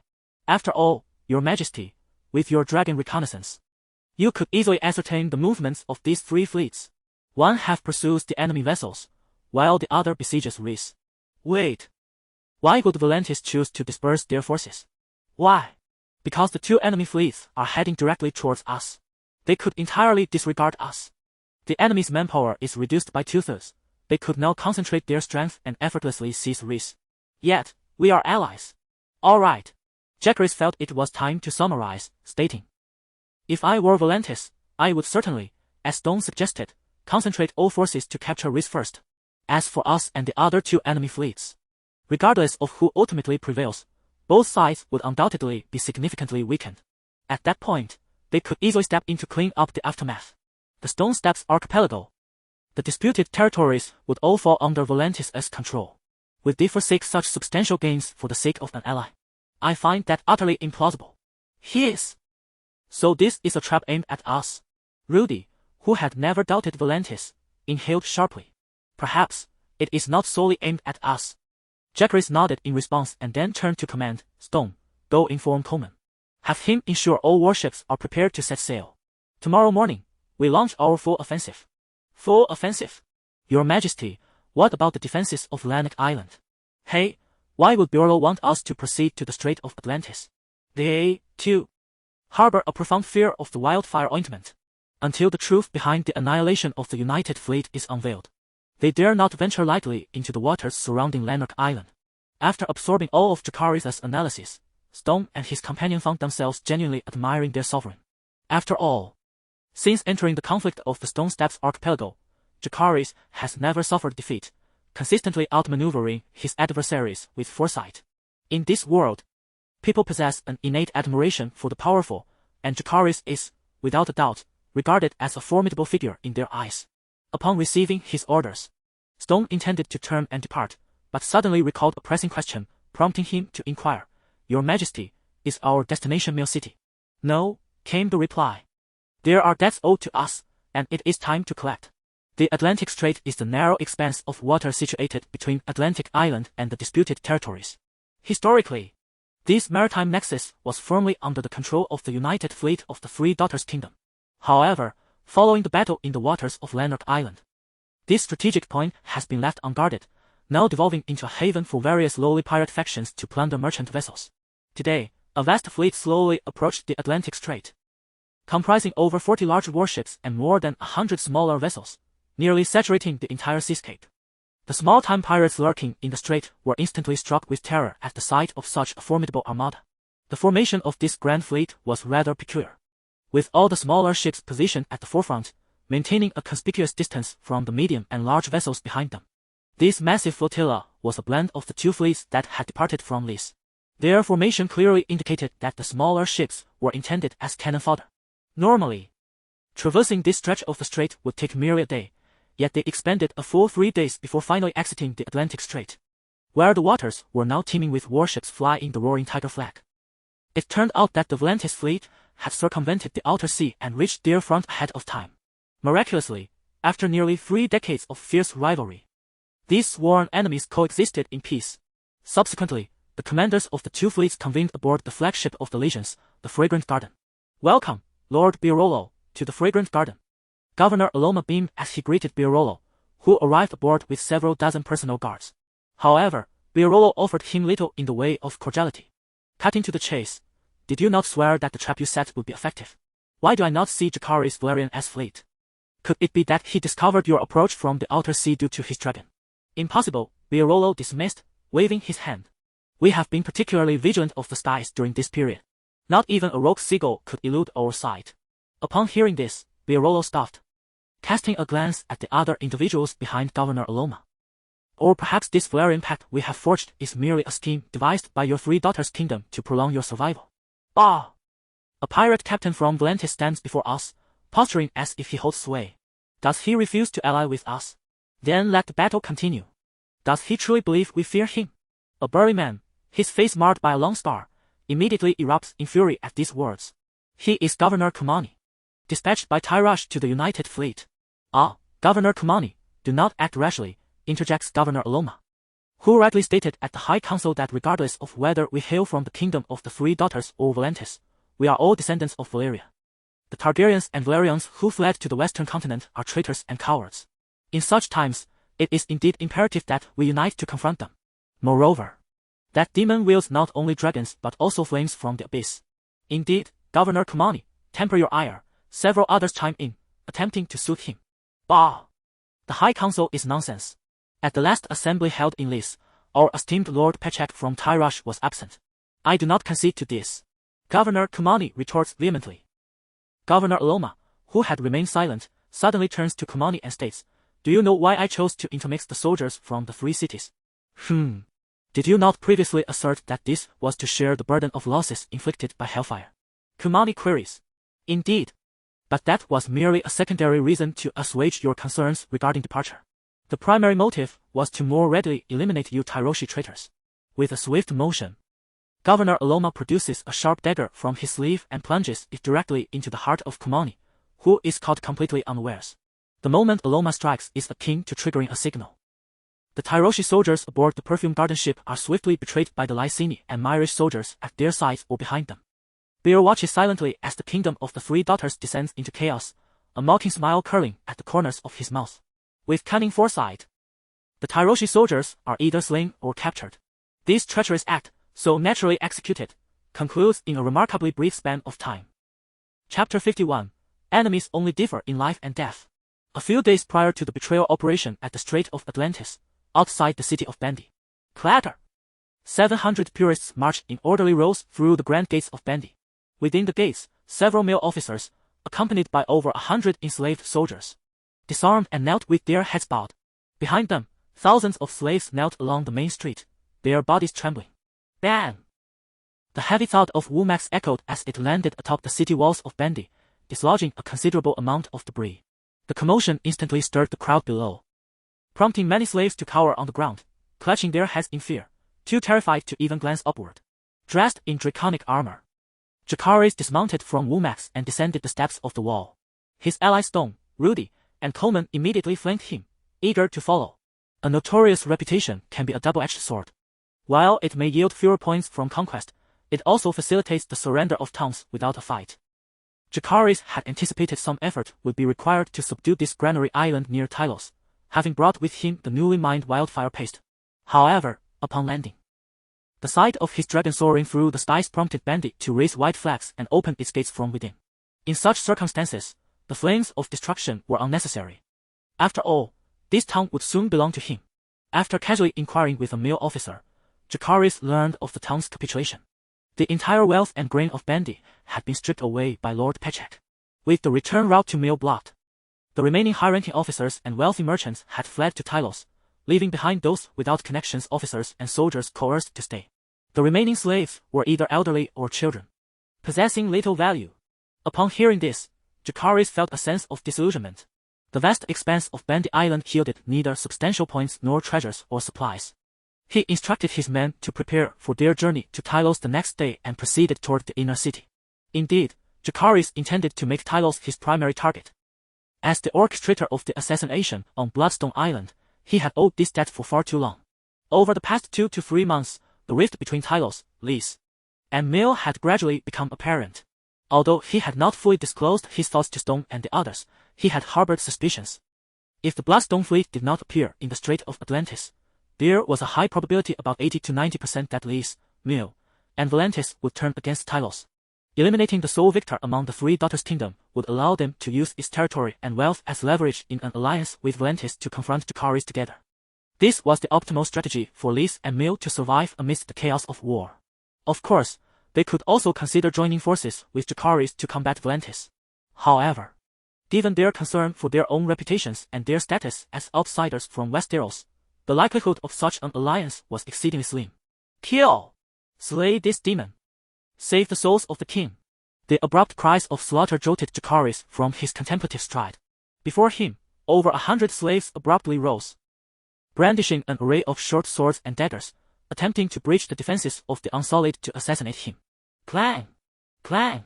The Unsullied, executing their protective orders, swiftly positioned their spears against their shields and mercilessly thrust their weapons towards the assailants.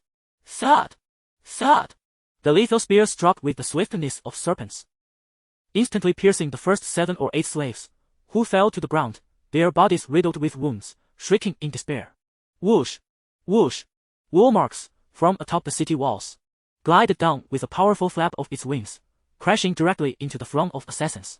Crash! The immense dragon effortlessly crushed a dozen of the attacking slaves into a bloody pulp. Yet, due to inertia, it veered into the trembling mass of ordinary slaves nearby. The dragon, a creature of unparalleled might, carved a gruesome path through the crowd with a mere descent. Unsullied, cease your assault! Rudy bellowed, responding to Jacaerys' command. The Unsullied, who had just slain nearly 20 of the assassin slaves, halted their attacks. They stopped, but Woolmarks would not relent. To mere mortals, the dragon was a harbinger of death. This group of assassin slaves, comprised of the frail and the infirm, stood no chance against Woolmarks. Limbs flew, and blood mingled with flesh, gradually saturating the ground around the dragon. Suddenly, a boy, no more than 8 or 9 years old, emerged from beneath the halted Unsullied. He raised his dagger high, shouting as he charged towards Jacaerys. Crack! The boy's right hand, clutching the dagger, was seized firmly by Stone, who lifted him effortlessly into the air. The boy struggled valiantly, shouting in primitive Valyrian. Coleman, what is he saying? Jacaerys inquired, tilting his head towards the man beside him. Coleman hesitated briefly before responding respectfully, Your Majesty. He utters many disrespectful words towards you. Essentially, he seeks vengeance for the death of his kin in Lemo. Oh! The seeds of hatred sown in Lemo have taken root. Jacaerys mused, glancing at the remnants of the assassin slaves, now nearly eradicated by Woolmarks, a flicker of surprise igniting within him. As Jacaerys conversed with Coleman, Stone seized the dagger from the boy's grasp. Examining the grey substance smeared on its surface, he frowned, contemplating the necessity of silencing this young assailant. Stone, halt! Release him! Jacaerys' voice resonated from behind. Stone turned, taken aback by his king's command, and opened his mouth to protest. Yet he ultimately restrained himself, loyally obeying the order. Thud! Stone hurled the disarmed boy onto the ground, then turned to walk back towards Jacaerys. The boy struggled to his feet, his eyes burning with resentment as he glared at Jacaerys, hurling curses. Bang! Crack! A slender shadow suddenly lunged towards the boy, an immense force rendering him instantly vanquished from sight. Upon hearing the commotion behind him, Stone swiftly turned, only to behold the exquisite emerald dragon tail, its scales arranged with meticulous artistry, looming behind him. The boy had been swept away to a distance of 8 or 9 meters, now slowly descending from the wall. The deep indentation in his chest made it painfully evident that he would not survive. In the eyes of Jacaerys, the adversary was not distinguished by age or gender, but merely by the dichotomy of life and death. He surveyed the other slaves, most of whom lay prostrate on the ground, and commanded, "I have changed my mind. Rudy, Coleman, you two are tasked with loading all the slaves onto the warship. We shall set sail for Tyrosh Island immediately. As you command." That afternoon, the Bloodstone fleet, laden to capacity, majestically navigated towards Tyrosh Island, a journey of less than 2 days. Chapter 52. The siege approaches. Bandy Island lies to the northeast of Tyrosh Island, while the city of Tyrosh is situated in the southwest of the same island. Typically, Tyrosh's direct fleet is deployed around the entire perimeter of Tyrosh Island. However, ever since the joint fleet was annihilated in the waters of Lanark Island, Lord Pechak has recalled the entire direct fleet back to port for concentrated defense. The other directions of the island have only been assigned a few small reconnaissance flotillas. To the northeast of Tyrosh Island, 3 small reconnaissance vessels are gliding across the sea in a triangular formation. Suddenly, a vigilant Tyrosh soldier points to the distant sky and shouts, "Dragon!" Without a moment's hesitation, they immediately turn their vessels southwest in a frantic bid for survival. Yet, compared to the Dragon, which soars at speeds of several hundred kilometers per hour, the reconnaissance ships are dreadfully slow. Within minutes, the Dragon descends upon the last of the reconnaissance vessels. With a roar, an orange flame erupts from the Dragon, and the final ship instantly transforms into a blazing inferno. The soldiers aboard have no time to leap into the water, becoming mere human torches. The continuous stream of Dragonfire scalds a path of steam across the sea, quickly extending to the second reconnaissance vessel's stern. The flames soon engulf the entire ship, however. Some soldiers aboard have managed to react in time and leap into the sea. Splash, splash! The soldiers on the foremost reconnaissance vessel are particularly impressive. As the second ship ignites, they immediately abandon their vessel and dive into the water. This, indeed, is the wisest choice in the face of a dragon's assault. The reconnaissance flotilla is not far from Tyrosh Island, and these soldiers, having grown up on the island, are naturally adept swimmers. Thus, they stand a good chance of surviving and swimming ashore. Jacaerys watches somewhat speechlessly as the Tyrosh soldiers hold their breath and submerge. He had originally intended to keep one reconnaissance vessel to send a message, but now the crew is in such a state of panic. Never mind. The priority is to protect the fleet's landing. With a resigned shake of his head, Jacaerys directs Womax to soar back towards the Bloodstone Island fleet. Ultimately, the 13 large warships and 19 smaller vessels of the fleet scoured the northeastern coastline of Tyrosh Island for some time before finally discovering a relatively narrow landing point. By the time the over 3,000 slaves captured from Bandy Island had disembarked, night had already fallen. Consequently, they had no choice but to camp right there along the coastline. The Bloodstone Island fleet had indeed brought forth its full might, 700 unblemished warriors, nearly 1,000 Bloodstone Island soldiers, and 600 assorted troops composed of defectors from Lanark and Bandy Islands. Merely these 2,300 individuals consume a significant portion of the food supplies daily. Naturally, there is insufficient food to share among the over 3,400 slaves. They are each allocated only a bowl of thin soup made from beans and vegetables. At dawn the following day, this vast army of over 5,700 sets forth. Of course, the 3,400 slaves march at the forefront. Should a battle ensue, they would undoubtedly serve as the most expendable cannon fodder. Jacaerys has never been blindly confident. Since his last visit to Tyrosh, where he observed the city's topography and defensive walls, he realized that a forced landing by their fleet through layers of fortified ports was nearly impossible. However, Tyrosh Island is vast, and besides Tyrosh itself, there are numerous smaller towns. Jacaerys' plan was to first sweep through these smaller towns, gather food supplies and enough cannon fodder before launching a ground assault. Faced with the might of the dragon and an army exceeding 5,000, the small towns encountered along the way mostly surrendered without resistance. Those who dared to oppose conveniently provided Jacaerys with the opportunity to harvest points. In a single day, 3 small towns capitulated, while one was reduced to charred ruins under Dragonfire. The 1,200 civilians and slaves from the 3 towns were naturally absorbed into the ranks of cannon fodder, and their food supplies enabled the entire army to sustain itself for an additional 2 to 3 days. That evening, several Tyrosh officials, whom Jacaerys had previously encountered, arrived on horseback with a contingent of slaves bearing gifts. Clearly, the news of the dragon's approach had been conveyed back by the Clumsy soldiers who had jumped into the sea to flee. The quantity and value of gifts from Lord Pechek this time had at least tripled compared to the previous offerings. Jacaerys accepted all the gifts with a smile. Then addressed the Clumsy officials with a mere 2 words, "Not enough." The smiles of the officials instantly froze upon hearing this. Yet, confronted by the dragon and thousands of adversaries, they could only feign smiles and offer compliments to Jacaerys before departing cautiously. On the following day, Jacaerys continued his advance with his formidable army.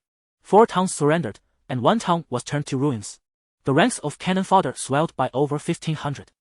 And the food supplies allowed the army to sustain itself for an additional 5 to 6 days. By the 3rd day, the towns in the region had received advance warning, and most of the populace had fled to Clumsy. Thus, aside from acquiring some hard-to-transport food supplies, the number of cannon fodder did not increase significantly. That afternoon, the same Clumsy officials, now visibly exhausted and laden with gifts, returned to Jacaerys. The process could not be described as different from the last. It was, in fact, identical. Upon hearing the phrase "not enough" once more, the officials instantly understood that Jacaerys was deliberately positioning himself as an enemy of Clumsy. Ignoring their fatigue from days of relentless travel, they hastened back to Clumsy. Upon receiving their report, Lord Pechek and the other 9 governors erupted in outrage. The 9 governors, all of merchant background, expressed their ire towards the absent Jacaerys vociferously. They valued wealth above life itself, and had it not been for Lord Pechek's fervent persuasion, they would never have made such sacrifices twice in succession. Yet, Jacaerys' insatiable greed and overbearing demeanor had gone too far. In truth, Lord Pechek harbored a deep-seated apprehension towards Jacaerys and had been striving for peace. However, with everyone united in their animosity, and given that Clumsy was inherently a fortified city with high walls, the voices advocating for war overshadowed those calling for peace. The command for Clumsy to enter a state of readiness was swiftly conveyed through the esteemed Lord Pechek. Concurrently, there were the customary reward incentives employed by the merchant governors. This incentive policy encompassed both the promise of freedom for the enslaved soldiers and monetary rewards for the mercenary troops and free fighters. Consequently, the combatants of Clumsy were invigorated by this policy, their spirits soaring, with the knowledge that Jacaerys was attacking from the ground. The high command of Clumsy promptly redirected the majority of their forces to the front line. Naturally, they also ensured robust defenses against the dragon. The city walls were already fortified with numerous large crossbows, further augmented by the artillery that Lord Pechek had returned from Bandai Island. The aerial defense capabilities of the entire city had reached an unprecedented level. On the 6th day after the Bloodstone Island fleet landed on Clumsy Island, a dense throng appeared outside the city walls of Clumsy. It was none other than Jacaerys, leading his formidable army, poised at the gates. Chapter 53. Unassailable to the west and south, Tyrosh is bordered by a narrow sea, while its eastern expanse reveals vast, flat plains. To the north, the landscape is dominated by treacherous, undulating mountain peaks that serve as a formidable barrier. Clatter, clatter, clatter. On the northern side of the towering Tyrosh city walls, standing approximately 14 to 15 meters high, a cadre of slave soldiers clad in tattered leather armor busily prepares for the impending battle. They diligently stack stones, each the size of a head, beneath the parapets and securely fasten quivers brimming with arrows at their waists.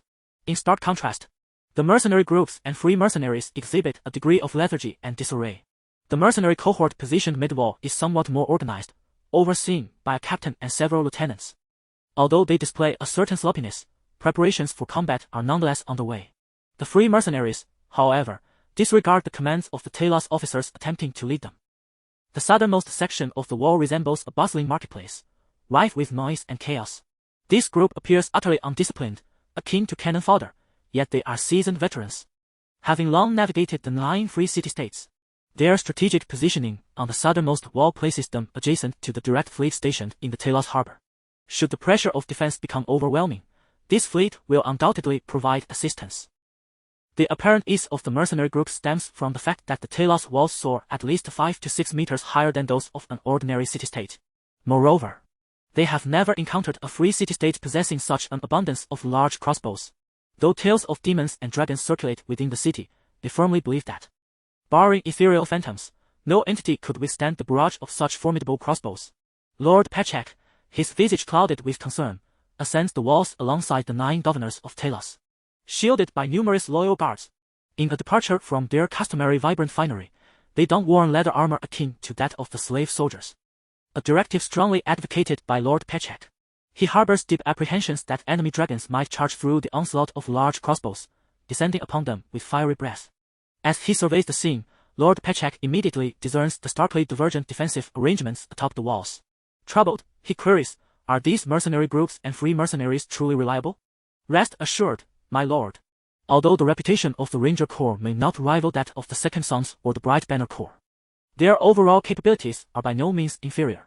Most importantly, they have never betrayed or pillaged their employers, responded the governor overseeing the mercenaries with newfound confidence. As for the free mercenaries, I have made appropriate arrangements.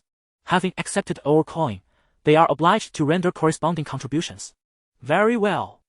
Lord Pechek nodded in acknowledgement and turned his gaze toward the distant throngs of figures. He murmured, they have been here for an entire day. And aside from dispatching scouts to pillage the slave town outside the walls a few times, they have made no move. There is neither an assault nor any sign of the dragons. What, pray tell, are they waiting for? Hee. Perhaps it is the sight of our formidable and towering walls of Tolosa, along with the numerous large crossbows and soldiers, that instills fear in their hearts, leaving them paralyzed with terror. Ha ha ha! Suddenly, the sound of a horn echoed from outside the city, causing the smiles of the governors mocking the Jacaerys army to freeze in an instant. The Jacaerys forces had remained motionless, appearing merely as a dense cluster of static figures. Yet, upon hearing the horn signaling the charge, they delivered a stunning visual shock to the governors of Tolosai. A sea of heads surged in chaotic motion, resembling a massive school of fish surfacing for air. In an instant, the slave town outside Tolosai was engulfed, with streets leading to the city walls overflowing with people. There were simply too many. A cursory glance suggested enemy numbers easily reached at least 20,000. In this era, battles involving tens of thousands were a rarity. Meanwhile, on the walls of Tolosai, there were merely 1,300 slave soldiers, 550 rangers, and nearly 700 free mercenaries. Inside the city gates, approximately 200 slave soldiers stood ready, alongside around 2,200 from the direct fleet defending the southwestern port. In total, there were scarcely 4,950 men. Many governors, inexperienced in warfare, turned pale, regretting their failure to recall the main fleet from the allied armada. Clang! In the midsection of the wall, not far from the governors, the leader of the ranger group, Soba, unsheathed his longsword with unwavering composure and shouted, "Draw your bows, prepare." The messenger at his side immediately relayed the command throughout the walls. Whoosh! The previously lethargic ranger mercenaries sprang into action, swiftly and skillfully knocking arrows and drawing bows. A closer inspection revealed their expressions had transformed entirely from before. This was a professional mercenary group seasoned by numerous battles in Essos. The slave legion on the northern wall also obeyed the command to draw their bows, yet their movements lacked the precision and fluidity of their counterparts. As for the free mercenaries to the south, one could only say their efforts were barely sufficient. Release! Whoosh, whoosh, whoosh. Nearly 1,000 sharp arrows were launched skyward, raining down like a tempest upon the throngs of the Jacaerys army crowded in the slave town. Thud, thud, thud. The frontmost ranks of the crowd, having just entered ball range, fell like wheat before the scythe, as arrows struck them down in waves. The Jacaerys army, suddenly under siege, halted their advance abruptly. Then, as if reacting instinctively, they raised makeshift shields above their heads. What are they wielding? Door planks, backboards, and even wooden window frames. Ha ha ha! As the governors atop the walls beheld the Jacaerys army charging forth from the slave town, brandishing an array of wooden shields towards the walls of Tolosa, they erupted into laughter. Unable to contain their amusement, initially daunted by the sheer number of their adversaries, the governors found solace in the aftermath of a single volley of arrows, which had already claimed several hundred lives from the opposing force. Now they have come to realize that the army of Jacaerys is nothing but a rebel. And indeed, the truth is as such. Whoosh, whoosh, whoosh. The second volley of arrows was unleashed, and yet another large swath of the front ranks of the Jacaerys army fell. Those bearing sturdy wooden shields fared slightly better, with only a handful of arrows managing to pierce through. However, those wielding flimsy boards and wooden windows suffered greatly. The sharply descending arrows, propelled by tremendous kinetic energy, pierced through their wooden shields and penetrated their flesh. Those struck in the head or vital areas were essentially doomed to immediate death. Yet, those who were merely wounded found themselves trampled into a pulpy mess by their fellow comrades in the chaos. Nevertheless, the ranged assault from Tylosai was not limited to mere volleys of arrows. Whoosh, whoosh, whoosh. Massive boulders, each the size of a water barrel, were hurled from the large trebuchets positioned inside the city gates. Crash, crash. Under the onslaught of such heavy projectiles, sturdy wooden shields were rendered useless. Even iron plates offered little protection. Wooden splinters, severed limbs, and dismembered bodies were sent flying in every direction. These colossal stones struck down upon the throngs of people who had rushed out from the slave town, utterly devoid of cover, carving bloody pathways through their ranks. The charging masses, still several meters away from the city wall, had already suffered losses of around 16 to 1700 men, nearly 1/10 of their total number. From the perspective of Tyrosh, the notoriously feared Jacaerys army was revealed to be quite the opposite, utterly vulnerable. Chapter 54, The Blood and Flesh Grinder, the Black Fire Meteor. Oh, I do not wish to perish. Ah! Save me, save me. Flee quickly. As Fanya stepped out of the slave town beyond the walls of Tyrosh, bearing a half-wooden door, he beheld a throng of people rushing towards them in panic. Swish, swish, swish. The sharp sound of arrows slicing through the air resonated, but this time it did not emanate from Tyrosh. Rather, it came from behind Fanya and his companions. Boom, boom, boom. The fleeing masses fell in droves before Fanya, and he even recognized 2 or 3 acquaintances from his town. In that instant, an overwhelming wave of regret washed over him for not fleeing at the first whisper of the demon and the dragon. He also lamented having stockpiled so much food and wealth. Had they not been so encumbered, the thousands from their combined towns might have already breached the gates of Tyrosh, instead of serving as mere cannon fodder for the siege. Yet, lamenting now would avail him nothing. He wished to survive. Behind them loomed over 2,000 fully armed soldiers. And more terrifyingly, the demon and dragon that had vanished with a group for more than a day. To the east of Tyrosh stretched vast plains, offering no refuge even if they managed to escape. Should they fall to the demon and the dragon, their souls would be devoured. Thus, the only path to survival lay in rushing into Tyrosh. Those who wish to live, who do not wish their souls consumed by demons, come forward. Fanya's shout struck a chord. The disoriented crowd instinctively gathered as he instructed. The tightly fitted door planks proved effective, protecting them from the rain of arrows. As for the boulders from the massive catapults, Fanya had not considered them, relying solely on luck. Fortunately, none had yet struck their group. Thus, this army of cannon fodder, coerced by the soldiers of Bloodstone Island, made their first contact with the city walls. Crack, crack, crack. As they approached the walls of Tyrosh, a rudimentary yet sturdy siege ladder was raised by Fanya and his companions. This ladder had been hastily constructed under the demon's orders, compelling Fanya and others to fell trees and rallying carpenters from each village to craft it. Upon erecting the siege ladder, Fanya glanced around at the others. None seemed inclined to ascend. They merely stared at him in silence. It appeared that his earlier charge had marked him as their leader, with no path of retreat remaining. Fanya stamped his foot resolutely, clutching the short sword issued to him in his mouth. He then pressed the half-door against himself with his right hand and began to scale the ladder with his left. Thud, thud, thud. Above him, arrows fell like rain. Yet they were all deflected by the robust door plank he held. Unbeknownst to him, he had ascended to a height of 7 or 8 meters. On the ladder below, his companions, inspired by his bravery, climbed alongside him. Suddenly, the sound of arrows striking the door plank ceased, and an intense sense of foreboding surged within Fanya. Crash! A tremendous noise reverberated, and Fanya instantly felt a sharp pain sear through his right hand. A boulder, the size of a head, smashed through his makeshift door, shattering it and fracturing his right hand in the process. Before Vanya could even utter a cry of despair, a second boulder struck him squarely in the face. The impact was deafening. Vanya's skull caved in, and brain matter along with blood splattered violently under the immense force. With a thud, his body fell from the siege ladder, transforming into an ordinary corpse upon the battlefield. Once life has departed, no one would remember his previous valor and fearlessness. Yet, thanks to Vanya and his comrades, the numerous foot soldiers seized the opportunity to rush towards the walls while the Tyroshian defenders dealt with the enemy below. Clang, clang, clang. Siege ladders were pressed firmly against the battlements of Tyrosh. The previously suppressed foot soldiers successfully escalated the conflict to close combat. Ah! Countless climbers on the ladders were struck down by boulders, screaming as they plummeted from heights of nearly 10 meters. However, their sacrifices bore significance. Whoosh, whoosh, whoosh.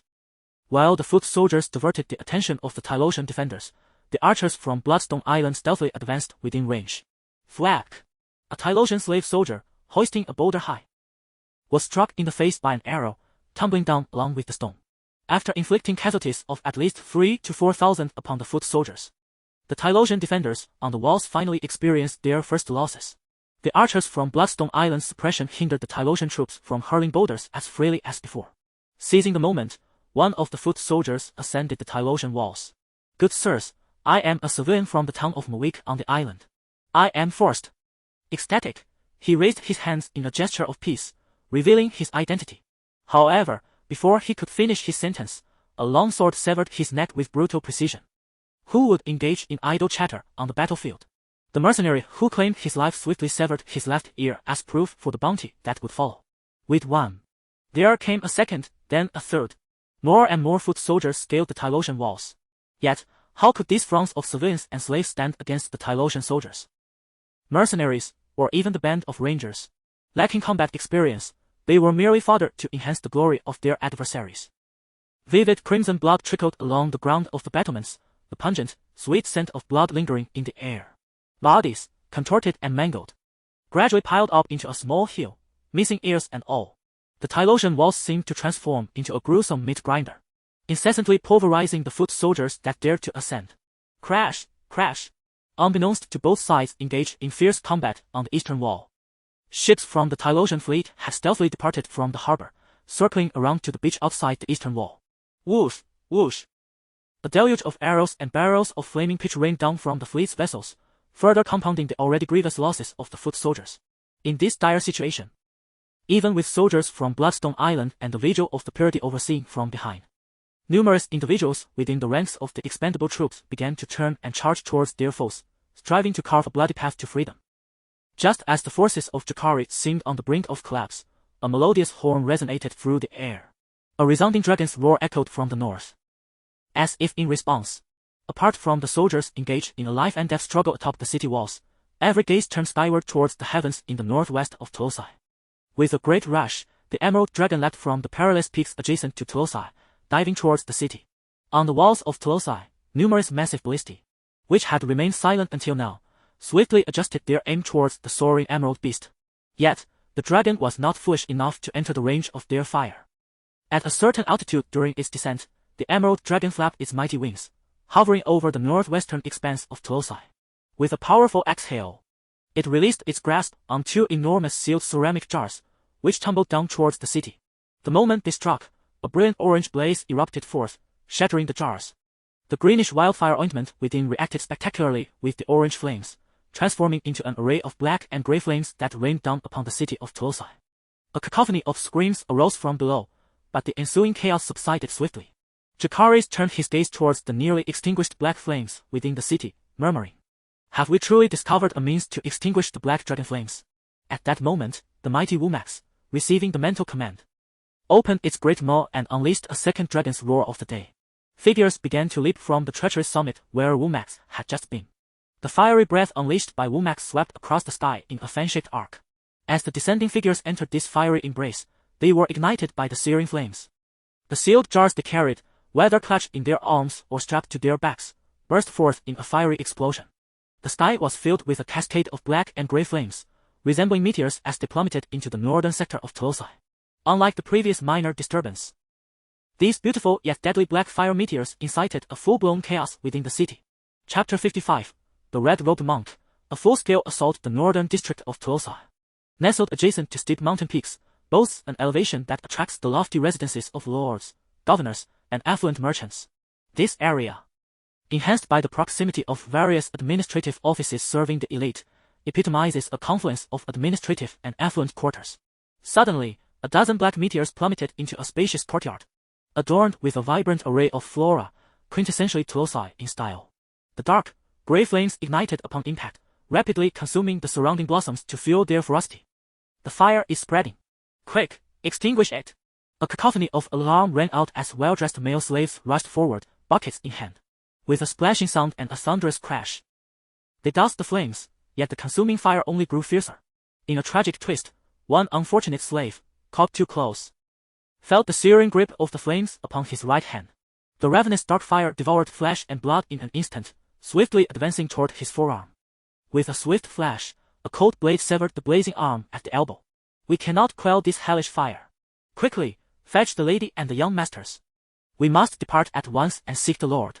The resolute figure who delivered this command was the captain of Lord Pechek's personal guard, acutely aware of the peril posed by the flames. In the ensuing chaos, the captain, accompanied by several loyal guards and the beleaguered wife and children of Lord Pechek, managed to escape the courtyard, which had succumbed to the voracious flames. However, the inferno was not confined to the Lord's estate. It raged through much of the northern district. The luxurious courtyards nearby echoed with cries of despair and anguish, while the once bustling streets became a throng of panicked souls fleeing for their lives. In such dire circumstances, no one would grant preferential passage to relatives of the lord or governor.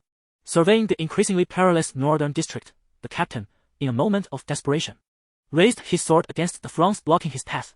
"By the Lord's command, those who obstruct shall perish." His fellow guards, emboldened by his resolve, joined the fray, cutting a bloody path through the crowd. As the bloodied captain approached the periphery of the northern district, a collapsed dome tower fell across the street, sealing off their escape. The horrifying black flames quickly enveloped their route, inducing despair among the captain and the multitude behind him. Amidst the chaos, shadows of numerous red figures emerged behind the dark flames, casting unknown objects into the inferno. The once ferocious blaze began to wane, ultimately extinguishing into oblivion. As the smoldering remnants of the spire lay in silence, devoid of any open flames, the captain of the royal guard subtly gestured to his attendant behind him. Understanding the cue, the attendant seized a hapless slave and thrust him forward.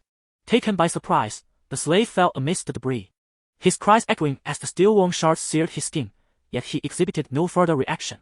The captain exhaled with relief and promptly led his men onward. As they traversed the rubble, he scrutinized the ground beneath him, discovering that the crimson figures had scattered clumps of damp earth. Just as he mentally noted the means to extinguish the inferno, a monk clad in a scarlet robe approached, proclaiming, "Long is the night, fraught with peril. The Lord of Light shall guide your path." Instantly recognizing the monk's identity as a representative of the Temple of the Light, the captain responded with utmost respect. "Praise be to the Lord of Light. I shall report all that transpires here to Lord Pechek." Under normal circumstances, as the captain of Pechek's royal guard, he would have dismissed the monk with indifference, for the triune deities were the predominant faith in Clumsy. However, in light of the day's upheaval, the worship of the Lord of Light was poised for exponential growth. The monk nodded in acknowledgement and began instructing his fellow crimson-robed brethren and the temple's servants to construct a firebreak with the moist earth. Survivors streamed from the vicinity, expressing their gratitude to the monk, yet he paid them no heed, instead gazing upward at the emerald dragon soaring through the sky, murmuring, "Black flames, fear, death. Is this the power of the frost god, the sole adversary of the Lord of Light as foretold in our doctrine?" High above Clumsy, Jacaerys surveyed the scene with the perspective of a spectator at an electronic sports event. The northwestern district of Clumsy had succumbed to devastation. Perhaps his act of riding a dragon above the heads of the dying was laced with a sense of mockery. The rate at which the points in his lower left field of vision refreshed surpassed even that of the dragon's flames consuming the sea. On the eastern wall, nearly half of the slave soldiers had been redeployed, evidently following the commands of Lord Pechek and the governors to aid the besieged north district. At the pace of the encroaching black and grey flames, by the time this contingent arrived, the entire northern district would likely have fallen. The now diminished garrison on the northern wall would become the prime target for the Legion of the Unblemished and the soldiers of Bloodstone Isle. Such were the consequences of outsiders directing the affairs of seasoned warriors. Yet for Jacaerys, the more foolish the enemy, the better. With a mighty flap, the dragon, or Makas, soared above the northern wall, unleashing its third roar of the day. In response, the 700 unblemished soldiers, who had been overseeing the rear of the cannon fodder, were commanded to ready their shields and advance toward the northern wall. The remaining 1,600 soldiers from Bloodstone Isle split into two, pressing forward from either flank. Whether to call Jacaerys reckless or audacious remained a matter of perspective. In the fierce struggle for this fortress city, there is no intention for prolonged back-and-forth engagements. A full-scale assault has been launched, aiming for a decisive breakthrough. Thousands of expendable troops have been concealed within the slave town, neither charging forward nor retreating. However, under the pressure from the Purity Legion and the soldiers of Bloodstone Island, they are now compelled to march, begrudgingly, toward the walls of Clumsy. With so many expendable soldiers serving as a human shield at the eastern wall, the advance of the Purity Legion and the soldiers on the right from Bloodstone Island encounters virtually no obstacles. Meanwhile, The soldiers on the left flank from Bloodstone Island have come to a noticeable halt due to the direct fleet's assault from the beach perimeter. Without the slightest hesitation, Womax takes flight, diving toward the direct fleet. The forces of Clumsy remain vigilant, observing the movements of the Emerald Dragon in the sky. As soon as the Emerald Dragon makes its appearance, the direct fleet, which had been gradually adjusting its course, immediately ceases its assault and hastily retreats toward the port of Clumsy. Bam! Bam! Bam! When Womax enters the attack range, the large crossbow at the southernmost end of the eastern wall instantly fires upon it. Faced with such ordinary bolts, which possess a moderate rate of fire, Womax can easily evade them. However, the sheer density of the large crossbows installed on the Clumsy wall means that there is always one bolt that cannot be avoided. Crack! Jacaerys skillfully maneuvers Womax to withstand the bolt with its toughest dragon scales, causing several pieces of emerald scales to shatter instantaneously. Thanks to the growth rate enhanced by the voracious trait, these scales will regenerate within 2 days. Nevertheless, during the ensuing battle, he must remain particularly cautious of the area where the scales have fractured. After a volley from the large crossbows on the southern section of the wall, they fall into a period of silence as they reload. Now, it is Womax's turn to initiate the attack. Chapter 56, The Dragon Strikes, Breaching the City Whoosh. The Tylosian fleet employed a similar staggered formation, a commonly used battle array that offers both offensive and defensive capabilities, maximizing the collective striking power of the fleet. However, their formation differed slightly from that of the Allied fleet. Firstly, their vessels were fewer in number, arranged in 2 tiers. The front line consisted of 12 large warships, while the rear housed over 20 medium and small vessels. Secondly, their staggered formation was linear rather than V-shaped. Jacaerys estimated the firing range of the large crossbows positioned at the Tylosian port. He then maneuvered Womax to dive towards the front line of the direct fleet. Bam! Bam! Bam! These large warships were also equipped with formidable crossbows. However, they could not be tightly packed together, leaving ample space between each ship. Consequently, the density of the long crossbow bolts was evidently inferior to that of the southern city wall. Ah! The orange dragon flames erupted forth, igniting the sails of the 2 outermost large warships immediately. Clang! Clang! Clang! A relentless rain of arrows shot upwards from below, striking the front section of Womax with a cacophony of sounds. Under normal circumstances, Jacaerys would have dismissed this as inconsequential. Yet, having endured the crossbow bolts earlier, which had shattered his chest scales, he had to maneuver Womax to shield its underbelly with its scales to avoid any errant arrows penetrating through the cracks. However, this precaution reduced the frequency of his fiery breath attacks. After a dive, only 4 large warships with ignited sails remained stationary. The others were hastily retreating towards the port. Womax circled in the air, recalibrating for a second dive. Jacaerys, seated in the dragon saddle, observed the approaching rear line of the direct fleet, his mind racing. He needed to avoid further damage to his already fractured scales while swiftly neutralizing them. Otherwise, the time spent would hinder coordination with his own advancing army. They are all medium and small vessels arranged in a linear formation. Perhaps this tactic could work. A flash of inspiration struck Jacaerys as he recalled a brutish method he had once employed to breach enemy lines. Whoosh! Womax's dragon wings suddenly folded, and the massive body, now devoid of momentum, plummeted freely towards the sea. Just before reaching the surface, it unfurled its wings and flapped vigorously, redirecting its course. Womax skimmed the water like an arrow, hurtling towards the outermost medium and small warship. Splash! Splash! The soldiers aboard the outermost small vessel seemed to realize the impending danger, immediately abandoning ship and plunging into the sea. Their swift actions saved their lives. Ah! Boom! The searing dragon breath melted through the side of the small vessel. Womax, propelled forward at high speed, brutally collided with the breached hull. Crack! The small vessel was violently split in 2. But this was merely the beginning. From the vantage point of the heavens, the formidable Womax surged forth like a searing bullet, effortlessly melting through layers of wooden barriers that lay in its path. In the course of this relentless advance, countless Tyroshan soldiers fell victim to the fiery breath of the dragon, reduced to ash, while others were mercilessly crushed beneath the gargantuan body of the beast. With a resounding crash, Womax collided with the last of the medium-sized warships, sending splintered wood flying, one of which struck Jacaerys squarely in the face.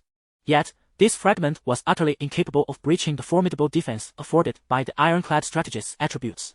However, an amusing turn of fate unfolded. A particularly fortunate Tyroshan soldier, within the cabin narrowly evaded the onslaught by brushing against Womax's massive form.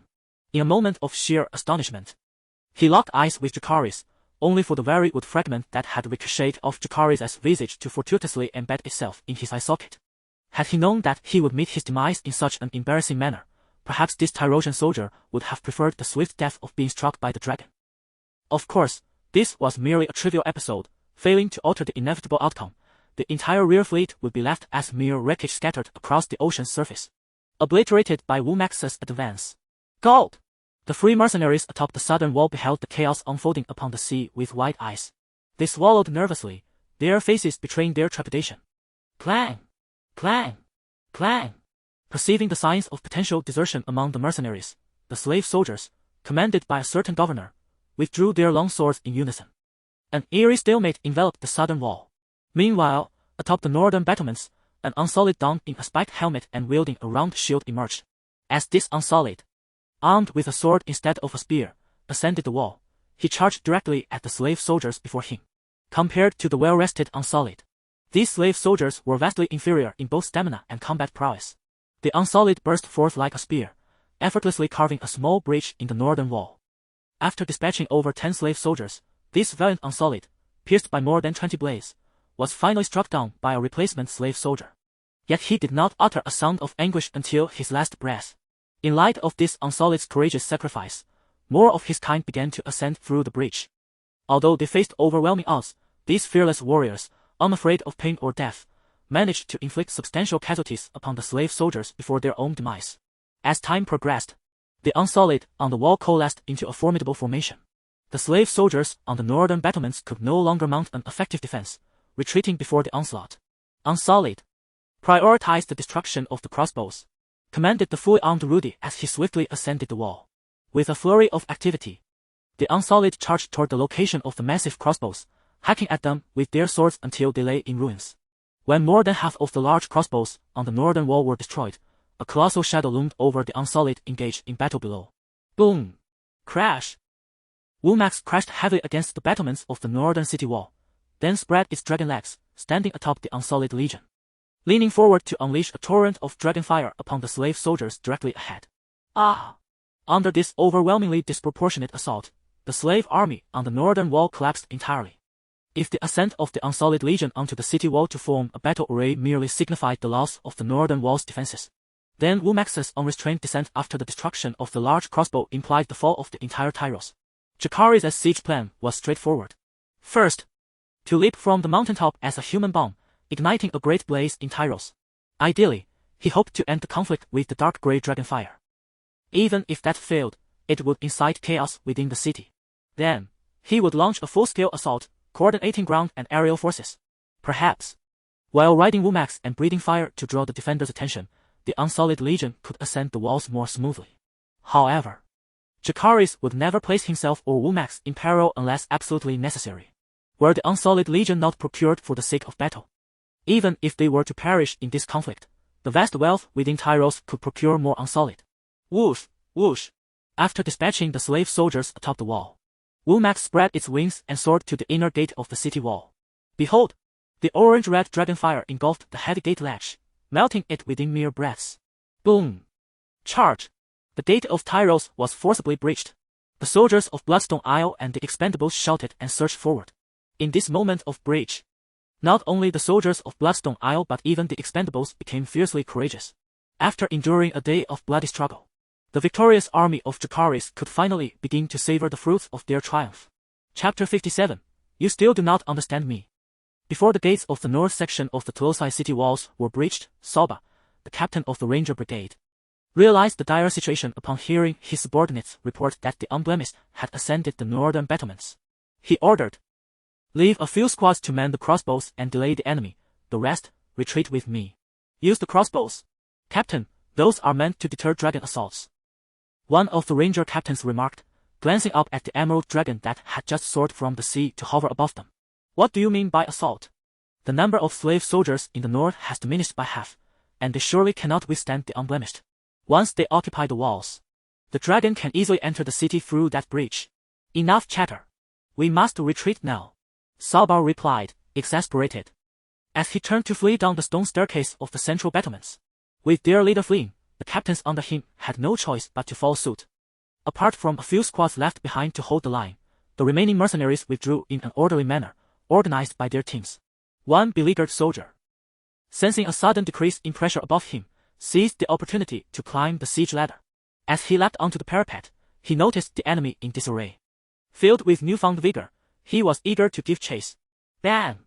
The sharp twang of a bowstring echoed, and in an instant, the soldier was pierced through the chest by a hefty crossbow bolt. The force of the bolt propelled him backward, and after penetrating another unfortunate soul who had just scaled the battlements, he landed several meters away from the wall. The long bolt, resembling a spear, embedded itself into the ground, while the two hapless soldiers it struck twitched momentarily before falling still, transformed into oddly shaped corpses. This massive crossbow, which had previously shown little lethality against the wool marks, now proved to be a formidable weapon against humans, a classic case of using a sledgehammer to crack a nut. The volley of crossbow fire from the central battlements instilled fear in the ranks of the beleaguered soldiers. With no falling stones overhead, arrows descending, the only instinct of these mercenaries was to cling to the siege ladders, neither advancing nor retreating. Meanwhile, the few ranger teams left behind took advantage of the chaos to escape from the walls. In stark contrast to the abandoned central battlements, the fighting at the southern section was particularly fierce. However, this band of free mercenaries was not battling the cannon fodder but clashing with the overseer slave soldiers. This illustrates the fundamental difference between the 7 kingdoms and the 9 free city-states. The armies of the 7 kingdoms, composed of nobility, were costly to maintain due to the need for sustenance and armor. Yet, their loyalty was unquestionable. In rare instances, an entire army might perish alongside their lord. Conversely, the free city-states relied heavily on inexpensive slave soldiers and did not maintain standing armies. When the need arose, they could summon thousands of mercenary companies at a moment's notice. But their loyalty could be gleaned from the siege of Clumsy. After all, they were merely in it for the profit, not for risking their lives. As the battle raged on at the southern walls, a massive shadow foretelling death loomed over them. After breaching the northern gate beneath the city walls, Jacaerys immediately took flight on his dragon, ready to tear apart the defensive lines of Clumsy along the walls. However, to his surprise, the central segment of the walls was devoid of both defenders and attackers. Aside from the corpses scattered about, not a single living soul could be seen. He had no intention of leaving behind any large crossbows for his forces to utilize. Instead, he commanded Womax to destroy the large crossbows positioned on the walls and continued to unleash Dragonfire as he soared towards the southern segment of the walls. In a sudden eruption, the deadly breath of the dragon exploded against the southern walls, sending waves of scorching orange flames rippling outward. Those caught within the range of the dragon's fiery assault were instantly transformed into lifeless corpses, their remains reduced to charred ash. Panic-stricken, numerous free mercenaries and enslaved soldiers, in a desperate attempt to evade the dragon's flames, leapt from the walls. Some, with a flicker of rationality, jumped outward towards the safety of the ground, where heaps of bodies piled like small hills offered a chance of merely sustaining minor injuries.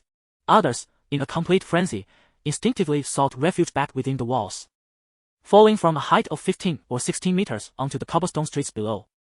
Even those who survived the fall would find it nearly impossible to endure in such an era. Womax's flames bore no miraculous properties to spare allies from harm. As wave after wave of mercenary fodder ascended the southern walls amidst their infighting, they too succumbed to the merciless dragonfire, turning to ash. Casting a glance back at the inferno consuming the eastern walls, Jacaerys nodded in satisfaction before guiding Womax toward the port of Clumsy. As a strategically positioned free city-state, Clumsy's port was not only home to a direct fleet but also crowded with merchant ships of various sizes. A small number of vessels, sensing the impending doom, had already set sail in a bid to escape Clumsy. Jacaerys, with just one dragon, could not intercept them all. Yet he knew that the noble Patrick and his retinue, who had been dispatched to the northern district for rescue, had likely not managed to flee in time.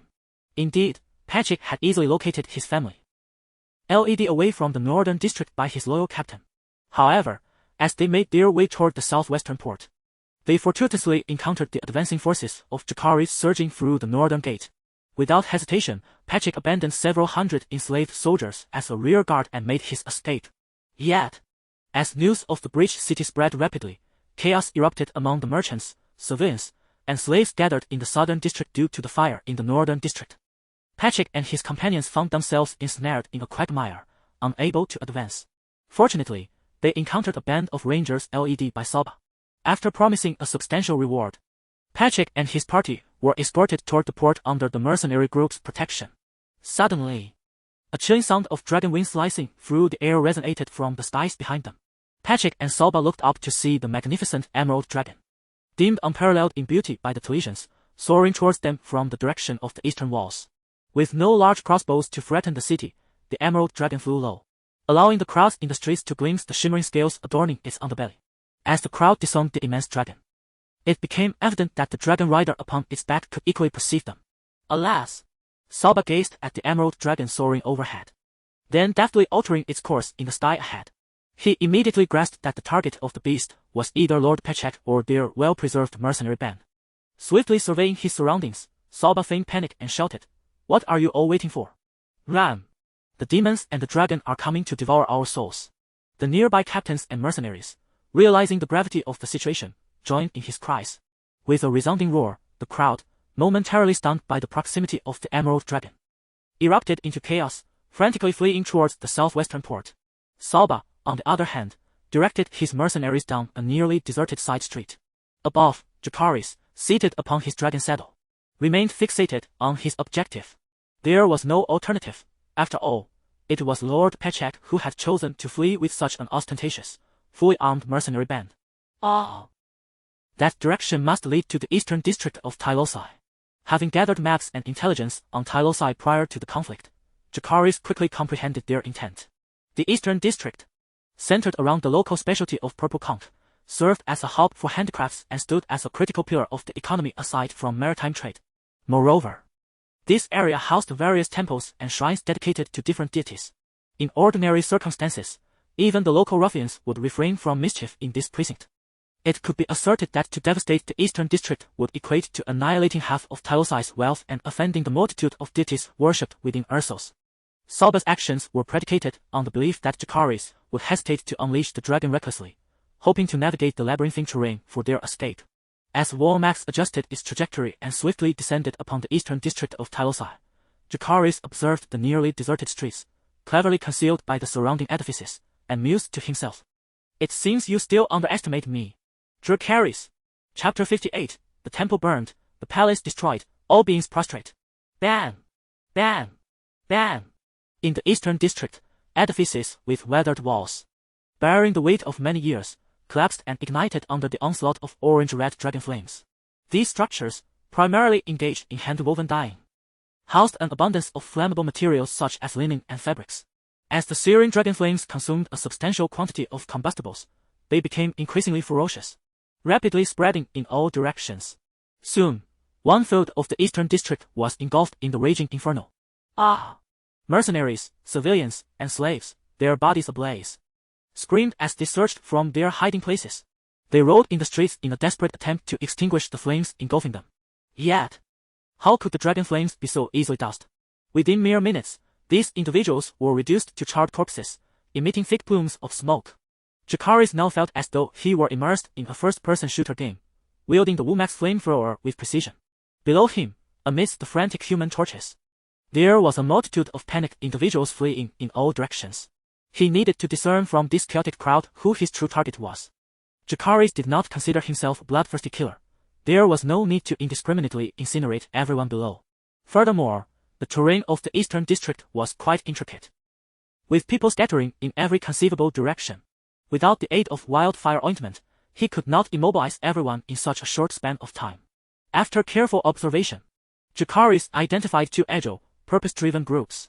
One fled towards a large temple with deep gray walls, a black roof, and a black and white entrance.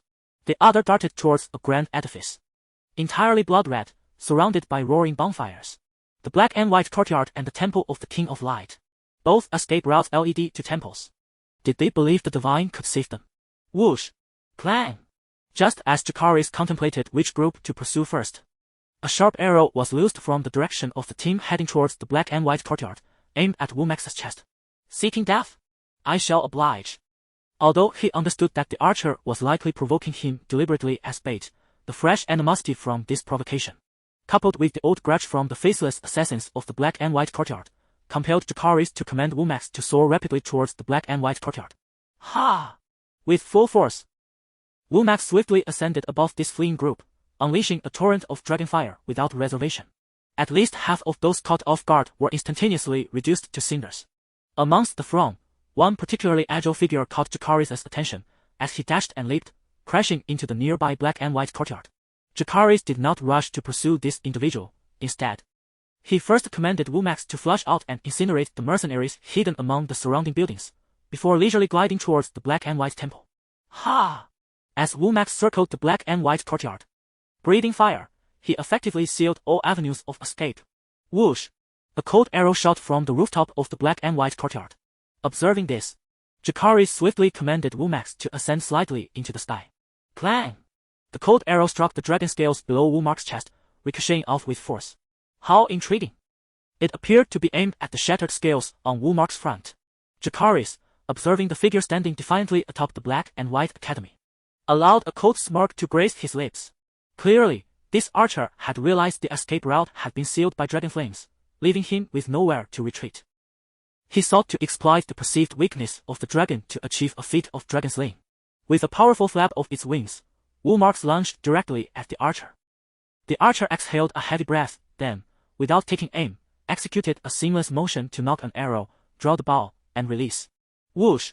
The scorching dragon flames erupted from Womax's gaping maw, instantly engulfing the sky ahead. The arrow shot by the archer lost all momentum upon passing through the dragon flames, leaving only the iron tip intact while the shaft and feathers turned to ash. Crash! Womax's massive form barreled through the dissipating dragon flames, crashing onto the roof of the black and white academy. The archer, unable to react in time, was silenced before a scream could escape his lips, crashed into a pulp beneath the dragon's weight. Jacaerys held no interest in the name of this remarkably skilled archer. His sole concern was whether this individual had granted him 10 experience points. Casting a glance at the refreshed points notification, Jacaerys continued to command Womax to unleash dragon flames upon the black and white academy. The academy was soon filled with the sounds of anguished cries, as the faceless ones within were indeed formidable in their deadly arts. However, as Jacaerys rode the dragon high above, spewing flames, what could the faceless ones possibly do? Once the black and white academy was fully ablaze, he turned his gaze toward the nearby temple of the Light King. Another target awaited. Meanwhile, near the southwestern port of Tyrosh, the disguised Soba blended into the crowd alongside the similarly disguised Lord Pechek and his companions. Turning to glance at the raging inferno and thick smoke rising from the eastern district, a flicker of sorrow crossed his face. To ensure his and Lord Pechek's escape, he had sacrificed his most capable men and the entire ranger group to divert the attention of the Emerald Dragon. But it mattered not. As long as he could flee Tyrosh with Lord Pechek firmly in his grasp, the vast wealth of the opposing party, even if insufficient to restore his former status, would at least provide him with a worry-free existence for the rest of his life. Though Lord Pechek had not revealed his identity for safety, he casually mentioned the name of a certain governor. The slave soldiers maintaining order at the port immediately allowed them passage, enabling them to board a medium-sized merchant vessel about to set sail. With a whoosh, the sails unfurled, and the sailors in the hold shouted commands as they rowed with vigor. The ship gradually departed from the port of Tyrosh, while Soba and Lord Pechek gazed at the sea, each contemplating their future plans. Suddenly, a cacophony of noise erupted from the port. Soba and Lord Pechek turned to see countless people pointing and shouting above their heads. Instinctively raising their gazes, they beheld a blazing orange flame growing larger in their view. Descending from the heavens, Womax claved through the clouds, incinerating not only the merchant vessel bearing Lord Soba and Lord Pechek but also leaving no ship unscathed among those that had ventured forth into the sea. Following the destruction of the Temple of the Light King, Jacaerys could not be entirely certain of Lord Pechek's demise. Therefore, to err on the side of caution, he obliterated all vessels that had departed the port during this period. Thus, even if Lord Pechek had miraculously survived, he would find no escape from Tyrosh. The enslaved soldiers stationed at the port initially contemplated a final stand utilizing their massive crossbows. However, a relentless tide of soldiers from Bloodstone Isle and the Cannon Fodder Legion surged into the harbor, under the commands of several governors, who had been utterly ravaged. These enslaved soldiers ultimately surrendered, laying down their arms and kneeling in defeat. With a resounding thud, as his forces fully seized control of the situation, Jacaerys guided Womax to descend upon the open ground of the port. A mighty roar echoed as Womax unleashed a tremendous dragon's cry. Thousands of civilians and slaves fell to their knees, as if swept by a gust of wind through a field of wheat. In truth, Jacaerys had always been acutely aware of his intentions and capabilities. To augment Womax's strength, he ruthlessly harvested the lives of his enemies in Essos, amassing entry points through fear and death to subdue all adversaries. Thus, even if he were to conquer Talisi through conventional means, a long-term occupation would remain improbable. After all, he was but a foreigner hailing from Westeros. He had no desire to endure a life fraught with the constant threat of faceless men assassins, whether in slumber or solitude. Perhaps, in due time, after pacifying the Seven Kingdoms and ascending the Iron Throne, Jacaerys would lead the armies of the Seven Kingdoms to truly conquer and govern Essos. He might even aspire to a greater ambition, achieving the monumental unification of the entire world. Yet, that moment was not now. At present, all he sought was to reap entry points and compel all beings to bow before him through the might of Womarks. Chapter 59. The warning of the attribute panel. Would you like to expend 50,000 attribute points to upgrade Gluttony, blue? Warning, attributes of purple quality or above will interact with this world, resulting in unknown changes. Jacaerys gazed at the notification before him, lost in contemplation.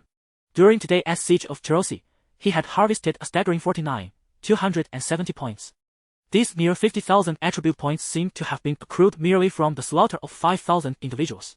In truth, approximately 30,000 souls had perished in the inferno of the dark grey dragon flames that consumed the entire northern district. Adding to this the defenders of Tyrosh, a third of the eastern district, and several merchant ships just incinerated, a conservative estimate would place the death toll at no less than 40 to 50,000. 40 to 50,000. This number represented the entire population of a medium-sized territory in the continent of Westeros. The points harvested today, coupled with the free 150 points gained from the burning of small towns in the preceding days, and the remaining 16,092 points, totaled an impressive 68,512 points. Upon noticing the upgradable notation next to Gluttony, Jacaerys promptly made his selection. However, he was taken aback by the appearance of a warning that required further confirmation. After careful deliberation, he chose to decline. This decision was not born from fear of the warning. The attribute panel was the foundation of his existence in the Game of Thrones world. Even if the heavens were to collapse, he would continue to upgrade his attribute quality. The reason for his temporary abstention lay in the fact that, following the massacre carried out by his army, nearly 100,000 captives remained in Tyrosh. Such a substantial figure could surely yield several thousand attribute points at the very least. Thus, Jacaerys was motivated by two considerations. Firstly, he wished to observe whether accumulating attribute points beyond 100,000 would elicit new changes. Secondly, since the warning indicated potential unknown alterations, it would be prudent to amass additional points to prepare for any eventualities. Since the objective was to maximize the provocation of hostility to harvest points, he needed to position himself prominently, much like the flames that engulfed the northern district, ensuring that his methods would be visible to many. Ultimately, Jacaerys' gaze fell upon a magnificent tower constructed from red stone in the harbor area. The Tower of Weeping Blood, one of Tyrosh's iconic structures, was typically utilized as a grand lighthouse and served as the optimal podium for inaugural speeches during each Grand Lord election. The square surrounding the Weeping Blood Tower and the vacant docks could accommodate a sufficient number of captives. However, as twilight descended and following a day of violent conflict, ample rest was required. Therefore, Jacaerys decided to schedule the harvesting of points for the following day. As for the aftermath of the battle, he assigned responsibilities to Coleman and Stone. The former would oversee the majority of the captives and prepare them for the morrow as harvesting activities, while the latter was tasked with leading a small contingent of captives to seek out spoils and facilitate their loading onto ships. With the opulent courtyards of the northern district now in ruins, Jacaerys randomly selected a large residence in the southern district for his temporary lodging. After all, he would not remain in Tyrosh for long, and he was not overly particular about his living conditions. However, he maintained a vigilant stance regarding his security. Rudy, accompanied by the remaining 638 untainted ones, encircled the grand estate, prohibiting any entry. Even the command baton of the untainted was temporarily entrusted to Jacaerys, signifying that neither Rudy nor any faceless one bearing his visage could gain access. Meanwhile, Womarks lay in concealment on the adjacent rooftop, his cold, slated eyes fixated on the room where Jacaerys resided. Reclining on a bed adorned with fresh linens, Jacaerys was beset by a flurry of thoughts. Speculations regarding the warnings from the entry panel mingled with plans on how to accumulate more points the following day. Having devoted his full attention to dragon riding, he soon found himself ensnared by the embrace of slumber. In the vicinity of the Tower of Weeping Blood, a multitude of Tyroshan captives were diligently preparing for their impending funeral. Coleman, supervising with a battalion of over 1,000 Bloodstone Island soldiers, found the task rather mundane. Although the workload was substantial, the nature of the task was quite straightforward. First, to clear a sufficiently large area, and second, to transport various fire-retardant materials to create a firebreak around the tower. Coleman, having performed this duty on numerous occasions, executed the arrangements with practiced ease. Observing the yawning Coleman, one of his trusted subordinates, with a face full of obsequiousness, remarked, "My Lord Coleman, you are working too hard. Allow me to take care of the remaining tasks." Hand it over to you." "Absolutely not. This task was personally assigned by His Majesty," Coleman replied after a moment's contemplation, shaking his head in denial. "You have done your part. Remaining here only entails overseeing these wretched peasants and slaves as they carry out their duties." The subordinate, upon hearing this, first responded affirmatively. Then leaned closer to whisper, "I happened to capture a few exquisite young boys in the grandest pleasure garden today and have sent them to your chamber." Coughing, Coleman suddenly felt a wave of dizziness. "Perhaps it's due to the stray arrow that struck my helmet today. No, I must take a rest. Pusher, I leave the rest to you. Before the sun rises tomorrow, I will return to inspect, should any discrepancies arise." Upon hearing his subordinate's words, Coleman's eyes gleamed with excitement as he quickly sought an excuse. "Rest assured, my lord, should there be any oversight, you may take my head." "Very well. You have spoken." With Pusher pledging a military oath, Coleman rubbed his hands together in glee before turning to depart the Tower of Weeping Blood. After his exit, preparations continued to unfold methodically. In the deep of night, Overseer Pusher found a reason to slip away alone. He navigated the streets of the southern district with familiarity until he entered a dark alley. Knock, knock, knock. Lowering his head, Pusher rapped on a door within the alley in a rhythmic pattern. The next moment, the door swung open, and as he lifted his gaze, a stranger's countenance replaced his own. Wordlessly, he slipped inside. With a creak, the door closed behind him, revealing a room filled with a diverse array of shadowy figures. Clad in crimson robes, the monks of the Temple of Light stand alongside the priests of the Black and White Academy, adorned in their distinctive black and white long garments, while the priests of the three-headed temple don robes of blue, purple, and green. As the sun rises above the eastern horizon, its warm rays first illuminate the elevated ruins of the northern district, strewn with cold, charred corpses, from which wisps of white smoke occasionally rise. The invigorated Coleman arrives punctually to inspect the remaining work on the Tower of Weeping Blood. Aside from Pusher's misguided decision to construct a firebreak around the tower, everything else appears satisfactory. After reprimanding Pusher briefly, Coleman intends to have him dismantle the unnecessary firebreak. However, at that moment, Rudy and the diligent Stone, having toiled throughout the night, arrive with battalions of the innocents arranged in precise formation, entering the square of the Tower of Weeping Blood. Coleman immediately realizes that the arrival of His Majesty is imminent. There is no time for immediate dismantling. He mutters a few more words of frustration towards Pusher, then casts aside the trivial matter to respectfully welcome his king. With a rush, Womax unfurls his dragon wings and ascends from the grand estate in the southern district, swiftly soaring above the Tower of Weeping Blood. All hail the great king of the Narrow Sea and the Stone Steppes Archipelago, the burner of seas, the conqueror of Tolosa, the lord of the Emerald Dragon, Jacaerys Velaryon I. As Stone loudly recites the meticulously crafted titles of the king, both the soldiers under Jacaerys and the captives kneel in unison. They chant in unison, "All hail Jacaerys Velaryon I." With a thud, Womax lands heavily on the open ground before the Tower of Weeping Blood. Dressed in black dragon-patterned armor and wielding a finely crafted longsword, Jacaerys, with a countenance of indifference, leaps from his dragon wings to the ground. "Today, half of you shall live." Just as Jacaerys begins to speak, a piercing shriek resonates from the northern peaks. He looks up to see a vibrant cloud rushing toward the Tower of Weeping Blood at an alarming speed. Chapter 60, The Extraordinary Emergence. Blood and fire of the same source behold. The three divine beings have come to rescue us.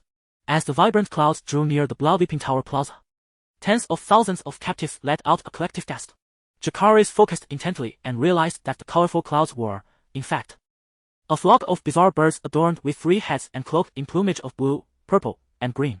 These three-headed creatures measured approximately 1.2 in 4 meters in length, with a wingspan nearing 3 meters, presenting a rather fearsome sight. Jacaerys, without the slightest hesitation, upon perceiving the three-headed birds entering the attack range, Jacaerys issued a command to Womax to strike. In an instant, a blaze of orange-red dragonfire engulfed the leading dozen of the three-headed birds. the air around them warping under the intense heat. As the flames dissipated, the birds vanished without leaving a trace of charred remains. "Protect His Majesty." Suddenly, Pushol, standing beside the Coman, called out, leading 15 soldiers armed with drawn swords directly towards Jacaerys at the Bloodleaping Tower. "Clang! Who dares approach me will perish." Sensing a conspiracy, Jacaerys unsheathed his sword and shouted fiercely. The 10 Unsullied stationed before the Bloodleaping Tower immediately raised their shields and pointed their spears at Pushol and his men. One of Pushol's subordinates extended his right hand and pointed at an Unsullied, quickly praying, "My lord, King of Light, please purify this evil before us with your great power." To everyone's astonishment, a fist-sized dark red fireball materialized out of thin air. It then struck the Unsullied indicated by his finger with almost the speed of an arrow. Though the Unsullied felt no pain, the dark red flame swelled with the wind and swiftly consumed him whole. Jacaerys' pupils dilated in shock. If the faceless man's remarkable face-changing technique could be tenuously explained as a masterful form of disguise, then this red-robed monk's ability to conjure fireballs from thin air undoubtedly placed him in the realm of the extraordinary. Such an enemy held the highest priority on Jacaerys' list for elimination. With a thought, he intended to command Wumax, who was continuously unleashing Dragonfire to eradicate the birds in the sky, to prioritize the extermination of the enemies before him. Suddenly, a cacophony of splintering wood and the sound of rushing liquid filled the air. It turned out that while the red-robed monk was casting his spell, Pushol had sent 10 men to entangle the remaining 9 Unsullied. He himself, accompanied by 4 others, dashed towards the fire breaks on either side, swiftly shattering the numerous barrels hidden within. "Suck, suck. It's wine." Jacaerys glanced down at the transparent liquid flowing rapidly along the ground, accompanied by a potent aroma of alcohol wafting through the air. He immediately understood that this group of enemies intended to use him as a shield. Indeed, Jacaerys did not possess Daenerys' fireproof nature. Should Wumax unleash Dragonfire at this moment, he would undoubtedly be unable to escape the area drenched in spirits. Yet, similarly, the opposing red-robed monk would also be unable to recklessly employ his fireball magic. "Phew! Did you truly believe that I am of no value beyond commanding dragons and unleashing their fiery breath? Allow me to demonstrate otherwise." A cold smirk graced the lips of Jacaerys as he brandished his sword and advanced towards the 5 members of Pusher, deftly circumventing the Unsullied. Clang! The dagger in Pusher's hand clashed against Jacaerys' longsword, producing a resounding metallic ring. Seizing the opportunity, the 4 soldiers behind him flanked Jacaerys, striking at his neck and knees. Bam! Bam! 2 emerald figures suddenly descended from the heavens, obliterating the 4 soldiers into mere pulp in an instant. Taken aback by this unexpected turn of events, Pusher hastily retreated. In that moment, he discerned that the 2 emerald figures were the twin claws of the emerald dragon that stood behind Jacaerys. Whoosh! Fearing further proximity, Pusher drew another dagger from his cloak and hurled it towards Jacaerys' face. Clang! One of the dragon claws swiftly interposed itself before Jacaerys, easily deflecting the 2 daggers. Whoosh! Without making any defensive maneuvers, Jacaerys lunged from behind the dragon claw, charging directly at the retreating Pusher. Through their mental bond, the man and dragon fought in perfect harmony. This was the new combat style that Jacaerys had devised. Swish! The retreating Pusher could not match the speed of the advancing Jacaerys, and it appeared that Pusher was about to be pierced through the heart by a single thrust. Suddenly, the air between Jacaerys and Pusher distorted. Before his eyes, Pusher inexplicably split into 3 identical figures. Simultaneously, a large portion of the 3-headed monstrous birds, which had survived the flames of Wumax, vanished into thin air, leaving only a solitary vulture with feathers tinged in blue, purple, and green, circling desolately in the sky. An illusion? Jacaerys momentarily faltered, then swung his longsword at the central Pusher. The sword passed effortlessly through Pusher's form, the ethereal sensation confirming to Jacaerys that he had made an erroneous choice. Though the battle seemed prolonged, it had only lasted 3 or 4 minutes. The Pusher on the left turned, scanning the surroundings, his face a mask of urgency as Rudy and Stone led a throng of Unsullied towards them. If he hesitated any longer, all hope would be lost. Let us all embrace the blessings of the God of 1,000 faces.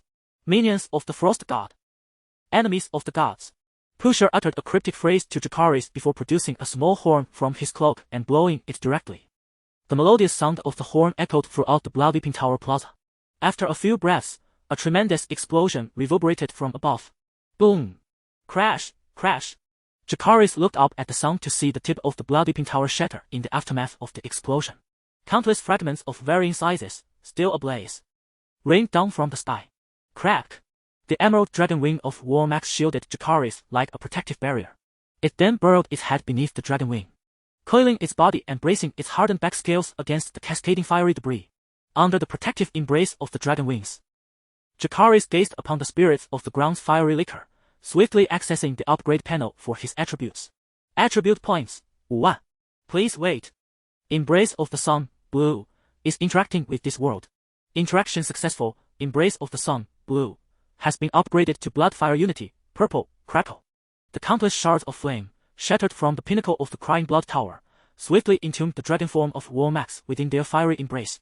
Pushier, the crimson-robed monk, along with 9 untainted souls and their adversaries, also succumbed to the fiery grave. The tricolored vulture, circling above, emitted a piercing cry before ascending into the heavens. With a roar, the fiery liquor at the base of the crying blood tower ignited, erupting into towering flames that reached 3 to 4 meters high. Fortunately, a firebreak had been established in advance, otherwise, Stone, Rudy, and the others, who had just arrived, would have been consumed by the inferno. Your Majesty! Stone and his companion wept, gazing at the heap of rubble that resembled a pyre of flames. Their very existence was dedicated to safeguarding Jacaerys, prepared to lay down their lives when necessary. Yet now, their lives seemed devoid of purpose. Further afield, Coleman stood in astonishment, uncertain whether to rejoice or lament. He was not alone. All soldiers and captives shared this sentiment. The entire square of the crying blood tower and the port, housing nearly 100,000 souls, fell into an eerie silence. This unnatural stillness might shatter at any moment. Any sound could break the spell. Crack! A stone the size of a thumb tumbled from the summit of the fiery grave, producing a faint, shattering sound. Then came the second, and the third. Nearly 100,000 pairs of eyes fixated on the growing commotion of the flaming tomb, as if something dreadfully terrifying were about to emerge from the depths. Suddenly, the fiery grave erupted from within, and a pair of emerald dragon wings unfurled amidst the flames. Step by step, Jacaerys, his eyes ablaze with fury, emerged from the inferno, treading upon the still-burning shards of fire. His gem-like eyes surveyed the surroundings, and in a tone devoid of warmth, he declared, originally, I intended to allow half of you to survive. But now, all soldiers, execute the city. Whether it was the shock of witnessing Jacaerys emerge unscathed from the roaring flames or the gruesome command to annihilate nearly 100,000 lives, all soldiers under his command stood frozen in place, motionless. With a resounding roar, War Max broke free from the fiery tomb and unleashed a mighty dragon's roar, followed by a torrent of dragonfire directed at the multitude of captives in the crying blood tower square. This act signaled the official commencement of the end for Tyrosh. Chapter 61. The vanished Clumsy. Half a month after the treacherous operation at the Atlantic Strait, a dark line gradually emerged on the horizon of Clumsy's offshore waters. As the distance diminished, this shadowy line revealed its true nature: a formidable fleet comprising 70 to 80 large warships and nearly 200 smaller vessels. This super fleet, adorned with the banners of 3 factions, was none other than the newly formed United Fleet of Volantis, Lys, and Mil. The duration taken by the United Fleet to reach the waters of Clumsy far exceeded that of the journey from Lys to the Atlantic Strait. This was due to the extreme caution exercised by Biro, who had previously collaborated with Jacaerys, and Governor Aloma, who had suffered considerable losses under Jacaerys' command. Each time the United Fleet navigated through a strait or around an island, they would anchor all large vessels in place, deploying numerous smaller ships to meticulously scour the entire maritime expanse. Splash, splash! On board the flagship, the Fragrance Garden, Biro and Governor Aloma gazed intently at the waters ahead.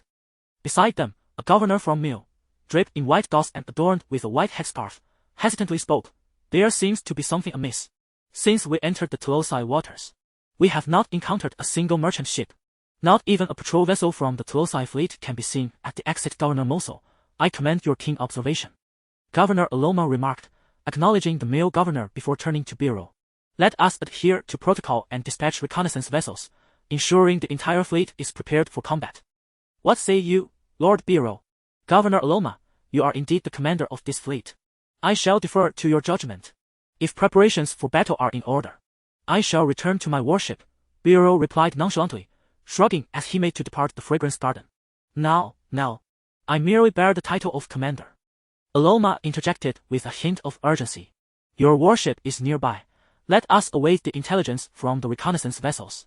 Should any unusual circumstances arise, I shall seek your counsel. Very well. Seeing Aloma adopt such a humble stance, Beero pondered briefly before nodding in agreement.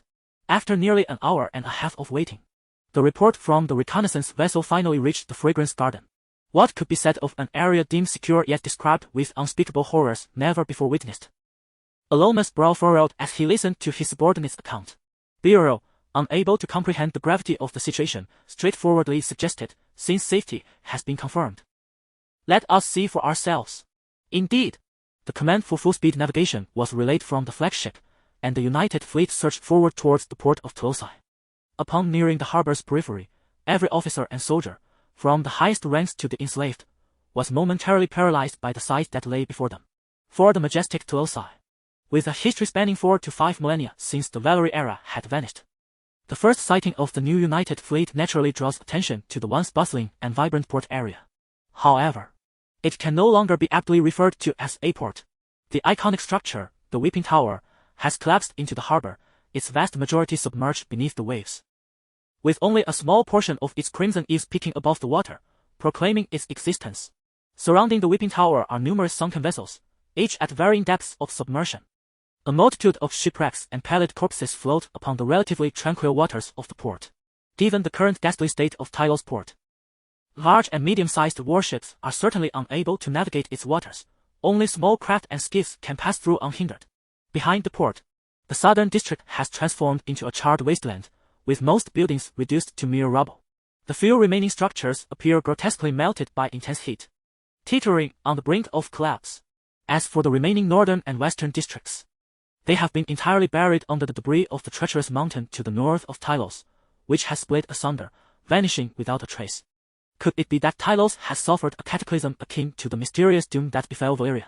Governor Aloma, along with Beero and others, gazed at the scene before them, and the same thought emerged in their minds. However, upon seeing the reconnaissance vanguard waving their flags, they realized that this devastation was undoubtedly man-made. Overwhelmed by the shocking disappearance of familiar Tyrosh, Governor Aloma and Beero had initially overlooked the enormous black triangular structure adjacent to the reconnaissance team. Upon closer inspection, they were instantly gripped by a chilling dread, their skin prickling with horror.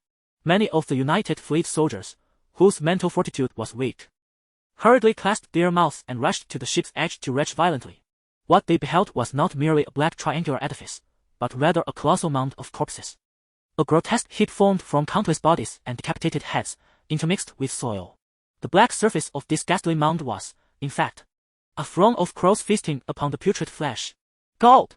Did this emerge from that demon's doing? Governor Aloma nervously swallowed, stammering to Beero. The gravity of Beero's expression deepened as he recalled the ruthless deeds of Jacaerys, who had engineered the demise of his own uncle by mercilessly incinerating captives.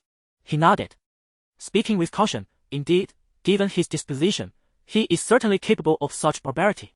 The entirety of Tyrosh, apart from those potentially buried beneath landslides, is likely accounted for here.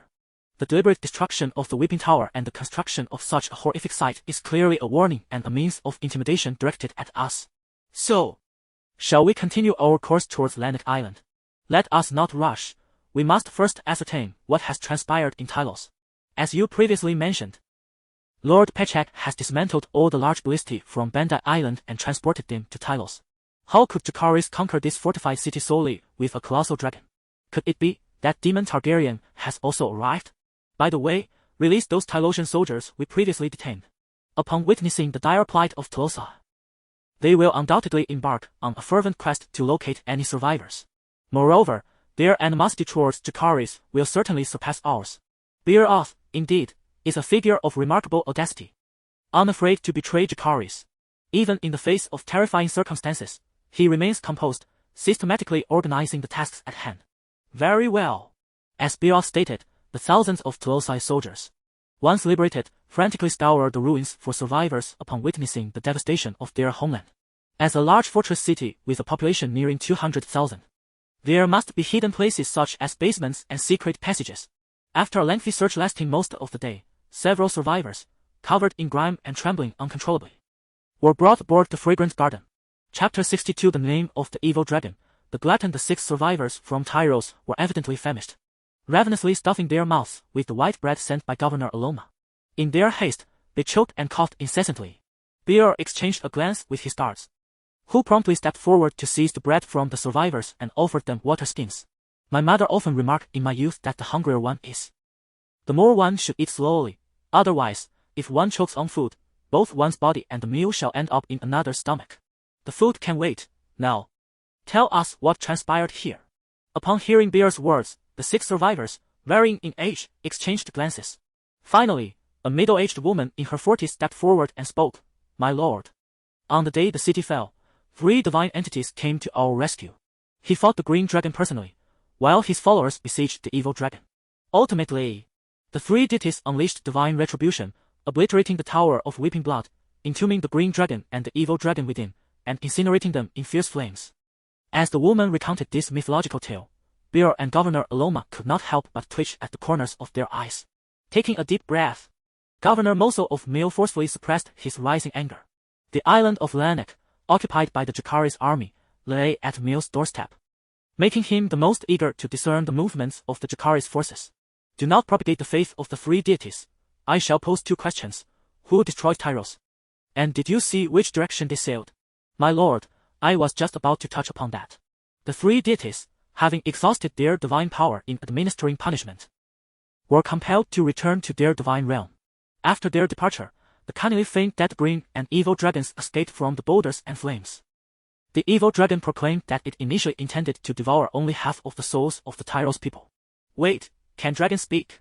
Bear interjected sharply, detecting a peculiarity in the middle-aged woman's narrative. My lord, the green dragon does not speak, it merely roars. It is the evil dragon, possessing a human guise, that articulates. Those sinners who allied with the evil dragon refer to it as the Great Narrow Sea, the conqueror of Tyrosh. JJ. Noticing the middle-aged woman struggling to recall, a boy of around 12 or 13 chimed in. The Great Narrow Sea and King of the Stone Steps Islands. The Burner of Seas, conqueror of Tyrosh, Lord of the Emerald Dragon, Jacaerys Velaryon I. He is. Upon hearing this title and familiar name, Bear and the others gasped in astonishment. This revelation implied that the middle-aged woman was not merely recounting a myth, but was indeed narrating what she had witnessed. Did we not previously refer to him as a demon? Why do you now call him an evil dragon? Governor Aloma aptly raised a query. The demon could not have survived the divine punishment of the 3 deities. It is indeed a dragon with human form, just like the green dragon. It too shows no fear of the searing flames. This is what we all witnessed with our own eyes. As soon as the middle-aged woman's words concluded, the other 5 survivors nodded in affirmation. And then? Jacaerys, where did the malevolent dragon you spoke of go? Governor Moselle, utterly unconcerned with other matters, relentlessly inquired about his primary interest. Subsequently, the green dragon unleashed hellfire upon us, and the malevolent dragon commanded the damned to pursue us. Everyone was fleeing, their desperate wails resonating throughout Tylosi. Eventually, the damned trapped us within the southern district. The green dragon ignited all the houses with hellfire. We, the fortunate 10, discovered a deep cellar, where we remained hidden. Days passed, though I could not ascertain how many, until a tremendous explosion echoed through the cellar. Almost immediately, the ground above us began to tremble. The entrance to our hiding place was blocked by debris from the quaking. Yet, due to this upheaval, fissures appeared in the cellar ceiling, allowing drops of fresh water to seep through. At last, I heard the cries of my son, who had gone to war. And then I was rescued. After listening to the middle-aged woman's entire account, Bear glanced at the remaining 6 individuals, noting the dark crimson stains at the corners of their mouths. It became abundantly clear to him how they had survived. Damnable scoundrels! You have uttered so much drivel without revealing where Jacaerys Velaryon has gone. Governor Moselle, please remain composed. Witnessing the governor's outburst, Bear promptly interjected to calm him, stating that Jacaerys' fleet had only 2 potential destinations, Bloodstone Isle and Lannick Isle. We arrived from the direction of the Atlantic Strait and did not observe any vessels heading toward Bloodstone Isle. Thus, they must have returned to Lannick Isle. Moreover, Jacaerys is aware that we are on our way, making it highly improbable that he would attack Mil. After all, Mil is unlike Tylosi. It boasts a specialized crossbow legion capable of firing 3 bolts simultaneously, and each large ballista on the city walls is equipped with telescopic sights to enhance shooting accuracy. Most importantly, it is not a city on an isolated island with no escape routes. Governor Moselle, we shall divide into 2 teams at the next town. You will procure horses from the town and return to Mil via the contested lands, while we will approach Lannick Isle from the sea surrounding Mill. When we strike from both directions simultaneously, we shall surely vanquish this demon on Lannick Isle. In the mayor's study within the inner city of Lannick, Jacaerys sat alone at a solid wood desk. Scattered across the desk were maps and books in disarray, along with a candle holder flickering with an orange-yellow flame. Jacaerys slowly extended his right hand, placing it in the outer flame of the candle. The intense heat licked at his palm, yet, astonishingly, it neither burned nor even blackened his skin in the slightest. This phenomenon was akin to Daenerys' fireproof nature, a characteristic stemming from the same source as the Bloodfire, purple, attribute. Furthermore, he possessed more than just this singular purple attribute. Jacaerys retracted his palm, which only felt a slight warmth, and opened his pet panel. Pet name, Wumax, owner, Jacaerys Velaryon. Length, 1533 meters. Weight, 6,774, 25 kilograms. Pet entry slots, 6/6, unlockable. Entry quality, upgradable, Bloodfire affinity, purple, fire resistance 100. Trait, shared fire resistance with the owner. Glutton, purple, consumption rate 100, growth rate 100. Trait, devours advanced beings to gain explosive growth speed. Agile, blue, agility 50. Dragon Slayer, blue, 50 damage to dragon-type creatures. Tough skin, blue, defense 50. Iron Wall Strategist, blue, provides the owner with a 50 defense bonus. Current entry points, 37,786. First is the Bloodfire affinity, purple, entry.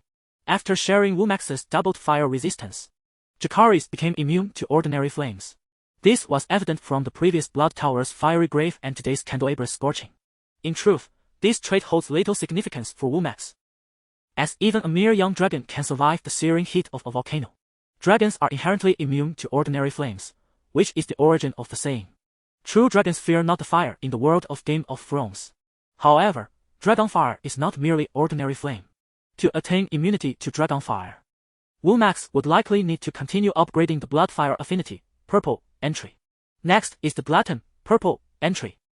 The data panel's length and weight clearly indicate that Wumax's growth rate has significantly increased. This accelerated growth is attributed to the Glutton, purple, entry, which is, in essence, an upgraded version of the Glutton, blue. Upon noticing the trait that allows for the consumption of advanced beings, Jacaerys' mind immediately conjured images of Vedro and the Sunflower. However, he currently lacks the confidence to face them one-on-two and must suppress this thought for the time being. Yet, Jacaerys had previously heard from Demon that there are several wild dragons on the Dragonstone's Dragon Mountain. Perhaps, Chapter 63, to slay one is a crime, but to slaughter thousands is heroism. The journey from Tyrosh to Lannick Island typically requires 3 to 4 days of sailing. However, after witnessing the devastation of Tyrosh, Beorhol and Governor Aloma grew increasingly cautious. More importantly, they delayed their arrival in the waters of Lannick Island until the 8th day to synchronize with Governor Moso's return from the disputed territory. The ocean can embrace all. At this moment, the waters surrounding Lannick Island bore no trace of the devastation wrought by Dragonfire. Governor Aloma, returning to this area, felt a tumult of emotions. Thus, upon receiving confirmation from the reconnaissance vessel that the surface was safe and that the fleet directly under Mill was engaged in battle with the Bloodstone Island fleet, he turned to Beorhol with fervor, exclaiming, "Lord Beorhol, Governor Moso has initiated the attack as planned. Should we wait for them to engage further before we swoop in to reap the rewards?"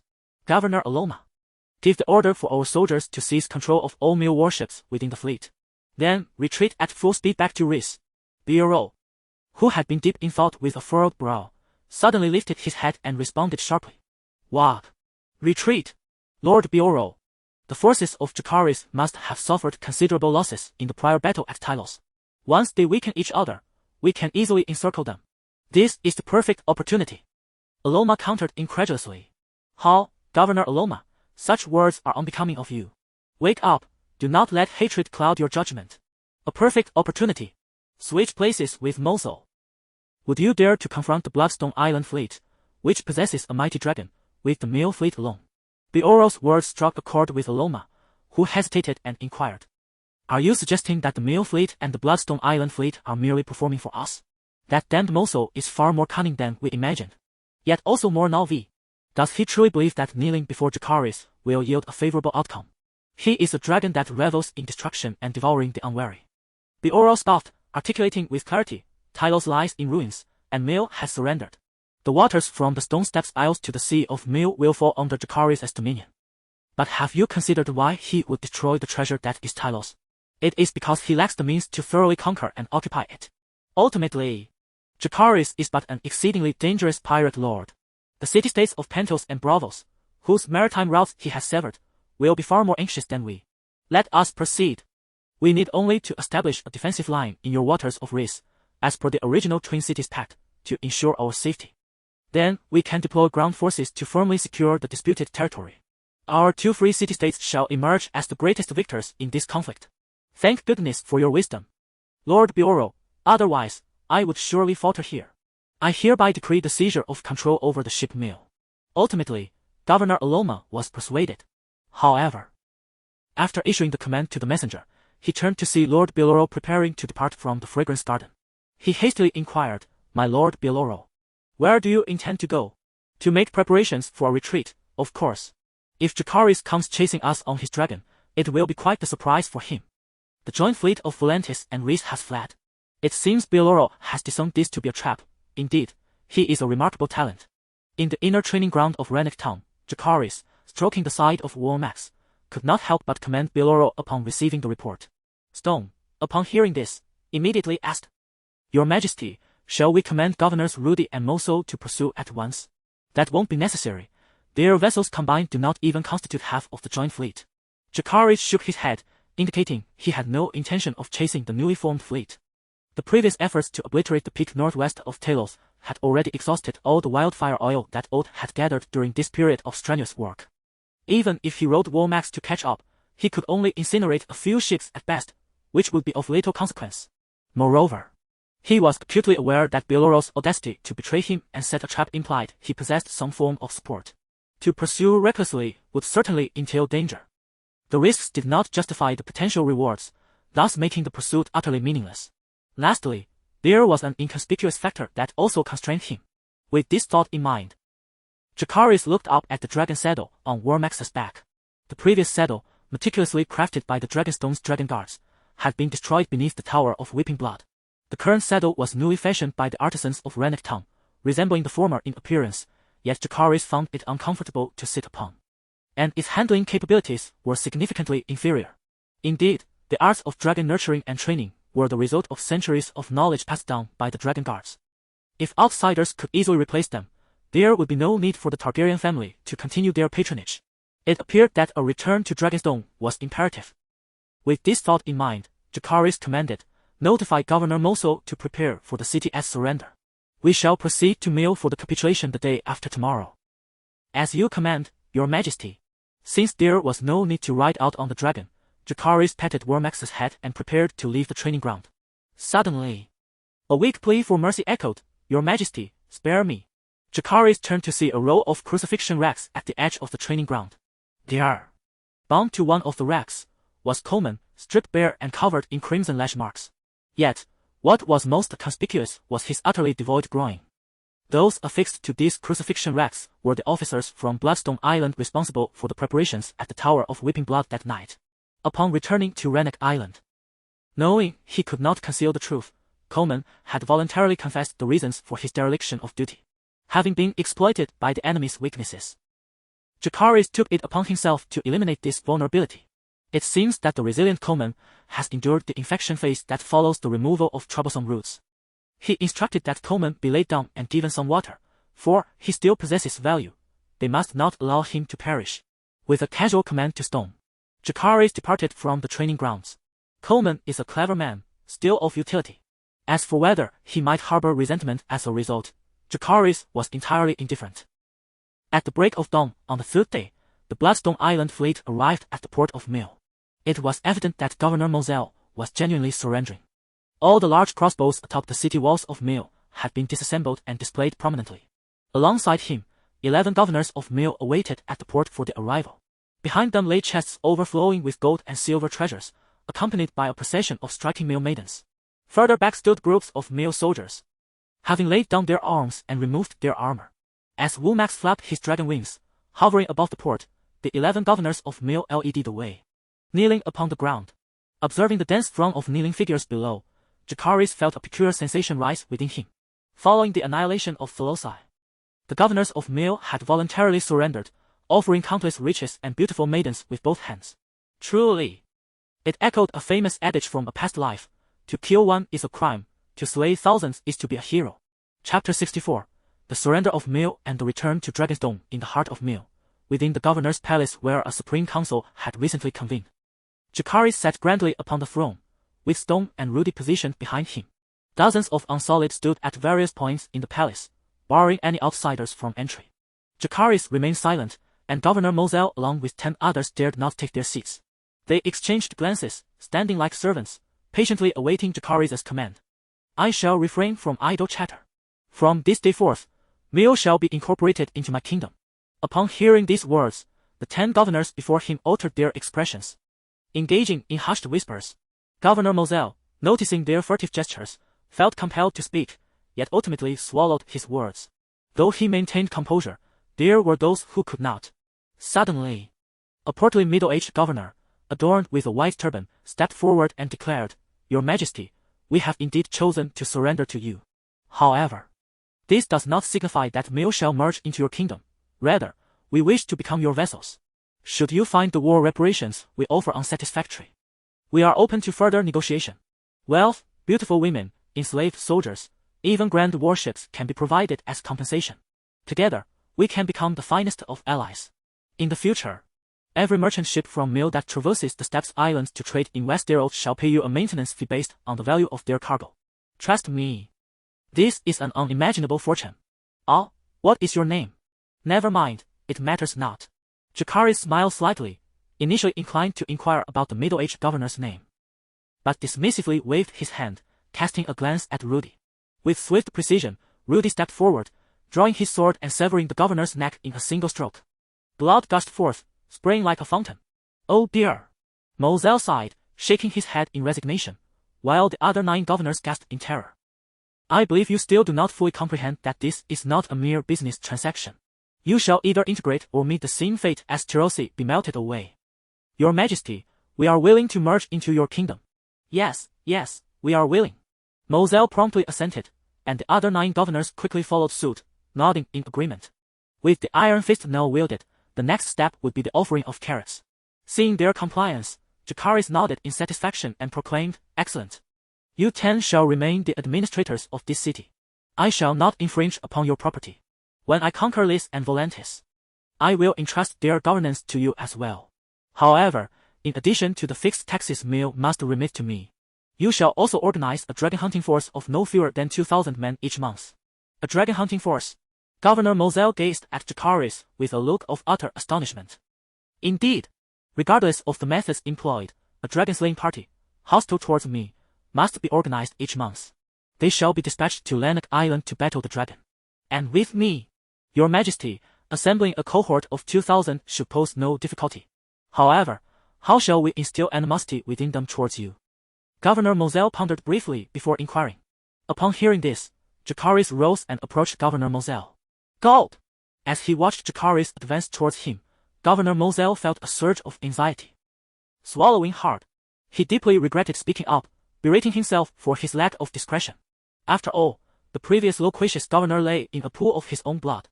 "Extend your hand." At Jacaerys' command, Governor Moselle trembled as he extended his left hand. Crack! A sharp sound of a bone breaking echoed through the air. Jacaerys bent the index finger of Governor Moselle's left hand at a horrifying angle, pressing it firmly against the back of his hand. Ugh! Overwhelmed by excruciating pain, Governor Moselle bit down on his lip, stifling a cry of agony. Jacaerys nodded in satisfaction and asked, "Governor Moselle, do you despise me?" Supporting his injured hand with the other, Governor Moselle immediately shook his head fervently, proclaiming, "No, I certainly do not harbor any hatred towards you, Your Majesty. Ha! Your lack of hatred is merely a facade born of fear. Nevertheless, you have developed a degree of animosity towards me, albeit subconsciously." Jacaerys chuckled lightly, candidly addressing the governor's innermost thoughts. Thus, pain and hatred are the most effective means to cultivate their hostility. Furthermore, you may inform them that should they fail to vanquish the dragon and me, I shall unleash the dragon upon their loved ones. Your Majesty, I comprehend now. We shall endeavor to assemble this dragon-slaying party for you. No, you do not yet grasp the gravity of the situation. Jacaerys patted Governor Moselle on the face and then surveyed the other 9 governors, continuing, the significance of this matter surpasses all others concerning Meal. Should I be dissatisfied, I will obliterate all of Meal, much like the destruction of Clumsy. As Jacaerys spoke these words with utmost seriousness, Moselle and the other 9 governors exchanged furtive glances. Their thoughts shrouded in uncertainty. The atmosphere within the governor's palace grew heavy, almost palpable. Ha ha ha! Suddenly, Jacaerys erupted in laughter, as though reveling in a successful prank. So, do you now feel animosity towards me? Remember these methods well, and diligently cultivate the dragon-slaying party for me. Now, you may leave. He, your majesty. We shall take our leave. Moselle and the other 9 governors offered strained, polite laughter before turning to exit the governor's palace. As they left, the smiles vanished from their faces. None believed Jacaerys had been jesting. They had often heard various rumors about Jacaerys, but had never encountered him in person. Yet, after only a brief interaction, the cold-hearted and dangerously mad persona of Jacaerys had been firmly implanted in the minds of the 10 governors. They were already beginning to regret their previous decision to surrender. Unbeknownst to them, the moment they departed, Jacaerys shed his frenzied facade. Performance was essential. The harvest of attribute points was becoming increasingly difficult. After the massacre of nearly 100,000 in Tyrosh, he had only garnered around 70,000 attribute points. With a conversion rate of less than 1/10. Jacaerys instructed Governor Moselle and others to organize a dragon-slaying team of 2,000 men each month, which would equate to a steady harvest of 20,000 attribute points. These individuals would do anything to survive, willing to undertake any task. In the end, they would handle the dirty work, while he would effortlessly reap the points. His outrageous and perilous persona was crafted to garner even more attribute points. Daenerys had faced betrayal from the nobility in Meereen during her peaceful development. Wouldn't his own propensity for city slaughter also invite a treacherous backlash from the governors of Meereen? The mere thought of the forthcoming attribute points that would inevitably come his way filled Jacaerys with anticipation. On the day following the surrender of Meereen, Jacaerys entrusted the decision-making authority over the affairs of Lanark Island and Meereen to Stone. He then sent Rudy, laden with wealth acquired from Tyrosh and Meereen, back to Astapor to purchase Unsullied. Meanwhile, he mounted Warmax and embarked on the journey back to Dragonstone. Having acquired the gluttonous, purple, attribute, he intended to utilize its characteristics, allowing Warmax to devour high-level beings, propelling it into an explosive growth phase. Rhys and Valentis had opted for a temporary truce, fearful of wildfire oil, to continue their development. Little did they know that Jacaerys' strength would grow day by day. By the time he returned from Dragonstone, Warmax would undoubtedly provide them with a grand surprise. Chapter 65, Estrangement between Mother and Son. With a whoosh, Vhagar gracefully descended onto the clearing outside the dragon's lair on Dragonstone. A few dragon guards, alerted by the sound, hurried out to pay their respects to Jacaerys. I feel unwell. Quickly replace my saddle. Upon landing, Jacaerys stretched his limbs and issued commands in High Valyrian to the guards. As you wish. The dragon guards nodded and busied themselves. Some immediately fetched a spare saddle, while others led Vhagar back to its lair to prepare its meal. Compared to the arduous care he had given Vhagar on the stepstones, returning to Dragonstone filled Jacaerys with a sense of ease. He was already contemplating whether to bring a few dragon guards back with him this time. With a lightened heart and a buoyant step, Jacaerys soon arrived at the drum tower. Ah, your majesty Jacaerys, have you grown weary of the barren stepstones so soon? Demon, who had already heard the news, awaited him at the entrance of the drum tower, a teasing smile playing on his lips. Without a word, Jacaerys stepped forward and enveloped Demon in a warm embrace. Father, I have returned. Months ago, Jacaerys had desperately sought to free himself from Rhaenyra's constraints and leave Dragonstone. Yet, after experiencing so much, he found himself harboring a twinge of longing for his homeland. Here, at least, there was less treachery and fewer assassination plots. In the tumultuous events at Tyrosh, he had never intended to raise cities. However, circumstances had inexorably pushed him in that direction. Had it not been for the points he garnered by incinerating the North Quarter during the blood-soaked tower assassination, he might have perished in that inferno. Disfigured like the crab feeder slain by Demon years ago, the emergence of various magical beings further underscored Jacaerys' realization of his and Vhagar's inadequacies. Therefore, whether orchestrating rebellion among governors under a mad persona in Meereen or returning to Dragonstone, his singular purpose remained to grow stronger. Returning to the matter at hand, Demon was momentarily taken aback by the sudden embrace, awkwardly patting Jacaerys' back before speaking. All right, your mother is in her chambers. She has been displeased with our infiltration of the Red Keep and the wounding of Helena. Recently, she has heard much unfavorable news about you, so do apologize sincerely." Jacaerys released Demon at that, nodding in acknowledgement. "Understood, father. You mentioned in your letter that Rhaenyra has awakened. I would like to see her first." Demon was pleased with this sentiment, smiling as he replied, "Rest assured, Rhaenyra is in good spirits. She initially wished to return to the stepstones upon awakening, but was forcibly taken back to Driftmark by Princess Rhaenys to recuperate." Noted. I shall visit her at Driftmark later. By the way, father, I recall you once mentioned that there exists a wild dragon on Dragonstone that feasts upon the carcasses of deceased dragons, newborn hatchlings, and dragon eggs. Demon was uncertain why Jacaerys had suddenly inquired about this matter, yet he divulged all he knew. Indeed, villagers from Dragonclaw had witnessed it lurking behind Dragonmount many decades ago. They referred to it as the Devourer. The Dragonmount spoken of by Demon is the active volcanic region at the rear of Dragonstone. If the dragons are the foundation of House Targaryen, then Dragonmount is the very soil that nurtures this foundation. For all the dragons of House Targaryen were birthed from eggs laid upon Dragonmount. Although the dragon riders periodically form parties to search for newly laid eggs, they cannot fly. And inevitably some obscure corners are overlooked. Thus, wild dragons like the Devourer, untamed and thriving freely, are born from such forsaken eggs. How many hatchlings and dragon eggs the Devourer must have consumed over the years. It has long posed a serious threat to the future of House Targaryen. Have there been no attempts to tame or slay it? Upon hearing this, Jacaerys immediately voiced his greatest confusion. How could there have been none? In my youth, I heard my father Baon Targaryen recount how the wise Aegon I and the kind Queen Alysanne once set forth to confront the Devourer. They laid traps using sheep and cattle, attacking from both sides. At that time, the Devourer was still maturing, while Aegon I rode the fully grown dragons, Vagar and Silverwing. Logically, they should have been able to vanquish it. Yet, the Devourer proved to be extraordinarily cunning, utilizing its diminutive size. It evaded capture within Dragonmount and ultimately vanished into the sea. From that moment on, the Devourer only preyed upon smaller hatchlings and dragon eggs, swiftly fleeing upon encountering any dragon larger than itself.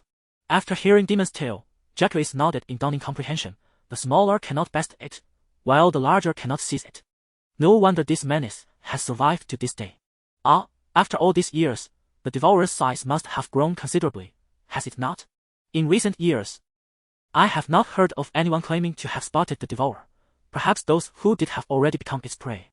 By the measure of growth time, the Devourer may well rival the size of the Red Queen Melisande. Demon initially replied casually, then scrutinized Jacaerys, saying, "Little J, with all your questions, you cannot possibly wish to tame or slay the Devourer, can you?" No, I am merely curious," Jacaerys replied. "Father, I shall take my leave now." With that, Jacaerys gestured and proceeded into the hall. Demon, watching his retreating figure, murmured to himself, "Vormax would surely stand no chance against the Devourer. Little J is far too clever to seek his own demise." Strangely enough, as if arranged by Demon, 4 guards now stood vigil before the once unguarded Lord's chamber. Jacaerys nodded to them in acknowledgement before pushing the door open. Compared to a few months prior, Rhaenyra appeared notably more haggard, as she was engrossed in a thick tome. She noticed Jacaerys entering and closed the book, saying, "Little J, it seems you have grown taller again. Is that so, mother? I do not feel any taller myself. I am delighted that you can visit me so often." "It is my duty, mother." After exchanging a few customary pleasantries, Rhaenyra directly inquired, "Little J, I have recently heard many rumors. For instance, that you instigated a war with the kingdom of the 3 daughters on the Stony Steppes archipelago. Moreover, that you frequently feed captives to the dragon Vormax. There are even whispers that you incinerated an entire town, resulting in the deaths of thousands. Is there any truth to this?" Chapter 66, The Hunt for the Glutton due to the delayed news in the realm of Westeros. The tidings of Jacaerys' devastation of Tyrosh had yet to reach the 7 kingdoms. The town mentioned by Rhaenyra referred to the previously torched town of Lomos, which had been set ablaze in pursuit of the faceless man. "Mother, everything I do is to become stronger, to ensure my own survival and to protect you." Jacaerys did not dispute the rumors. Instead, he articulated his innermost thoughts. Rhaenyra, upon hearing this, closed her eyes and took a deep breath. Once her emotions settled, she opened her eyes and spoke slowly. "My father, Viserys I, possessed a gentle nature and was beloved by both nobles and commoners. My mother, Queen Aemma, was kind-hearted and showered me with affection during her lifetime. They both taught me to be compassionate, brave, and kind. Little J, you are drifting further away from us. Surrender the throne of Driftmark and return to Dragonstone. Rhaenyra, known among the people as the Light of the Kingdom, was not merely admired for her striking beauty inherited from House Targaryen. In the original tale, before Rhaenyra met his end at the hands of Aemon, she had restrained the warmongering demon and other members of the Blacks, striving to prevent the Seven Kingdoms from suffering through war. Had Viserys I not wed Alicent Hightower, Rhaenyra might have indeed become a queen cherished by the populace. Jacaerys shook his head, a serious expression on his face as he replied, Mother, I could never relinquish my claim to the throne. Furthermore, I have not strayed far. On the contrary, I am drawing ever closer to my goal. Well then, I shall not disturb your rest any longer.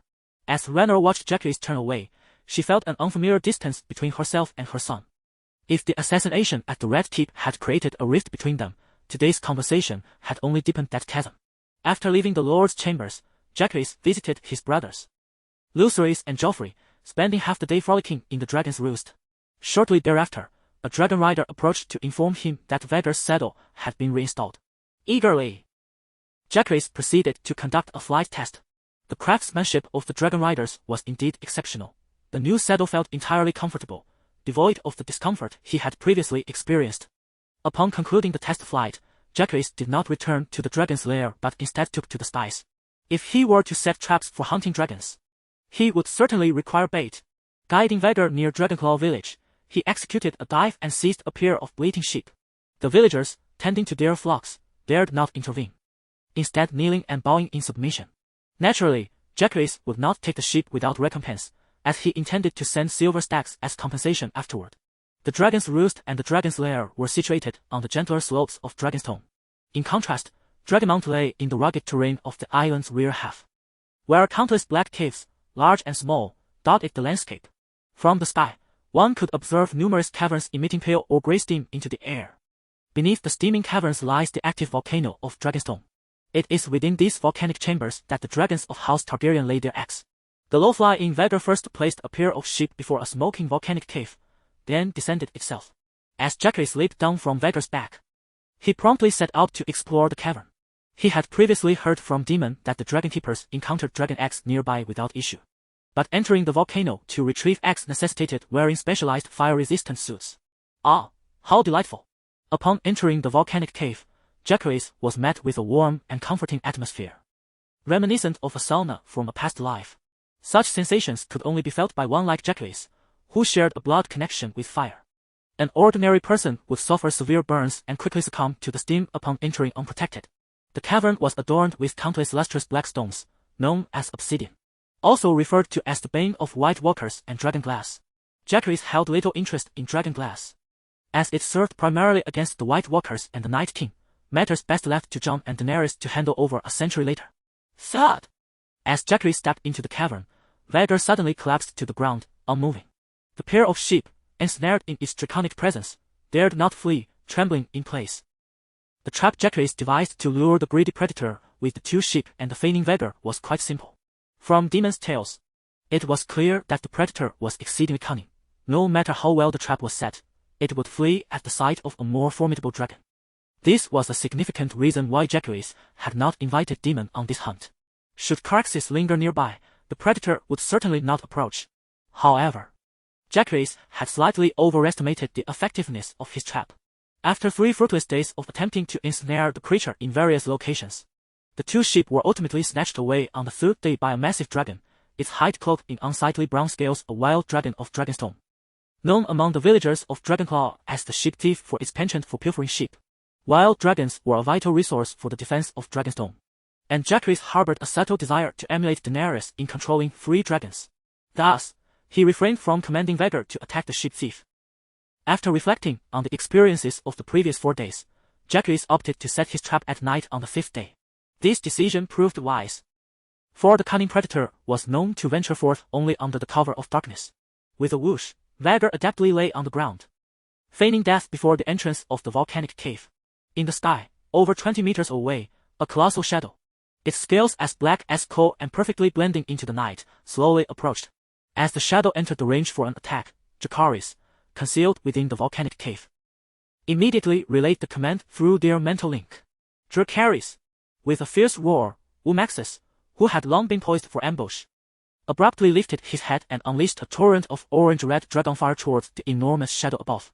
The unsuspecting glutton was struck squarely in the chest and abdomen by the searing flames, emitting a tremendous cry of anguish. Unlike the Waghorl, the glutton's dragon scales did not possess an absurd resistance to fire. Furthermore, Wumaxis' dragon-slaying prowess had been upgraded to blue, significantly enhancing his capabilities beyond what they had been in King's Landing. With a crackle and crunch, the pitch-black dragon scales on the glutton's chest and abdomen were seared to a charred yellow. Soon after, signs of contraction, curling, and fragmentation began to manifest. However, this cunning glutton, once ambushed, showed no inclination to engage Wumaxis in battle. Instead, it unfurled its massive black wings, resolutely withstanding the dragonfire and swiftly ascending into the heights of the sky. Attempting to flee? Not a chance. Chapter 67, The Dragon Battles in the Wild. Its blood dark and yellow with a swift motion, Jacaerys leaped from the volcanic cavern, utilizing the drop to land deftly upon the dragon saddle of Vormax, who awaited him. This seamless execution revealed the profound synergy between man and dragon. With a powerful thrust of its wings, Vormax ascended, pursuing the fleeing glutton in the sky. The howling wind rushed past Jacaerys' ears, compelling him to squint and focus intently on the massive shadow ahead. The night was deepening, and the glutton's obsidian scales provided it with natural camouflage. If he lost sight of it, the cunning creature would undoubtedly escape, and he feared the uncertainty of when he might encounter it again. The glutton was comparable in size to Marius, measuring roughly 70 to 80 meters in length, while Vormax was less than one-fifth of its size. However, perhaps due to the burns inflicted by Vormax's dragonfire, the glutton's speed had diminished significantly. Just as it was about to dive into the clouds, Vormax had closed the distance to a range suitable for a fiery assault. Jacaerys had no intention of capturing it alive, thus he commanded Vormax to unleash its dragon breath without hesitation. A brilliant orange plume erupted from Vormax's gaping maw, aimed directly at the rear of the glutton's formidable body. The dazzling flames illuminated the sky in an instant. Yet, as if forewarned of the impending attack, the glutton's wings began to flap with increased frequency, propelling it into the dense clouds. Something felt amiss. Jacaerys sensed alarm rise within him as he witnessed the glutton's sudden burst of acceleration. However, his knowledge of the creature was scant, preventing him from discerning whether it was exerting itself for a brief surge or had intentionally slowed its flight previously. With no choice but to act, Vormax surged into the thick clouds, its maw still belching forth the fiery orange flames. The searing dragonfire evaporated layer upon layer of dark clouds, creating a circular passage through the dense atmosphere. Following this newly formed corridor, Vormax swiftly ascended to the uppermost layer of clouds, nearing the celestial expanse above. Yet, at the moment Vormax broke free from the cloud cover, a ghostly green dragonfire, reminiscent of wildfire, stealthily approached from the right. At this juncture, Vormax's upper body had just emerged from the clouds, while Jacaerys, seated in the saddle, remained shrouded in the mist, unable to survey his surroundings. The ethereal green flame struck the junction of Vormax's neck and right wing, eliciting a pained cry from the dragon. Fortunately, Vormax maintained its rapid forward motion, and after a brief searing, it escaped the range of the ghostly fire.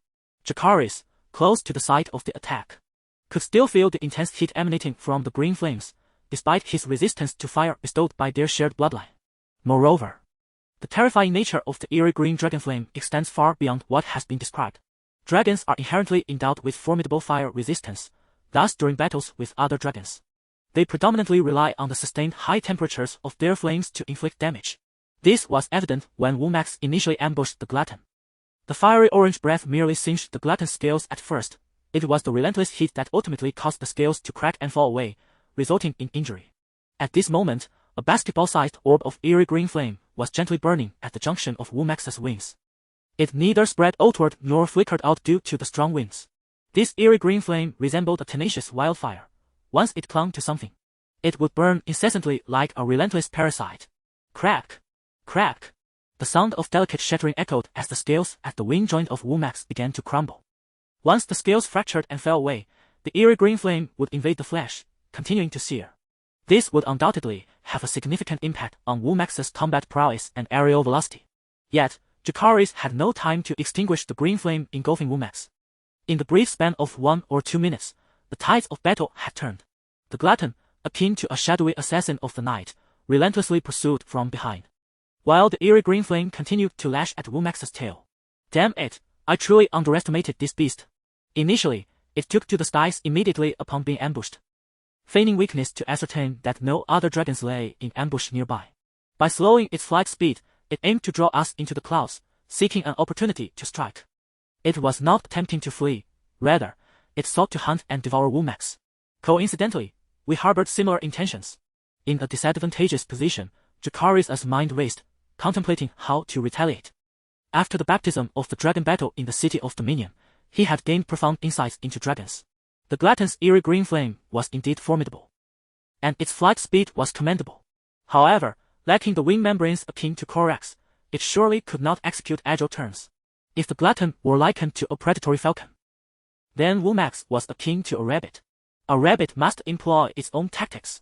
With a swish, Womax, responding to Jacaerys' mental command, ceased its linear ascent and began to execute an S-shaped serpentine maneuver in the sky. The ever-closer Glutton indeed exhibited rigidity during its turns due to its massive size. Gradually, the gap between the two dragons began to widen.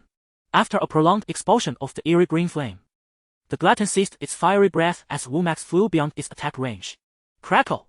Crackle! The scales at the junction of Womax's right wing shattered and fell. And as the eerie green flame seared into its flesh, it emitted a painful roar. Seemingly affected by this, its flight speed plummeted, hovering almost motionless in the high skies. Sensing its prey had been injured and slowed, the Glutton immediately exerted its strength for a powerful second surge, reminiscent of before. But at that moment, Womax, suspended in the high altitude, suddenly brought its wings together and then propelled its entire body like a sharp arrow, charging directly towards the Glutton below. The distance between the two colossal dragons was not particularly great, and with both rushing towards each other at tremendous speed, a thunderous collision ensued before they even had the chance to unleash their fiery breaths. The impact was resounding. With a fierce grip, Vormax's powerful hind legs pressed against the robust neck of the devourer. The sharp, hook-like claws, empowered by the Dragon Slayer attribute, inflicting 50 more damage to dragonkind, pierced through the vulnerable black scales of the devourer's neck, embedding deeply into its flesh. The devourer lowered its immense head, comparable in size to a small automobile, and opened its jagged maw, eager to bite down on Vormax. However, relying on its relatively smaller stature, Vormax ensnared the upper half of the devourer's neck with its wings, while its body pressed tightly against the lower half of the neck leading to the chest. In this claw-like embrace, it firmly clung to the junction between the devourer's neck and chest. The cracking sounds echoed as the devourer's neck struggled to dip fully, rendering it incapable of finding an angle to bite. Its mouth snapped at the air, producing a cacophony of clashing teeth. As the devourer thrashed its neck in a frenzied attempt to bite, Vormax's sharp claws only exacerbated the wounds, tearing them wider.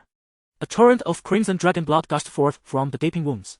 Yet, Vormax was not unscathed.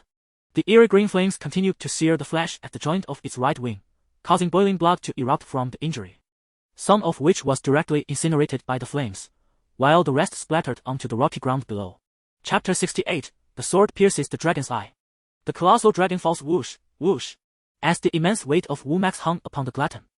It could only desperately flap its dragon wings to maintain its lofty position in the sky. Simultaneously, it incessantly attempted to bite, unleash its fiery breath, and even tried to kick Womax with its powerful hind legs from various angles. Yet, it proved futile.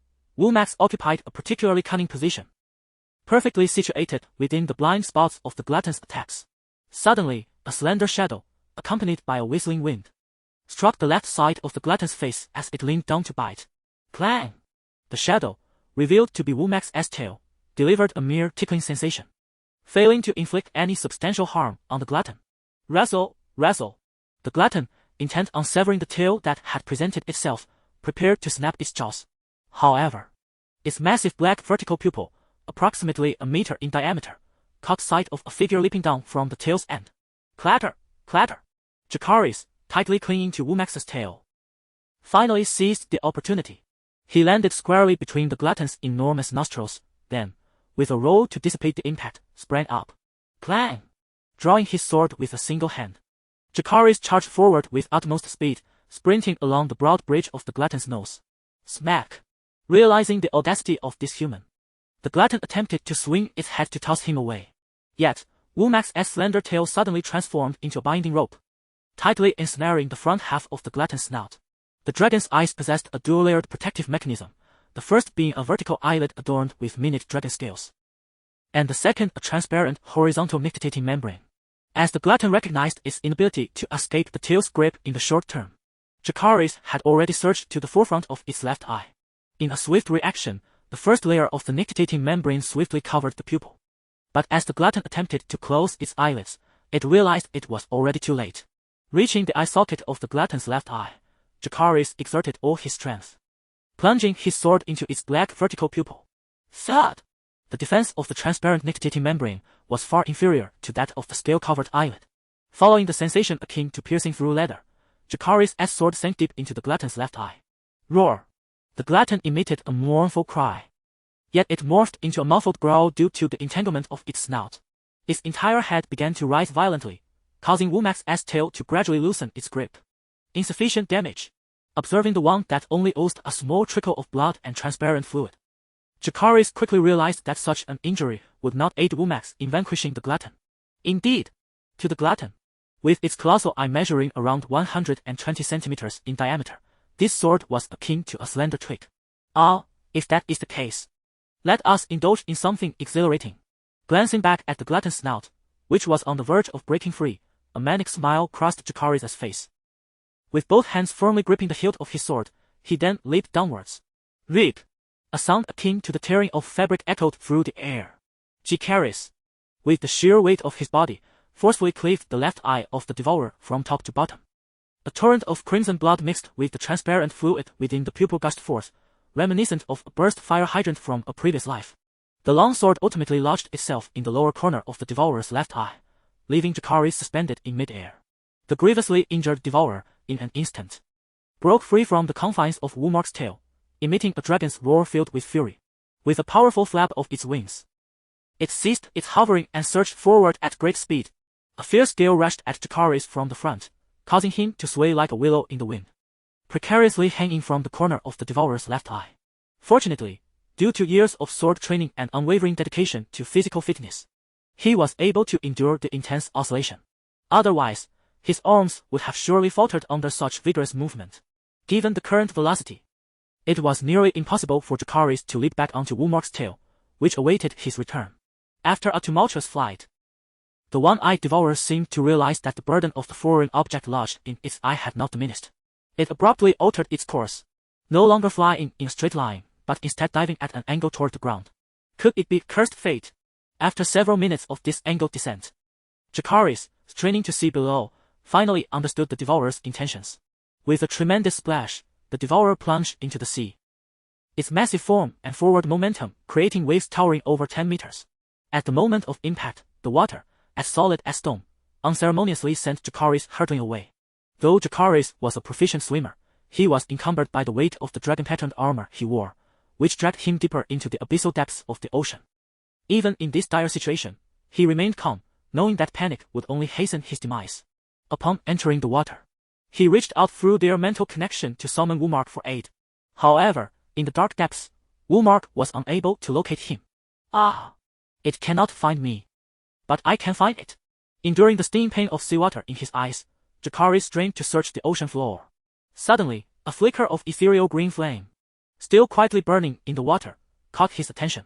With agility, Womack broke through the surface, swimming directly towards Jacaerys. Seizing the moment, Jacaerys grasped the dragon saddle that had fortuitously come within his reach. With a powerful flap of its wings, Womack surged forth like a flying fish, breaking free from the water and returning to the familiar embrace of the sky. The ethereal green flames at the joint of its right wing finally extinguished. The endurance of the devourer's green flames, even underwater, was a testament to their terrifying nature. Yet, it was the very flame that had allowed Jacaerys to reunite with Womack so swiftly. The one-eyed dragon, the glutton, surged forth from the water, its emerald flames erupting once more towards the airborne Vormax. Instead of fleeing upon breaking free from Vormax's grasp, it seemed determined to exact vengeance upon both Vormax and Jacaerys. Clad in dragon-patterned armor, Jacaerys feared being struck down by the glutton once again, especially as navigating the boundless sea proved challenging. Thus, he directed Vormax towards the vaguely perceived Dragonstone Isle. However, the glutton had previously darted around to escape its bindings, having already traversed countless kilometers. What Jacaerys beheld was not the Dragonstone Isle, but rather an unknown coastline adorned with rolling peaks. There was no time for hesitation. As Vormax exerted more force in flight, the wound at its right wing joint bled profusely. They needed to resolve the battle swiftly. Yet, the glutton was not faring much better. Its neck was torn and blooded from Jacaerys' assault, and its left eye continued to bleed.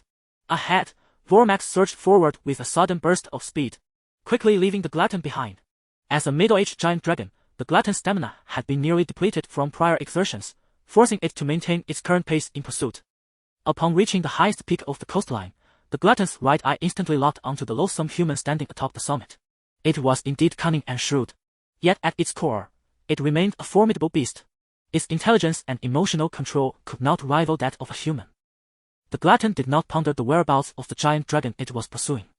Its sole focus was on roasting the human who had wounded its left eye and devouring him whole. As it entered the attack range, it unhesitatingly opened its jagged maw. Emerald flames flickering deep within its throat. Suddenly, a brilliant orange light flared in the glutton's impaired left field of vision. The searing dragon flame struck its already mangled left neck with devastating force. The prior injury was exacerbated, and the glutton could no longer consider spewing emerald flames to incinerate the detestable human. It immediately sought to retreat from the area. With a resounding crash, Vormax, stealthily lurking on the left side of the peak, collided violently with the glutton's left side. The sound of shattering echoed as Vormax's massive jaws crushed the black scales at the glutton's jaw, firmly grasping its throat. The razor-sharp claws, reminiscent of giant hooks, repeated their previous assault, relentlessly tearing at the already battered neck of the glutton. After a series of anguished cries, the beleaguered glutton could no longer maintain its flight posture. Observing the two colossal dragons plummeting towards the ground like meteors, Jacaerys felt the tension within him finally release. This battle had been won by him and Vormax. Chapter 69. Humans like ants, dragons transforming into cocoons. Songhong Town, situated in the southeastern part of the Crab Claw Peninsula, falls under the dominion of the Bogus family. The townsfolk pride themselves on being the most affluent commoners of the peninsula, benefiting from a prime geographical location that allows them to thrive both through the mountains and the sea. The phrase relying on the sea pertains to fishing and gathering from the ocean, while relying on the mountains refers to the harvesting of the lush pine trees that flourish in Songhong. The high oil content of these pines makes them excellent fuel, and their properties of easy processing and resistance to decay render them superior materials for furniture and construction. Wealth inevitably invites envy. Consequently, the residents of Songhong Town put their resources to form a militia dedicated to safeguarding the town's safety. However, this night, anxiety gripped not only the townsfolk but also the soldiers of the militia. For a cacophony of monstrous roars resonated from the direction of Songhong. Stay indoors. If you have a basement, seek refuge there. If not, find shelter near water. Nat, who had only joined the militia a few months prior, shouted fervently at the townspeople who emerged from their homes to investigate the commotion. Some of his acquaintances dismissed his warnings, praising him instead as a remarkable talent returning from King's Landing. Seeing that his cries fell on deaf ears and that more people were stepping outside, Nat turned his gaze toward the direction of Songhong, silently praying to the seven gods for the dragon battling in that direction to depart swiftly. Indeed, Nat recognized that the sounds perceived by the townsfolk as monstrous roars were, in fact, the dragon's mighty bellows. He had witnessed the dragon battle and the 6 dragons in the skies while residing near the Fisherman's Square in King's Landing months ago. Untouched by the conflict, he returned the following day to find many of his friends' lifeless bodies amidst the ruins. Having seen how insignificant humans appeared before dragons, Nat abandoned his aspirations of adventuring in King's Landing and set off for home. Who would have imagined that months later he would again hear the roar of a dragon in Songhong Town? Look! What is that? With a gasp of astonishment, Nat fixed his eyes upon a massive shadow in the night sky. As he discerned the shadow as true form and its trajectory descending toward Songhong Town, his eyes widened in horror, and he shouted at the top of his lungs, "Everyone, flee! A dragon is falling from the sky!" Whoosh! Thunderous crashes resounded as 2 entwined dragons plummeted into the heart of Songhong Town. Buildings constructed from pine wood were shattered upon impact, sending countless splinters flying in all directions. A few townsfolk caught off guard at their doorways were instantly crushed into pulp beneath the dragon's weight. The majority of those sheltering indoors were hurled into the air, along with their homes. In such dire circumstances, those fortunate enough to survive were indeed rare. Ah! Wails and cries transformed the once jovial Songhong Town into a hellish scene of despair within mere moments. Gasping for breath, Nat struggled to rise from the ground. his gaze falling upon his left arm, which throbbed with pain. A small wooden shard was deeply embedded in his forearm, a trickle of crimson blood oozing forth. Oh no! My parents, and the little ones. In his fervor to warn the townsfolk, he had completely disregarded the safety of his own family. Realizing this, Ned tore a strip from his clothing to bind his injured arm and hurriedly sprinted towards home. Boom, boom, boom. Amidst the ruins of the town, two colossal dragons continued their fierce battle. Each impact of their massive bodies against the ground resonated like a minor earthquake. The larger black-scaled dragon struggled to rise, while the emerald dragon loomed above, gripping its throat with its jaws and pinning its wings down with its claws. As he ran with all his might, Ned skillfully navigated around the dragon-ass battleground and finally reached the street where his home stood. A sigh of relief escaped him, thanking the seven gods for their protection, as he beheld his house, miraculously intact, at a safe distance from the chaos. Roar! In the desolate town, the black-scaled dragon, ensnared by the emerald dragon-ass lethal grip, emitted a deafening roar. Its cavernous maw revealed a hint of sickly green. Suddenly, a plume of emerald flame erupted from its mouth, directed precisely towards Ned's home. Bam! In an instant, his house was shattered by the onslaught of the green flames, which swiftly turned it to charred remains. No! Witnessing this tragedy, Ned fell to his knees, weeping uncontrollably. In the timber-laden town of Pine Hill, the emerald flames thrived, rapidly engulfing the surrounding wooden debris. The black-scaled dragon, like an uncontrollable inferno, continuously spewed forth its verdant flames, igniting the entirety of Pine Hill. Yet, it remained unable to strike at the emerald dragon. Before long, the black-scaled dragon's vigor began to wane. The emerald flames it expelled diminished, the light in its dark right eye fading to a dull glimmer. Eventually, the flames extinguished, and the black-scaled dragon ceased its struggle, its eye turning to a stone-like gray. Roar! Sensing the demise of its opponent, the emerald dragon released its grip and, in a fervent display of triumph, unleashed a victorious roar. Ned turned to face this formidable emerald dragon, tears streaming down his face, his visage contorted with hatred and resentment. He recognized this dragon, which had once appeared in King S Landing, its master being the evil of the kingdom, Jacaerys Velaryon. With a savage snarl, the emerald dragon, after proclaiming its victory, tore into the flesh of the black-scaled dragon, devouring it whole. The blood that gushed forth transformed into a fine rain of crimson over Pine Hill. Bathed in this sanguine shower, Ned wiped the blood from his eyes, resolutely turning to seek out any survivors. The emerald dragon, consumed by its voracious hunger for the flesh of the obsidian-scaled beast, paid no heed to the insignificant ants scurrying beneath it. Verdant flames licked hungrily at the outskirts of Pinecrest Town as the jade behemoth feasted amidst the smoldering ruins, while tiny human figures abandoned their homes, trudging toward the Lord's castle. As time slipped by, the first light of dawn painted the sky. Jacaerys strode forward with grim determination, his gaze fixed upon the distant silhouette of Pinecrest, where tendrils of white smoke curled into the morning air. He neither knew nor cared what calamity had befallen the ruined town. His sole concern was the unsettling weakening of his psychic bond with Vormax, which had begun the previous night. His mental summons had vanished into the abyss, unanswered, forcing him to descend on foot from Pinecrest Peak throughout the long, weary hours of darkness. And now what in the name of the abyss was this? As Jacaerys approached the outskirts of the ruined town of Pine Mountain, his eyes widened abruptly.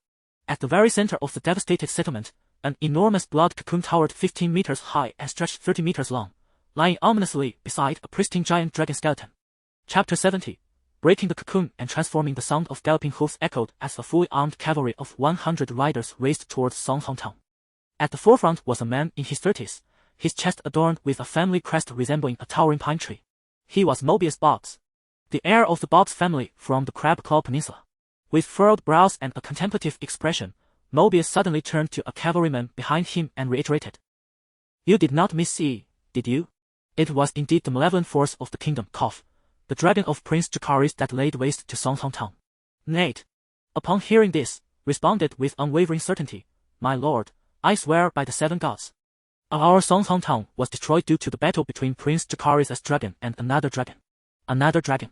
Could it possibly belong to the two princes on the queen's side? Following the earlier assassination at the Red Keep and the Battle of Dragons in King's Landing, the conflict between the Greens and the Blacks had fully emerged in the realm of the Seven Kingdoms."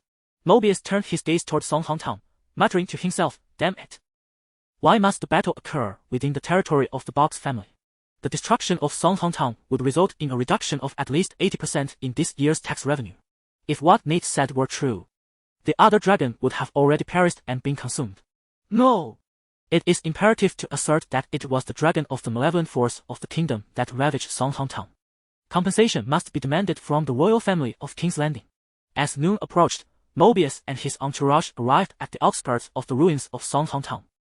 The cavalry was initially taken aback by the immense blood cocoon and the gigantic dragon skeleton left by the devourer, standing in stunned silence for a considerable time. Overcome by trepidation, Mobius lingered at the periphery until the reconnaissance cavalry confirmed safety before he dared to ride in.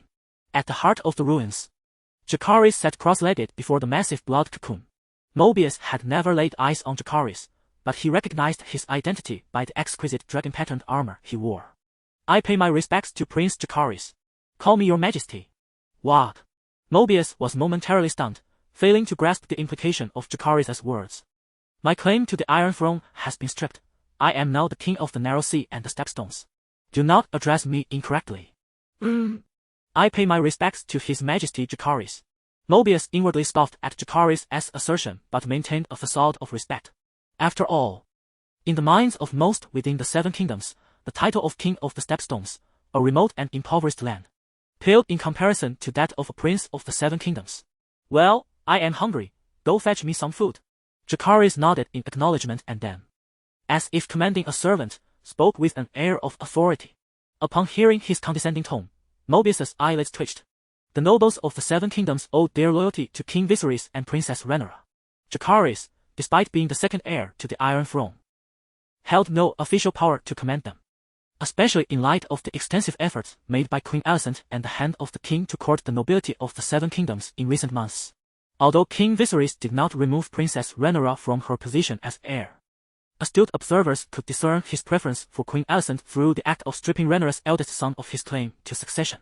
Consequently, a significant number of noble families across the Seven Kingdoms have begun to shift their allegiances, aligning themselves with the Green faction. After all, 22 years have passed, and the once loyal lords who swore fealty to Princess Rhaenyra have either aged or perished. The Boggis family, located relatively close to Dragonstone, has yet to publicly declare their stance. However, given the current circumstances, Mobile has begun to contemplate persuading his father to lean towards Queen Alicent's party. Suppressing his rising anger, he turned to a nearby knight and issued a command. Shortly thereafter, the knight returned with a supply of military rations. As Jacaerys observed the provisions handed to him by the knight, he turned to Mobile and said, "You eat first, I wish to see." Ever since enduring a series of assassination attempts in Essos, Jacaerys had become exceedingly vigilant regarding his safety, with food inspections being the most rigorous. For he now found himself utterly defenseless against poison. Yet, Westeros stood in stark contrast to Essos. Poison was despised and feared by knights and nobility alike, regarded as a weapon only wielded by cowards, eunuchs, bastards, and women. Upon hearing Jacaerys' words, Mobile immediately grasped the underlying implication, and his fury could no longer be contained. Jacaerys Velaryon, I am a knight officially bestowed the title by Lord Harold Westerling, Captain of the King's Guard. Your words are an affront to my honor. According to the laws of the realm, I have the right to challenge you to a duel. Jacaerys furrowed his brow at the declaration, his gaze growing increasingly frigid. So, you intend to challenge me to a duel? Mobile trembled under Jacaerys' icy stare, his fury doused as if splashed with a bucket of icy water. He indeed possessed such courage, otherwise, he would not have lingered at the town's outskirts out of fear. Humph. I am not a brute who resorts to violence to resolve issues. I will certainly bring your manipulation of dragons to burn our town of storms and before the royal court. Lacking the audacity to duel and without the courage to command his knights to assault Jacaerys, Mobile spat a parting threat and prepared to ride away from the town's ruins. Jacaerys' eyes flickered. Ultimately, lacking confidence in the presence of all those gathered, he relinquished the notion of extracting points from Mobile's words. Moreover, unlike the Kingdom of Three Daughters, the Seven Kingdoms did not permit the arbitrary slaughter of nobles without just cause, as it would equate to undermining their own foundations. Just then, the massive blood cocoon, which had remained still, began to stir. With a series of muffled sounds, the red membrane of the enormous cocoon suddenly bulged outward in a particular area, taking the rough shape of a claw. Yet, within mere moments, this protrusion swiftly returned to its original form. Shortly after, another section of the membrane bulged again, this time resembling a tail. For the next minute or two, the massive blood cocoon repeatedly underwent this cycle of bulging and flattening, as if something dreadful were preparing to emerge from its confines. A resounding crack echoed as a grotesque dragon's head, drenched in viscous blood, burst forth from the crimson membrane of a massive blood cocoon. As the colossal head fully emerged, it let out an exhilarating roar that pierced the heavens. The dragon's formidable presence startled the nearby horses, causing Mobile, who was transfixed by the sight of the emerging dragon, to be unceremoniously thrown off by his startled steed. Tragically, his left foot remained ensnared in the stirrup, dragging him helplessly as the frightened warhorse bolted towards the ruins of the town. Nate, having calmed his own mount, cast a resentful glance at Jacaerys, who was utterly captivated by the dragon's emergence. He then jerked the reins and galloped after the increasingly distressed Mobile. With a tremendous effort, the dragon struggled against the confines of the cocoon, causing the membrane to tear wider, and torrents of thick blood gushed forth. At last, the dragon fully emerged from its chrysalis, shaking its magnificent body to rid itself of the viscous blood, revealing its deep green scales glistening with a dark sheen, a hue that exudes elegance, clarity, and vitality. This magnificent emerald dragon measured approximately 30 meters in length, and when accounting for its long, robust tail, stood about 15 to 16 meters tall. With a resounding snap, its pair of emerald wings unfurled, spanning an impressive 60 to 70 meters, casting a shadow over a small section of the town's ruins. Jacaerys, filled with exhilaration, beheld the transformation of Formax, which had doubled in size overnight. With a swift thought, he commanded in High Valyrian, "Dracarys." Instantly, Formax raised its head to the sky and unleashed a torrent of searing dragonfire. The black and grey flames enveloped the sky above the town's ruins, the intense heat distorting the very air around it. Chapter 71, Cooling Restrictions and the Might of the Dragon. Pet name, Formax. Master, Jacaerys Velaryon. Body length, 30-68 meters. Wingspan, 72-85 meters. Pet attribute slots, 6/6, unlockable. Attribute quality, Bloodfire origin, purple, 100 fire resistance. Trait, the pet shares fire resistance with its master. Glutton, purple, 100 consumption rate, 100 growth speed. Trait, devours high-level beings, gaining explosive growth speed. On cooldown, agile, blue, 50 agility. Dragon Slayer, blue, 50 damage to dragon-type creatures. Tough Skin, blue, 50 defense. Ironclad Strategist, blue, provides a 50 defense bonus to the master. Current attribute points, 37,794. As a result of Formax's recent metamorphosis, Jacaerys first focused his attention on the Glutton attribute. As he anticipated, the ability to devour high-level beings was indeed subject to a cooldown restriction. It was only sensible, otherwise, this attribute would undoubtedly ascend to divine status. If it could truly devour endlessly, Jacaerys would undoubtedly have taken Formax to consume all the dragons on Dragonstone Island without hesitation. Indeed, not merely the wild dragons, but all dragons. In such a scenario, Formax would metamorphose into a colossal creature, measuring over 1,000 meters in length and boasting a wingspan of several kilometers. Who in the entire realm of Game of Thrones could withstand such a beast? However, these delightful visions were merely fanciful musings. A more pragmatic approach was warranted. Presently, the most pressing issue was that Formax had slain the Glutton, yet received not a single attribute point. In Jacaerys' estimation, the Glutton was a dragon vastly superior to humans, with hostility sufficiently potent. It should have awarded at least 10 to 20,000 attribute points, if not more. So, where did humanity's uniqueness lie? Due to the scarcity of information, he set aside this perplexing quandary for the moment. Jacaerys raised his gaze towards Formax, whose size and wingspan had doubled. Its scales, once a deep green akin to emerald, had now taken on a dark green hue with the infusion of a slight blackness. The dragon flames it had just expelled had transitioned from orange-red to a shade of black-gray.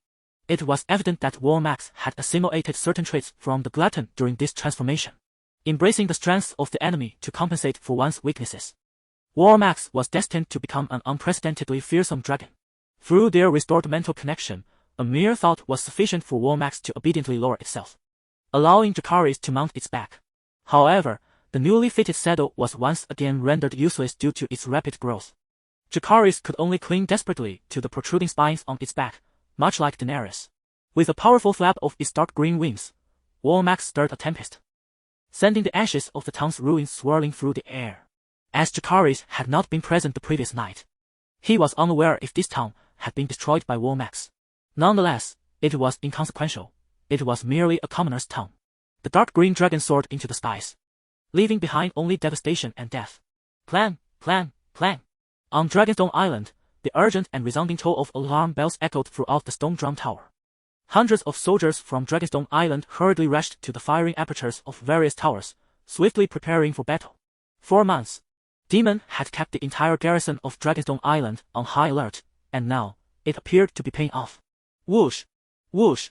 In the northwestern sky above Dragonstone Island, an unfamiliar colossal dragon, never before documented, was soaring toward the stone drum tower. Bam! A ballista atop the sea dragon tower, situated near the narrow sea, abruptly discharged, launching a bolt that shot past the unfamiliar dragon as a warning. The strange dragon indeed halted, hovering in the sky. After a minute or two, this mysterious creature suddenly unleashed a piercing roar.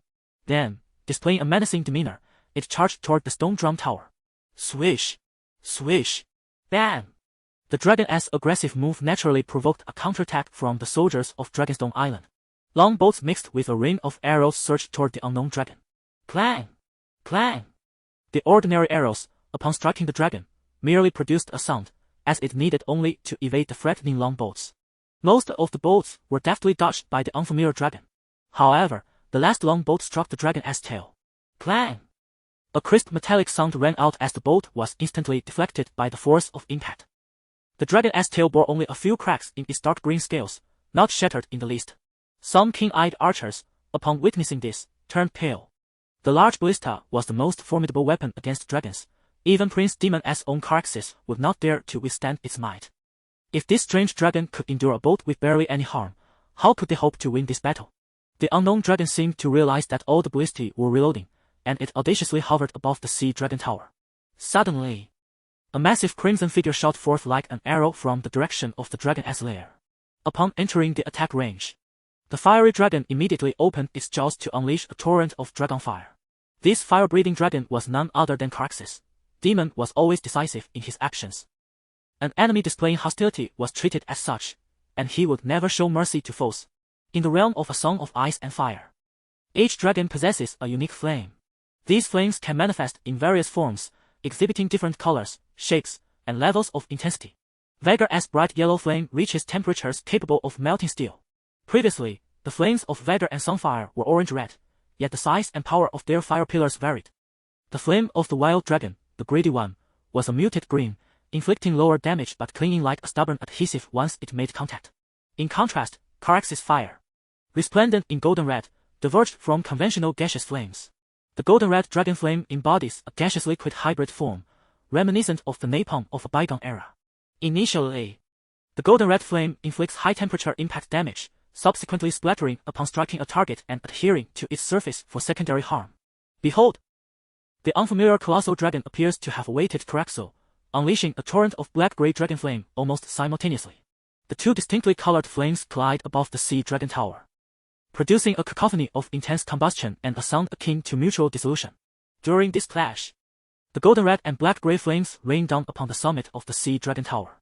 Upon touching the ground, the golden red flame begins to spread, swiftly enveloping the slowly burning black-grey flame. However, the advance of the golden red flame is as rapid as its retreat. Lacking sufficient combustible material, it quickly extinguishes, while the black-grey flame continues to smolder atop the tower's dome. The fallen dragon breath appears to favor the black-grey flame. Yet the outcome of the aerial duel between the two colossal dragons is quite the opposite. Jacaerys, only slightly smaller than the red Quimilius, surpasses the unknown dragon in both the size of the flame column and its impact force. After a brief stalemate, the unstoppable golden red flame overwhelms the black-grey flame. Yet, as the golden red flame surged toward the position of the unknown dragon, the latter had already vacated its earlier stance. Demon, relentless in pursuit, directed Jacaerys to follow closely. However, the strange dragon suddenly hovered in mid-air, revealing a figure waving and calling out from its back. Stop! Father, it is I. Jacaerys. Jacaerys? At the sound, Demon halted Jacaerys, mouth agape, casting a look of astonishment at the emerald dragon. Is that Womax? Indeed, some events have transpired over the past few days, which I shall explain later. Jacaerys nodded in succinct reply, then pointed to the fiery Jacaerys, stating, I hadn't realized before, but after this battle today, I truly see how formidable Jacaerys is. This sentiment was heartfelt. The flicker of pride in Jacaerys' heart, ignited by Womax's metamorphosis, dissipated through this brief engagement. Setting aside the life and death stakes of the Dragon Knight's battle, when it comes to sheer combat prowess, Womax still pales in comparison to the known Craxo, Melius, and Vekhorl. Of course, this assessment excludes the still untested dragons such as Bronze Fury Womizar, Silverwing, and Dreamfire. Chapter 72, The Green Party, Accusation upon returning to the Stone Drum Tower. Jacaerys recounted to Daemon the defeat of Vormax and the subsequent consumption of the Glutton.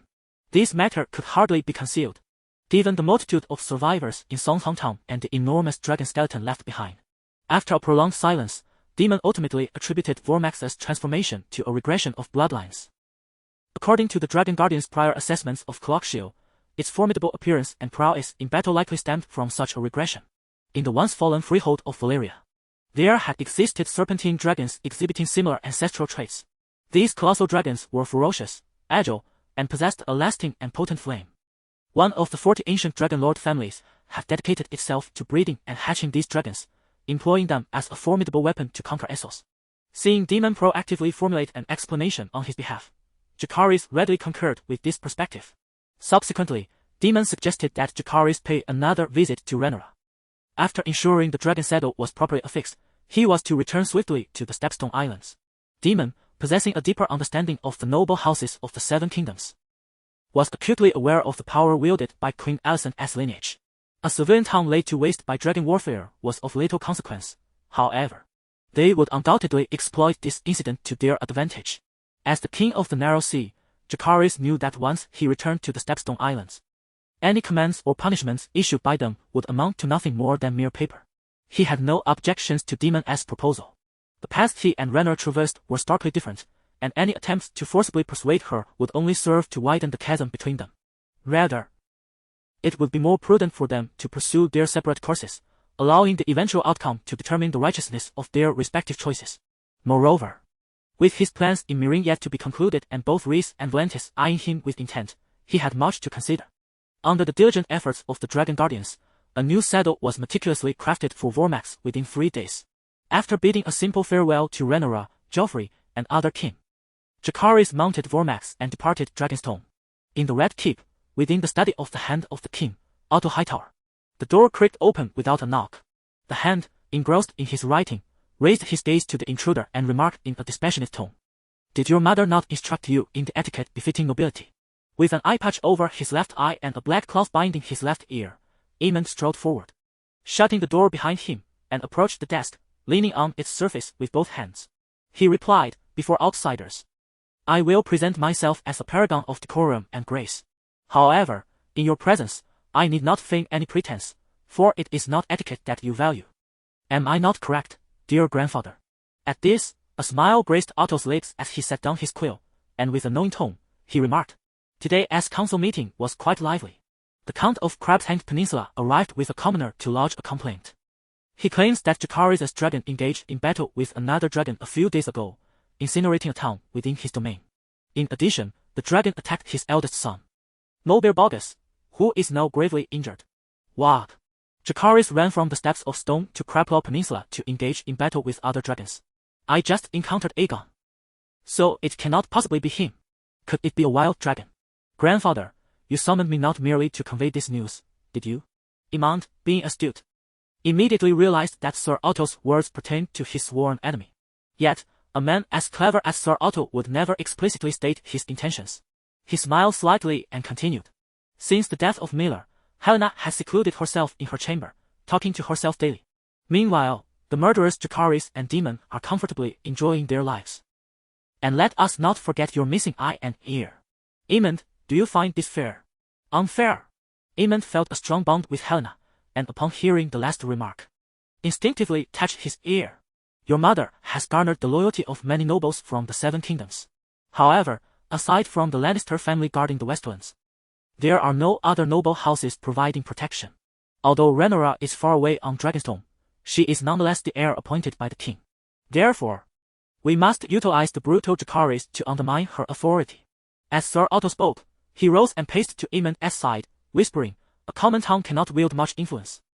Yet, the ferocious Jacaerys might, due to his grievances with the Boggis family, launch a night raid on their castle, leaving no survivors. "Grandfather, do you mean do not elaborate? This is merely speculation, with no further implications. You have been asking me about the knowledge of the Seven Kingdoms all day. never leaving the Prime Minister's tower. Additionally, the cavalry I dispatched to investigate the scene is hurrying. They will arrive at the Bogas family castle tonight. I understand, grandfather. However, my features are too distinctive. I cannot leave the Red Keep unnoticed. Aemon nodded in agreement, then mockingly gestured to his missing eye and ear. Since they infiltrated the Red Keep, I have instructed Loris to thoroughly search the entire castle. Conveniently, there exists a secret passage within my Prime Minister's tower that leads near the city walls. Is that so? I can hardly wait to learn about the knowledge of the Seven Kingdoms. Upon hearing this, Aemon's lips curled into a cruel smile. Meanwhile, in the Queen's chambers of the Maiders Holdfast within the Red Keep, Queen Alicent wore a warm smile as she spoke to the boldly dressed, voluptuous young woman seated opposite her. Princess Alicent, I am willing to accept Prince Cairn as conditions. Moreover, I can bestow the Steps of Stone upon you. Our House Martell shall serve you eternally. No, not for me, but for King Viserys and Prince Aegon. Of course, for King Viserys and Prince Aegon. Upon hearing these words, Alexandra was momentarily taken aback, yet she promptly nodded in agreement. Having reached an accord, she did not linger further and immediately rose to bow and take her leave. After departing from the Queen's chamber, Alexandra gently caressed her right cheek, murmuring, Jacaerys Velaryon. One day, I shall stand before you and inquire whether you would prefer a comfortable death on your knees or a painful one on your feet. The following morning, a raven dispatched by a noble from the Craplau Peninsula brought shocking news to King's Landing. The fortress of House Boggs had been reduced to ruins by an unknown dragon the previous night, with no survivors. Just 2 days prior, the Scourge of the Realm and his dragon had set ablaze the town of Pine Hill within the Boggs territory, gravely injuring the eldest son of House Boggs. Upon hearing this news, the Earl of Boggs, still within the Red Keep, collapsed in a fit of blood and unconsciousness. Upon regaining consciousness, he, alongside Nat, the sole survivor of Pine Hill, lamented bitterly against the Scourge of the Realm. Following a resolution from the Royal Council, Queen Alicent, in the name of King Viserys, commanded Jacaerys Velaryon, King of the Narrow Sea and the Stepstone Islands, to return to King's Landing to address the grievances of the Earl of Boggs. This royal decree was dispatched not only to the Stepstone Islands but also to Dragonstone. At that moment, Jacaerys, en route to Tighthead Island to visit Rhaenyra, had just returned to Rennick Island. Chapter 73, The Early Demise of the Wise with a Resounding Whoosh, the immense emerald dragon soared above the skies of Lannick Island. What could be his purpose for visiting Lannick Island? Jacaerys immediately discerned the presence of a formidable fleet anchored offshore, his expression deepening into contemplation. The colossal form of Wumax, having undergone a metamorphosis, similarly sparked misunderstandings akin to those at Dragonstone Island. However, the island's air defense systems had long been dismantled, allowing him to land directly amidst the onslaught of arrows. Upon sighting Jacaerys adorned in dragon-patterned armor, the assault promptly ceased. As he dismounted from Wumax, a throng of figures hastened towards him. Spotting a familiar silhouette at the forefront, Jacaerys' face broke into a formulaic smile, and he exclaimed with a warm tone, Grandfather. It has been far too long. I had intended to invite you for a gathering once the situation stabilized, yet here you are, arriving at Lannick Island to see me first. In response, Count Colis bowed and replied with a smile, I pay my respects to your majesty, Jacaerys. I had initially planned to return the supplies I had safeguarded for you back to Bloodstone Island. However, the personnel stationed there informed me that you have relocated your base to Lannick Island. Since I had already departed from Mia Island, I decided to come directly here to pay my respects. Grandfather, why the formality? I prefer you call me Little Jack, he responded. What a coincidence. I just returned from visiting Rhaenyra at Dragonstone Island. Dragonstone Island? Was she not brought back to Tidalhead Island by your grandmother? Perhaps I've been too busy lately, leading to such a slip of the tongue. You must take care of yourself. By the way, how is Rhaenyra's recovery faring? Quite well, although she insists on accompanying me back to Lannick Island. Naturally, I cannot acquiesce to her request, considering she requires assistance even to walk. Ha ha, that is her nature. She possesses a tenacity akin to that of a boy. Thus, the elder and the youth continued their leisurely conversation as they proceeded towards the inner city of Lannick, appearing remarkably harmonious to any onlookers. Through the occasional mention of childhood anecdotes, Jacaerys had already ascertained that Count Colis was not a faceless entity. Upon returning to the mayor's study in the inner city, Jacaerys, aware that the Count had matters of significance to discuss, dismissed everyone else from the room.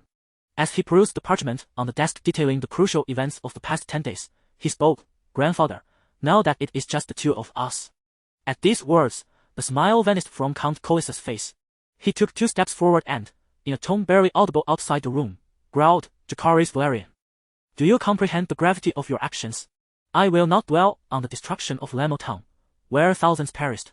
But this is Tyrosh, an ancient civilization with a history spanning 4 to 5 millennia and a population nearing 200,000. The orchestrator behind the assassination at Bloodstone Island, leaving Rhaenyra gravely injured and unconscious, is none other than the Duke Pechak of Tyrosh. I had extended them a chance for survival. Yet they repaid my mercy with yet another assassination attempt. Were it not for my true dragon lineage, impervious to flames, you would be standing before my grave as we speak. Ah, indeed, I shall undoubtedly leave no grave behind upon my demise. They will likely reduce my remains to mere dust or perhaps feed them to dogs. Yet, I am indifferent. After my death, let the deluge come. While I live, I shall not permit anyone to touch my sore spot." Count Corlys' countenance was as dark as the depths of water. His impression of Jacaerys still tethered to the moment of his coronation on Bloodstone Island. In a mere span of months, this once dependent grandson appeared to have transformed into a merciless king. However, the sole comfort he found was in the belief that Jacaerys regarded Baela as his Achilles heel. Yet this understanding was but a figment of Count Corlys' imagination. The Achilles heel Jacaerys referred to encompassed any actions that threatened his very existence. Regardless, the annihilation of Tyrosh and the slaughter of nearly 20,000 souls is indeed a matter that instills fear. You may be unaware that the current state of the 7 kingdoms reveals an increasing number of nobles swearing fealty to Queen Alicent in private. They will undoubtedly seize this opportunity to strike. Ha! My claim to the Iron Throne has already been stripped from me. How could they possibly attack me further? Upon witnessing Jacaerys' utterly indifferent demeanor, Count Corlys shook his head and spoke. "Even with your claim stripped, you remain the eldest son of Princess Rhaenyra. Just as you and I both bear the name Velaryon." At this revelation, Jacaerys could not help but grasp Count Corlys' true purpose for this visit. "Count Corlys. So, your genuine concern lies in how my actions might affect House Velaryon." As Jacaerys shifted his address, Count Corlys' lips quivered slightly. Yet, with the conversation having reached this point, he pressed on, "Young J. Your Grace, Jacaerys. The free cities of Lys and Volantis have declared a ban on the dragons and the Velaryon fleet entering their waters. Dragons is their term for you. Once news of Tyrosh's destruction spreads, it may not only affect Essos but also Westeros. Your kingdom stands upon this narrow sea. Maritime trade is vital not only to our Velaryon family but also to you. I have heard that the governors of Myr have already bent the knee to you. I request exclusive trading rights with them. Trust me, I can persuade them to accept your rule through more amicable means of trade. Grandfather, I am indeed troubled by how to govern Myr. I am grateful for your timely assistance in resolving this predicament." Upon hearing this, Jacaerys reverted his address, then pointed to the parchment in his hand, stating, "Coincidentally, the governors of Myr have organized a grand gladiatorial event. You may seize this opportunity to discuss trade with them." A grand gladiatorial event. The Myrish do not seem to favor such bloody entertainment steeped in the customs of Slaver's Bay. Count Corlys, a remarkable mariner, was well versed in the peculiarities of the cities of Essos. This was my proposal, originally intended to take place on the Isle of Lanark. However, the governors of Myr jointly advised me that after they had surrendered to me, discordant voices emerged within the city. Thus, they implored me to relocate the gladiatorial exhibition to Myr City, aptly to instill dread in the miscreants. The words of Jacaerys swiftly dispelled the doubts of Count Corlys. After all, as far as he was aware, this grandson of his indeed relished such sanguinary entertainment. "Very well, when shall this gladiatorial spectacle commence?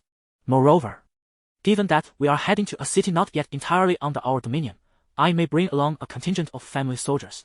The time is set for tomorrow. Of course, your safety is paramount. Do ensure to bring as many accompanying soldiers as possible." "Well then, Your Majesty Jacaerys, I shall take my leave." Unlike Jacaerys, Count Corlys maintained his address unchanged. Once he departed, the study was left with Jacaerys alone. The longer one waits, the weaker one becomes. And my hold over Myr grows ever stronger. Governor Moselle is a cunning man, as is the old sea serpent. Yet, the more astute the individual, the sooner they meet their demise. After all, this is an assassination that no one can foresee.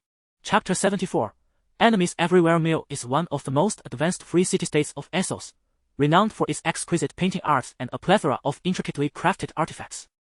Jacaerys has taken a keen interest in the telescopes and scopes produced in Myr. At this moment, He is toying with a bronze monocular telescope. "Oh, how clear it is!" he exclaims. With this device, one could discern the ground even while atop a dragon. The governors of Mill standing behind Jacaerys scoff at the naivety of this dragon who seems unacquainted with the world. Governor Moso, however, smiles courteously and replies, "Your Majesty, this is merely a standard nautical telescope. If you desire, we can craft a bespoke one with the finest lenses just for you." "Of course, I would like that. By the way, where are these created? Is it far from the Governor's Plaza where today's gladiatorial exhibition will be held?" Upon hearing Jacaerys' words, Governor Moso assumes he is eager for the custom telescope and hastily explains, "Your Majesty, the workshop for crafting telescopes is located in the eastern part of Mill, quite a distance away. Moreover, the intricate craftsmanship involved means it cannot be produced in just a day or two. A considerable distance. That is well. Ah, my grandfather has arrived." Jacaerys responds with a nod, then peers through the telescope to see a large warship adorned with the silver seahorse banner docking at the harbor of Mill. The Lord of the Sea Serpent truly values his safety. A contingent of soldiers from the Velaryon family, clad in pristine silver armor, disembarks from the grand vessel. A rough estimate suggests at least 200 of them. As Count Collis approaches with his family soldiers, Jacaerys makes brief introductions before proceeding towards their destination for the day. Mill does not possess a dedicated arena for gladiatorial contests. Thus, the venue chosen for the exhibition is the expansive Governor's Plaza. As the name suggests, it is situated near the Governor's Palace. Unlike the luxurious residence of the great Lord Tyrosh, the 11 governors of Mill reside within 11 circular white towers at the heart of the city. The area beneath these towers serves as the Governor's Plaza, where elections and divine ceremonies are typically held. For the safety of the gladiatorial exhibition, a temporary wooden fence has been erected around the entire perimeter of the plaza. Upon arriving at the vicinity of the wooden barrier enclosing the plaza, Jacaerys is greeted by a throng of Mill's common folk gathered in great numbers. Thousands of soldiers maintain order by cordoning off the crowds outside the wooden walls, while 200 unsullied oversee security at the entrances. "Stone, you and your men stay on guard here. Coleman, accompany me inside." "At your command, Your Majesty." The Governor's Plaza is equipped with numerous viewing stands, all filled to capacity with Mill's affluent elite. However, the specially designated VIP area, offering the best vantage point, accommodates only a limited number of guests. Thus, Jacaerys leaves the Stone squad behind, bringing only a few attendants with him. Count Collis instructs his captain of the guard, Rhaenyra, to assist Stone with nearly 200 soldiers, while he himself enters with 5 personal guards. Several governors from Mill, accompanied by their guards, entered the viewing platform, while Governor Moso departed for approximately half an hour under the pretext of arranging the gladiatorial performance. It was only moments before the spectacle commenced that he entered the platform alone, without any escort. The resonant sound of horns signaled the official beginning of the gladiatorial combat in the Governor's Square. Perhaps driven by excitement, the citizens of Mill outside the square pressed eagerly towards the wooden barricades upon hearing the horns. The soldiers of Mill found themselves unable to deter them, retreating as the crowd drew nearer to Stone and his companions. Clang! A one-handed axe fell from the hands of a struggling citizen at the forefront, producing a loud crash. The soldiers, seemingly oblivious, allowed the citizen to bend down and retrieve the axe, concealing it once more. "My Lord Stone, does something seem amiss?" Ryan, having witnessed the scene, approached Stone and inquired discreetly, feigning nonchalance. "What do you mean, my Lord Ryan? Are you referring to the axe that just fell?" Stone replied, his tone dismissive. Most citizens of Mill were craftsmen who typically carried their tools. This was hardly unusual. Ryan found himself momentarily at a loss for words. He had intended to elaborate further, but Stone turned away, no longer engaging him. Despite sensing an unsettling atmosphere surrounding the day's events, Ryan could not act solely on intuition to seize Count Collis from the VIP platform. Thus, he suppressed his unease and stationed his Velaryon soldiers at the entrance of the barricade, within the VIP platform of the Governor's Square. Jacaerys watched with keen interest the warm-up entertainment arranged by Governor Moso. In the expansive square, a slave clad in rudimentary leather armor battled a ferocious tiger with sword and shield. Count Collis displayed little interest in the entertainment, instead fervently discussing trade cooperation with several governors from Mill. Governor Moso smiled as he observed the performance, occasionally casting glances at Jacaerys. The entertainment concluded swiftly amidst the cheers of the crowd and the fearful screams that echoed around the platform. The ultimate outcome saw the tiger well fed. Subsequently, a few trainers, resembling slaves, entered the arena to escort the now-bloated tiger out of the governor's square. The main event of the gladiatorial performance was about to commence. With a wrestle, a procession of soldiers cloaked in black robes entered the governor's square. Due to their considerable numbers, they could not all enter at once. Seizing the opportunity, Governor Moso casually inquired, "Your Majesty, the dragon-slaying team has taken the stage. Where is your dragon?" "Of course, the main attraction must make its entrance last," Jacaerys replied, turning to address Moso with a smile that danced on the edge of amusement. "However, your faceless one's assassination methods lack imagination. It is always about changing faces, nothing more." Previously, while returning the telescope to Governor Moselle, I inadvertently left a small mark on his palm using the dye from my little finger. The words of Jacaerys caused a sudden freeze in the governor's smile, and the lively conversation among the Count of Collis and others came to an abrupt halt. Alas! The old tactics resurfaced. The faceless assassin, disguised as Governor Moselle, discreetly signaled for an assassination with a small horn concealed within his sleeve. A gasp of astonishment rippled through the spectators. At the moment the horn sounded, the slave soldiers in the governor's square, who had yet to fully enter, swiftly retrieved specially designed crossbows from beneath their dark robes.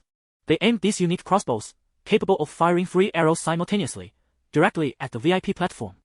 Beyond the wooden walls of the governor's square, the male soldiers and civilians, upon hearing the horn's call, drew their weapons and rushed towards the entrance, shouting for rain, storm, and others.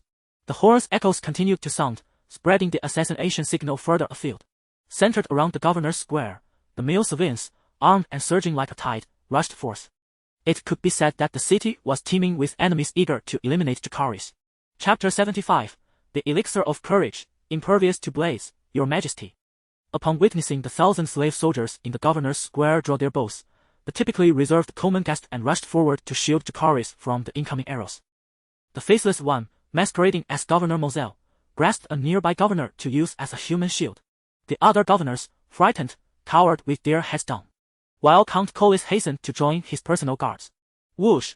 The advanced crossbows crafted by the Millennium Institute unleashed 3 arrows in a mere instant.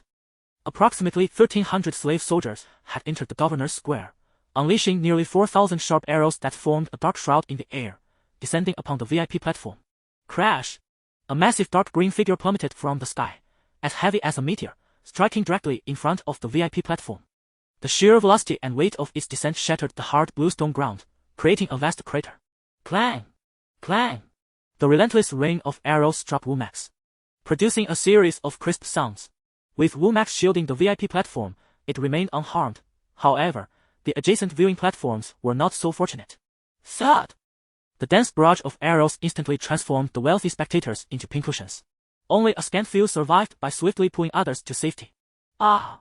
As the people in the viewing platforms regained their senses, they screamed and rushed towards the wooden wall exit in panic.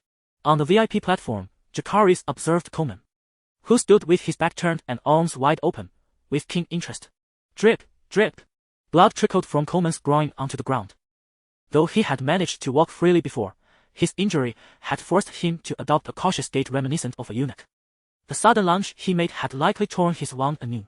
Whether Coleman genuinely sought to shield him or gambled his life on the assurance of protection, Jacaerys acknowledged Coleman's actions.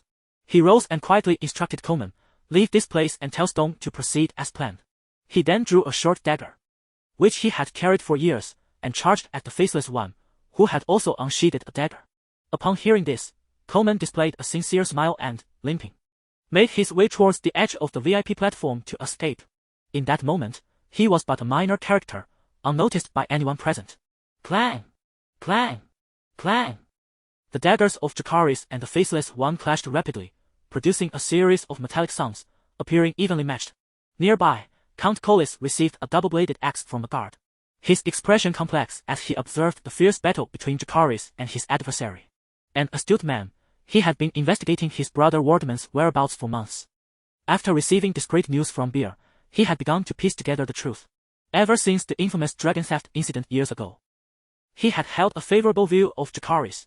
The early conflicts on the Stepstone Islands have indeed demonstrated Jacaerys' keen insight. He is a remarkable military genius. However, as time has elapsed, the situation has gradually slipped beyond his control. The assassination at the Red Keep has stripped Jacaerys of his claim to the throne, rendering his dealings with Viserys null and void. Moreover, The recent notoriety of the brutal destruction of Tyrosh has further undermined the very foundation of House Velaryon. Reason dictates that his best course of action now is to immediately rendezvous with Rhaenyra and flee from Driftmark. By waiting for Jacaerys to be assassinated, the Velaryons could subsequently seize control of the entire Stepstone archipelago. Yet, inexplicably, Lord Corlys feels an unsettling disquiet gnawing at his mind. His instincts have always proven accurate. Having navigated perilous situations during his 9 great voyages largely through intuition, Lord Corlys is ensnared in hesitation, but the enemy is relentless. As he previously noted, he and Jacaerys share the same surname, and their adversaries have long regarded them as a singular entity. The prostrate governors of Driftmark are flanked by a retinue of guards, most of whom immediately rush to shield their masters. However, 6 of them display unusual intent. They unsheath their long swords and split into 2 groups. 3 advance towards Lord Corlys and his 6 companions, while the other 3 charge toward Jacaerys, who is entangled with the faceless men. During their charge, these guards retrieve large wine skins from their belts. Gulp, gulp. The 6 guards tilt their heads back and pour the liquid from the skins into their mouths. Dark droplets trickling from the corners of their lips. This courage-inducing elixir, concocted from belladonna, bloodfly larvae, black lotus root, and other secret ingredients, is administered in measured doses to the Unsullied by their benevolent masters in Astapor. It is this very potion that empowers the Unsullied to endure pain and display fearlessness. However, the Unsullied consume the courage-inducing elixir in small quantities over the years. Consuming it in large amounts within a short span equates to suicide. Who? Upon finishing their draft, the 6 guards' eyes instantly fill with bloodshot fury, their breaths becoming as thunderous as beasts. The veins on their faces bulge conspicuously, writhing like worms. As they are the nearest, Lord Corlys and his 6 companions are the first to engage the 3 advancing guards. Clang! The foremost guard, wielding his sword with both hands, strikes down upon one of the retainers. The retainer immediately raises his sword in a defensive posture above his head. Thud! While he manages to block the attack, an immense force suddenly surges forth. The retainer's sword is flung from his grasp, and the power behind the assailant's blade cleaves his head in twain. Witnessing this, Lord Corlys' pupils constrict sharply. A seasoned warrior, he quickly comprehends that the substance the enemy has consumed is no ordinary brew. He forcibly alters his stance, evading a sword strike aimed at him by a guard. Seizing the opportunity, he sidesteps and, with a dual-bladed axe, cleaves off the guard's arm before he can muster his strength. Yet this one-armed guard felt no pain whatsoever, disregarding the blood that gushed from his severed limb as he continued to wield his sword against Count Corlys. Not only was Corlys under pressure, but the other 4 personal guards were also forced to retreat by the 2 others. In a 3-against-6 confrontation, they swiftly eliminated one adversary, decisively overpowering the remaining 5. Meanwhile, on the other side of the VIP platform, the battle unfolded differently.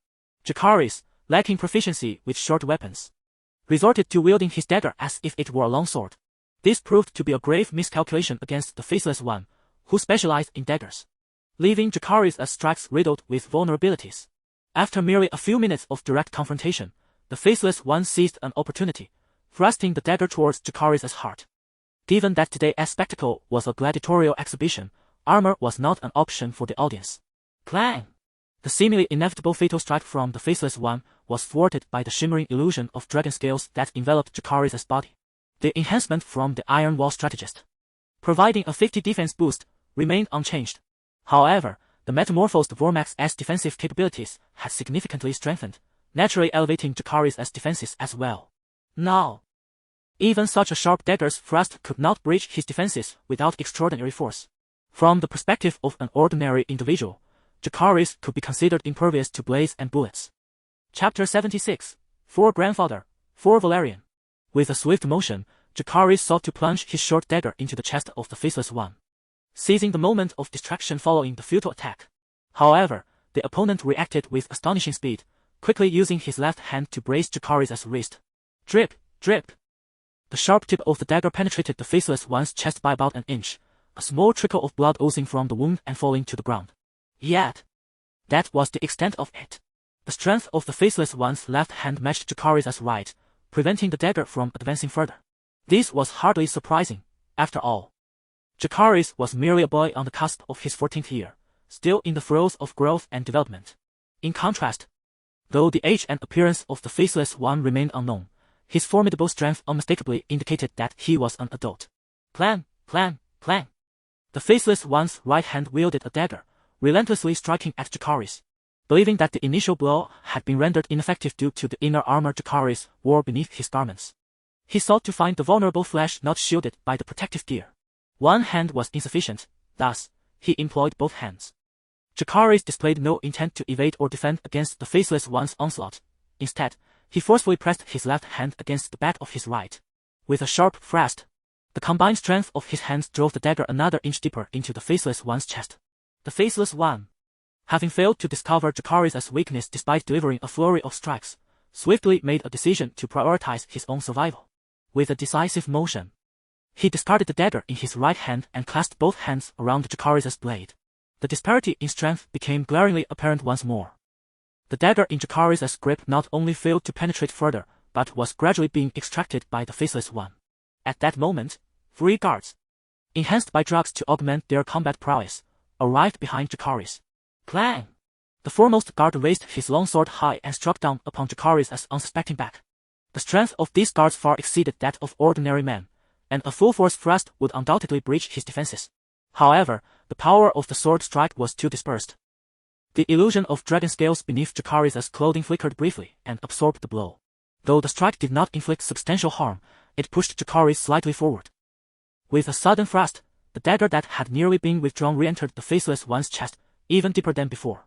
Jacaerys, astonished by this unexpected turn of events, glanced at the faceless one, whose expression had shifted dramatically, and offered a faint smile before letting out a loud scream.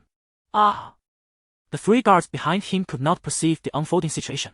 Upon hearing their target's cry, they were instantly filled with excitement, wildly swinging their swords. Clang, clang, clang. Jacaerys now resembled a steel stake, while the 3 guards acted as hammers. The more fervently they struck, the deeper Jacaerys' dagger sank. When the blade had penetrated beyond halfway, a copious amount of blood erupted from the corner of the faceless one's mouth. Suddenly, Jacaerys felt the resistance in his hands vanish, and the dagger slid completely into the faceless one's chest. In stark contrast to the fierce battle taking place at the VIP platform, the scene in the governor's square appeared rather monotonous. In the expansive square, nearly 1,600 enslaved soldiers surged forth. Despite their awareness that their bows and arrows could inflict no harm upon the Emerald Dragon, they incessantly nocked their arrows, resolutely determined to sacrifice their lives to hinder the beast. Suddenly, a torrent of blackish-gray dragon flames erupted from the gaping maw of Womax. Those enslaved soldiers directly struck by the dragon's breath were instantaneously reduced to charred skeletons within the area engulfed by the flames. Dozens more suffered the searing touch of the blackish-gray fire. One soldier, singed at his left flank by a flame no thicker than a finger, let out a harrowing scream of agony, collapsing to the ground in a writhing frenzy. Yet, no matter how violently he rolled, the flickering ember of the blackish-gray flame remained unextinguished. Minutes later, he lay still, and from a side view, one could observe a pair of charred, perforated holes in his sides, where muscle, fat, and internal organs had been utterly consumed. It became evident that any ordinary person, regardless of the extent of exposure to the blackish-gray flames, would ultimately meet a grim fate. For the flames spewed forth by Womax possessed the insatiable characteristics of a dragon's fire. Nevertheless, these enslaved soldiers exhibited no inclination to retreat. Instead, they charged violently towards Womax in a deathly rush. Clearly, the governors of Mule, led by Moselle, had previously indoctrinated them through threats to their families, lucrative bribes for their lives, and deceitful manipulations. This was precisely the outcome Jacaerys had aimed to achieve. By employing such methods to harvest point values, both efficiency and quality surpassed that of the previous Tylosi. With a swift motion, Jacaerys seized the last surviving Mule governor, using him as a human shield. However, a drug-fueled guard soon caught up and cleaved the governor in two. Witnessing this, Jacaerys hastily discarded the half of his shield and fled in disarray. Stripped of the defensive capabilities and flame resistance afforded by the point panel, his strength equated to that of an ordinary adult. Engaging directly was no match for the drug-inflated guards, as even the elite protectors of the Velaryon family found themselves nearly powerless against them. Fortunately, such explosive power exacted a toll. The three guards relentlessly pursuing Jacaerys began to bleed from their orifices, and it would not be long before their bodies succumbed to collapse.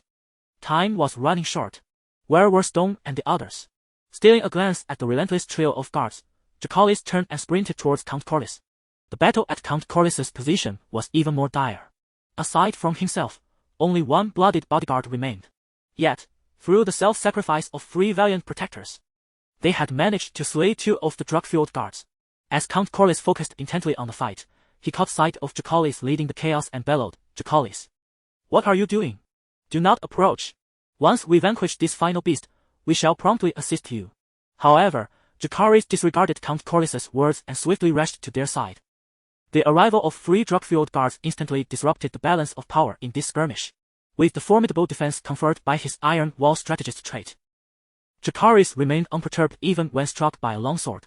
In stark contrast, Count Corlys and the sole remaining bodyguard suffered greatly. In the blink of an eye, the Count, wielding a dual-bladed battle axe, was sent flying. The last bodyguard was mercilessly cleaved into several pieces by the frenzied strikes of the drug-imbued guards. Suddenly, 4 of these guards, intent on continuing their assault on Jacaerys, were halted as a robust, dark-green dragon tail descended from above. With a thunderous crash, these guards, nearly invincible among ordinary humans, were forcefully driven into the wooden floor of the VIP area. Jacaerys turned and crouched beside the blooded and fallen Count Corlys, whispering, "Jacaerys Velaryon, even if you do not support me, you should not have engaged with Bioth. My greatest disdain is for betrayal. Ha! You have slain Vehement. This is fratricide and abomination in the eyes of the 7 gods, nay, all deities above will scorn and curse you. Indeed, fratricide is a grave transgression shunned by both mortals and gods in this realm. Yet I bear none of your Velaryon blood." Upon hearing Jacaerys' words, Count Corlys realized his doom was sealed. Trembling, he managed to rise and utter, "I have revealed nothing of Vehement's fate to anyone. Rhaenyra will still marry you, and Little Roach shall become the new Tide Lord. I implore you, spare the Velaryon family." Just then, a guard emerged from the hole in the floor with a crash. Almost simultaneously, hurried footsteps echoed from the entrance of the VIP area. "I have promised you." Upon uttering these words, Jacaerys thrust Count Corlys toward the approaching guard. With a swift thrust of his longsword, the guard impaled Count Corlys, lifting him into the air. "Grandfather, no!" Jacaerys let out a heart-wrenching roar, fueled by pent-up emotions. "Your Majesty! My Lord Count!" At that moment, Stone, Rian, and Coleman appeared at the entrance of the VIP area. In mid-air, as life slipped away, Count Corlys mustered his strength to turn to Rian and command, "Heed Jack's orders." With that, the Count tilted his head and breathed his last. Jacaerys' face contorted with immeasurable grief as he bellowed to Stone and the others, "For Grandfather, for Velaryon. Annihilate these treacherous Milthians." Chapter 77, The Frenzied Harvest. An uninvited guest charge. Kill! 200 purists stood resolutely in formation, guarding the wooden entrance leading to the VIP platform. Before them lay an enemy force of nearly 20,000, comprised of a mere handful of male soldiers and a vast majority of male civilians. With a swift thrust, the purists' long spears pierced the air, and those enemies at the forefront fell in droves, bloodied and lifeless. Even as a few of the adversaries managed to land desperate strikes before succumbing, those injuries could do little to diminish the purists' combat prowess, as any blow that did not directly strike a vital area was rendered inconsequential. Despite their meager number, the purists stood firm like rocks amidst the crashing waves. Behind them, the 200 soldiers of House Velaryon were left pale and shaken by the overwhelming numbers of their foes, yet they soon realized that their assistance was scarcely needed. Whoosh! Whoosh! The thunderous sound of immense dragon wings filled the air, prompting all to instinctively glance upwards. A colossal, emerald dragon, with a wingspan exceeding 70 meters, soared across the sky, seemingly blotting out the heavens. With a roar, the dragon suddenly dove from the sky, its jagged maw unleashing a torrent of black and grey flames.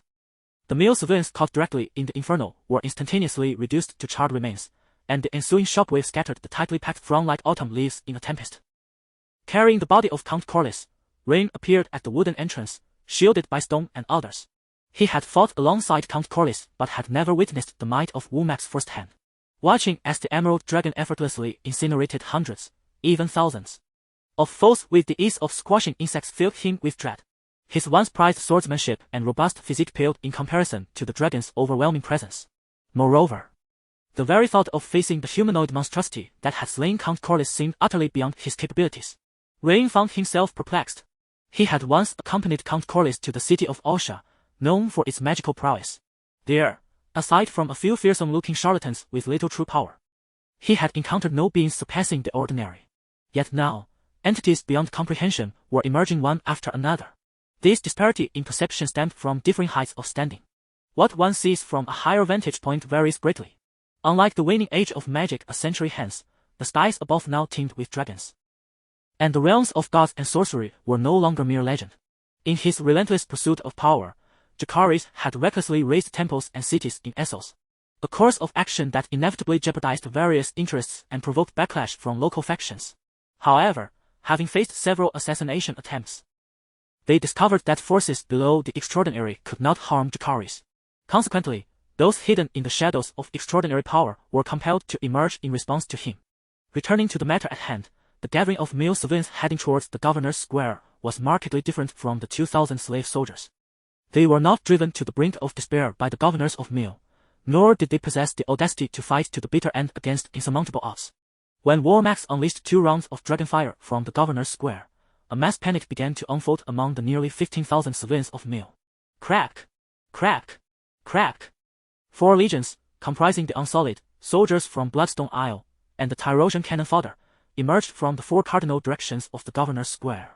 These 4 legions, spearheaded by 100 Unsullied at the forefront, effectively sealed off all surrounding streets. Whoosh! Whoosh! Whoosh! As the first wave of fleeing civilians entered the range of attack, they were either struck down by arrows or impaled by the Unsullied. Despite their numbers, the beleaguered civilians lacked a commanding figure to unify them. Caught between the encircling forces of Warmax and Jacaerys, they flailed about like ants on a hot skillet. The 4 legions functioned like a tightening net, forcing the desperate fish toward the center. Observing the 4 armies, each brandishing the black 3-headed dragon banner and advancing relentlessly toward the governor's square, Rion maintained a stoic facade. Though his eyes betrayed a flicker of concern, he had already sensed the peculiarities of this gladiatorial display, and now they were even more pronounced. The rapid arrival of these forces suggested they had prior knowledge of an impending assassination. Nevertheless, he clearly understood that, as per Count Corlys' final command, he was now obliged to follow Jacaerys unconditionally. Within the city of Mil, there were no air defense mechanisms, thus, the unthreatening Warmax unleashed his maximum output of black ash dragonfire, ruthlessly harvesting points. Most of the brave civilians who dared to resist were reduced to charred remains, while a few demoralized souls sought refuge in the buildings surrounding the governor's square.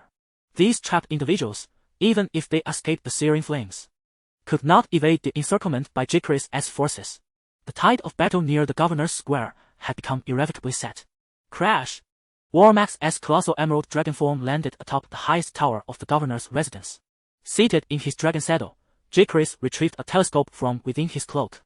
Perhaps out of concern for potential vulnerabilities, Governor Mosul had previously entrusted a telescope he carried to the faceless man.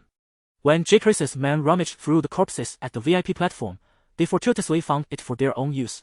Peering through the monocular, Jacaerys surveyed the current situation in Mil. While the primary conflict raged in the central area of the governor's square, shouts of battle and plumes of smoke billowed from the other 4 directions of the city. It appeared that many of the native Mil inhabitants were seizing the opportunity to riot, vandalizing, looting, and setting fires. With limited forces at his command, Jacaerys had no capacity to quell the insurrection within the city. Apart from the 4 legions tasked with the siege of the governor's square, the remaining troops were stationed at the 4 city gates.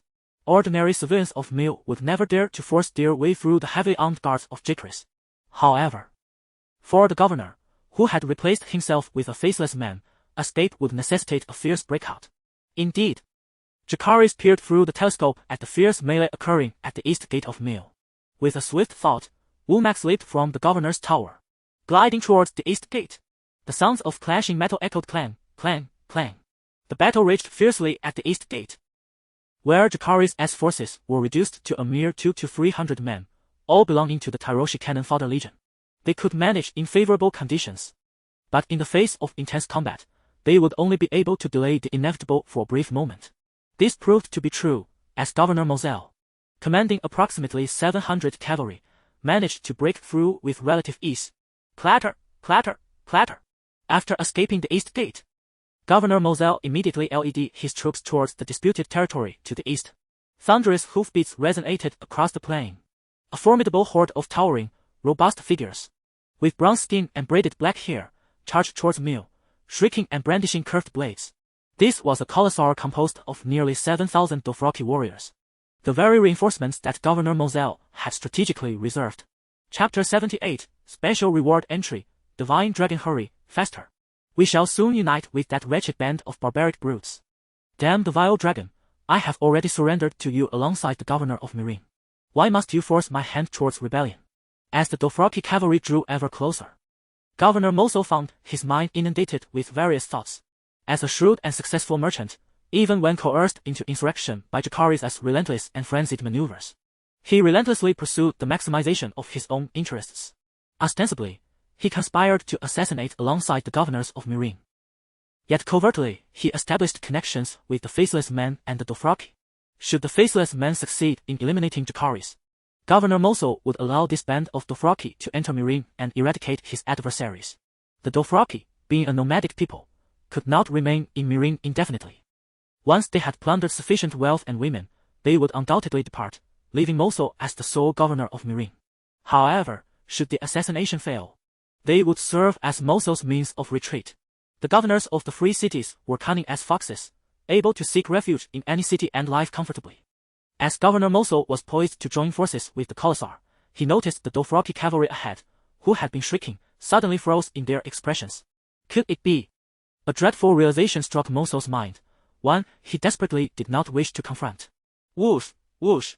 A thunderous sound of dragon wings flapping echoed above, as a torrent of lethal black and grey flames erupted among the Dothraki cavalry. The emerald dragon, diving low, incinerated both horse and rider into charred remains. The surrounding horses, encountering the overwhelming presence of the dragon for the first time, neighed in terror and bolted chaotically. The Dothraki's formation fell into disarray as steeds collided with one another. Some of the less experienced young Dothraki riders were caught off guard and tumbled from their mounts, only to be trampled into pulp by the panicked horses behind them.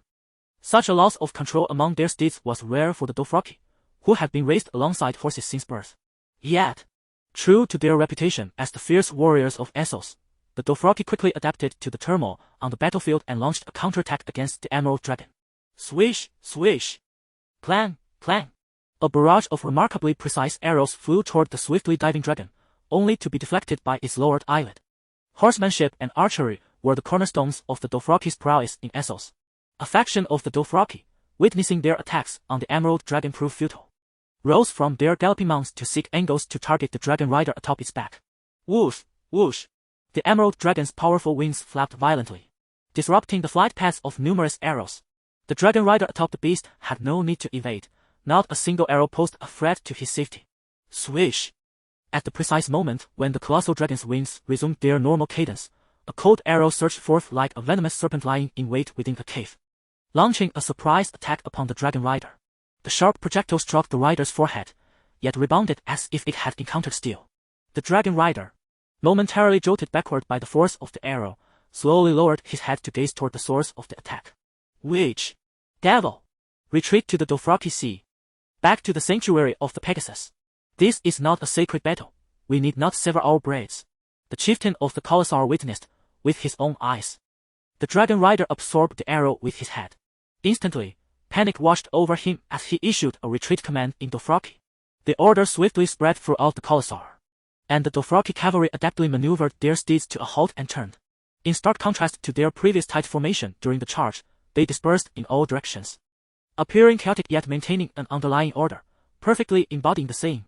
Together they are a blazing fire, apart like stars scattered across the sky.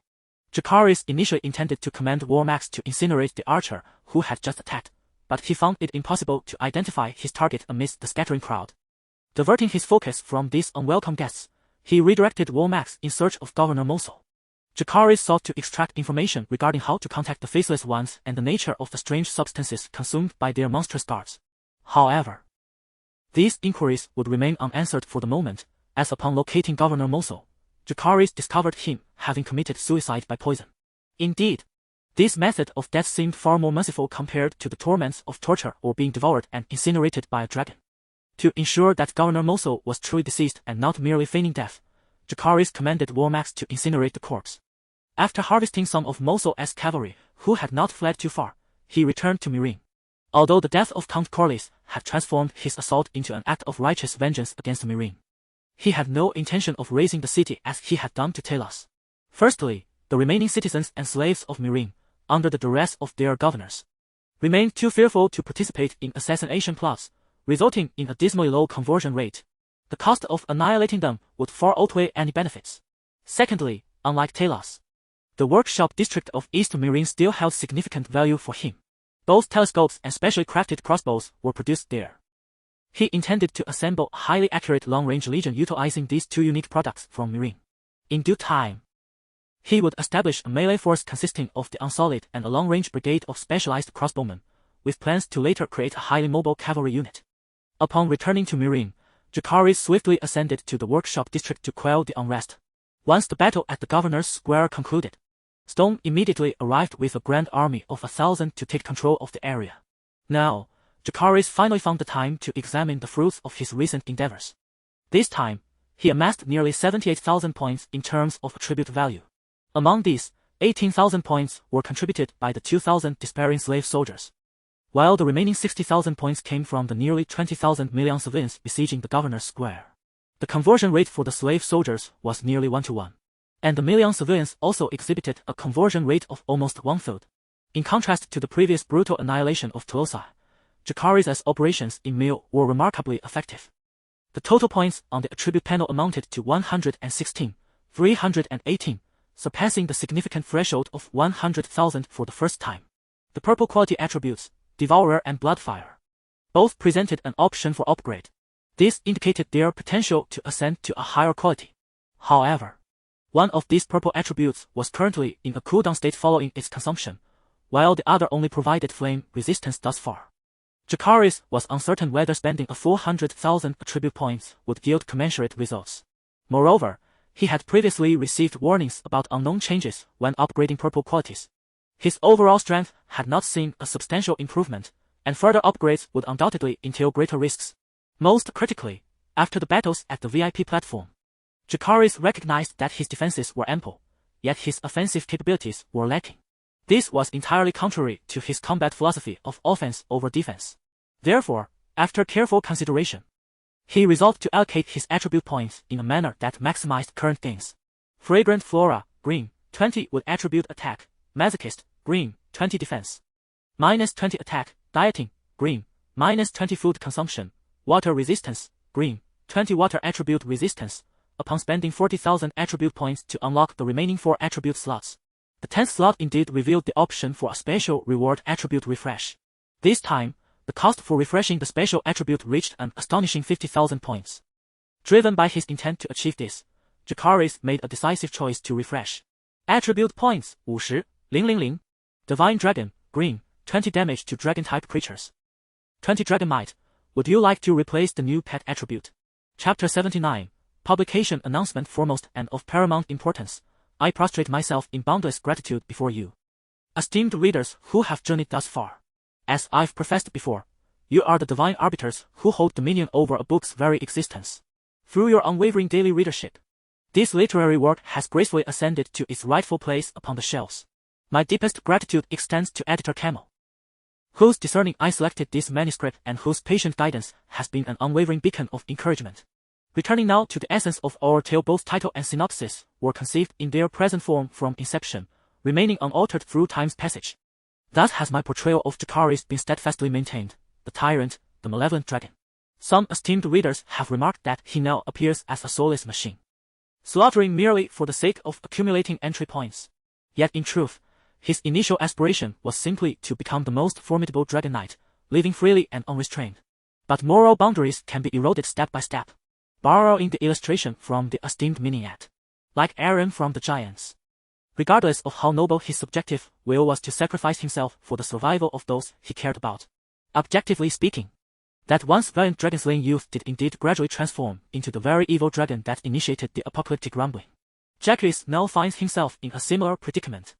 Having endured multiple assassination attempts that nearly claimed his life, his sole purpose at this stage is to grow stronger, ever stronger, and stronger still. As for whether excessively cruel methods would adversely impact future governance, adapting a line from the Princess Royal in Joy of Life, regardless of emotions or any other troubles, only by surviving can one truly experience and contemplate how to rule, how to cultivate the land, or explore the hidden depths of the Game of Thrones universe. These elements shall undoubtedly unfold in due course. Indeed, after the massacres of Tyrosh and the partial destruction of Myr, he has truly amassed sufficient strength for self-preservation. With preparations complete, the imminent return to the Seven Kingdoms heralds the tumultuous dance of the dragons. The butterfly effect triggered by Jacaerys has grown increasingly profound. Alicent, who has been suffering continuous losses, has now fully succumbed to darkness, precipitating the premature eruption of the Dance of the Dragons.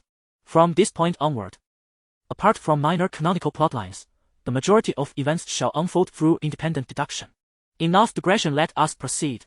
Regarding future updates and additional chapter conditions, as a part-time writer, I typically brainstorm plotlines during idle moments at work and compose the actual text after returning home in the evenings.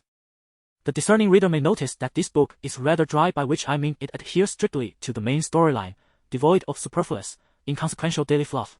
Frequently, I revise or delete portions of the text to ensure no sense of unnecessary padding.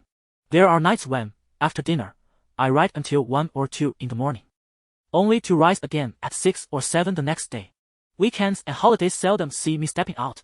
Thus, upon publication, I pledge a minimum of 6,000 words daily, striving for 8,000, and pushing toward 10,000 whenever possible. The new chapter will be released around 12:10 a.m. tonight, with a 10,000 word update. Currently, the collection count stands at approximately 9,500. Based on a subscription ratio of 10:1, the initial subscription goal is set at 950. For every additional 100 subscriptions beyond this target, an extra chapter will be added. Similarly, for every 100 monthly votes, excluding system-gifted ones, or accumulated 10,000 tip coins, an additional chapter will be provided. After the 24-hour subscription period concludes, I shall capture the statistical data and insert it here, ensuring complete transparency and integrity in the process. Additionally, updates will be calculated based on 2,000 words per chapter, though they may not necessarily form standalone chapters.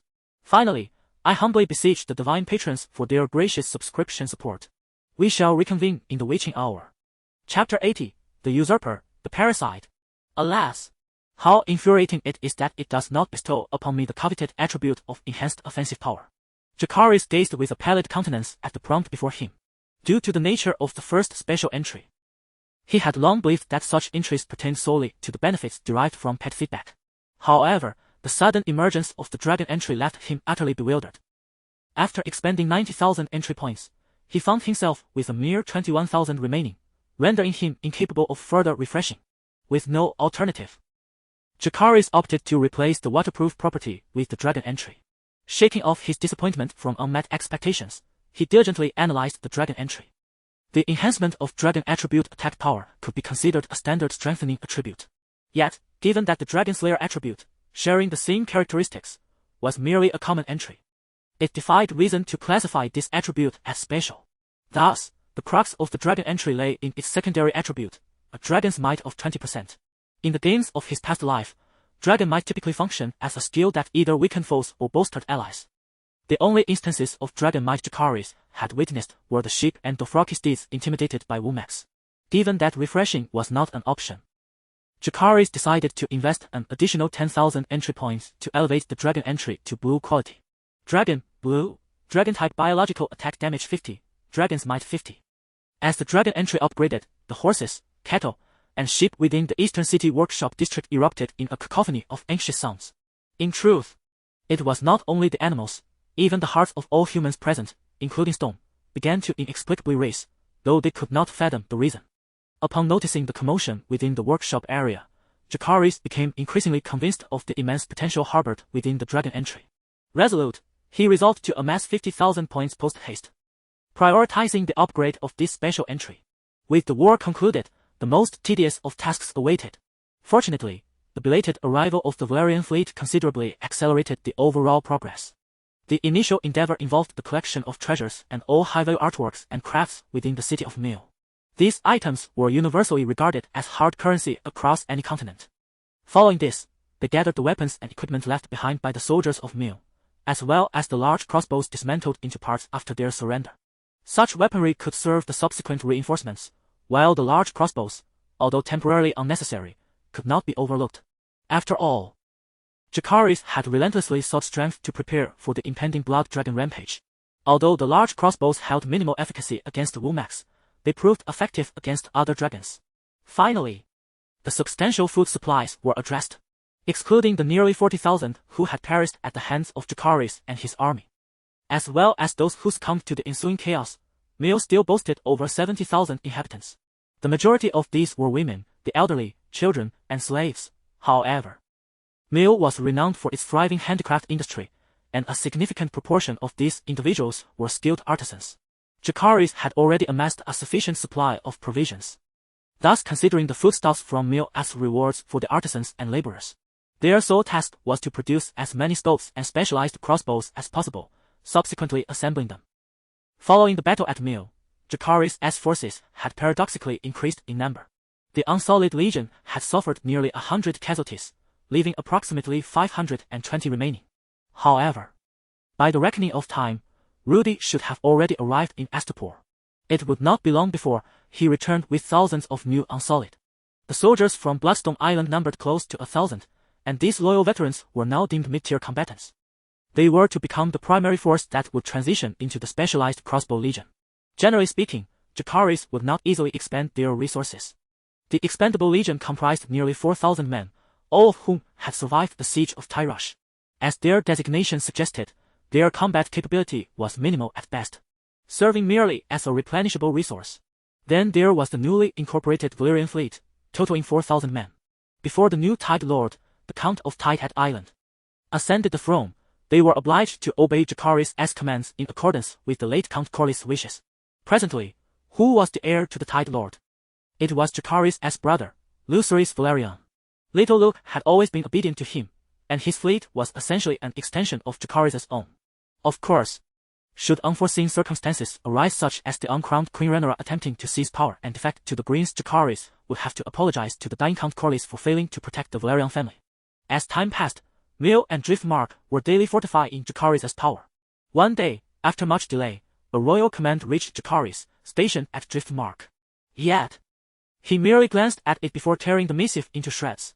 A command summoning me to King's Landing to confront some insipid Lord Boros. Ha! What right does she, Alicent? How?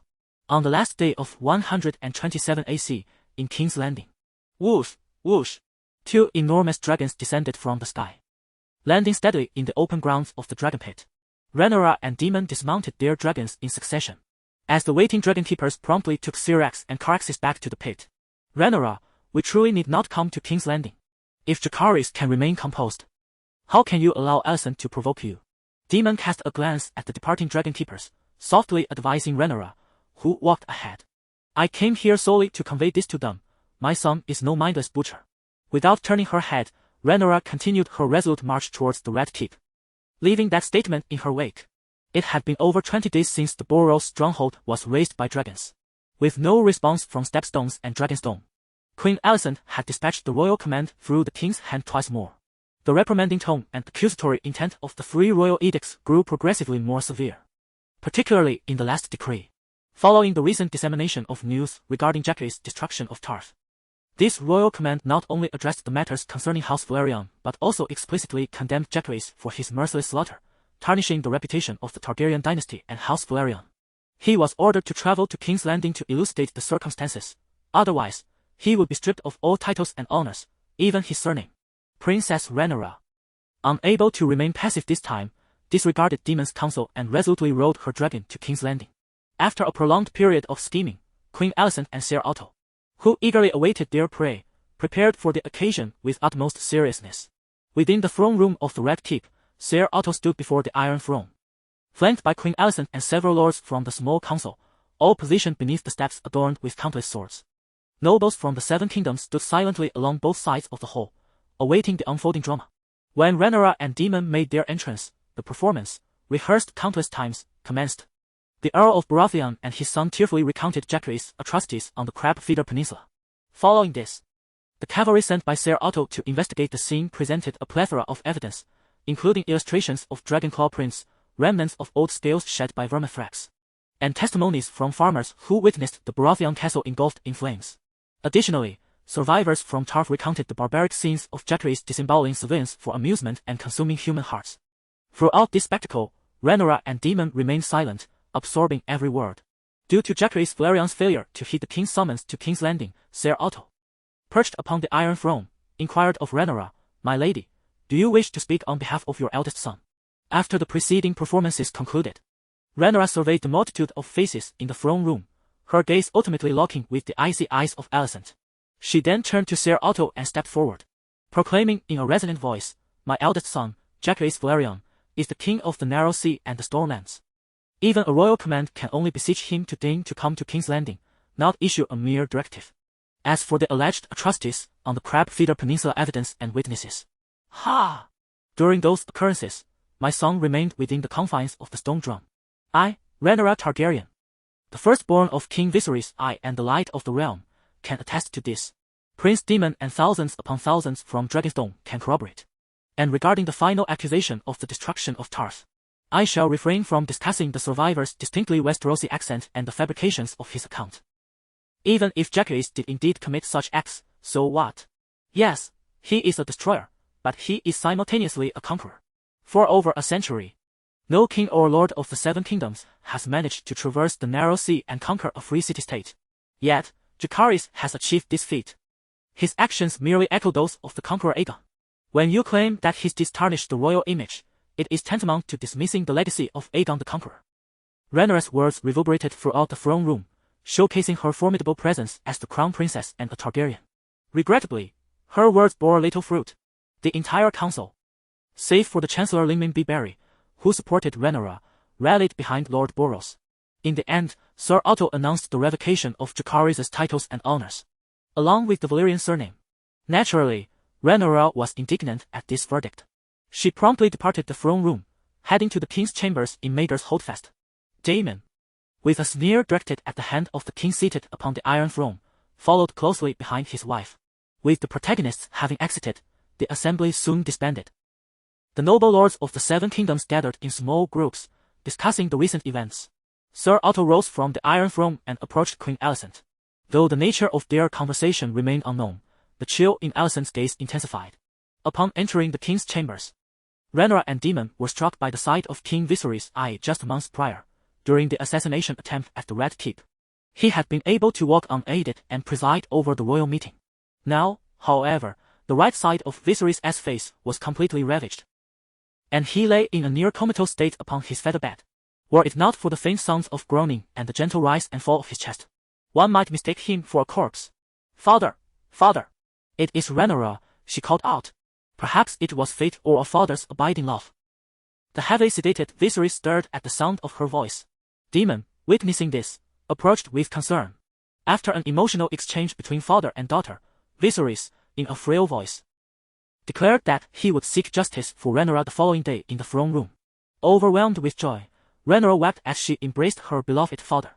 Daemon, anxious about Viserys' condition, gently persuaded Rhaenyra to depart the king's chambers despite her reluctance. Creak! Once Rhaenyra and Daemon had left, a black wardrobe in the corner of the king's chamber slowly opened. Queen Alicent, her face set like ice, emerged from within. This secret passageway had been established by Maegor I to ensure a swift escape should enemies encircle him. Ser Otto, while commissioning the investigation of the Red Keep by Loris the Clubfoot, had uncovered these hidden routes. Alicent stealthily approached the featherbed, whispering, "They have slain our grandson, Maelor. They have taken one eye and one ear from our son Aemon. Yet you continue to favor them. Why? Why must you treat me and my children this way?" The recent conversation with Rhaenyra had drained too much energy from Viserys I, who, having succumbed to unconsciousness once more, could not hear his wife's words. A cold smile crept upon Queen Alicent's lips as she felt the disparity in treatment, her father's words echoing in her mind. "Alicent, they are our enemies. If we fail, Aegon, Aemond, Helena, Jacaerys, Jaehaera, and the entire Hightower family will meet the same gruesome fate as the Targaryens flayed alive, their hearts devoured. Is this what you wish to witness? We have administered too potent a dose of poppy milk to Viserys I. He cannot endure for many more days. Therefore, cast aside your weakness and seize this exceptional opportunity." Envisioning the horrific scenes described by Ser Otto, Alicent's eyes burned with increasing hatred. In the end, she drew a dagger from her sleeve, identical to the one Daemon had used to wound Helena. With a swift motion, she pressed one hand against Viserys I's mouth while plunging the dagger into his chest. Drip! Drip!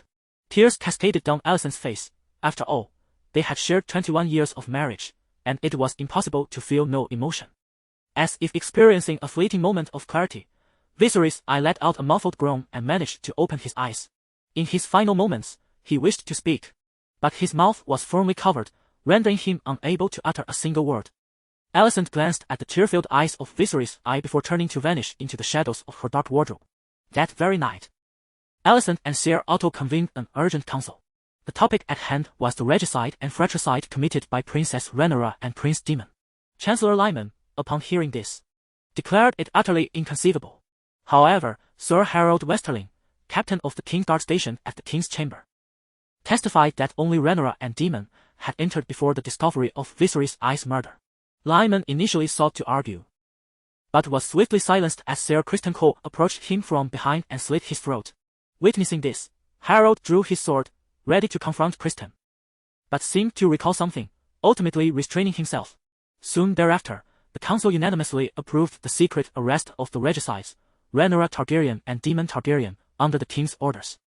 Chapter 81 The Blood Dragon's Frantic Dance as Rhaenyra settled in the realm of Dragonstone. Her former royal chamber atop Maeder's Holdfast had long been reclaimed by Queen Alicent under dubious pretenses. Now, she found herself residing in a modest guest room on the ground floor alongside Daemon.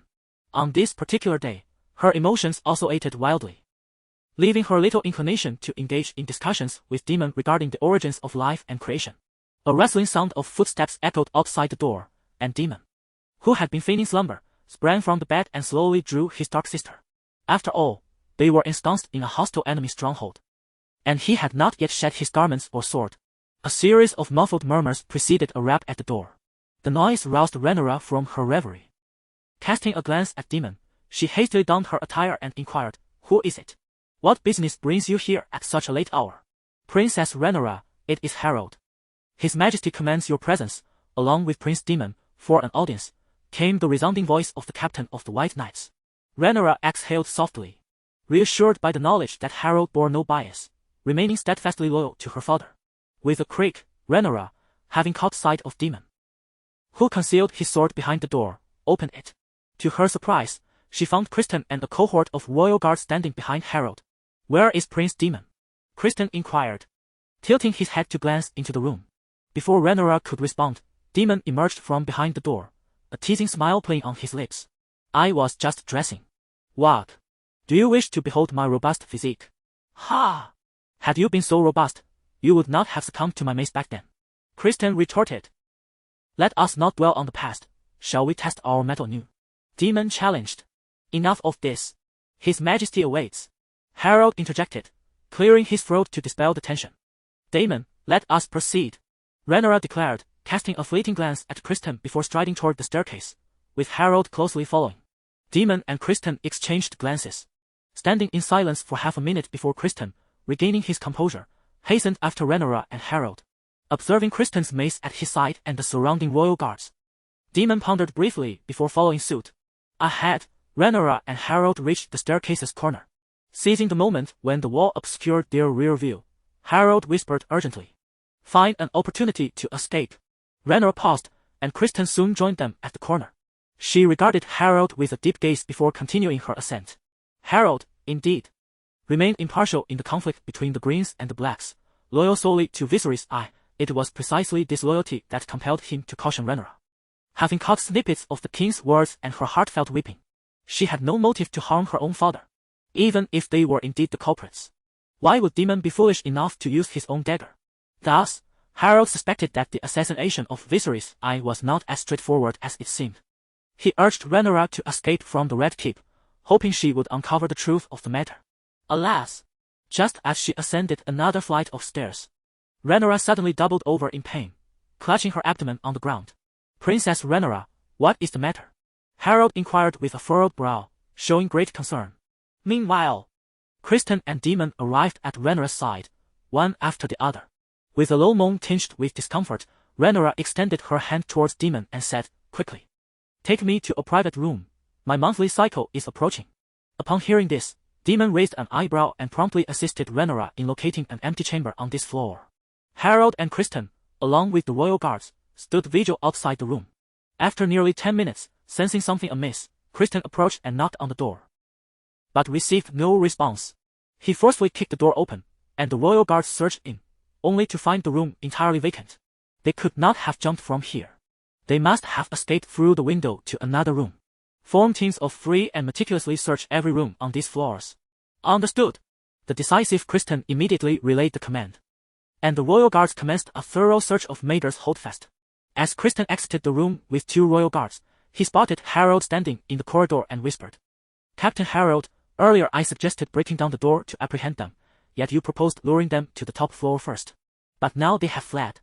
Your approach would undoubtedly cause a commotion throughout the Red Keep, while Queen Alicent instructed us to carry out a secret arrest. Do not worry. I shall explain it to her myself," Harold replied calmly. "How could my direct approach to apprehending them cause a disturbance? That is Daemon Targaryen. And so what? I defeated him years ago. Indeed, but only under the condition that he was celebrating his victory with his back turned to you." Harold's final remark ignited Kristen's fury, as the topic of backstabbing Daemon was a long-standing sore spot for him. Phew! Kristen scoffed at the White Knight captain and departed with his team. Instead of searching this floor, he headed straight for the chamber where Rhaenyra had once resided. Upon arriving at his destination, Kristen halted. He turned to the 2 royal guards behind him and commanded, "This area is mine. You 2 search from the left and right." "Understood." Creaking open the door, Kristen, clad in gleaming silver armor, removed the chain mace from his waist. Stepping into the empty room, he softly addressed the void. "Ever since your last incursion into the Red Keep to assassinate, the secret passages have been sealed. Come forth." Emerging confidently from the shadows, Daemon, the wielder of the Dark Sister, was met by Rhaenyra, who cautiously peered from the corner.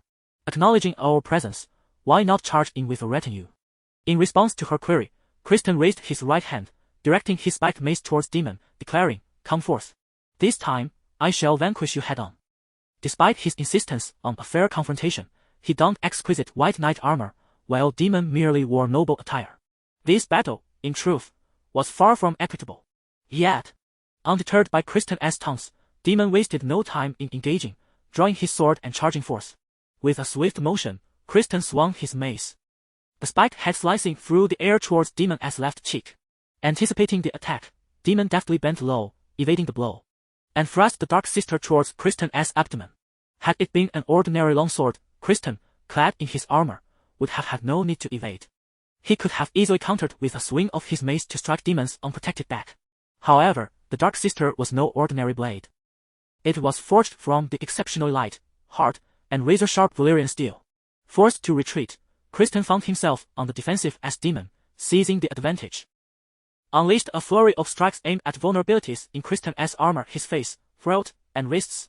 Clang! Clang! Clang! Kristen's prowess was not to be underestimated. With agility, he wielded his mace against the Dark Sister, attempting to ensnare it with the chain. Vertical strikes, horizontal slashes, diagonal cuts. Daemon adeptly employed his unarmored mobility to shift positions and attack Kristen relentlessly. Suddenly, pivoting on his right leg, Daemon executed a sharp left turn, channeling the momentum to sweep his sword horizontally towards Kristen's right cheek. Crack! Waiting for this moment, Kristen seized the opportunity, swinging his mace to firmly lock the blade of the Dark Sister. Thud! Just as Kristen believed he had secured victory, a sudden blow struck his right ankle, causing him to lose balance and crash to the ground. Daemon's left leg had swept out during the horizontal strike, and Kristen, fixated solely on the Dark Sister, had completely neglected his lower half, resulting in his fall. The impact inflicted a jolt to his brain. A mere shake of the head would not suffice to dispel the disorientation.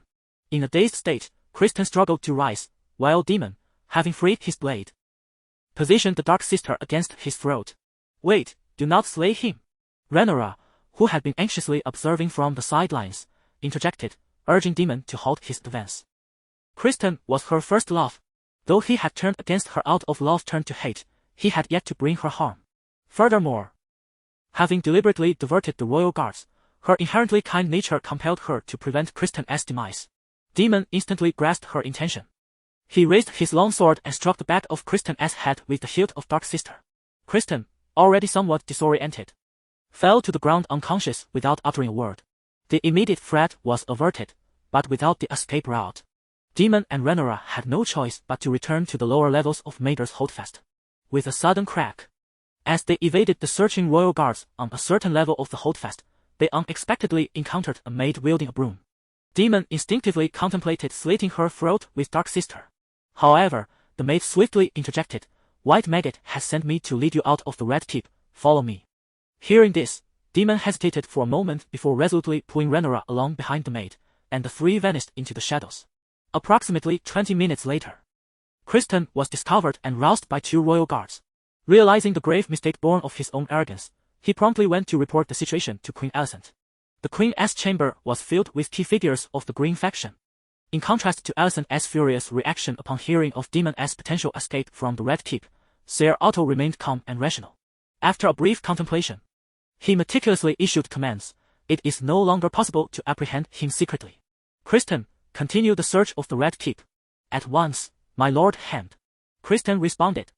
Once Criston departed, Ser Otto turned to Queen Alicent and said, Alicent, many officers in the City Watch, the Gold Cloaks, are loyal to Demon. I need you to promote Garwin Hightower, the Queen's brother, to the commander of the City Watch in the name of the king, entrusting him with the search of all of King's Landing. The now composed Queen Alicent recognized that her father's suggestion was the best course of action available, and she promptly nodded in agreement. As for Demon and Rhaenyra, their destination was singular, the Dragon Pit. Aegon, strengthen the defenses around the Dragon Pit and prohibit anyone from approaching. Order the Dragon Keepers to securely chain Syrax and Caraxes. Then, patrol the area around the Dragon Pit with Sunfire at irregular intervals. Very well, I shall do so at once. Aegon had previously been unreliable, but since Helena was wounded and his young son Mael perished, he had undergone a transformation, proving dependable in such crucial times. Looking at the departing Criston and Aegon, Aemon furrowed his brow and inquired, Grandfather, what is my role? Ser Otto gazed at him with utmost seriousness and replied, You are to undertake the most important task. On the first day of 128 AC, King's Landing underwent a seismic transformation. Under the influence of the colossal butterfly known as Jacaerys, the Dance of Dragons erupted a year earlier than anticipated. Chapter 82, The Night Raid with a Wrestle. A series of lights appeared on the murky waters of Blackwater Bay, arranged like a dragon in flight. An unknown fleet was navigating under the cloak of night. As this fleet drew near to Dragonstone, situated at the mouth of the sea, most of the lights extinguished, leaving only a solitary beacon at the forefront. At the foot of Dragonstone stood a grand gate, constructed in a shape reminiscent of a mountain. The walls flanking the gate towered about 10 meters high, while the towers on either side soared significantly higher, reaching approximately 22 to 23 meters. On the left side of the Dragonstone gate, more than 20 night watch soldiers were stifling yawns, their fatigue pronounced during the darkest hour before dawn. To fend off drowsiness, they engaged in hushed conversations. Prince Demon had recently insisted that everyone remain alert. Who do you think he is guarding against? One soldier pondered. Isn't it obvious? It must be the Red Keep. Another replied. I heard that months ago, 6 dragons battled in the skies over King's Landing. Our dragons accounted for half of them. If you ask me, Prince Demon is being overly cautious. Who would be foolish enough to attack us at Dragonstone, a fortress with the advantage of terrain and more than a dozen dragons? Hey! Was Prince Jacaerys just involved in an attack recently? SHH, quiet. Sir Laurent is coming. As a burly, bald white knight strode along the right wall. The chatter from the left wall ceased abruptly. Laurent Malbrand, one of the 7 white knights sworn to King Viserys I, had remained on Dragonstone since protecting Princess Rhaenyra. He had not returned to King's Landing, becoming her personal knight. Before Rhaenyra and Demon departed Dragonstone, she entrusted the command of the island soldiers to Sir Laurent, who did not disappoint her trust, personally overseeing the night watch. Focus on the outside, no idle chatter, he commanded. Yes, sir. After admonishing the night watchman, Sir Laurent intended to return to the stone drum tower when he suddenly noticed the flicker of light upon the sea. What vessel approaches Dragonstone at this hour? Everyone, stay alert, an unfamiliar ship is nearing. With Sir Laurent's booming command, the 50 or so night watch soldiers stationed on the walls, along with 30 to 40 archers in the towers, immediately snapped to attention. As the ship came into view, Sir Laurent's taut nerves began to ease. The light from the vessel revealed it to be a large warship flying the Golden Lion banner of House Lannister. Since Lord Jacaerys Velaryon had led the Velaryon fleet into the conflict at Stepstones, the role of the Master of Ships had passed to Tywin Lannister, and thus the royal fleet was now associated with the Lannister fleet. Ships of the royal fleet were no longer regarded as unfamiliar. Clop, clop, clop. Sir Tywin Lannister, with his standard golden hair, approached the gate of Dragonstone, accompanied by a dozen lantern-bearing guards. Open the gate, I come bearing the king's orders for Prince Lucerys. Wait. Upon hearing the command, the soldiers on the walls of Dragonstone prepared to turn the winch to open the gates, but were immediately halted by Sir Laurent. He then inquired aloud, "My lord Talon, the king's messages are typically delivered by my brethren of the White Knights. Why have they not come to see me?" "This is an urgent order. The other White Knights are occupied with their own duties. I happened to be en route to Lannisport and brought it along the way." Sir Talon replied, unfazed. As he spoke, his right hand discreetly gestured to a loyal guard behind him. The guard, understanding the signal, subtly covered his lantern, causing the light to flicker. Indeed, Sir Laurent was not easily deceived. Upon hearing Sir Talon's words, he retorted, "My lord Talon, if you are so preoccupied as to navigate the treacherous reefs of the Fish King's spear under the cover of night, how could you find the time to deliver the king's order? Isn't there a contradiction in your statement?" "It is because whoosh." Just as Talon began to respond, Sir Laurent heard the familiar sharp sound of arrows slicing through the air. "Enemy attack! Take cover!" Thud, thud, thud. Approximately half the soldiers on the left side of the wall reacted swiftly, crouching beneath the parapet alongside Sir Laurent. The other half, slower to react, were mercilessly struck down. After the barrage of arrows subsided, Sir Laurent cautiously peered over the parapet. A row of lights flared up like a serpent along the sea, indicating that the royal fleet had indeed arrived in full force. Clang, clang, clang. The alarm bell atop the gate tower rang out, and the stone drum tower of Dragonstone erupted in a multitude of lights. Whoosh! The archers of Dragonstone retaliated from the shooting holes in the towers. However, as the royal fleet launched its assault, Sir Talon, under the protection of his guards, sought refuge in a rocky alcove. Thud, thud, thud. Large stones, the size of heads, were hurled from the catapults aboard the royal fleet, crashing heavily against the walls of Dragonstone. The fortifications, constructed with the long-lost Valyrian stoneworking techniques, sustained little damage. Yet the soldiers upon the walls, being flesh and blood, suffered grievously, with a few unfortunate souls having their skulls shattered. Coupled with the second wave of arrows, the soldiers on Dragonstone dared not even raise their heads. Charge!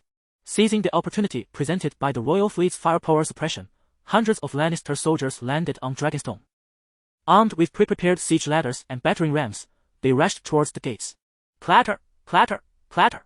The reinforcements from Dragonstone assembled at the stone drum tower. Yet the narrow dragon-tail staircase leading to the gates rendered them unable to reach in time, given the current state of the gate's defenders huddled beneath the parapets. With a sudden rush, two gleaming copper pipes extended from the towers on either side, and two streams of thick, dark liquid surged forth. A Lannister soldier, just reaching the base of the wall, was doused in the viscous substance. They touched the viscous black liquid to their noses, instantly detecting a foul odor reminiscent of rotten eggs. Suddenly, two blazing torches emerged from the tower, positioned before the copper tube. In an instant, the dark, thick liquid was ignited by the flames, spreading rapidly like twin serpents of fire towards the base of the city walls. Alas! The Lannister soldiers doused in the black liquid were immediately engulfed in flames. Each became a human torch, darting wildly beneath the walls, igniting comrades and siege ladders alike. The twin serpents of fire from either side of the towers unleashed a torrent akin to the fiery breath of a dragon, transforming the area below the walls into a hellscape of flames. This formidable weapon had been procured by Daemon Targaryen from Pentos. Pentos, bound by an unequal treaty with Braavos, was restricted to a fleet of no more than 20 warships and prohibited from hiring mercenary companies or free soldiers. Thus, the resource-strapped Pentoshi focused their military advancements on various weaponry. These two flamethrowers were a recent innovation in their armory.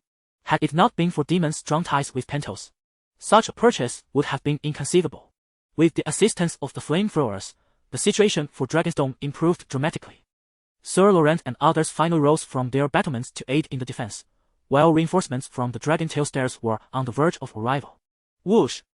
A sound powerful enough to drown out the battlefield's anguished cries echoed from above. Sir Laurent, who had just stood, turned pale, retreating his robust form back behind the battlements. Suddenly, a brilliant yellow dragon flame illuminated the sky above the gates of Dragonstone, striking the right tower with searing intensity. Boom!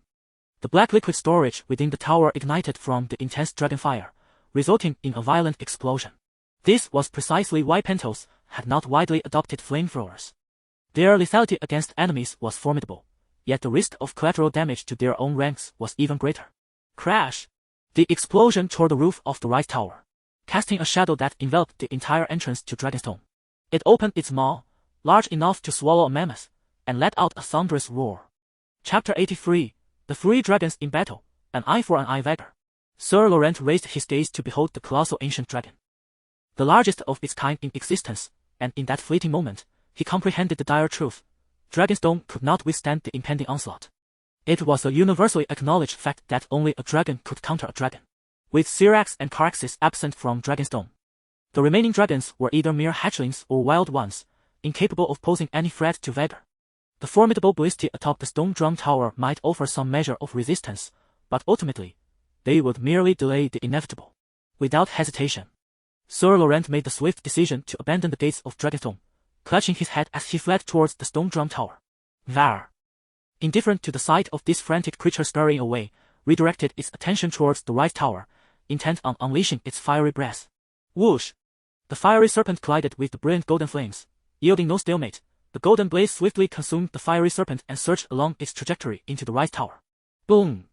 A second violent explosion reverberated, and like its counterpart, the right tower's roof was obliterated. A makeshift white flag, crafted from garments, emerged from the central tower's shooting hole, fluttering vigorously. Below, on the city walls, the few surviving soldiers of Dragonstone, fortunate amidst the chaos, knelt in surrender. Upon Vagar's back, Aemond glanced back at the stone drum tower, ultimately deciding to first open the gates for the Lannister forces to enter. The stone drum tower represented the ancestral stronghold of House Targaryen and was of paramount significance, serving as the fief of each heir apparent. Even the audacious Aemond dared not recklessly command Vagar to incinerate the stone drum tower. Thus, employing the soldiers of House Lannister to besiege the castle proved to be the most prudent choice. Gasping for breath, Sir Laurent sprinted back to the hall of the stone drum tower, pausing momentarily to catch his wind before hastening towards the Lord's chamber. Creak! As he pushed open the door to the Lord's quarters, he was greeted by the sight of Lucerys, sword in hand, anxiously guarding his three younger brothers, each of varying ages. Lucerys, Princess Rhaenyra and Prince Daemon have encountered peril in King's Landing. Tywin Lannister is leading the royal fleet alongside Aemond Targaryen to assault our Dragonstone. The gates below have fallen, and the stone drum tower may not endure for long, Sir Laurent reported urgently. Upon hearing the grave news, Lucerys timidly inquired, Sir Laurent, what shall we do now? Immediately head to the dragon's lair and ride Arax to seek the aid of His Majesty Jacaerys. Sir Laurent's judgment was sound.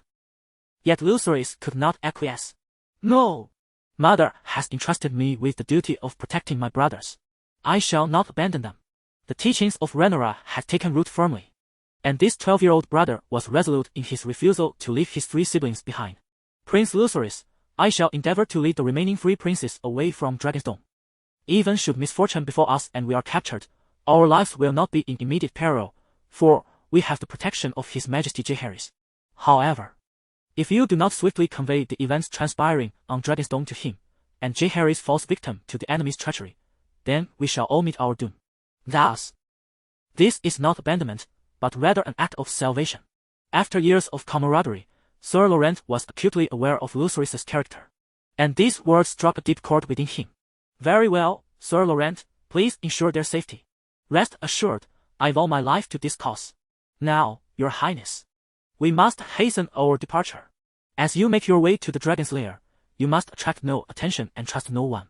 Upon reaching this resolution, Lucerys swiftly parted ways with Sir Laurent. He made his way towards the dragon's den on Dragonmount, while Sir Laurent guided the three princes toward Dragonclaw village, seeking an opportunity to escape by boat from Dragonstone. The atmosphere within the stone drum tower was fraught with tension and chaos, with soldiers and servants alike bearing expressions of anxiety and disarray. Clad in a black hooded cloak, Lucerys tugged at his hood and lowered his head to blend into the throng. The hearts of men are inscrutable, just as Sir Laurent had feared. When Vagar's massive form loomed over the stone drum tower, a contingent of defecting soldiers from Dragonstone rushed into the Lord's chambers. Having discreetly exited the stone drum tower, Lucerys skillfully navigated towards the dragon's lair. Soon, he beheld the entrance, sculpted in the likeness of a dragon's maw. In contrast to the turmoil within the stone drum tower, the dragon guard stationed here remained remarkably composed, likely aware that regardless of the turmoil on Dragonstone, the new lord would require their service. Lucerys faced no obstacles as he mounted Arax with ease. With a powerful beat of its wings, the 8-meter-long Arax soared into the skies above the dragon's lair, allowing Lucerys to gain a clearer view of the fierce battle unfolding at the stone drum tower. The Lannister forces, clad in red armor, filled the dragon tail steps. The Dragonstone soldiers, who had previously prepared to aid at the gates, utilized the terrain to hold them firmly at bay outside the stone drum tower. Suddenly, cries of battle erupted from within the stone drum tower, plunging the valiant Dragonstone soldiers into a dire predicament, beset on all sides. Even Lucerys, who typically shunned warfare, could perceive the tide of battle turning against them. A deep, resonant roar echoed overhead, as Vhagar, an imposing dragon, descended with an overwhelming aura of menace towards Arrax. Startled, Lucerys deftly maneuvered Arrax to evade Vhagar's gargantuan claw, which dwarfed even Arrax's form. Ah ha ha ha! Aemon, perched upon Vhagar's back, let out a raucous laugh, relishing in this game of cat and mouse. Under normal circumstances, Arrax would have been swifter than Vhagar. However, the current Lucerys possesses not only a lack of dragon riding combat experience but also an exceedingly limited flying proficiency. Arrax, manipulated clumsily by the novice Dragon Knight, swayed precariously, resembling a small aircraft on the verge of plummeting from the sky. Yet, this unconventional approach yielded some unexpected results. Aemon was utterly unable to predict Arrax's flight trajectory, while Vhagar's dragon claws repeatedly grasped at empty air. What was once an enjoyable game of entertainment had swiftly turned tedious. Gradually, his patience wore thin, and Vhagar's attacks grew increasingly frantic. The sound of its massive jaws snapping at Arrax's tail grew alarmingly close, amplifying Lucerys' anxiety. In a moment of carelessness, he inadvertently maneuvered Arrax into a reverse evasion. This action was tantamount to delivering him and Arrax directly into the maw of Vhagar. In a critical moment, a blood-red dragon silhouette, swift as lightning, collided forcefully with the right side of Vhagar's body. The impact was considerable, given that the blood-red dragon's size was nearly half that of Vhagar. The two colossal dragons plummeted several dozen meters from the sky before managing to stabilize their flight. Aemon looked up, noticing that Arrax, carrying Lucerys, had seized this opportunity to gain a significant distance, just as he intended to command Vhagar to continue the pursuit. A dazzling dark red dragon flame engulfed the sky ahead. Once the dark red flames dissipated, the earlier blood-red silhouette swiftly positioned itself directly in front of Vhagar. Aemon's lips twitched with suppressed fury as he shouted in High Valyrian, "And Rhaenys, why do you obstruct me? If I do not stop you, you will become a pariah. A fratricide forsaken by gods and men alike. Tell me, why have you brought the royal fleet to attack Dragonstone?" Seated upon Melius's saddle, Rhaenys replied with an expressionless demeanor. Following the outbreak of war at Dragonstone, the spice town of Tighthead, situated across the sea, was the first to take notice. Upon receiving the news, Rhaenys immediately commanded Melius to investigate the situation, fortuitously witnessing Vhagar's assault on Arrax. Fortunately, Melius was the fastest dragon of the age, otherwise she might not have been able to prevent this tragic fratricide. Rhaenyra Targaryen and Daemon Targaryen conspired to murder my father, Viserys I and Rhaenys. Is that reason not sufficient? Impossible, absolutely impossible. Upon hearing this shocking revelation, Rhaenys paused momentarily before shaking her head in disbelief. She had watched Rhaenyra grow up, always feeling a resemblance to her younger self. However, unlike her, Rhaenyra's father staunchly supported her claim to the throne over that of her brother. Thus, Rhaenys understood Rhaenyra's feelings toward Viserys I. Daemon, who cherished his brother deeply, felt similarly. This matter can be corroborated by Sir Harold, the captain of the White Knights. You may inquire with him at any time. Now, do not obstruct my path. Aemon impatiently retorted, his gaze fixed on the diminishing figure of Arrax, intent on continuing his pursuit. Yet, Rhaenys remained silent, showing no inclination to command Melius to yield. Aemon's patience finally reached its breaking point as he shouted, "Jacaerys!" A brilliant yellow flame, potent enough to melt gold and iron, erupted from Vhagar's maw, momentarily obscuring the sky ahead. Once the flames dissipated, however, Melius had vanished without a trace.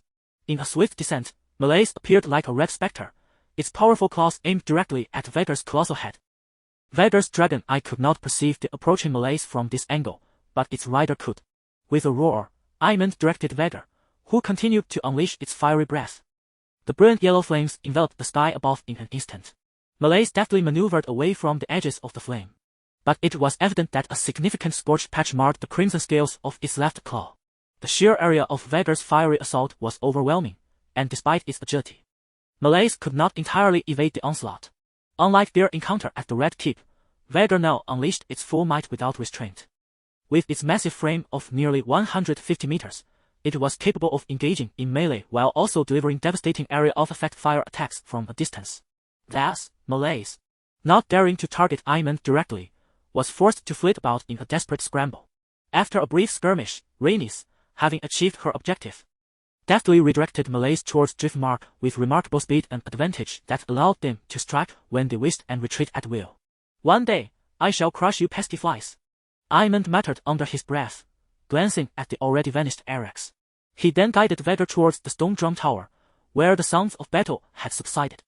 With a resounding thud, Vhagar's immense form landed heavily atop the tower, which had once borne the weight of the Black Death. Only this stronghold in Westeros could withstand such tumult. A disgruntled Aemon dismounted his dragon and strode towards the hall. The situation with the dragons on Dragonstone was well known to the Greens. Aside from Arrax, Joffrey Velaryon as Tyrox's and Daemon as son Aegon as Stormcloud were mere hatchlings, while young Viserys' dragon eggs had yet to hatch. Thus, the 3 young dragons must still reside on Dragonstone. However, despite numerous inquiries, no one had seen them. As Aemon contemplated unleashing his wrath, Ser Tylan entered the hall, accompanied by a cadre of sworn swords. Behind them was Ser Loron, blooded and tightly bound, along with the brothers Joffrey, whom Aemon had long sought. They had attempted to escape from Dragonclaw village to Spice Town. How naive! I had already ordered the royal fleet to blockade the entire sea. After listening to Ser Tylan's words, Aemon approached the 3 brothers, a cheerful smile gracing his lips. "My dear nephews, your uncle has come to see you. Why still harbor thoughts of escape?" The 10-year-old Joffrey, already wise beyond his years, refrained from responding. Instead, like Lucerys before him, he shielded his younger brothers behind him. "Such a display of rudeness and lack of upbringing in how I despise you dark-haired Starks." Aemon, already brimming with frustration, seemed to perceive the shadows of Jacaerys and Lucerys within Joffrey at that moment. He stepped forward, grasping Joffrey's flailing hands with his left hand, lifting him effortlessly into the air. "Joffrey, my dear nephew, I bear you no ill will. But an eye for an eye, considering you are also a Stark, is it not?" With that, Aemon's right thumb violently jabbed into the inner corner of Joffrey's left eye, applying relentless pressure outward. A sickening pulp echoed through the hall. "Ah!" A torrent of blood erupted from Joffrey's left eye, the excruciating pain eliciting a heart-wrenching scream as he flailed helplessly. "You wretched cur, release Prince Joffrey, or I shall gouge out your eyes!" Ser Laurent bellowed, his eyes ablaze with fury directed at Aemon. As Joffrey's high-pitched wails pierced the air, many soldiers in the hall averted their gazes, unable to bear the sight. A thud resounded as a brown eyeball, still attached to its optic nerve, fell to the ground. The overwhelming agony triggered Joffrey's body's protective mechanisms, causing him to faint. "Pathetic wretch, you faint at the first sign of pain. I endured the agony of having my wound stitched by a maester. You've repaid your debt with your eye, now it shall be your ears." With a sneer, Aemon brandished a dagger, his right hand stained with blood. "Enough!" The only one in the hall with the authority to utter such a command was, of course, Ser Tylan. "Prince Aemon, I am the commander responsible for this battle. These captives belong to me, and I intend to present them to Her Majesty the Queen. Might I request you to cease your actions?" With a grunt, Aemon halted, carelessly dropping the unconscious Joffrey to the ground. He bent down to retrieve the intact brown eyeball, smiling as he addressed Ser Tylan. "Of course, I shall present this eye as a gift to my mother." Watching Aemon leave, jubilantly toying with the eyeball, Ser Tylan silently shook his head, relieved that he was not the firstborn of Viserys. "I quickly fetched the maester from Dragonstone to treat Prince Joffrey's eye." "Yes." After staunching Joffrey's bleeding and providing treatment to prevent any further complications, Ser Tylan promptly set off with the 3 brothers back to King S Landing. Chapter 84. The northern expedition of the entire army. With a powerful flap of its wings, Elrax soared through the heights, maintaining its swiftest flight speed. Upon confirming that the menacing figure of Vhagar was no longer in pursuit, Lasrith released a heavy sigh of relief.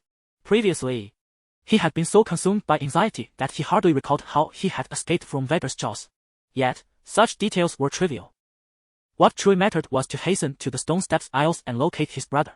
After continuing onward for a while, Lasrith noticed that Elrax's pace began to wane. "What is the matter, Elrax?"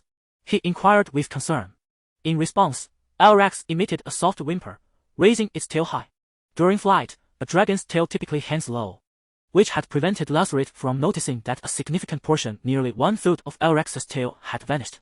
Although Milius had intervened earlier, Lasrith's misguided maneuvers had left Elrax entirely at the mercy of Vhagar's maw. Losing 1/3 of its tail was, regrettably, the best outcome under the circumstances. At that moment, The severed end of Elrex's tail continued to bleed profusely. The fact that the dragon could endure such a state while flying for an extended period was a testament to its robust constitution. This is dire. I must staunch Elrex's bleeding at once. Lasriff thought, recalling his training with Jacaerys over the past 6 months, which had equipped him to make swift decisions in crises. He skillfully maneuvered Elrex to descend rapidly, seeking refuge beneath the cloud cover for a clearer view. Utilizing his mental map of the 7 kingdoms, Lasriff determined that they had just crossed the Throat and were now positioned in the upper right quadrant of Cape Marseille. He spotted a relatively flat expanse and guided Elrex to land. With a thought, Elrex, perhaps succumbing to the release of tension, stumbled and collapsed upon touching the ground. With urgency, Lasriff leaped from the saddle and rushed to the severed tail of Elrex. It was evident that in his hasty escape, he had not brought any hemostatic agents, and the required substances for treating a dragon's wounds were far from trivial. Suddenly, an idea struck him, recalling the first aid methods his brother had once taught him. Summoning all his strength, he maneuvered Elrex's severed tail towards its head, bending its body into a shape. Elrex, focus! Obey my command. Jacaerys! Lasriff called out, striking the drowsy dragon's head with urgency using High Valyrian. With a slight delay, Elrex obeyed, opening its mouth to unleash a slender stream of orange-red flame. The grass in front of them was instantly reduced to ashes, while the severed tail within the reach of the dragon's fire crackled ominously. With a roar, Elrex rose abruptly, but its unsteady legs betrayed it, causing it to collapse once more to the ground. Though crude, the method proved effective. The dragon Erex's tail was now an unsightly mass of charred, blackened stabs from the Dragonfire, yet the bleeding had ceased. With the most critical issue resolved, the next priority was replenishing the creature's strength. Lucerys' mind flashed to the small castle he had glimpsed during his descent. Gritting his teeth, he urged himself toward it. Though Sir Laurent had repeatedly stressed the need for secrecy, circumstances left him no choice. Sharp Point, perched upon the upper right spur of Massey's Hook, was the ancestral seat of House Bar-Ammon. Sworn to Dragonstone since the conquest, Lord Bar-Ammon recognized Lucerys at once. Upon hearing the prince's plea for aid, he spared no effort in providing assistance. One by one, sheep were led before Elrex by Bar-Ammon's men, until the dragon's belly swelled round and it could eat no more. With Elrex still too weak for flight, Lucerys resolved to rest a day at Sharp Point. That evening, Lord Bar-Ammon hosted the prince with great hospitality, so much so that his numerous daughters took turns knocking upon Lucerys' chamber door under cover of night. Yet the prince, steadfast and honorable, turned each away in the name of his betrothed, Rhaenyra. At dawn, with fresh provisions secured, Lucerys mounted Elrex, now somewhat recovered, and took once more to the skies. No sooner had he departed than a raven, black as pitch, winged its way from Sharp Point toward King's Landing. Thereafter, Lucerys avoided all castles, pausing only briefly in desolate wilderness. On the 3rd day since Dragonstone's fall, guided by the garrison at Bloodstone, he reached the Isle of Ragnak. Clack clack clack. Within the inner city of Lanark, Jacaerys strode briskly with a grave expression. As soon as he passed through the gates, he spotted Lucerys waiting in the open space alongside the tailless Elrex. Brother! Lucerys' face lit up with joy as he called out to Jacaerys, only to be enveloped in a tight embrace the next moment. Dear Luke, you've endured much hardship, Jacaerys murmured. What transpired at Dragonstone? Upon hearing Jacaerys' inquiry, Lucerys immediately recalled the primary purpose of his journey. Brother, mother and father departed for King's Landing 4 days ago to respond to the king's summons on your behalf. Yet 3 dawns passed, Tyland Lannister and Aemond arrived with a host to assail Dragonstone. Sir Laurent bade me seek you out. He escorted Joffrey and the others from Claw Isle toward Spicestone. Jacaerys understood at once Rhaenyra and Daemon must have encountered misfortune in King's Landing. Otherwise, their foes would never dare assault Dragonstone so brazenly. Glancing at the listless Elrex, he inquired, was it Vhagar who reduced Elrex to this state? Indeed. We narrowly escaped the jaws of Vhagar while fleeing Dragonstone. I employed the first aid techniques you once taught me to staunch its bleeding. Had it not been for Elrex sustaining injuries that kept us at Sharp Point for an entire day, we would have arrived here yesterday. In the city of Sharp Corner. Observing the contemplative Jacaerys, Lucerys immediately remarked, Brother, Count Ballemon has been exceedingly kind to me. He is a vassal of our mother and would never betray us. Upon hearing this, Jacaerys gently ruffled his younger brother's hair and imparted a solemn lesson, Little Lu. It is precisely because Aemond perceives our kindness as weakness that he dares to assault Dragonstone. To confront such wicked foes, we must become even more ferocious and cunning than they are. Your expression reveals that Count Bal-Eamon has indeed treated you well. Yet, we must consider the worst-case scenario. If he has truly betrayed you, our movements will be entirely exposed to Aemon and his faction. They could time their traps along our route back to Dragonstone, waiting for us to stumble into their snare. Understood, brother. Beyond our family, I shall regard anyone who is kind to me with suspicion, Lu replied. Indeed. You are truly my brother, Jacaerys affirmed. Now, what shall we do given the traps that await us on our return journey? Since the Green Party, led by Queen Alysanne, has made their intentions clear, we shall respond in kind. Jacaerys answered his brother before turning his head and calling, Stone. Yes, your majesty, I am at your command. Load all the provisions and military resources we have stockpiled during this time onto the ships. Then gather all able-bodied soldiers. The entire army shall march forth with me to the north. Chapter 85. The winds rise at Broken Ship Bay on the morning of the 4th day since the fall of Dragonstone Island. Jacaerys commanded his fleet of 22 large warships and 48 smaller vessels, all ready for departure. This formidable army of 10,000 was able to set sail so swiftly thanks to the tireless efforts of all the slaves in Lannick Town. Remarkably, even the crucial collection of wildfire oil had been halted for this endeavor. Clad in full armor, the Jacaerys brothers ascended their flagship, accompanied by Stone, Coleman, and others. This impressive 100-meter warship, originally named the Governor Mill, had been rechristened the Conqueror by Jacaerys. Indeed, not only the flagship but the entire fleet bore the name Conqueror Fleet, a title that unmistakably revealed Jacaerys' ambitious intentions for this northern campaign. With a whoosh, 2 colossal dragons, one large and one small, took flight from a nearby clearing. Circling low above the Conqueror Fleet, such supreme creatures of war instilled terror and unease within enemy ranks, however, among allies. They significantly bolstered morale and provided a profound sense of security. The ranks of the Unsullied stood in terrifyingly perfect order, numbering 520. The Crossbow Brigade, equipped with cutting-edge weaponry, boasted 1,500 soldiers. Additionally, the Cannon Fodder Brigade, appearing as a regular army in full arms, counted 5,500 members. This formidable force of approximately 7,500 troops left Lazarus astounded. He had seldom heard news of the Stair Islands while on Dragonstone Island and could scarcely fathom that his brother had assembled such a vast and well-equipped army in less than 6 months. It was worth noting that the combined soldiers and servants of Dragonstone Island amounted to just over 1,000. Furthermore, this tally did not include the nearly 4,000-strong Valyrian fleet, which operated independently from the Conqueror Fleet. Lazarus, of course, remained oblivious to the fact that this mighty Conqueror army was built upon the countless corpses of Tyrosh and Mill. How could even the Cannon Fodder Brigade be fully armed? This was due to the vast amounts of weaponry and armor seized from these 2 free city-states.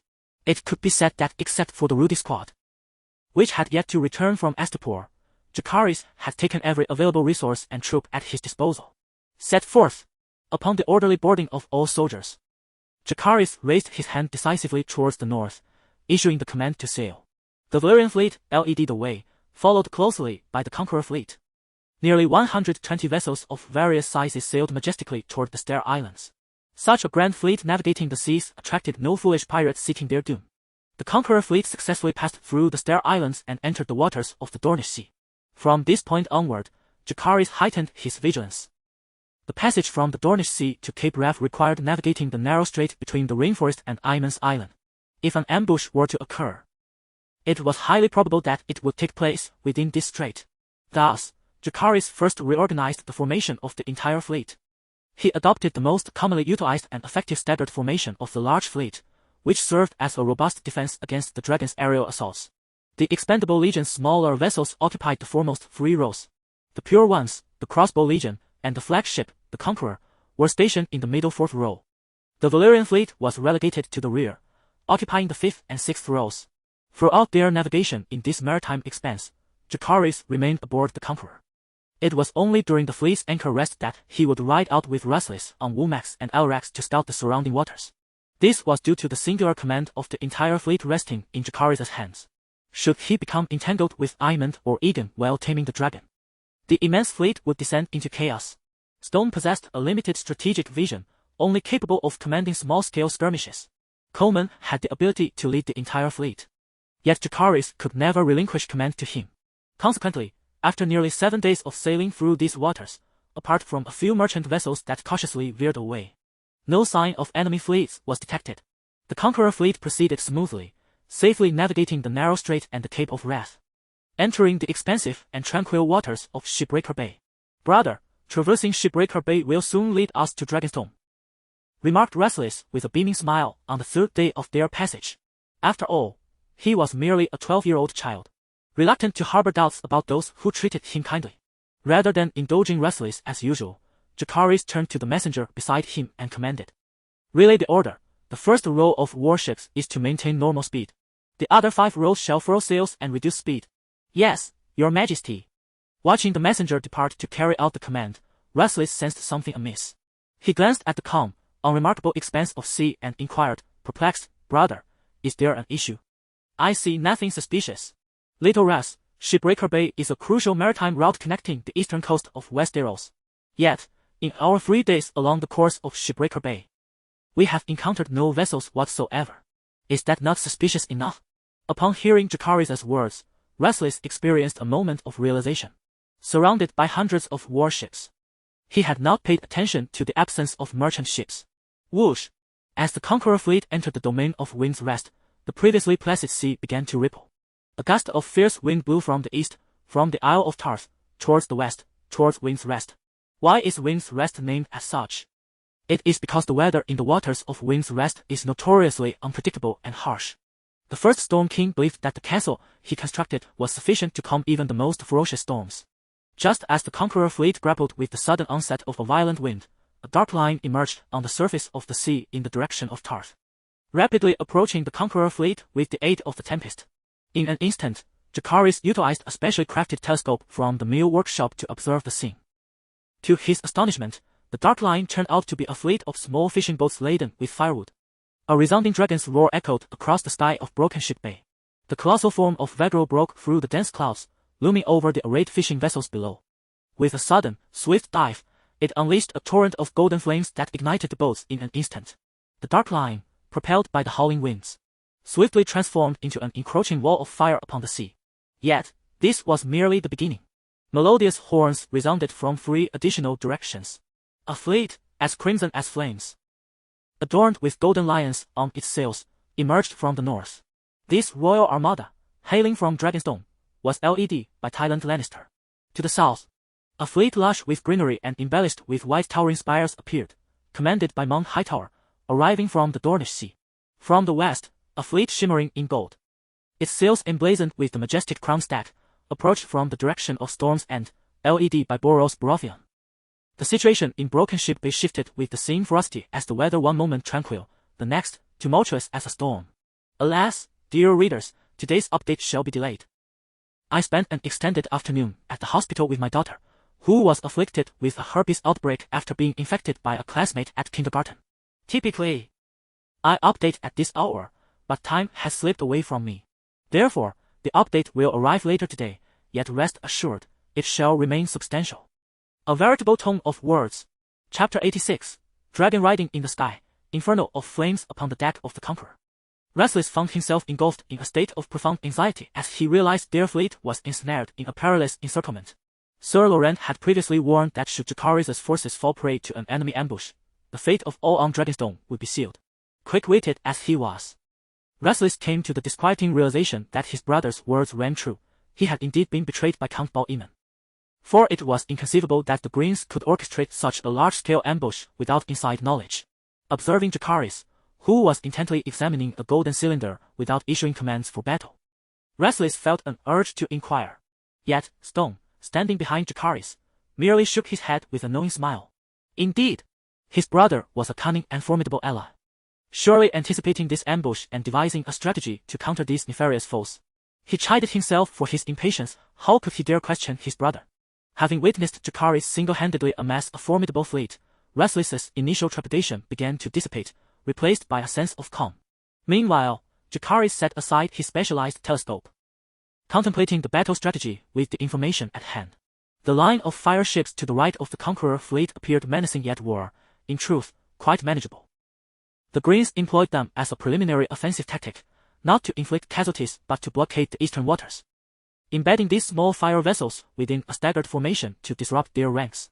Thus, Jacaerys resolved to deploy the prepared crewmen to handle that threat. To the left, The Velaryon fleet comprised approximately 10 large warships and 20 smaller vessels, amounting to an estimated 3,000 soldiers, making them the weakest link in the encirclement. However, their strategic positioning near Windbreak Fortress provided them with a tactical advantage for both offense and retreat. From the original narrative, it was evident that Duke Boros, who aligned himself based on the benefits of marriage, was an astute individual motivated by self-interest. Such intelligence would surely lead him to prioritize self-preservation, causing the Velaryon fleet to initially feign engagement while observing the evolving situation. Should the Greens gain the upper hand, they might charge into battle. But if the Blacks were to dominate, a strategic withdrawal would be inevitable. Therefore, Jacaerys planned to allocate 15 smaller vessels to engage them, allowing for a semblance of conflict. Directly ahead, the royal fleet consisted of around 20 large warships and 30 smaller ones, totaling approximately 5,000 soldiers. Tywin Lannister, having been elevated by Queen Alicent, was a staunch supporter of the Greens. Nonetheless, in the eyes of the majority of the Seven Kingdoms nobility, familial interests outweighed all else. Inflicting significant damage on this royal Lannister fleet could compel him to withdraw from the battlefield, for this was merely an ordinary encirclement, not a decisive battle concerning the Lannister family's survival. Consequently, Jacaerys intended to engage the front line of ships alongside ruthless against this formidable foe. Most crucially, however, was the fleet of Haito positioned in the rear. They possess approximately 30 large vessels and 52 medium to small ships, with an estimated total manpower of around 8,000. However, not all of these 80 ships are warships. A portion comprises merchant and fishing vessels. This appears to be all the ships the Hightower family could mobilize from Old Town. Indeed, for the Hightower family, this battle represents a decisive confrontation that could determine the allegiance of the Seven Kingdoms, necessitating their utmost effort. Yet, what intrigued Jacaerys was the sight of a significant number of Dornish soldiers within this formidable Hightower fleet. It is no wonder that after the incident with Princess Alicent humiliating Prince Corrin, House Martell had remained silent. They were likely already allied with the Greens, preparing to deliver a lethal strike against Jacaerys. This Hightower fleet would naturally serve as the main force in this encirclement, and they would not retreat until the very last moment of the battle. Thus, Jacaerys resolved to have Stone lead the bulk of the Conqueror fleet to engage in a protracted battle alongside the Velaryon fleet commanded by Rhaenyra. As for the figures soaring in the sky, Aemon and Vargo, it goes without saying they were the adversaries of Jacaerys and Womax. After swiftly reviewing the battle plan in his mind and ensuring no details were overlooked, Jacaerys began to assign the combat tasks meticulously. The sound of hurried footsteps echoed on the deck as the signalman rushed about, conveying orders to the surrounding warships of the Conqueror through semaphore. These ships then relayed Jacaerys' commands throughout the entire fleet. With a cacophony of splashes, 15 medium to small warships on the right flank of the Conqueror fleet propelled themselves against the wind, driven by the vigorous strokes of their sailors. Emerging from a V formation, they then swiftly altered their course, aligning themselves end to end, presenting their broadside to the incoming fire ships. Under Coleman's command, thick rolls of grayish-white fabric were cast from the sides of these 15 warships. As they fell, the fabric unfurled, completely enveloping the hulls of the vessels. Aemon, hovering above the fire ships, could not suppress a derisive laugh upon witnessing the enemy's actions. It was the first time he had seen anyone so fearful of being consumed by flames that they proactively increased the combustible materials, one after another. The blazing small fire ships collided violently against the sides of Coleman's 15 warships. Though rocked by the impacts, the ships managed to withstand the assault without succumbing to danger. The intense heat from the small fire ships scorched the thick grayish-white fabric at close range. Yet it failed to ignite. These 15 warships instantly formed a maritime firebreak, effectively isolating the small fire ships from the Conqueror fleet.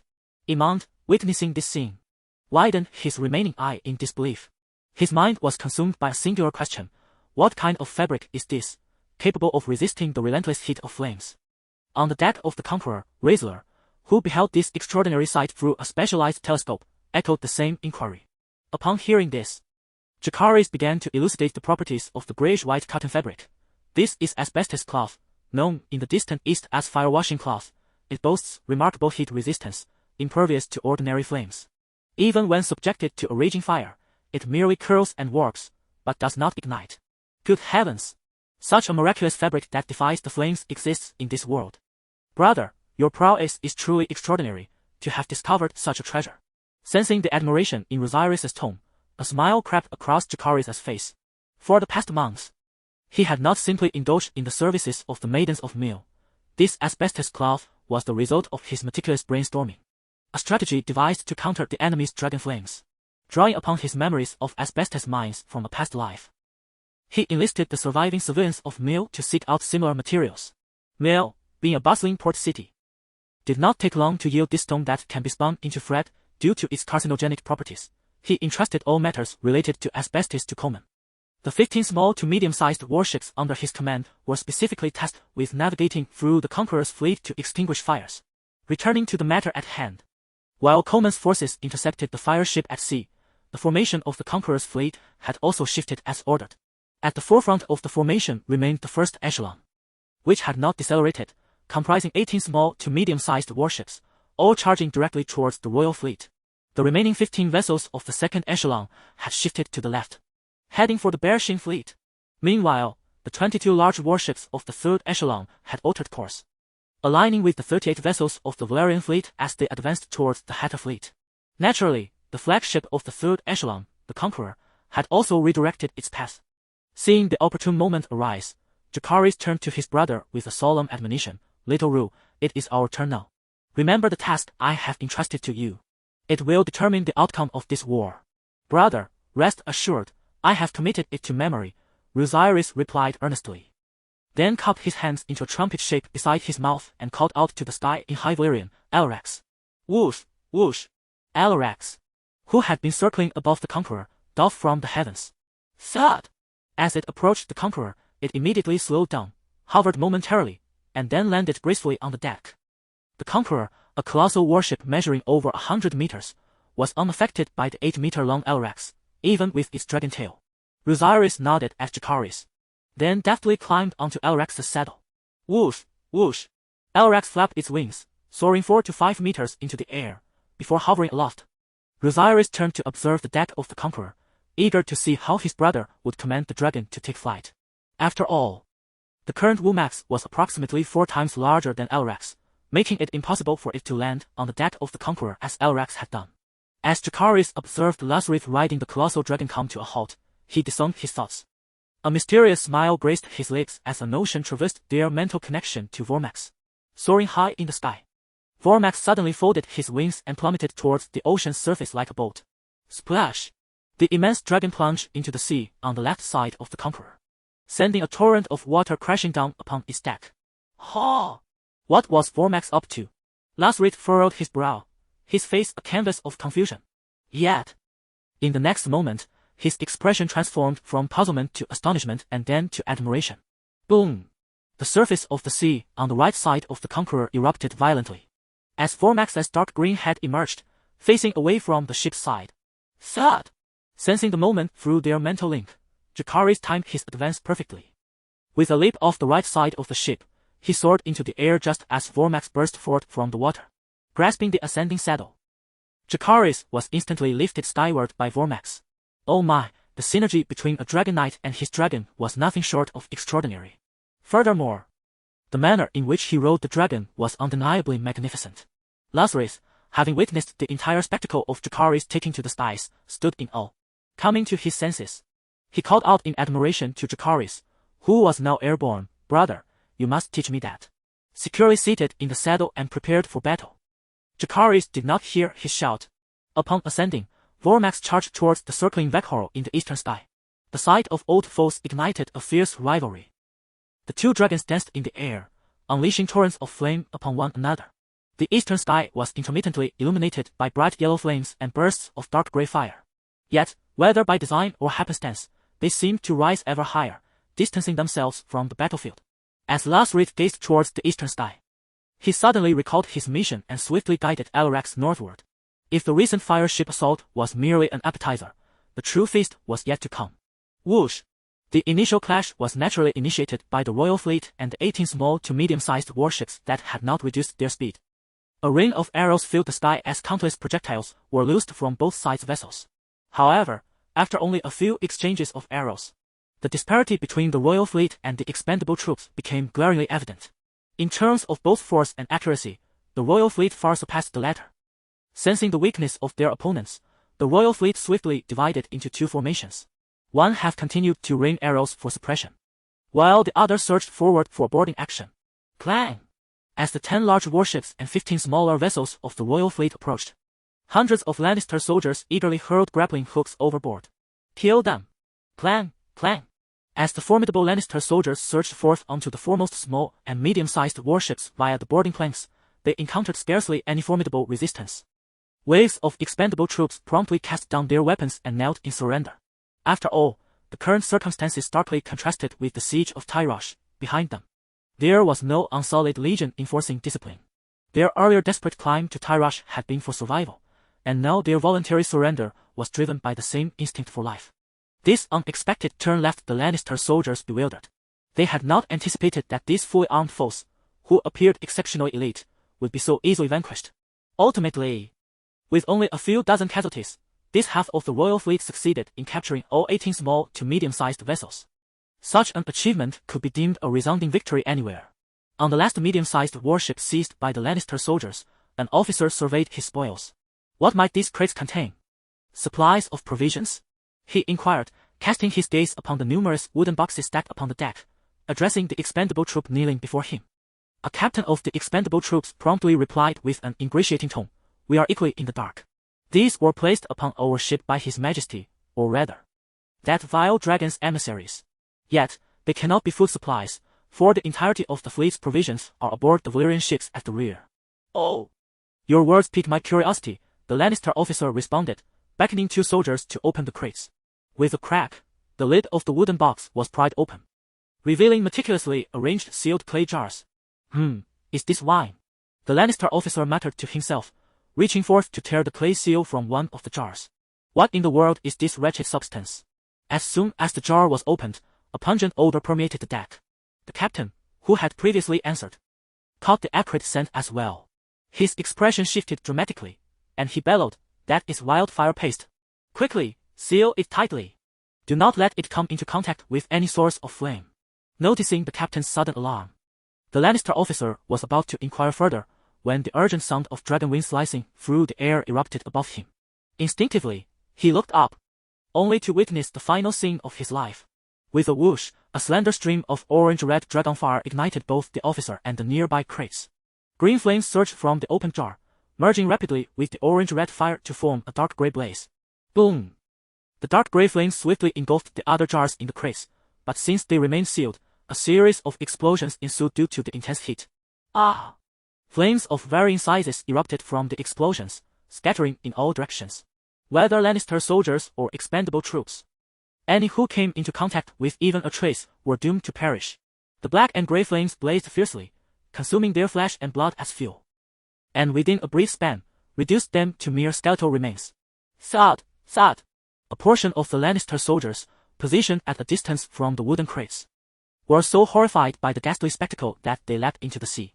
Yet, they seemed to have forgotten the heavy armor encasing their bodies, which caused them to plummet straight to the dark seabed. As the terrifying black and gray flames engulfed the entire medium-sized warship, they astonishingly began to spread through the water in all directions. The nearest ship of the royal fleet barely had time to escape, soon transforming into a massive orb of black and gray fire. Whoosh! In the sky, Rhaenyra was diligently executing his brother's orders.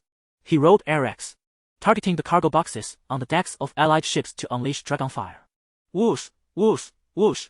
In the distance, the royal fleet attempted to rain arrows upon Rhaenyra, but the nimble Arex deftly evaded them. Instead, numerous Lannister soldiers beneath him fell one after another, struck by the arrows fired by their own allies. Thus, Rhaenyra continued his task while skillfully dodging the barrage. However, upon igniting the 6th allied warship, he realized his mission had been prematurely accomplished. The fearsome black and gray flames, a terrifying amalgamation of dragonfire and wildfire paste, were so potent that even without saturating the surface of the sea with wildfire, their voracious appetite for the blood and flesh of countless soldiers and ships had allowed the fierce flames to spread across the water's surface. Whoosh! This maritime expanse had transformed into a raging inferno, with immense volumes of seawater evaporating into steam under the intense heat of the black and gray flames, ascending towards the heavens. Thus, 43 vessels of varying sizes and nearly 4,000 soldiers were reduced to ash. Chapter 87, Fire Suppression, Wings of the Sun. Bam! Bam! Bam! In stark contrast to the northern battlefield, the main arena of conflict in Broken Ship Bay to the south presented a grand and fierce spectacle. As soon as they entered the attack range of military artillery, the crossbow cannons of the Hailtail fleet unleashed their furious roars. Long, thick bolts, accompanied by a piercing whistle, soared towards the nearest Velaryon warships. These crossbows had been enhanced by the scholars of the academy, boasting improved range and power. Crash! A bolt, seemingly emerging from nowhere, struck the side of the sea serpent with deadly precision. The massive energy of the bolt penetrated the hull, sending splinters of wood flying in all directions. If a colossal warship like the sea serpent could suffer such damage, one could only imagine the fate of the frail human body. A Velaryon soldier, unfortunately transporting weapon supplies, was struck by a bolt and, propelled by the immense inertia, was hurled overboard, impaled on a deck with agonizing cries. Rhaenyra, the commander of the Velaryon fleet, turned pale, his heart racing with anxiety. In terms of fleet size and the number and power of crossbows, they were vastly inferior to the Hailtail fleet. More critically, Jacaerys had loaded most of their food supplies onto the Velaryon ships, stripping them of maneuverability and forcing them to engage clumsily with the Hailtail forces. Yet they were not alone in their struggle. After enduring nearly 20 minutes of relentless assault, the Conqueror fleet, positioned in the third row, finally arrived to provide support. Whoosh! Jacaerys had designated the primary warships of the Conqueror fleet for fire suppression. Thus, these modified vessels bore no crossbows. Instead, they were equipped solely with ship-mounted trebuchets. Specially prepared barrels of pitch, once ignited, were hurled by these trebuchets. Clang! The flaming pitch barrels traced a perfect parabolic arc before shattering upon striking the Hailtail vessels. The small sealed ceramic jars containing wildfire oil, enveloped in pitch, also shattered, releasing green flames that spiraled upward. However, they did not ignite a miraculous chemical reaction with the dragon's breath. These green flames, while difficult to extinguish, lacked the terrifying capacity to engulf and spread rapidly. Nonetheless, their lethality was significant. Soldiers of the Hailtail family and Dorne troops, splattered with the flaming pitch, let out heart-wrenching screams. Even those who managed to extinguish the flames and survive faced the grim reality of pitch adhering to their skin, leading to fatal infections from deep burns. From the perspective of military engagement, the Conqueror fleet appeared to hold the upper hand. Yet this was merely a prelude. The true extent of the Conqueror fleet's fire suppression would be fully revealed when the distance between the two forces diminished further. Whoosh! Once within attack range, 1,500 soldiers equipped with specialized crossbows sprang into action. Unlike their earlier indiscriminate shooting, these crossbows, fitted with scopes, could accurately lock onto their targets. In a brief span, a staggering barrage of 4,500 arrows surged forth like a swarm of bees, converging upon the formidable fleet of the Hathor. The air was filled with the sounds of impact thud, thud, thud. The relentless rain of arrows transformed numerous Hathor vessels into pincushions, inflicting significant casualties. Most soldiers, seeking refuge from the lethal onslaught, huddled behind cover, rendering many of the Hathor's crossbows silent. Conversely, the Conqueror fleet's specially crafted crossbows operated not through sheer strength, but by leveraging a lever to draw the string and knock the arrows. Consequently, they possessed an unparalleled long-range dominance until their ammunition was depleted. Following this, the Conqueror fleet, akin to the Lannister fleet on the northern front, unleashed a torrent of flaming projectiles and arrows upon the enemy from their anchored positions. A select few vessels from the Unsullied Legion merged with the Velaryon fleet, charging forth to engage the Hathor in close combat. Presently, the battlefield at Shipwreck Bay, save for the theatrics of the Western Front, saw the Conqueror fleet maintaining the upper hand in the south and north.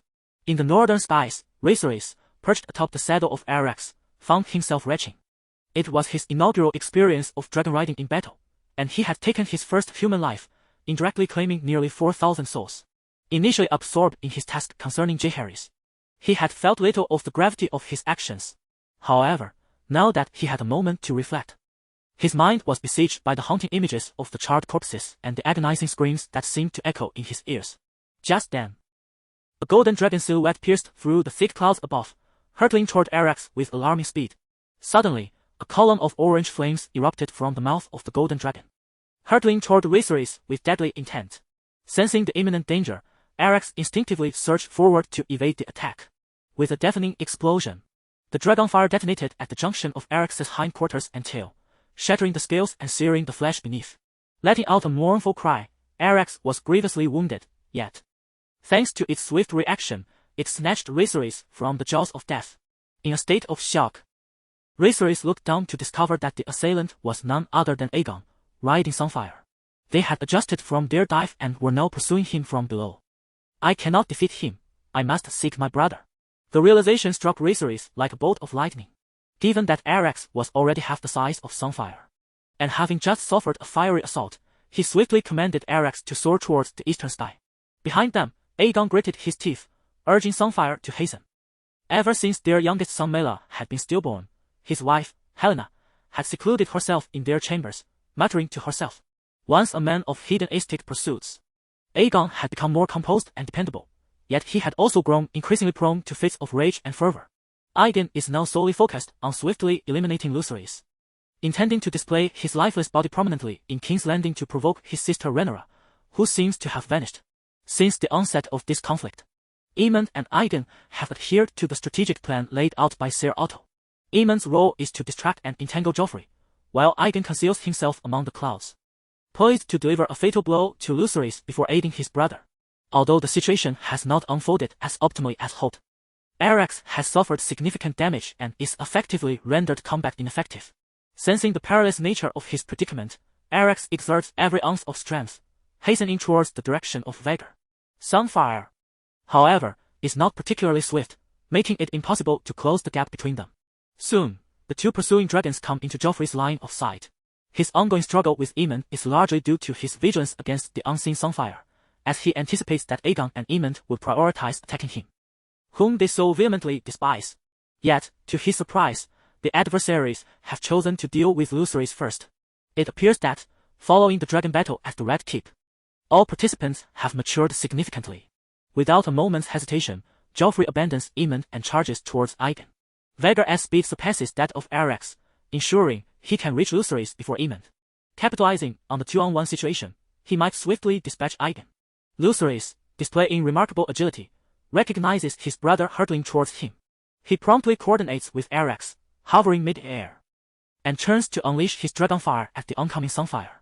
The two torrents of orange flames collide with tremendous force. Yet Sunfire's fire exerts a greater impact than that of Arrax. Following a brief stalemate, Sunfire's flames push back against Arrax. A powerful surge of black-grey Dragonfire erupts from above Arrax, effortlessly overwhelming the opposing flames and launching itself towards Sunfire with unstoppable ferocity. However, upon witnessing Joffrey's arrival, Aegon deftly maneuvers Sunfire to evade the onslaught. Having previously suffered losses at the Red Keep, he is acutely aware of Vhagar's inexplicable increase in size, now surpassing even Sunfire. In the blink of an eye, the tides of battle have shifted. Vhagar and Arrax relentlessly pursue Sunfire, who, once formidable, is now forced into a retreat. But wait, Vhagar has not pursued. With a broad view of the battlefield, Joffrey quickly realizes that Aemond has not followed him as anticipated on Vhagar, but has instead veered southward towards the battlefield at Shipbreaker Bay. The sons of Queen Alicent are starkly different from the sons of Rhaenyra. Aemond and Aegon do not share a strong bond. Indeed, Aemond has harbored ambitions to usurp Aegon's claim to the throne. Jacaerys, upon perceiving the peril faced by Jacaerys, immediately resolved to come to his aid. Meanwhile, Aemond, through astute analysis of the situation, made a choice most advantageous for their side, to sever the enemy fleet's retreat, as instructed by his grandfather. Although Jacaerys' forces appeared formidable, they were, in truth, as insubstantial as reeds adrift on water, lacking any solid foundation. Once their escape route was compromised, their demise would be imminent. In an instant, Jacaerys grasped the intent behind Aemond's actions, yet it was already too late for him to alter his course in pursuit. Resolutely, he chose to seize this opportunity to eliminate Yen and Yongyan, thereby crippling the Green Party's strength. With an agility bonus of 50, the colossal Wumax, twice the size of Yongyan, swiftly closed the distance between them. Lo and behold, a torrent of black-grey dragon flames erupted from its maw once more. This time, Yongyan could not fully evade the fiery onslaught, and the tip of its golden tail was singed by a mass of black-grey flames. Empowered by the Dragon Slayer, 50 damage to dragon creatures, and the Divine Dragon, 50 damage dealt by dragon creatures, enhancements. Wumax's black-grey flames inflicted far greater damage than the gluttonous green flames of its counterpart. Crack! Crack! Sizzle! The exquisite golden scales of Yongyan's tail were rapidly scorched and shattered. The black-grey flames continued to sear its flesh with relentless tenacity. With a pained roar, Yongyan hastened its flight. Aemond turned to witness the black-grey flames smoldering at the tip of Yongyan's tail, which showed no signs of extinguishing even amidst the howling winds. However, he could afford no time to ponder how to extinguish the flames, for Jacaerys was not pursuing like Jacaerys, but rather had anticipated Yang Yan's flight path, positioning himself ahead to ambush in concert with his brother. Lo and behold, the orange-red flames spewed forth by Elrac surged towards Emond, forcing him to maneuver Yang Yan to evade. This, however, allowed Wumax to close the distance. Fearing collateral damage to Jacaerys, Jacaerys opted for a brutish melee approach, given Wumax's extensive range of black-grey flames. With a resounding crash, Wumax's massive emerald frame collided forcefully with the posterior of Yang Yan's golden body. Sizzle! Sizzle! Wumax's powerful and sharp claws pierced through the golden scales at the juncture of Yang Yan's wings and hind legs, embedding deeply into its flesh. The gaping maw, lined with razor-sharp teeth, bit down hard upon the bones of Yang Yan's right wing. With an anguished cry, Yang Yan turned to unleash its flames upon the attacking Wumax. Yet, due to the angle, it could only scorch the surrounding air with its orange-red flames. Jacaerys, too, was unable to ascertain whether Emond, seated in the saddle atop Yang Yan, had survived the recent collision, as the angle obstructed his view. Nevertheless, it mattered little. No one could withstand such a fall from this height. Crack! With a sudden thought, all the muscles adjacent to the maw of Wumax surged into action, and the robust skeletal structure of the blazing wing crumbled beneath its formidable bite. The sound of tearing echoed as Wumax, with the remains of the blazing wing clenched in its jaws, abruptly turned and lifted its head with great force. The entire wing membrane of the blazing dragon was violently ripped apart at the fracture. The anguished cries of the wounded beast resonated as crimson dragon blood poured down like a torrential rain into the sea below. Jacaerys observed the mutilated dragon, his expression inscrutable, internally lamenting that the Devourer ability remained on cooldown, rendering it unable to feast. With the urgency of reaching the southern battlefield, he refrained from further tormenting the blazing dragon. Responding to the mental command, Wumax released the golden wing from its mouth and relinquished its grip with its talons. In a flurry, the injured blazing dragon fell freely, its blood staining the air as it desperately flapped its left wing and the severely damaged right wing. Though it could not regain its stability, it floundered like a wild fowl, attempting to slow its descent. With a resounding splash, the dragon traced a sinuous arc through the sky before ultimately plunging into the depths of the ocean. While dragons can navigate the waters with grace, they require time to surface for air. The severed right wing of the blazing dragon rendered it unable to breach the surface, sealing its fate to rest at the ocean floor.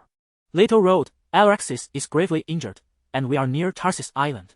Land on the island and find a concealed spot to rest. Once the battle concludes, I shall return for you. Jacaerys commanded loudly to the hovering Jacaerys, deftly steering Wumax towards the eastern battlefield. Jacaerys glanced at the rapidly diminishing form of Wumax before turning his gaze towards the area where the blazing dragon had plummeted into the sea.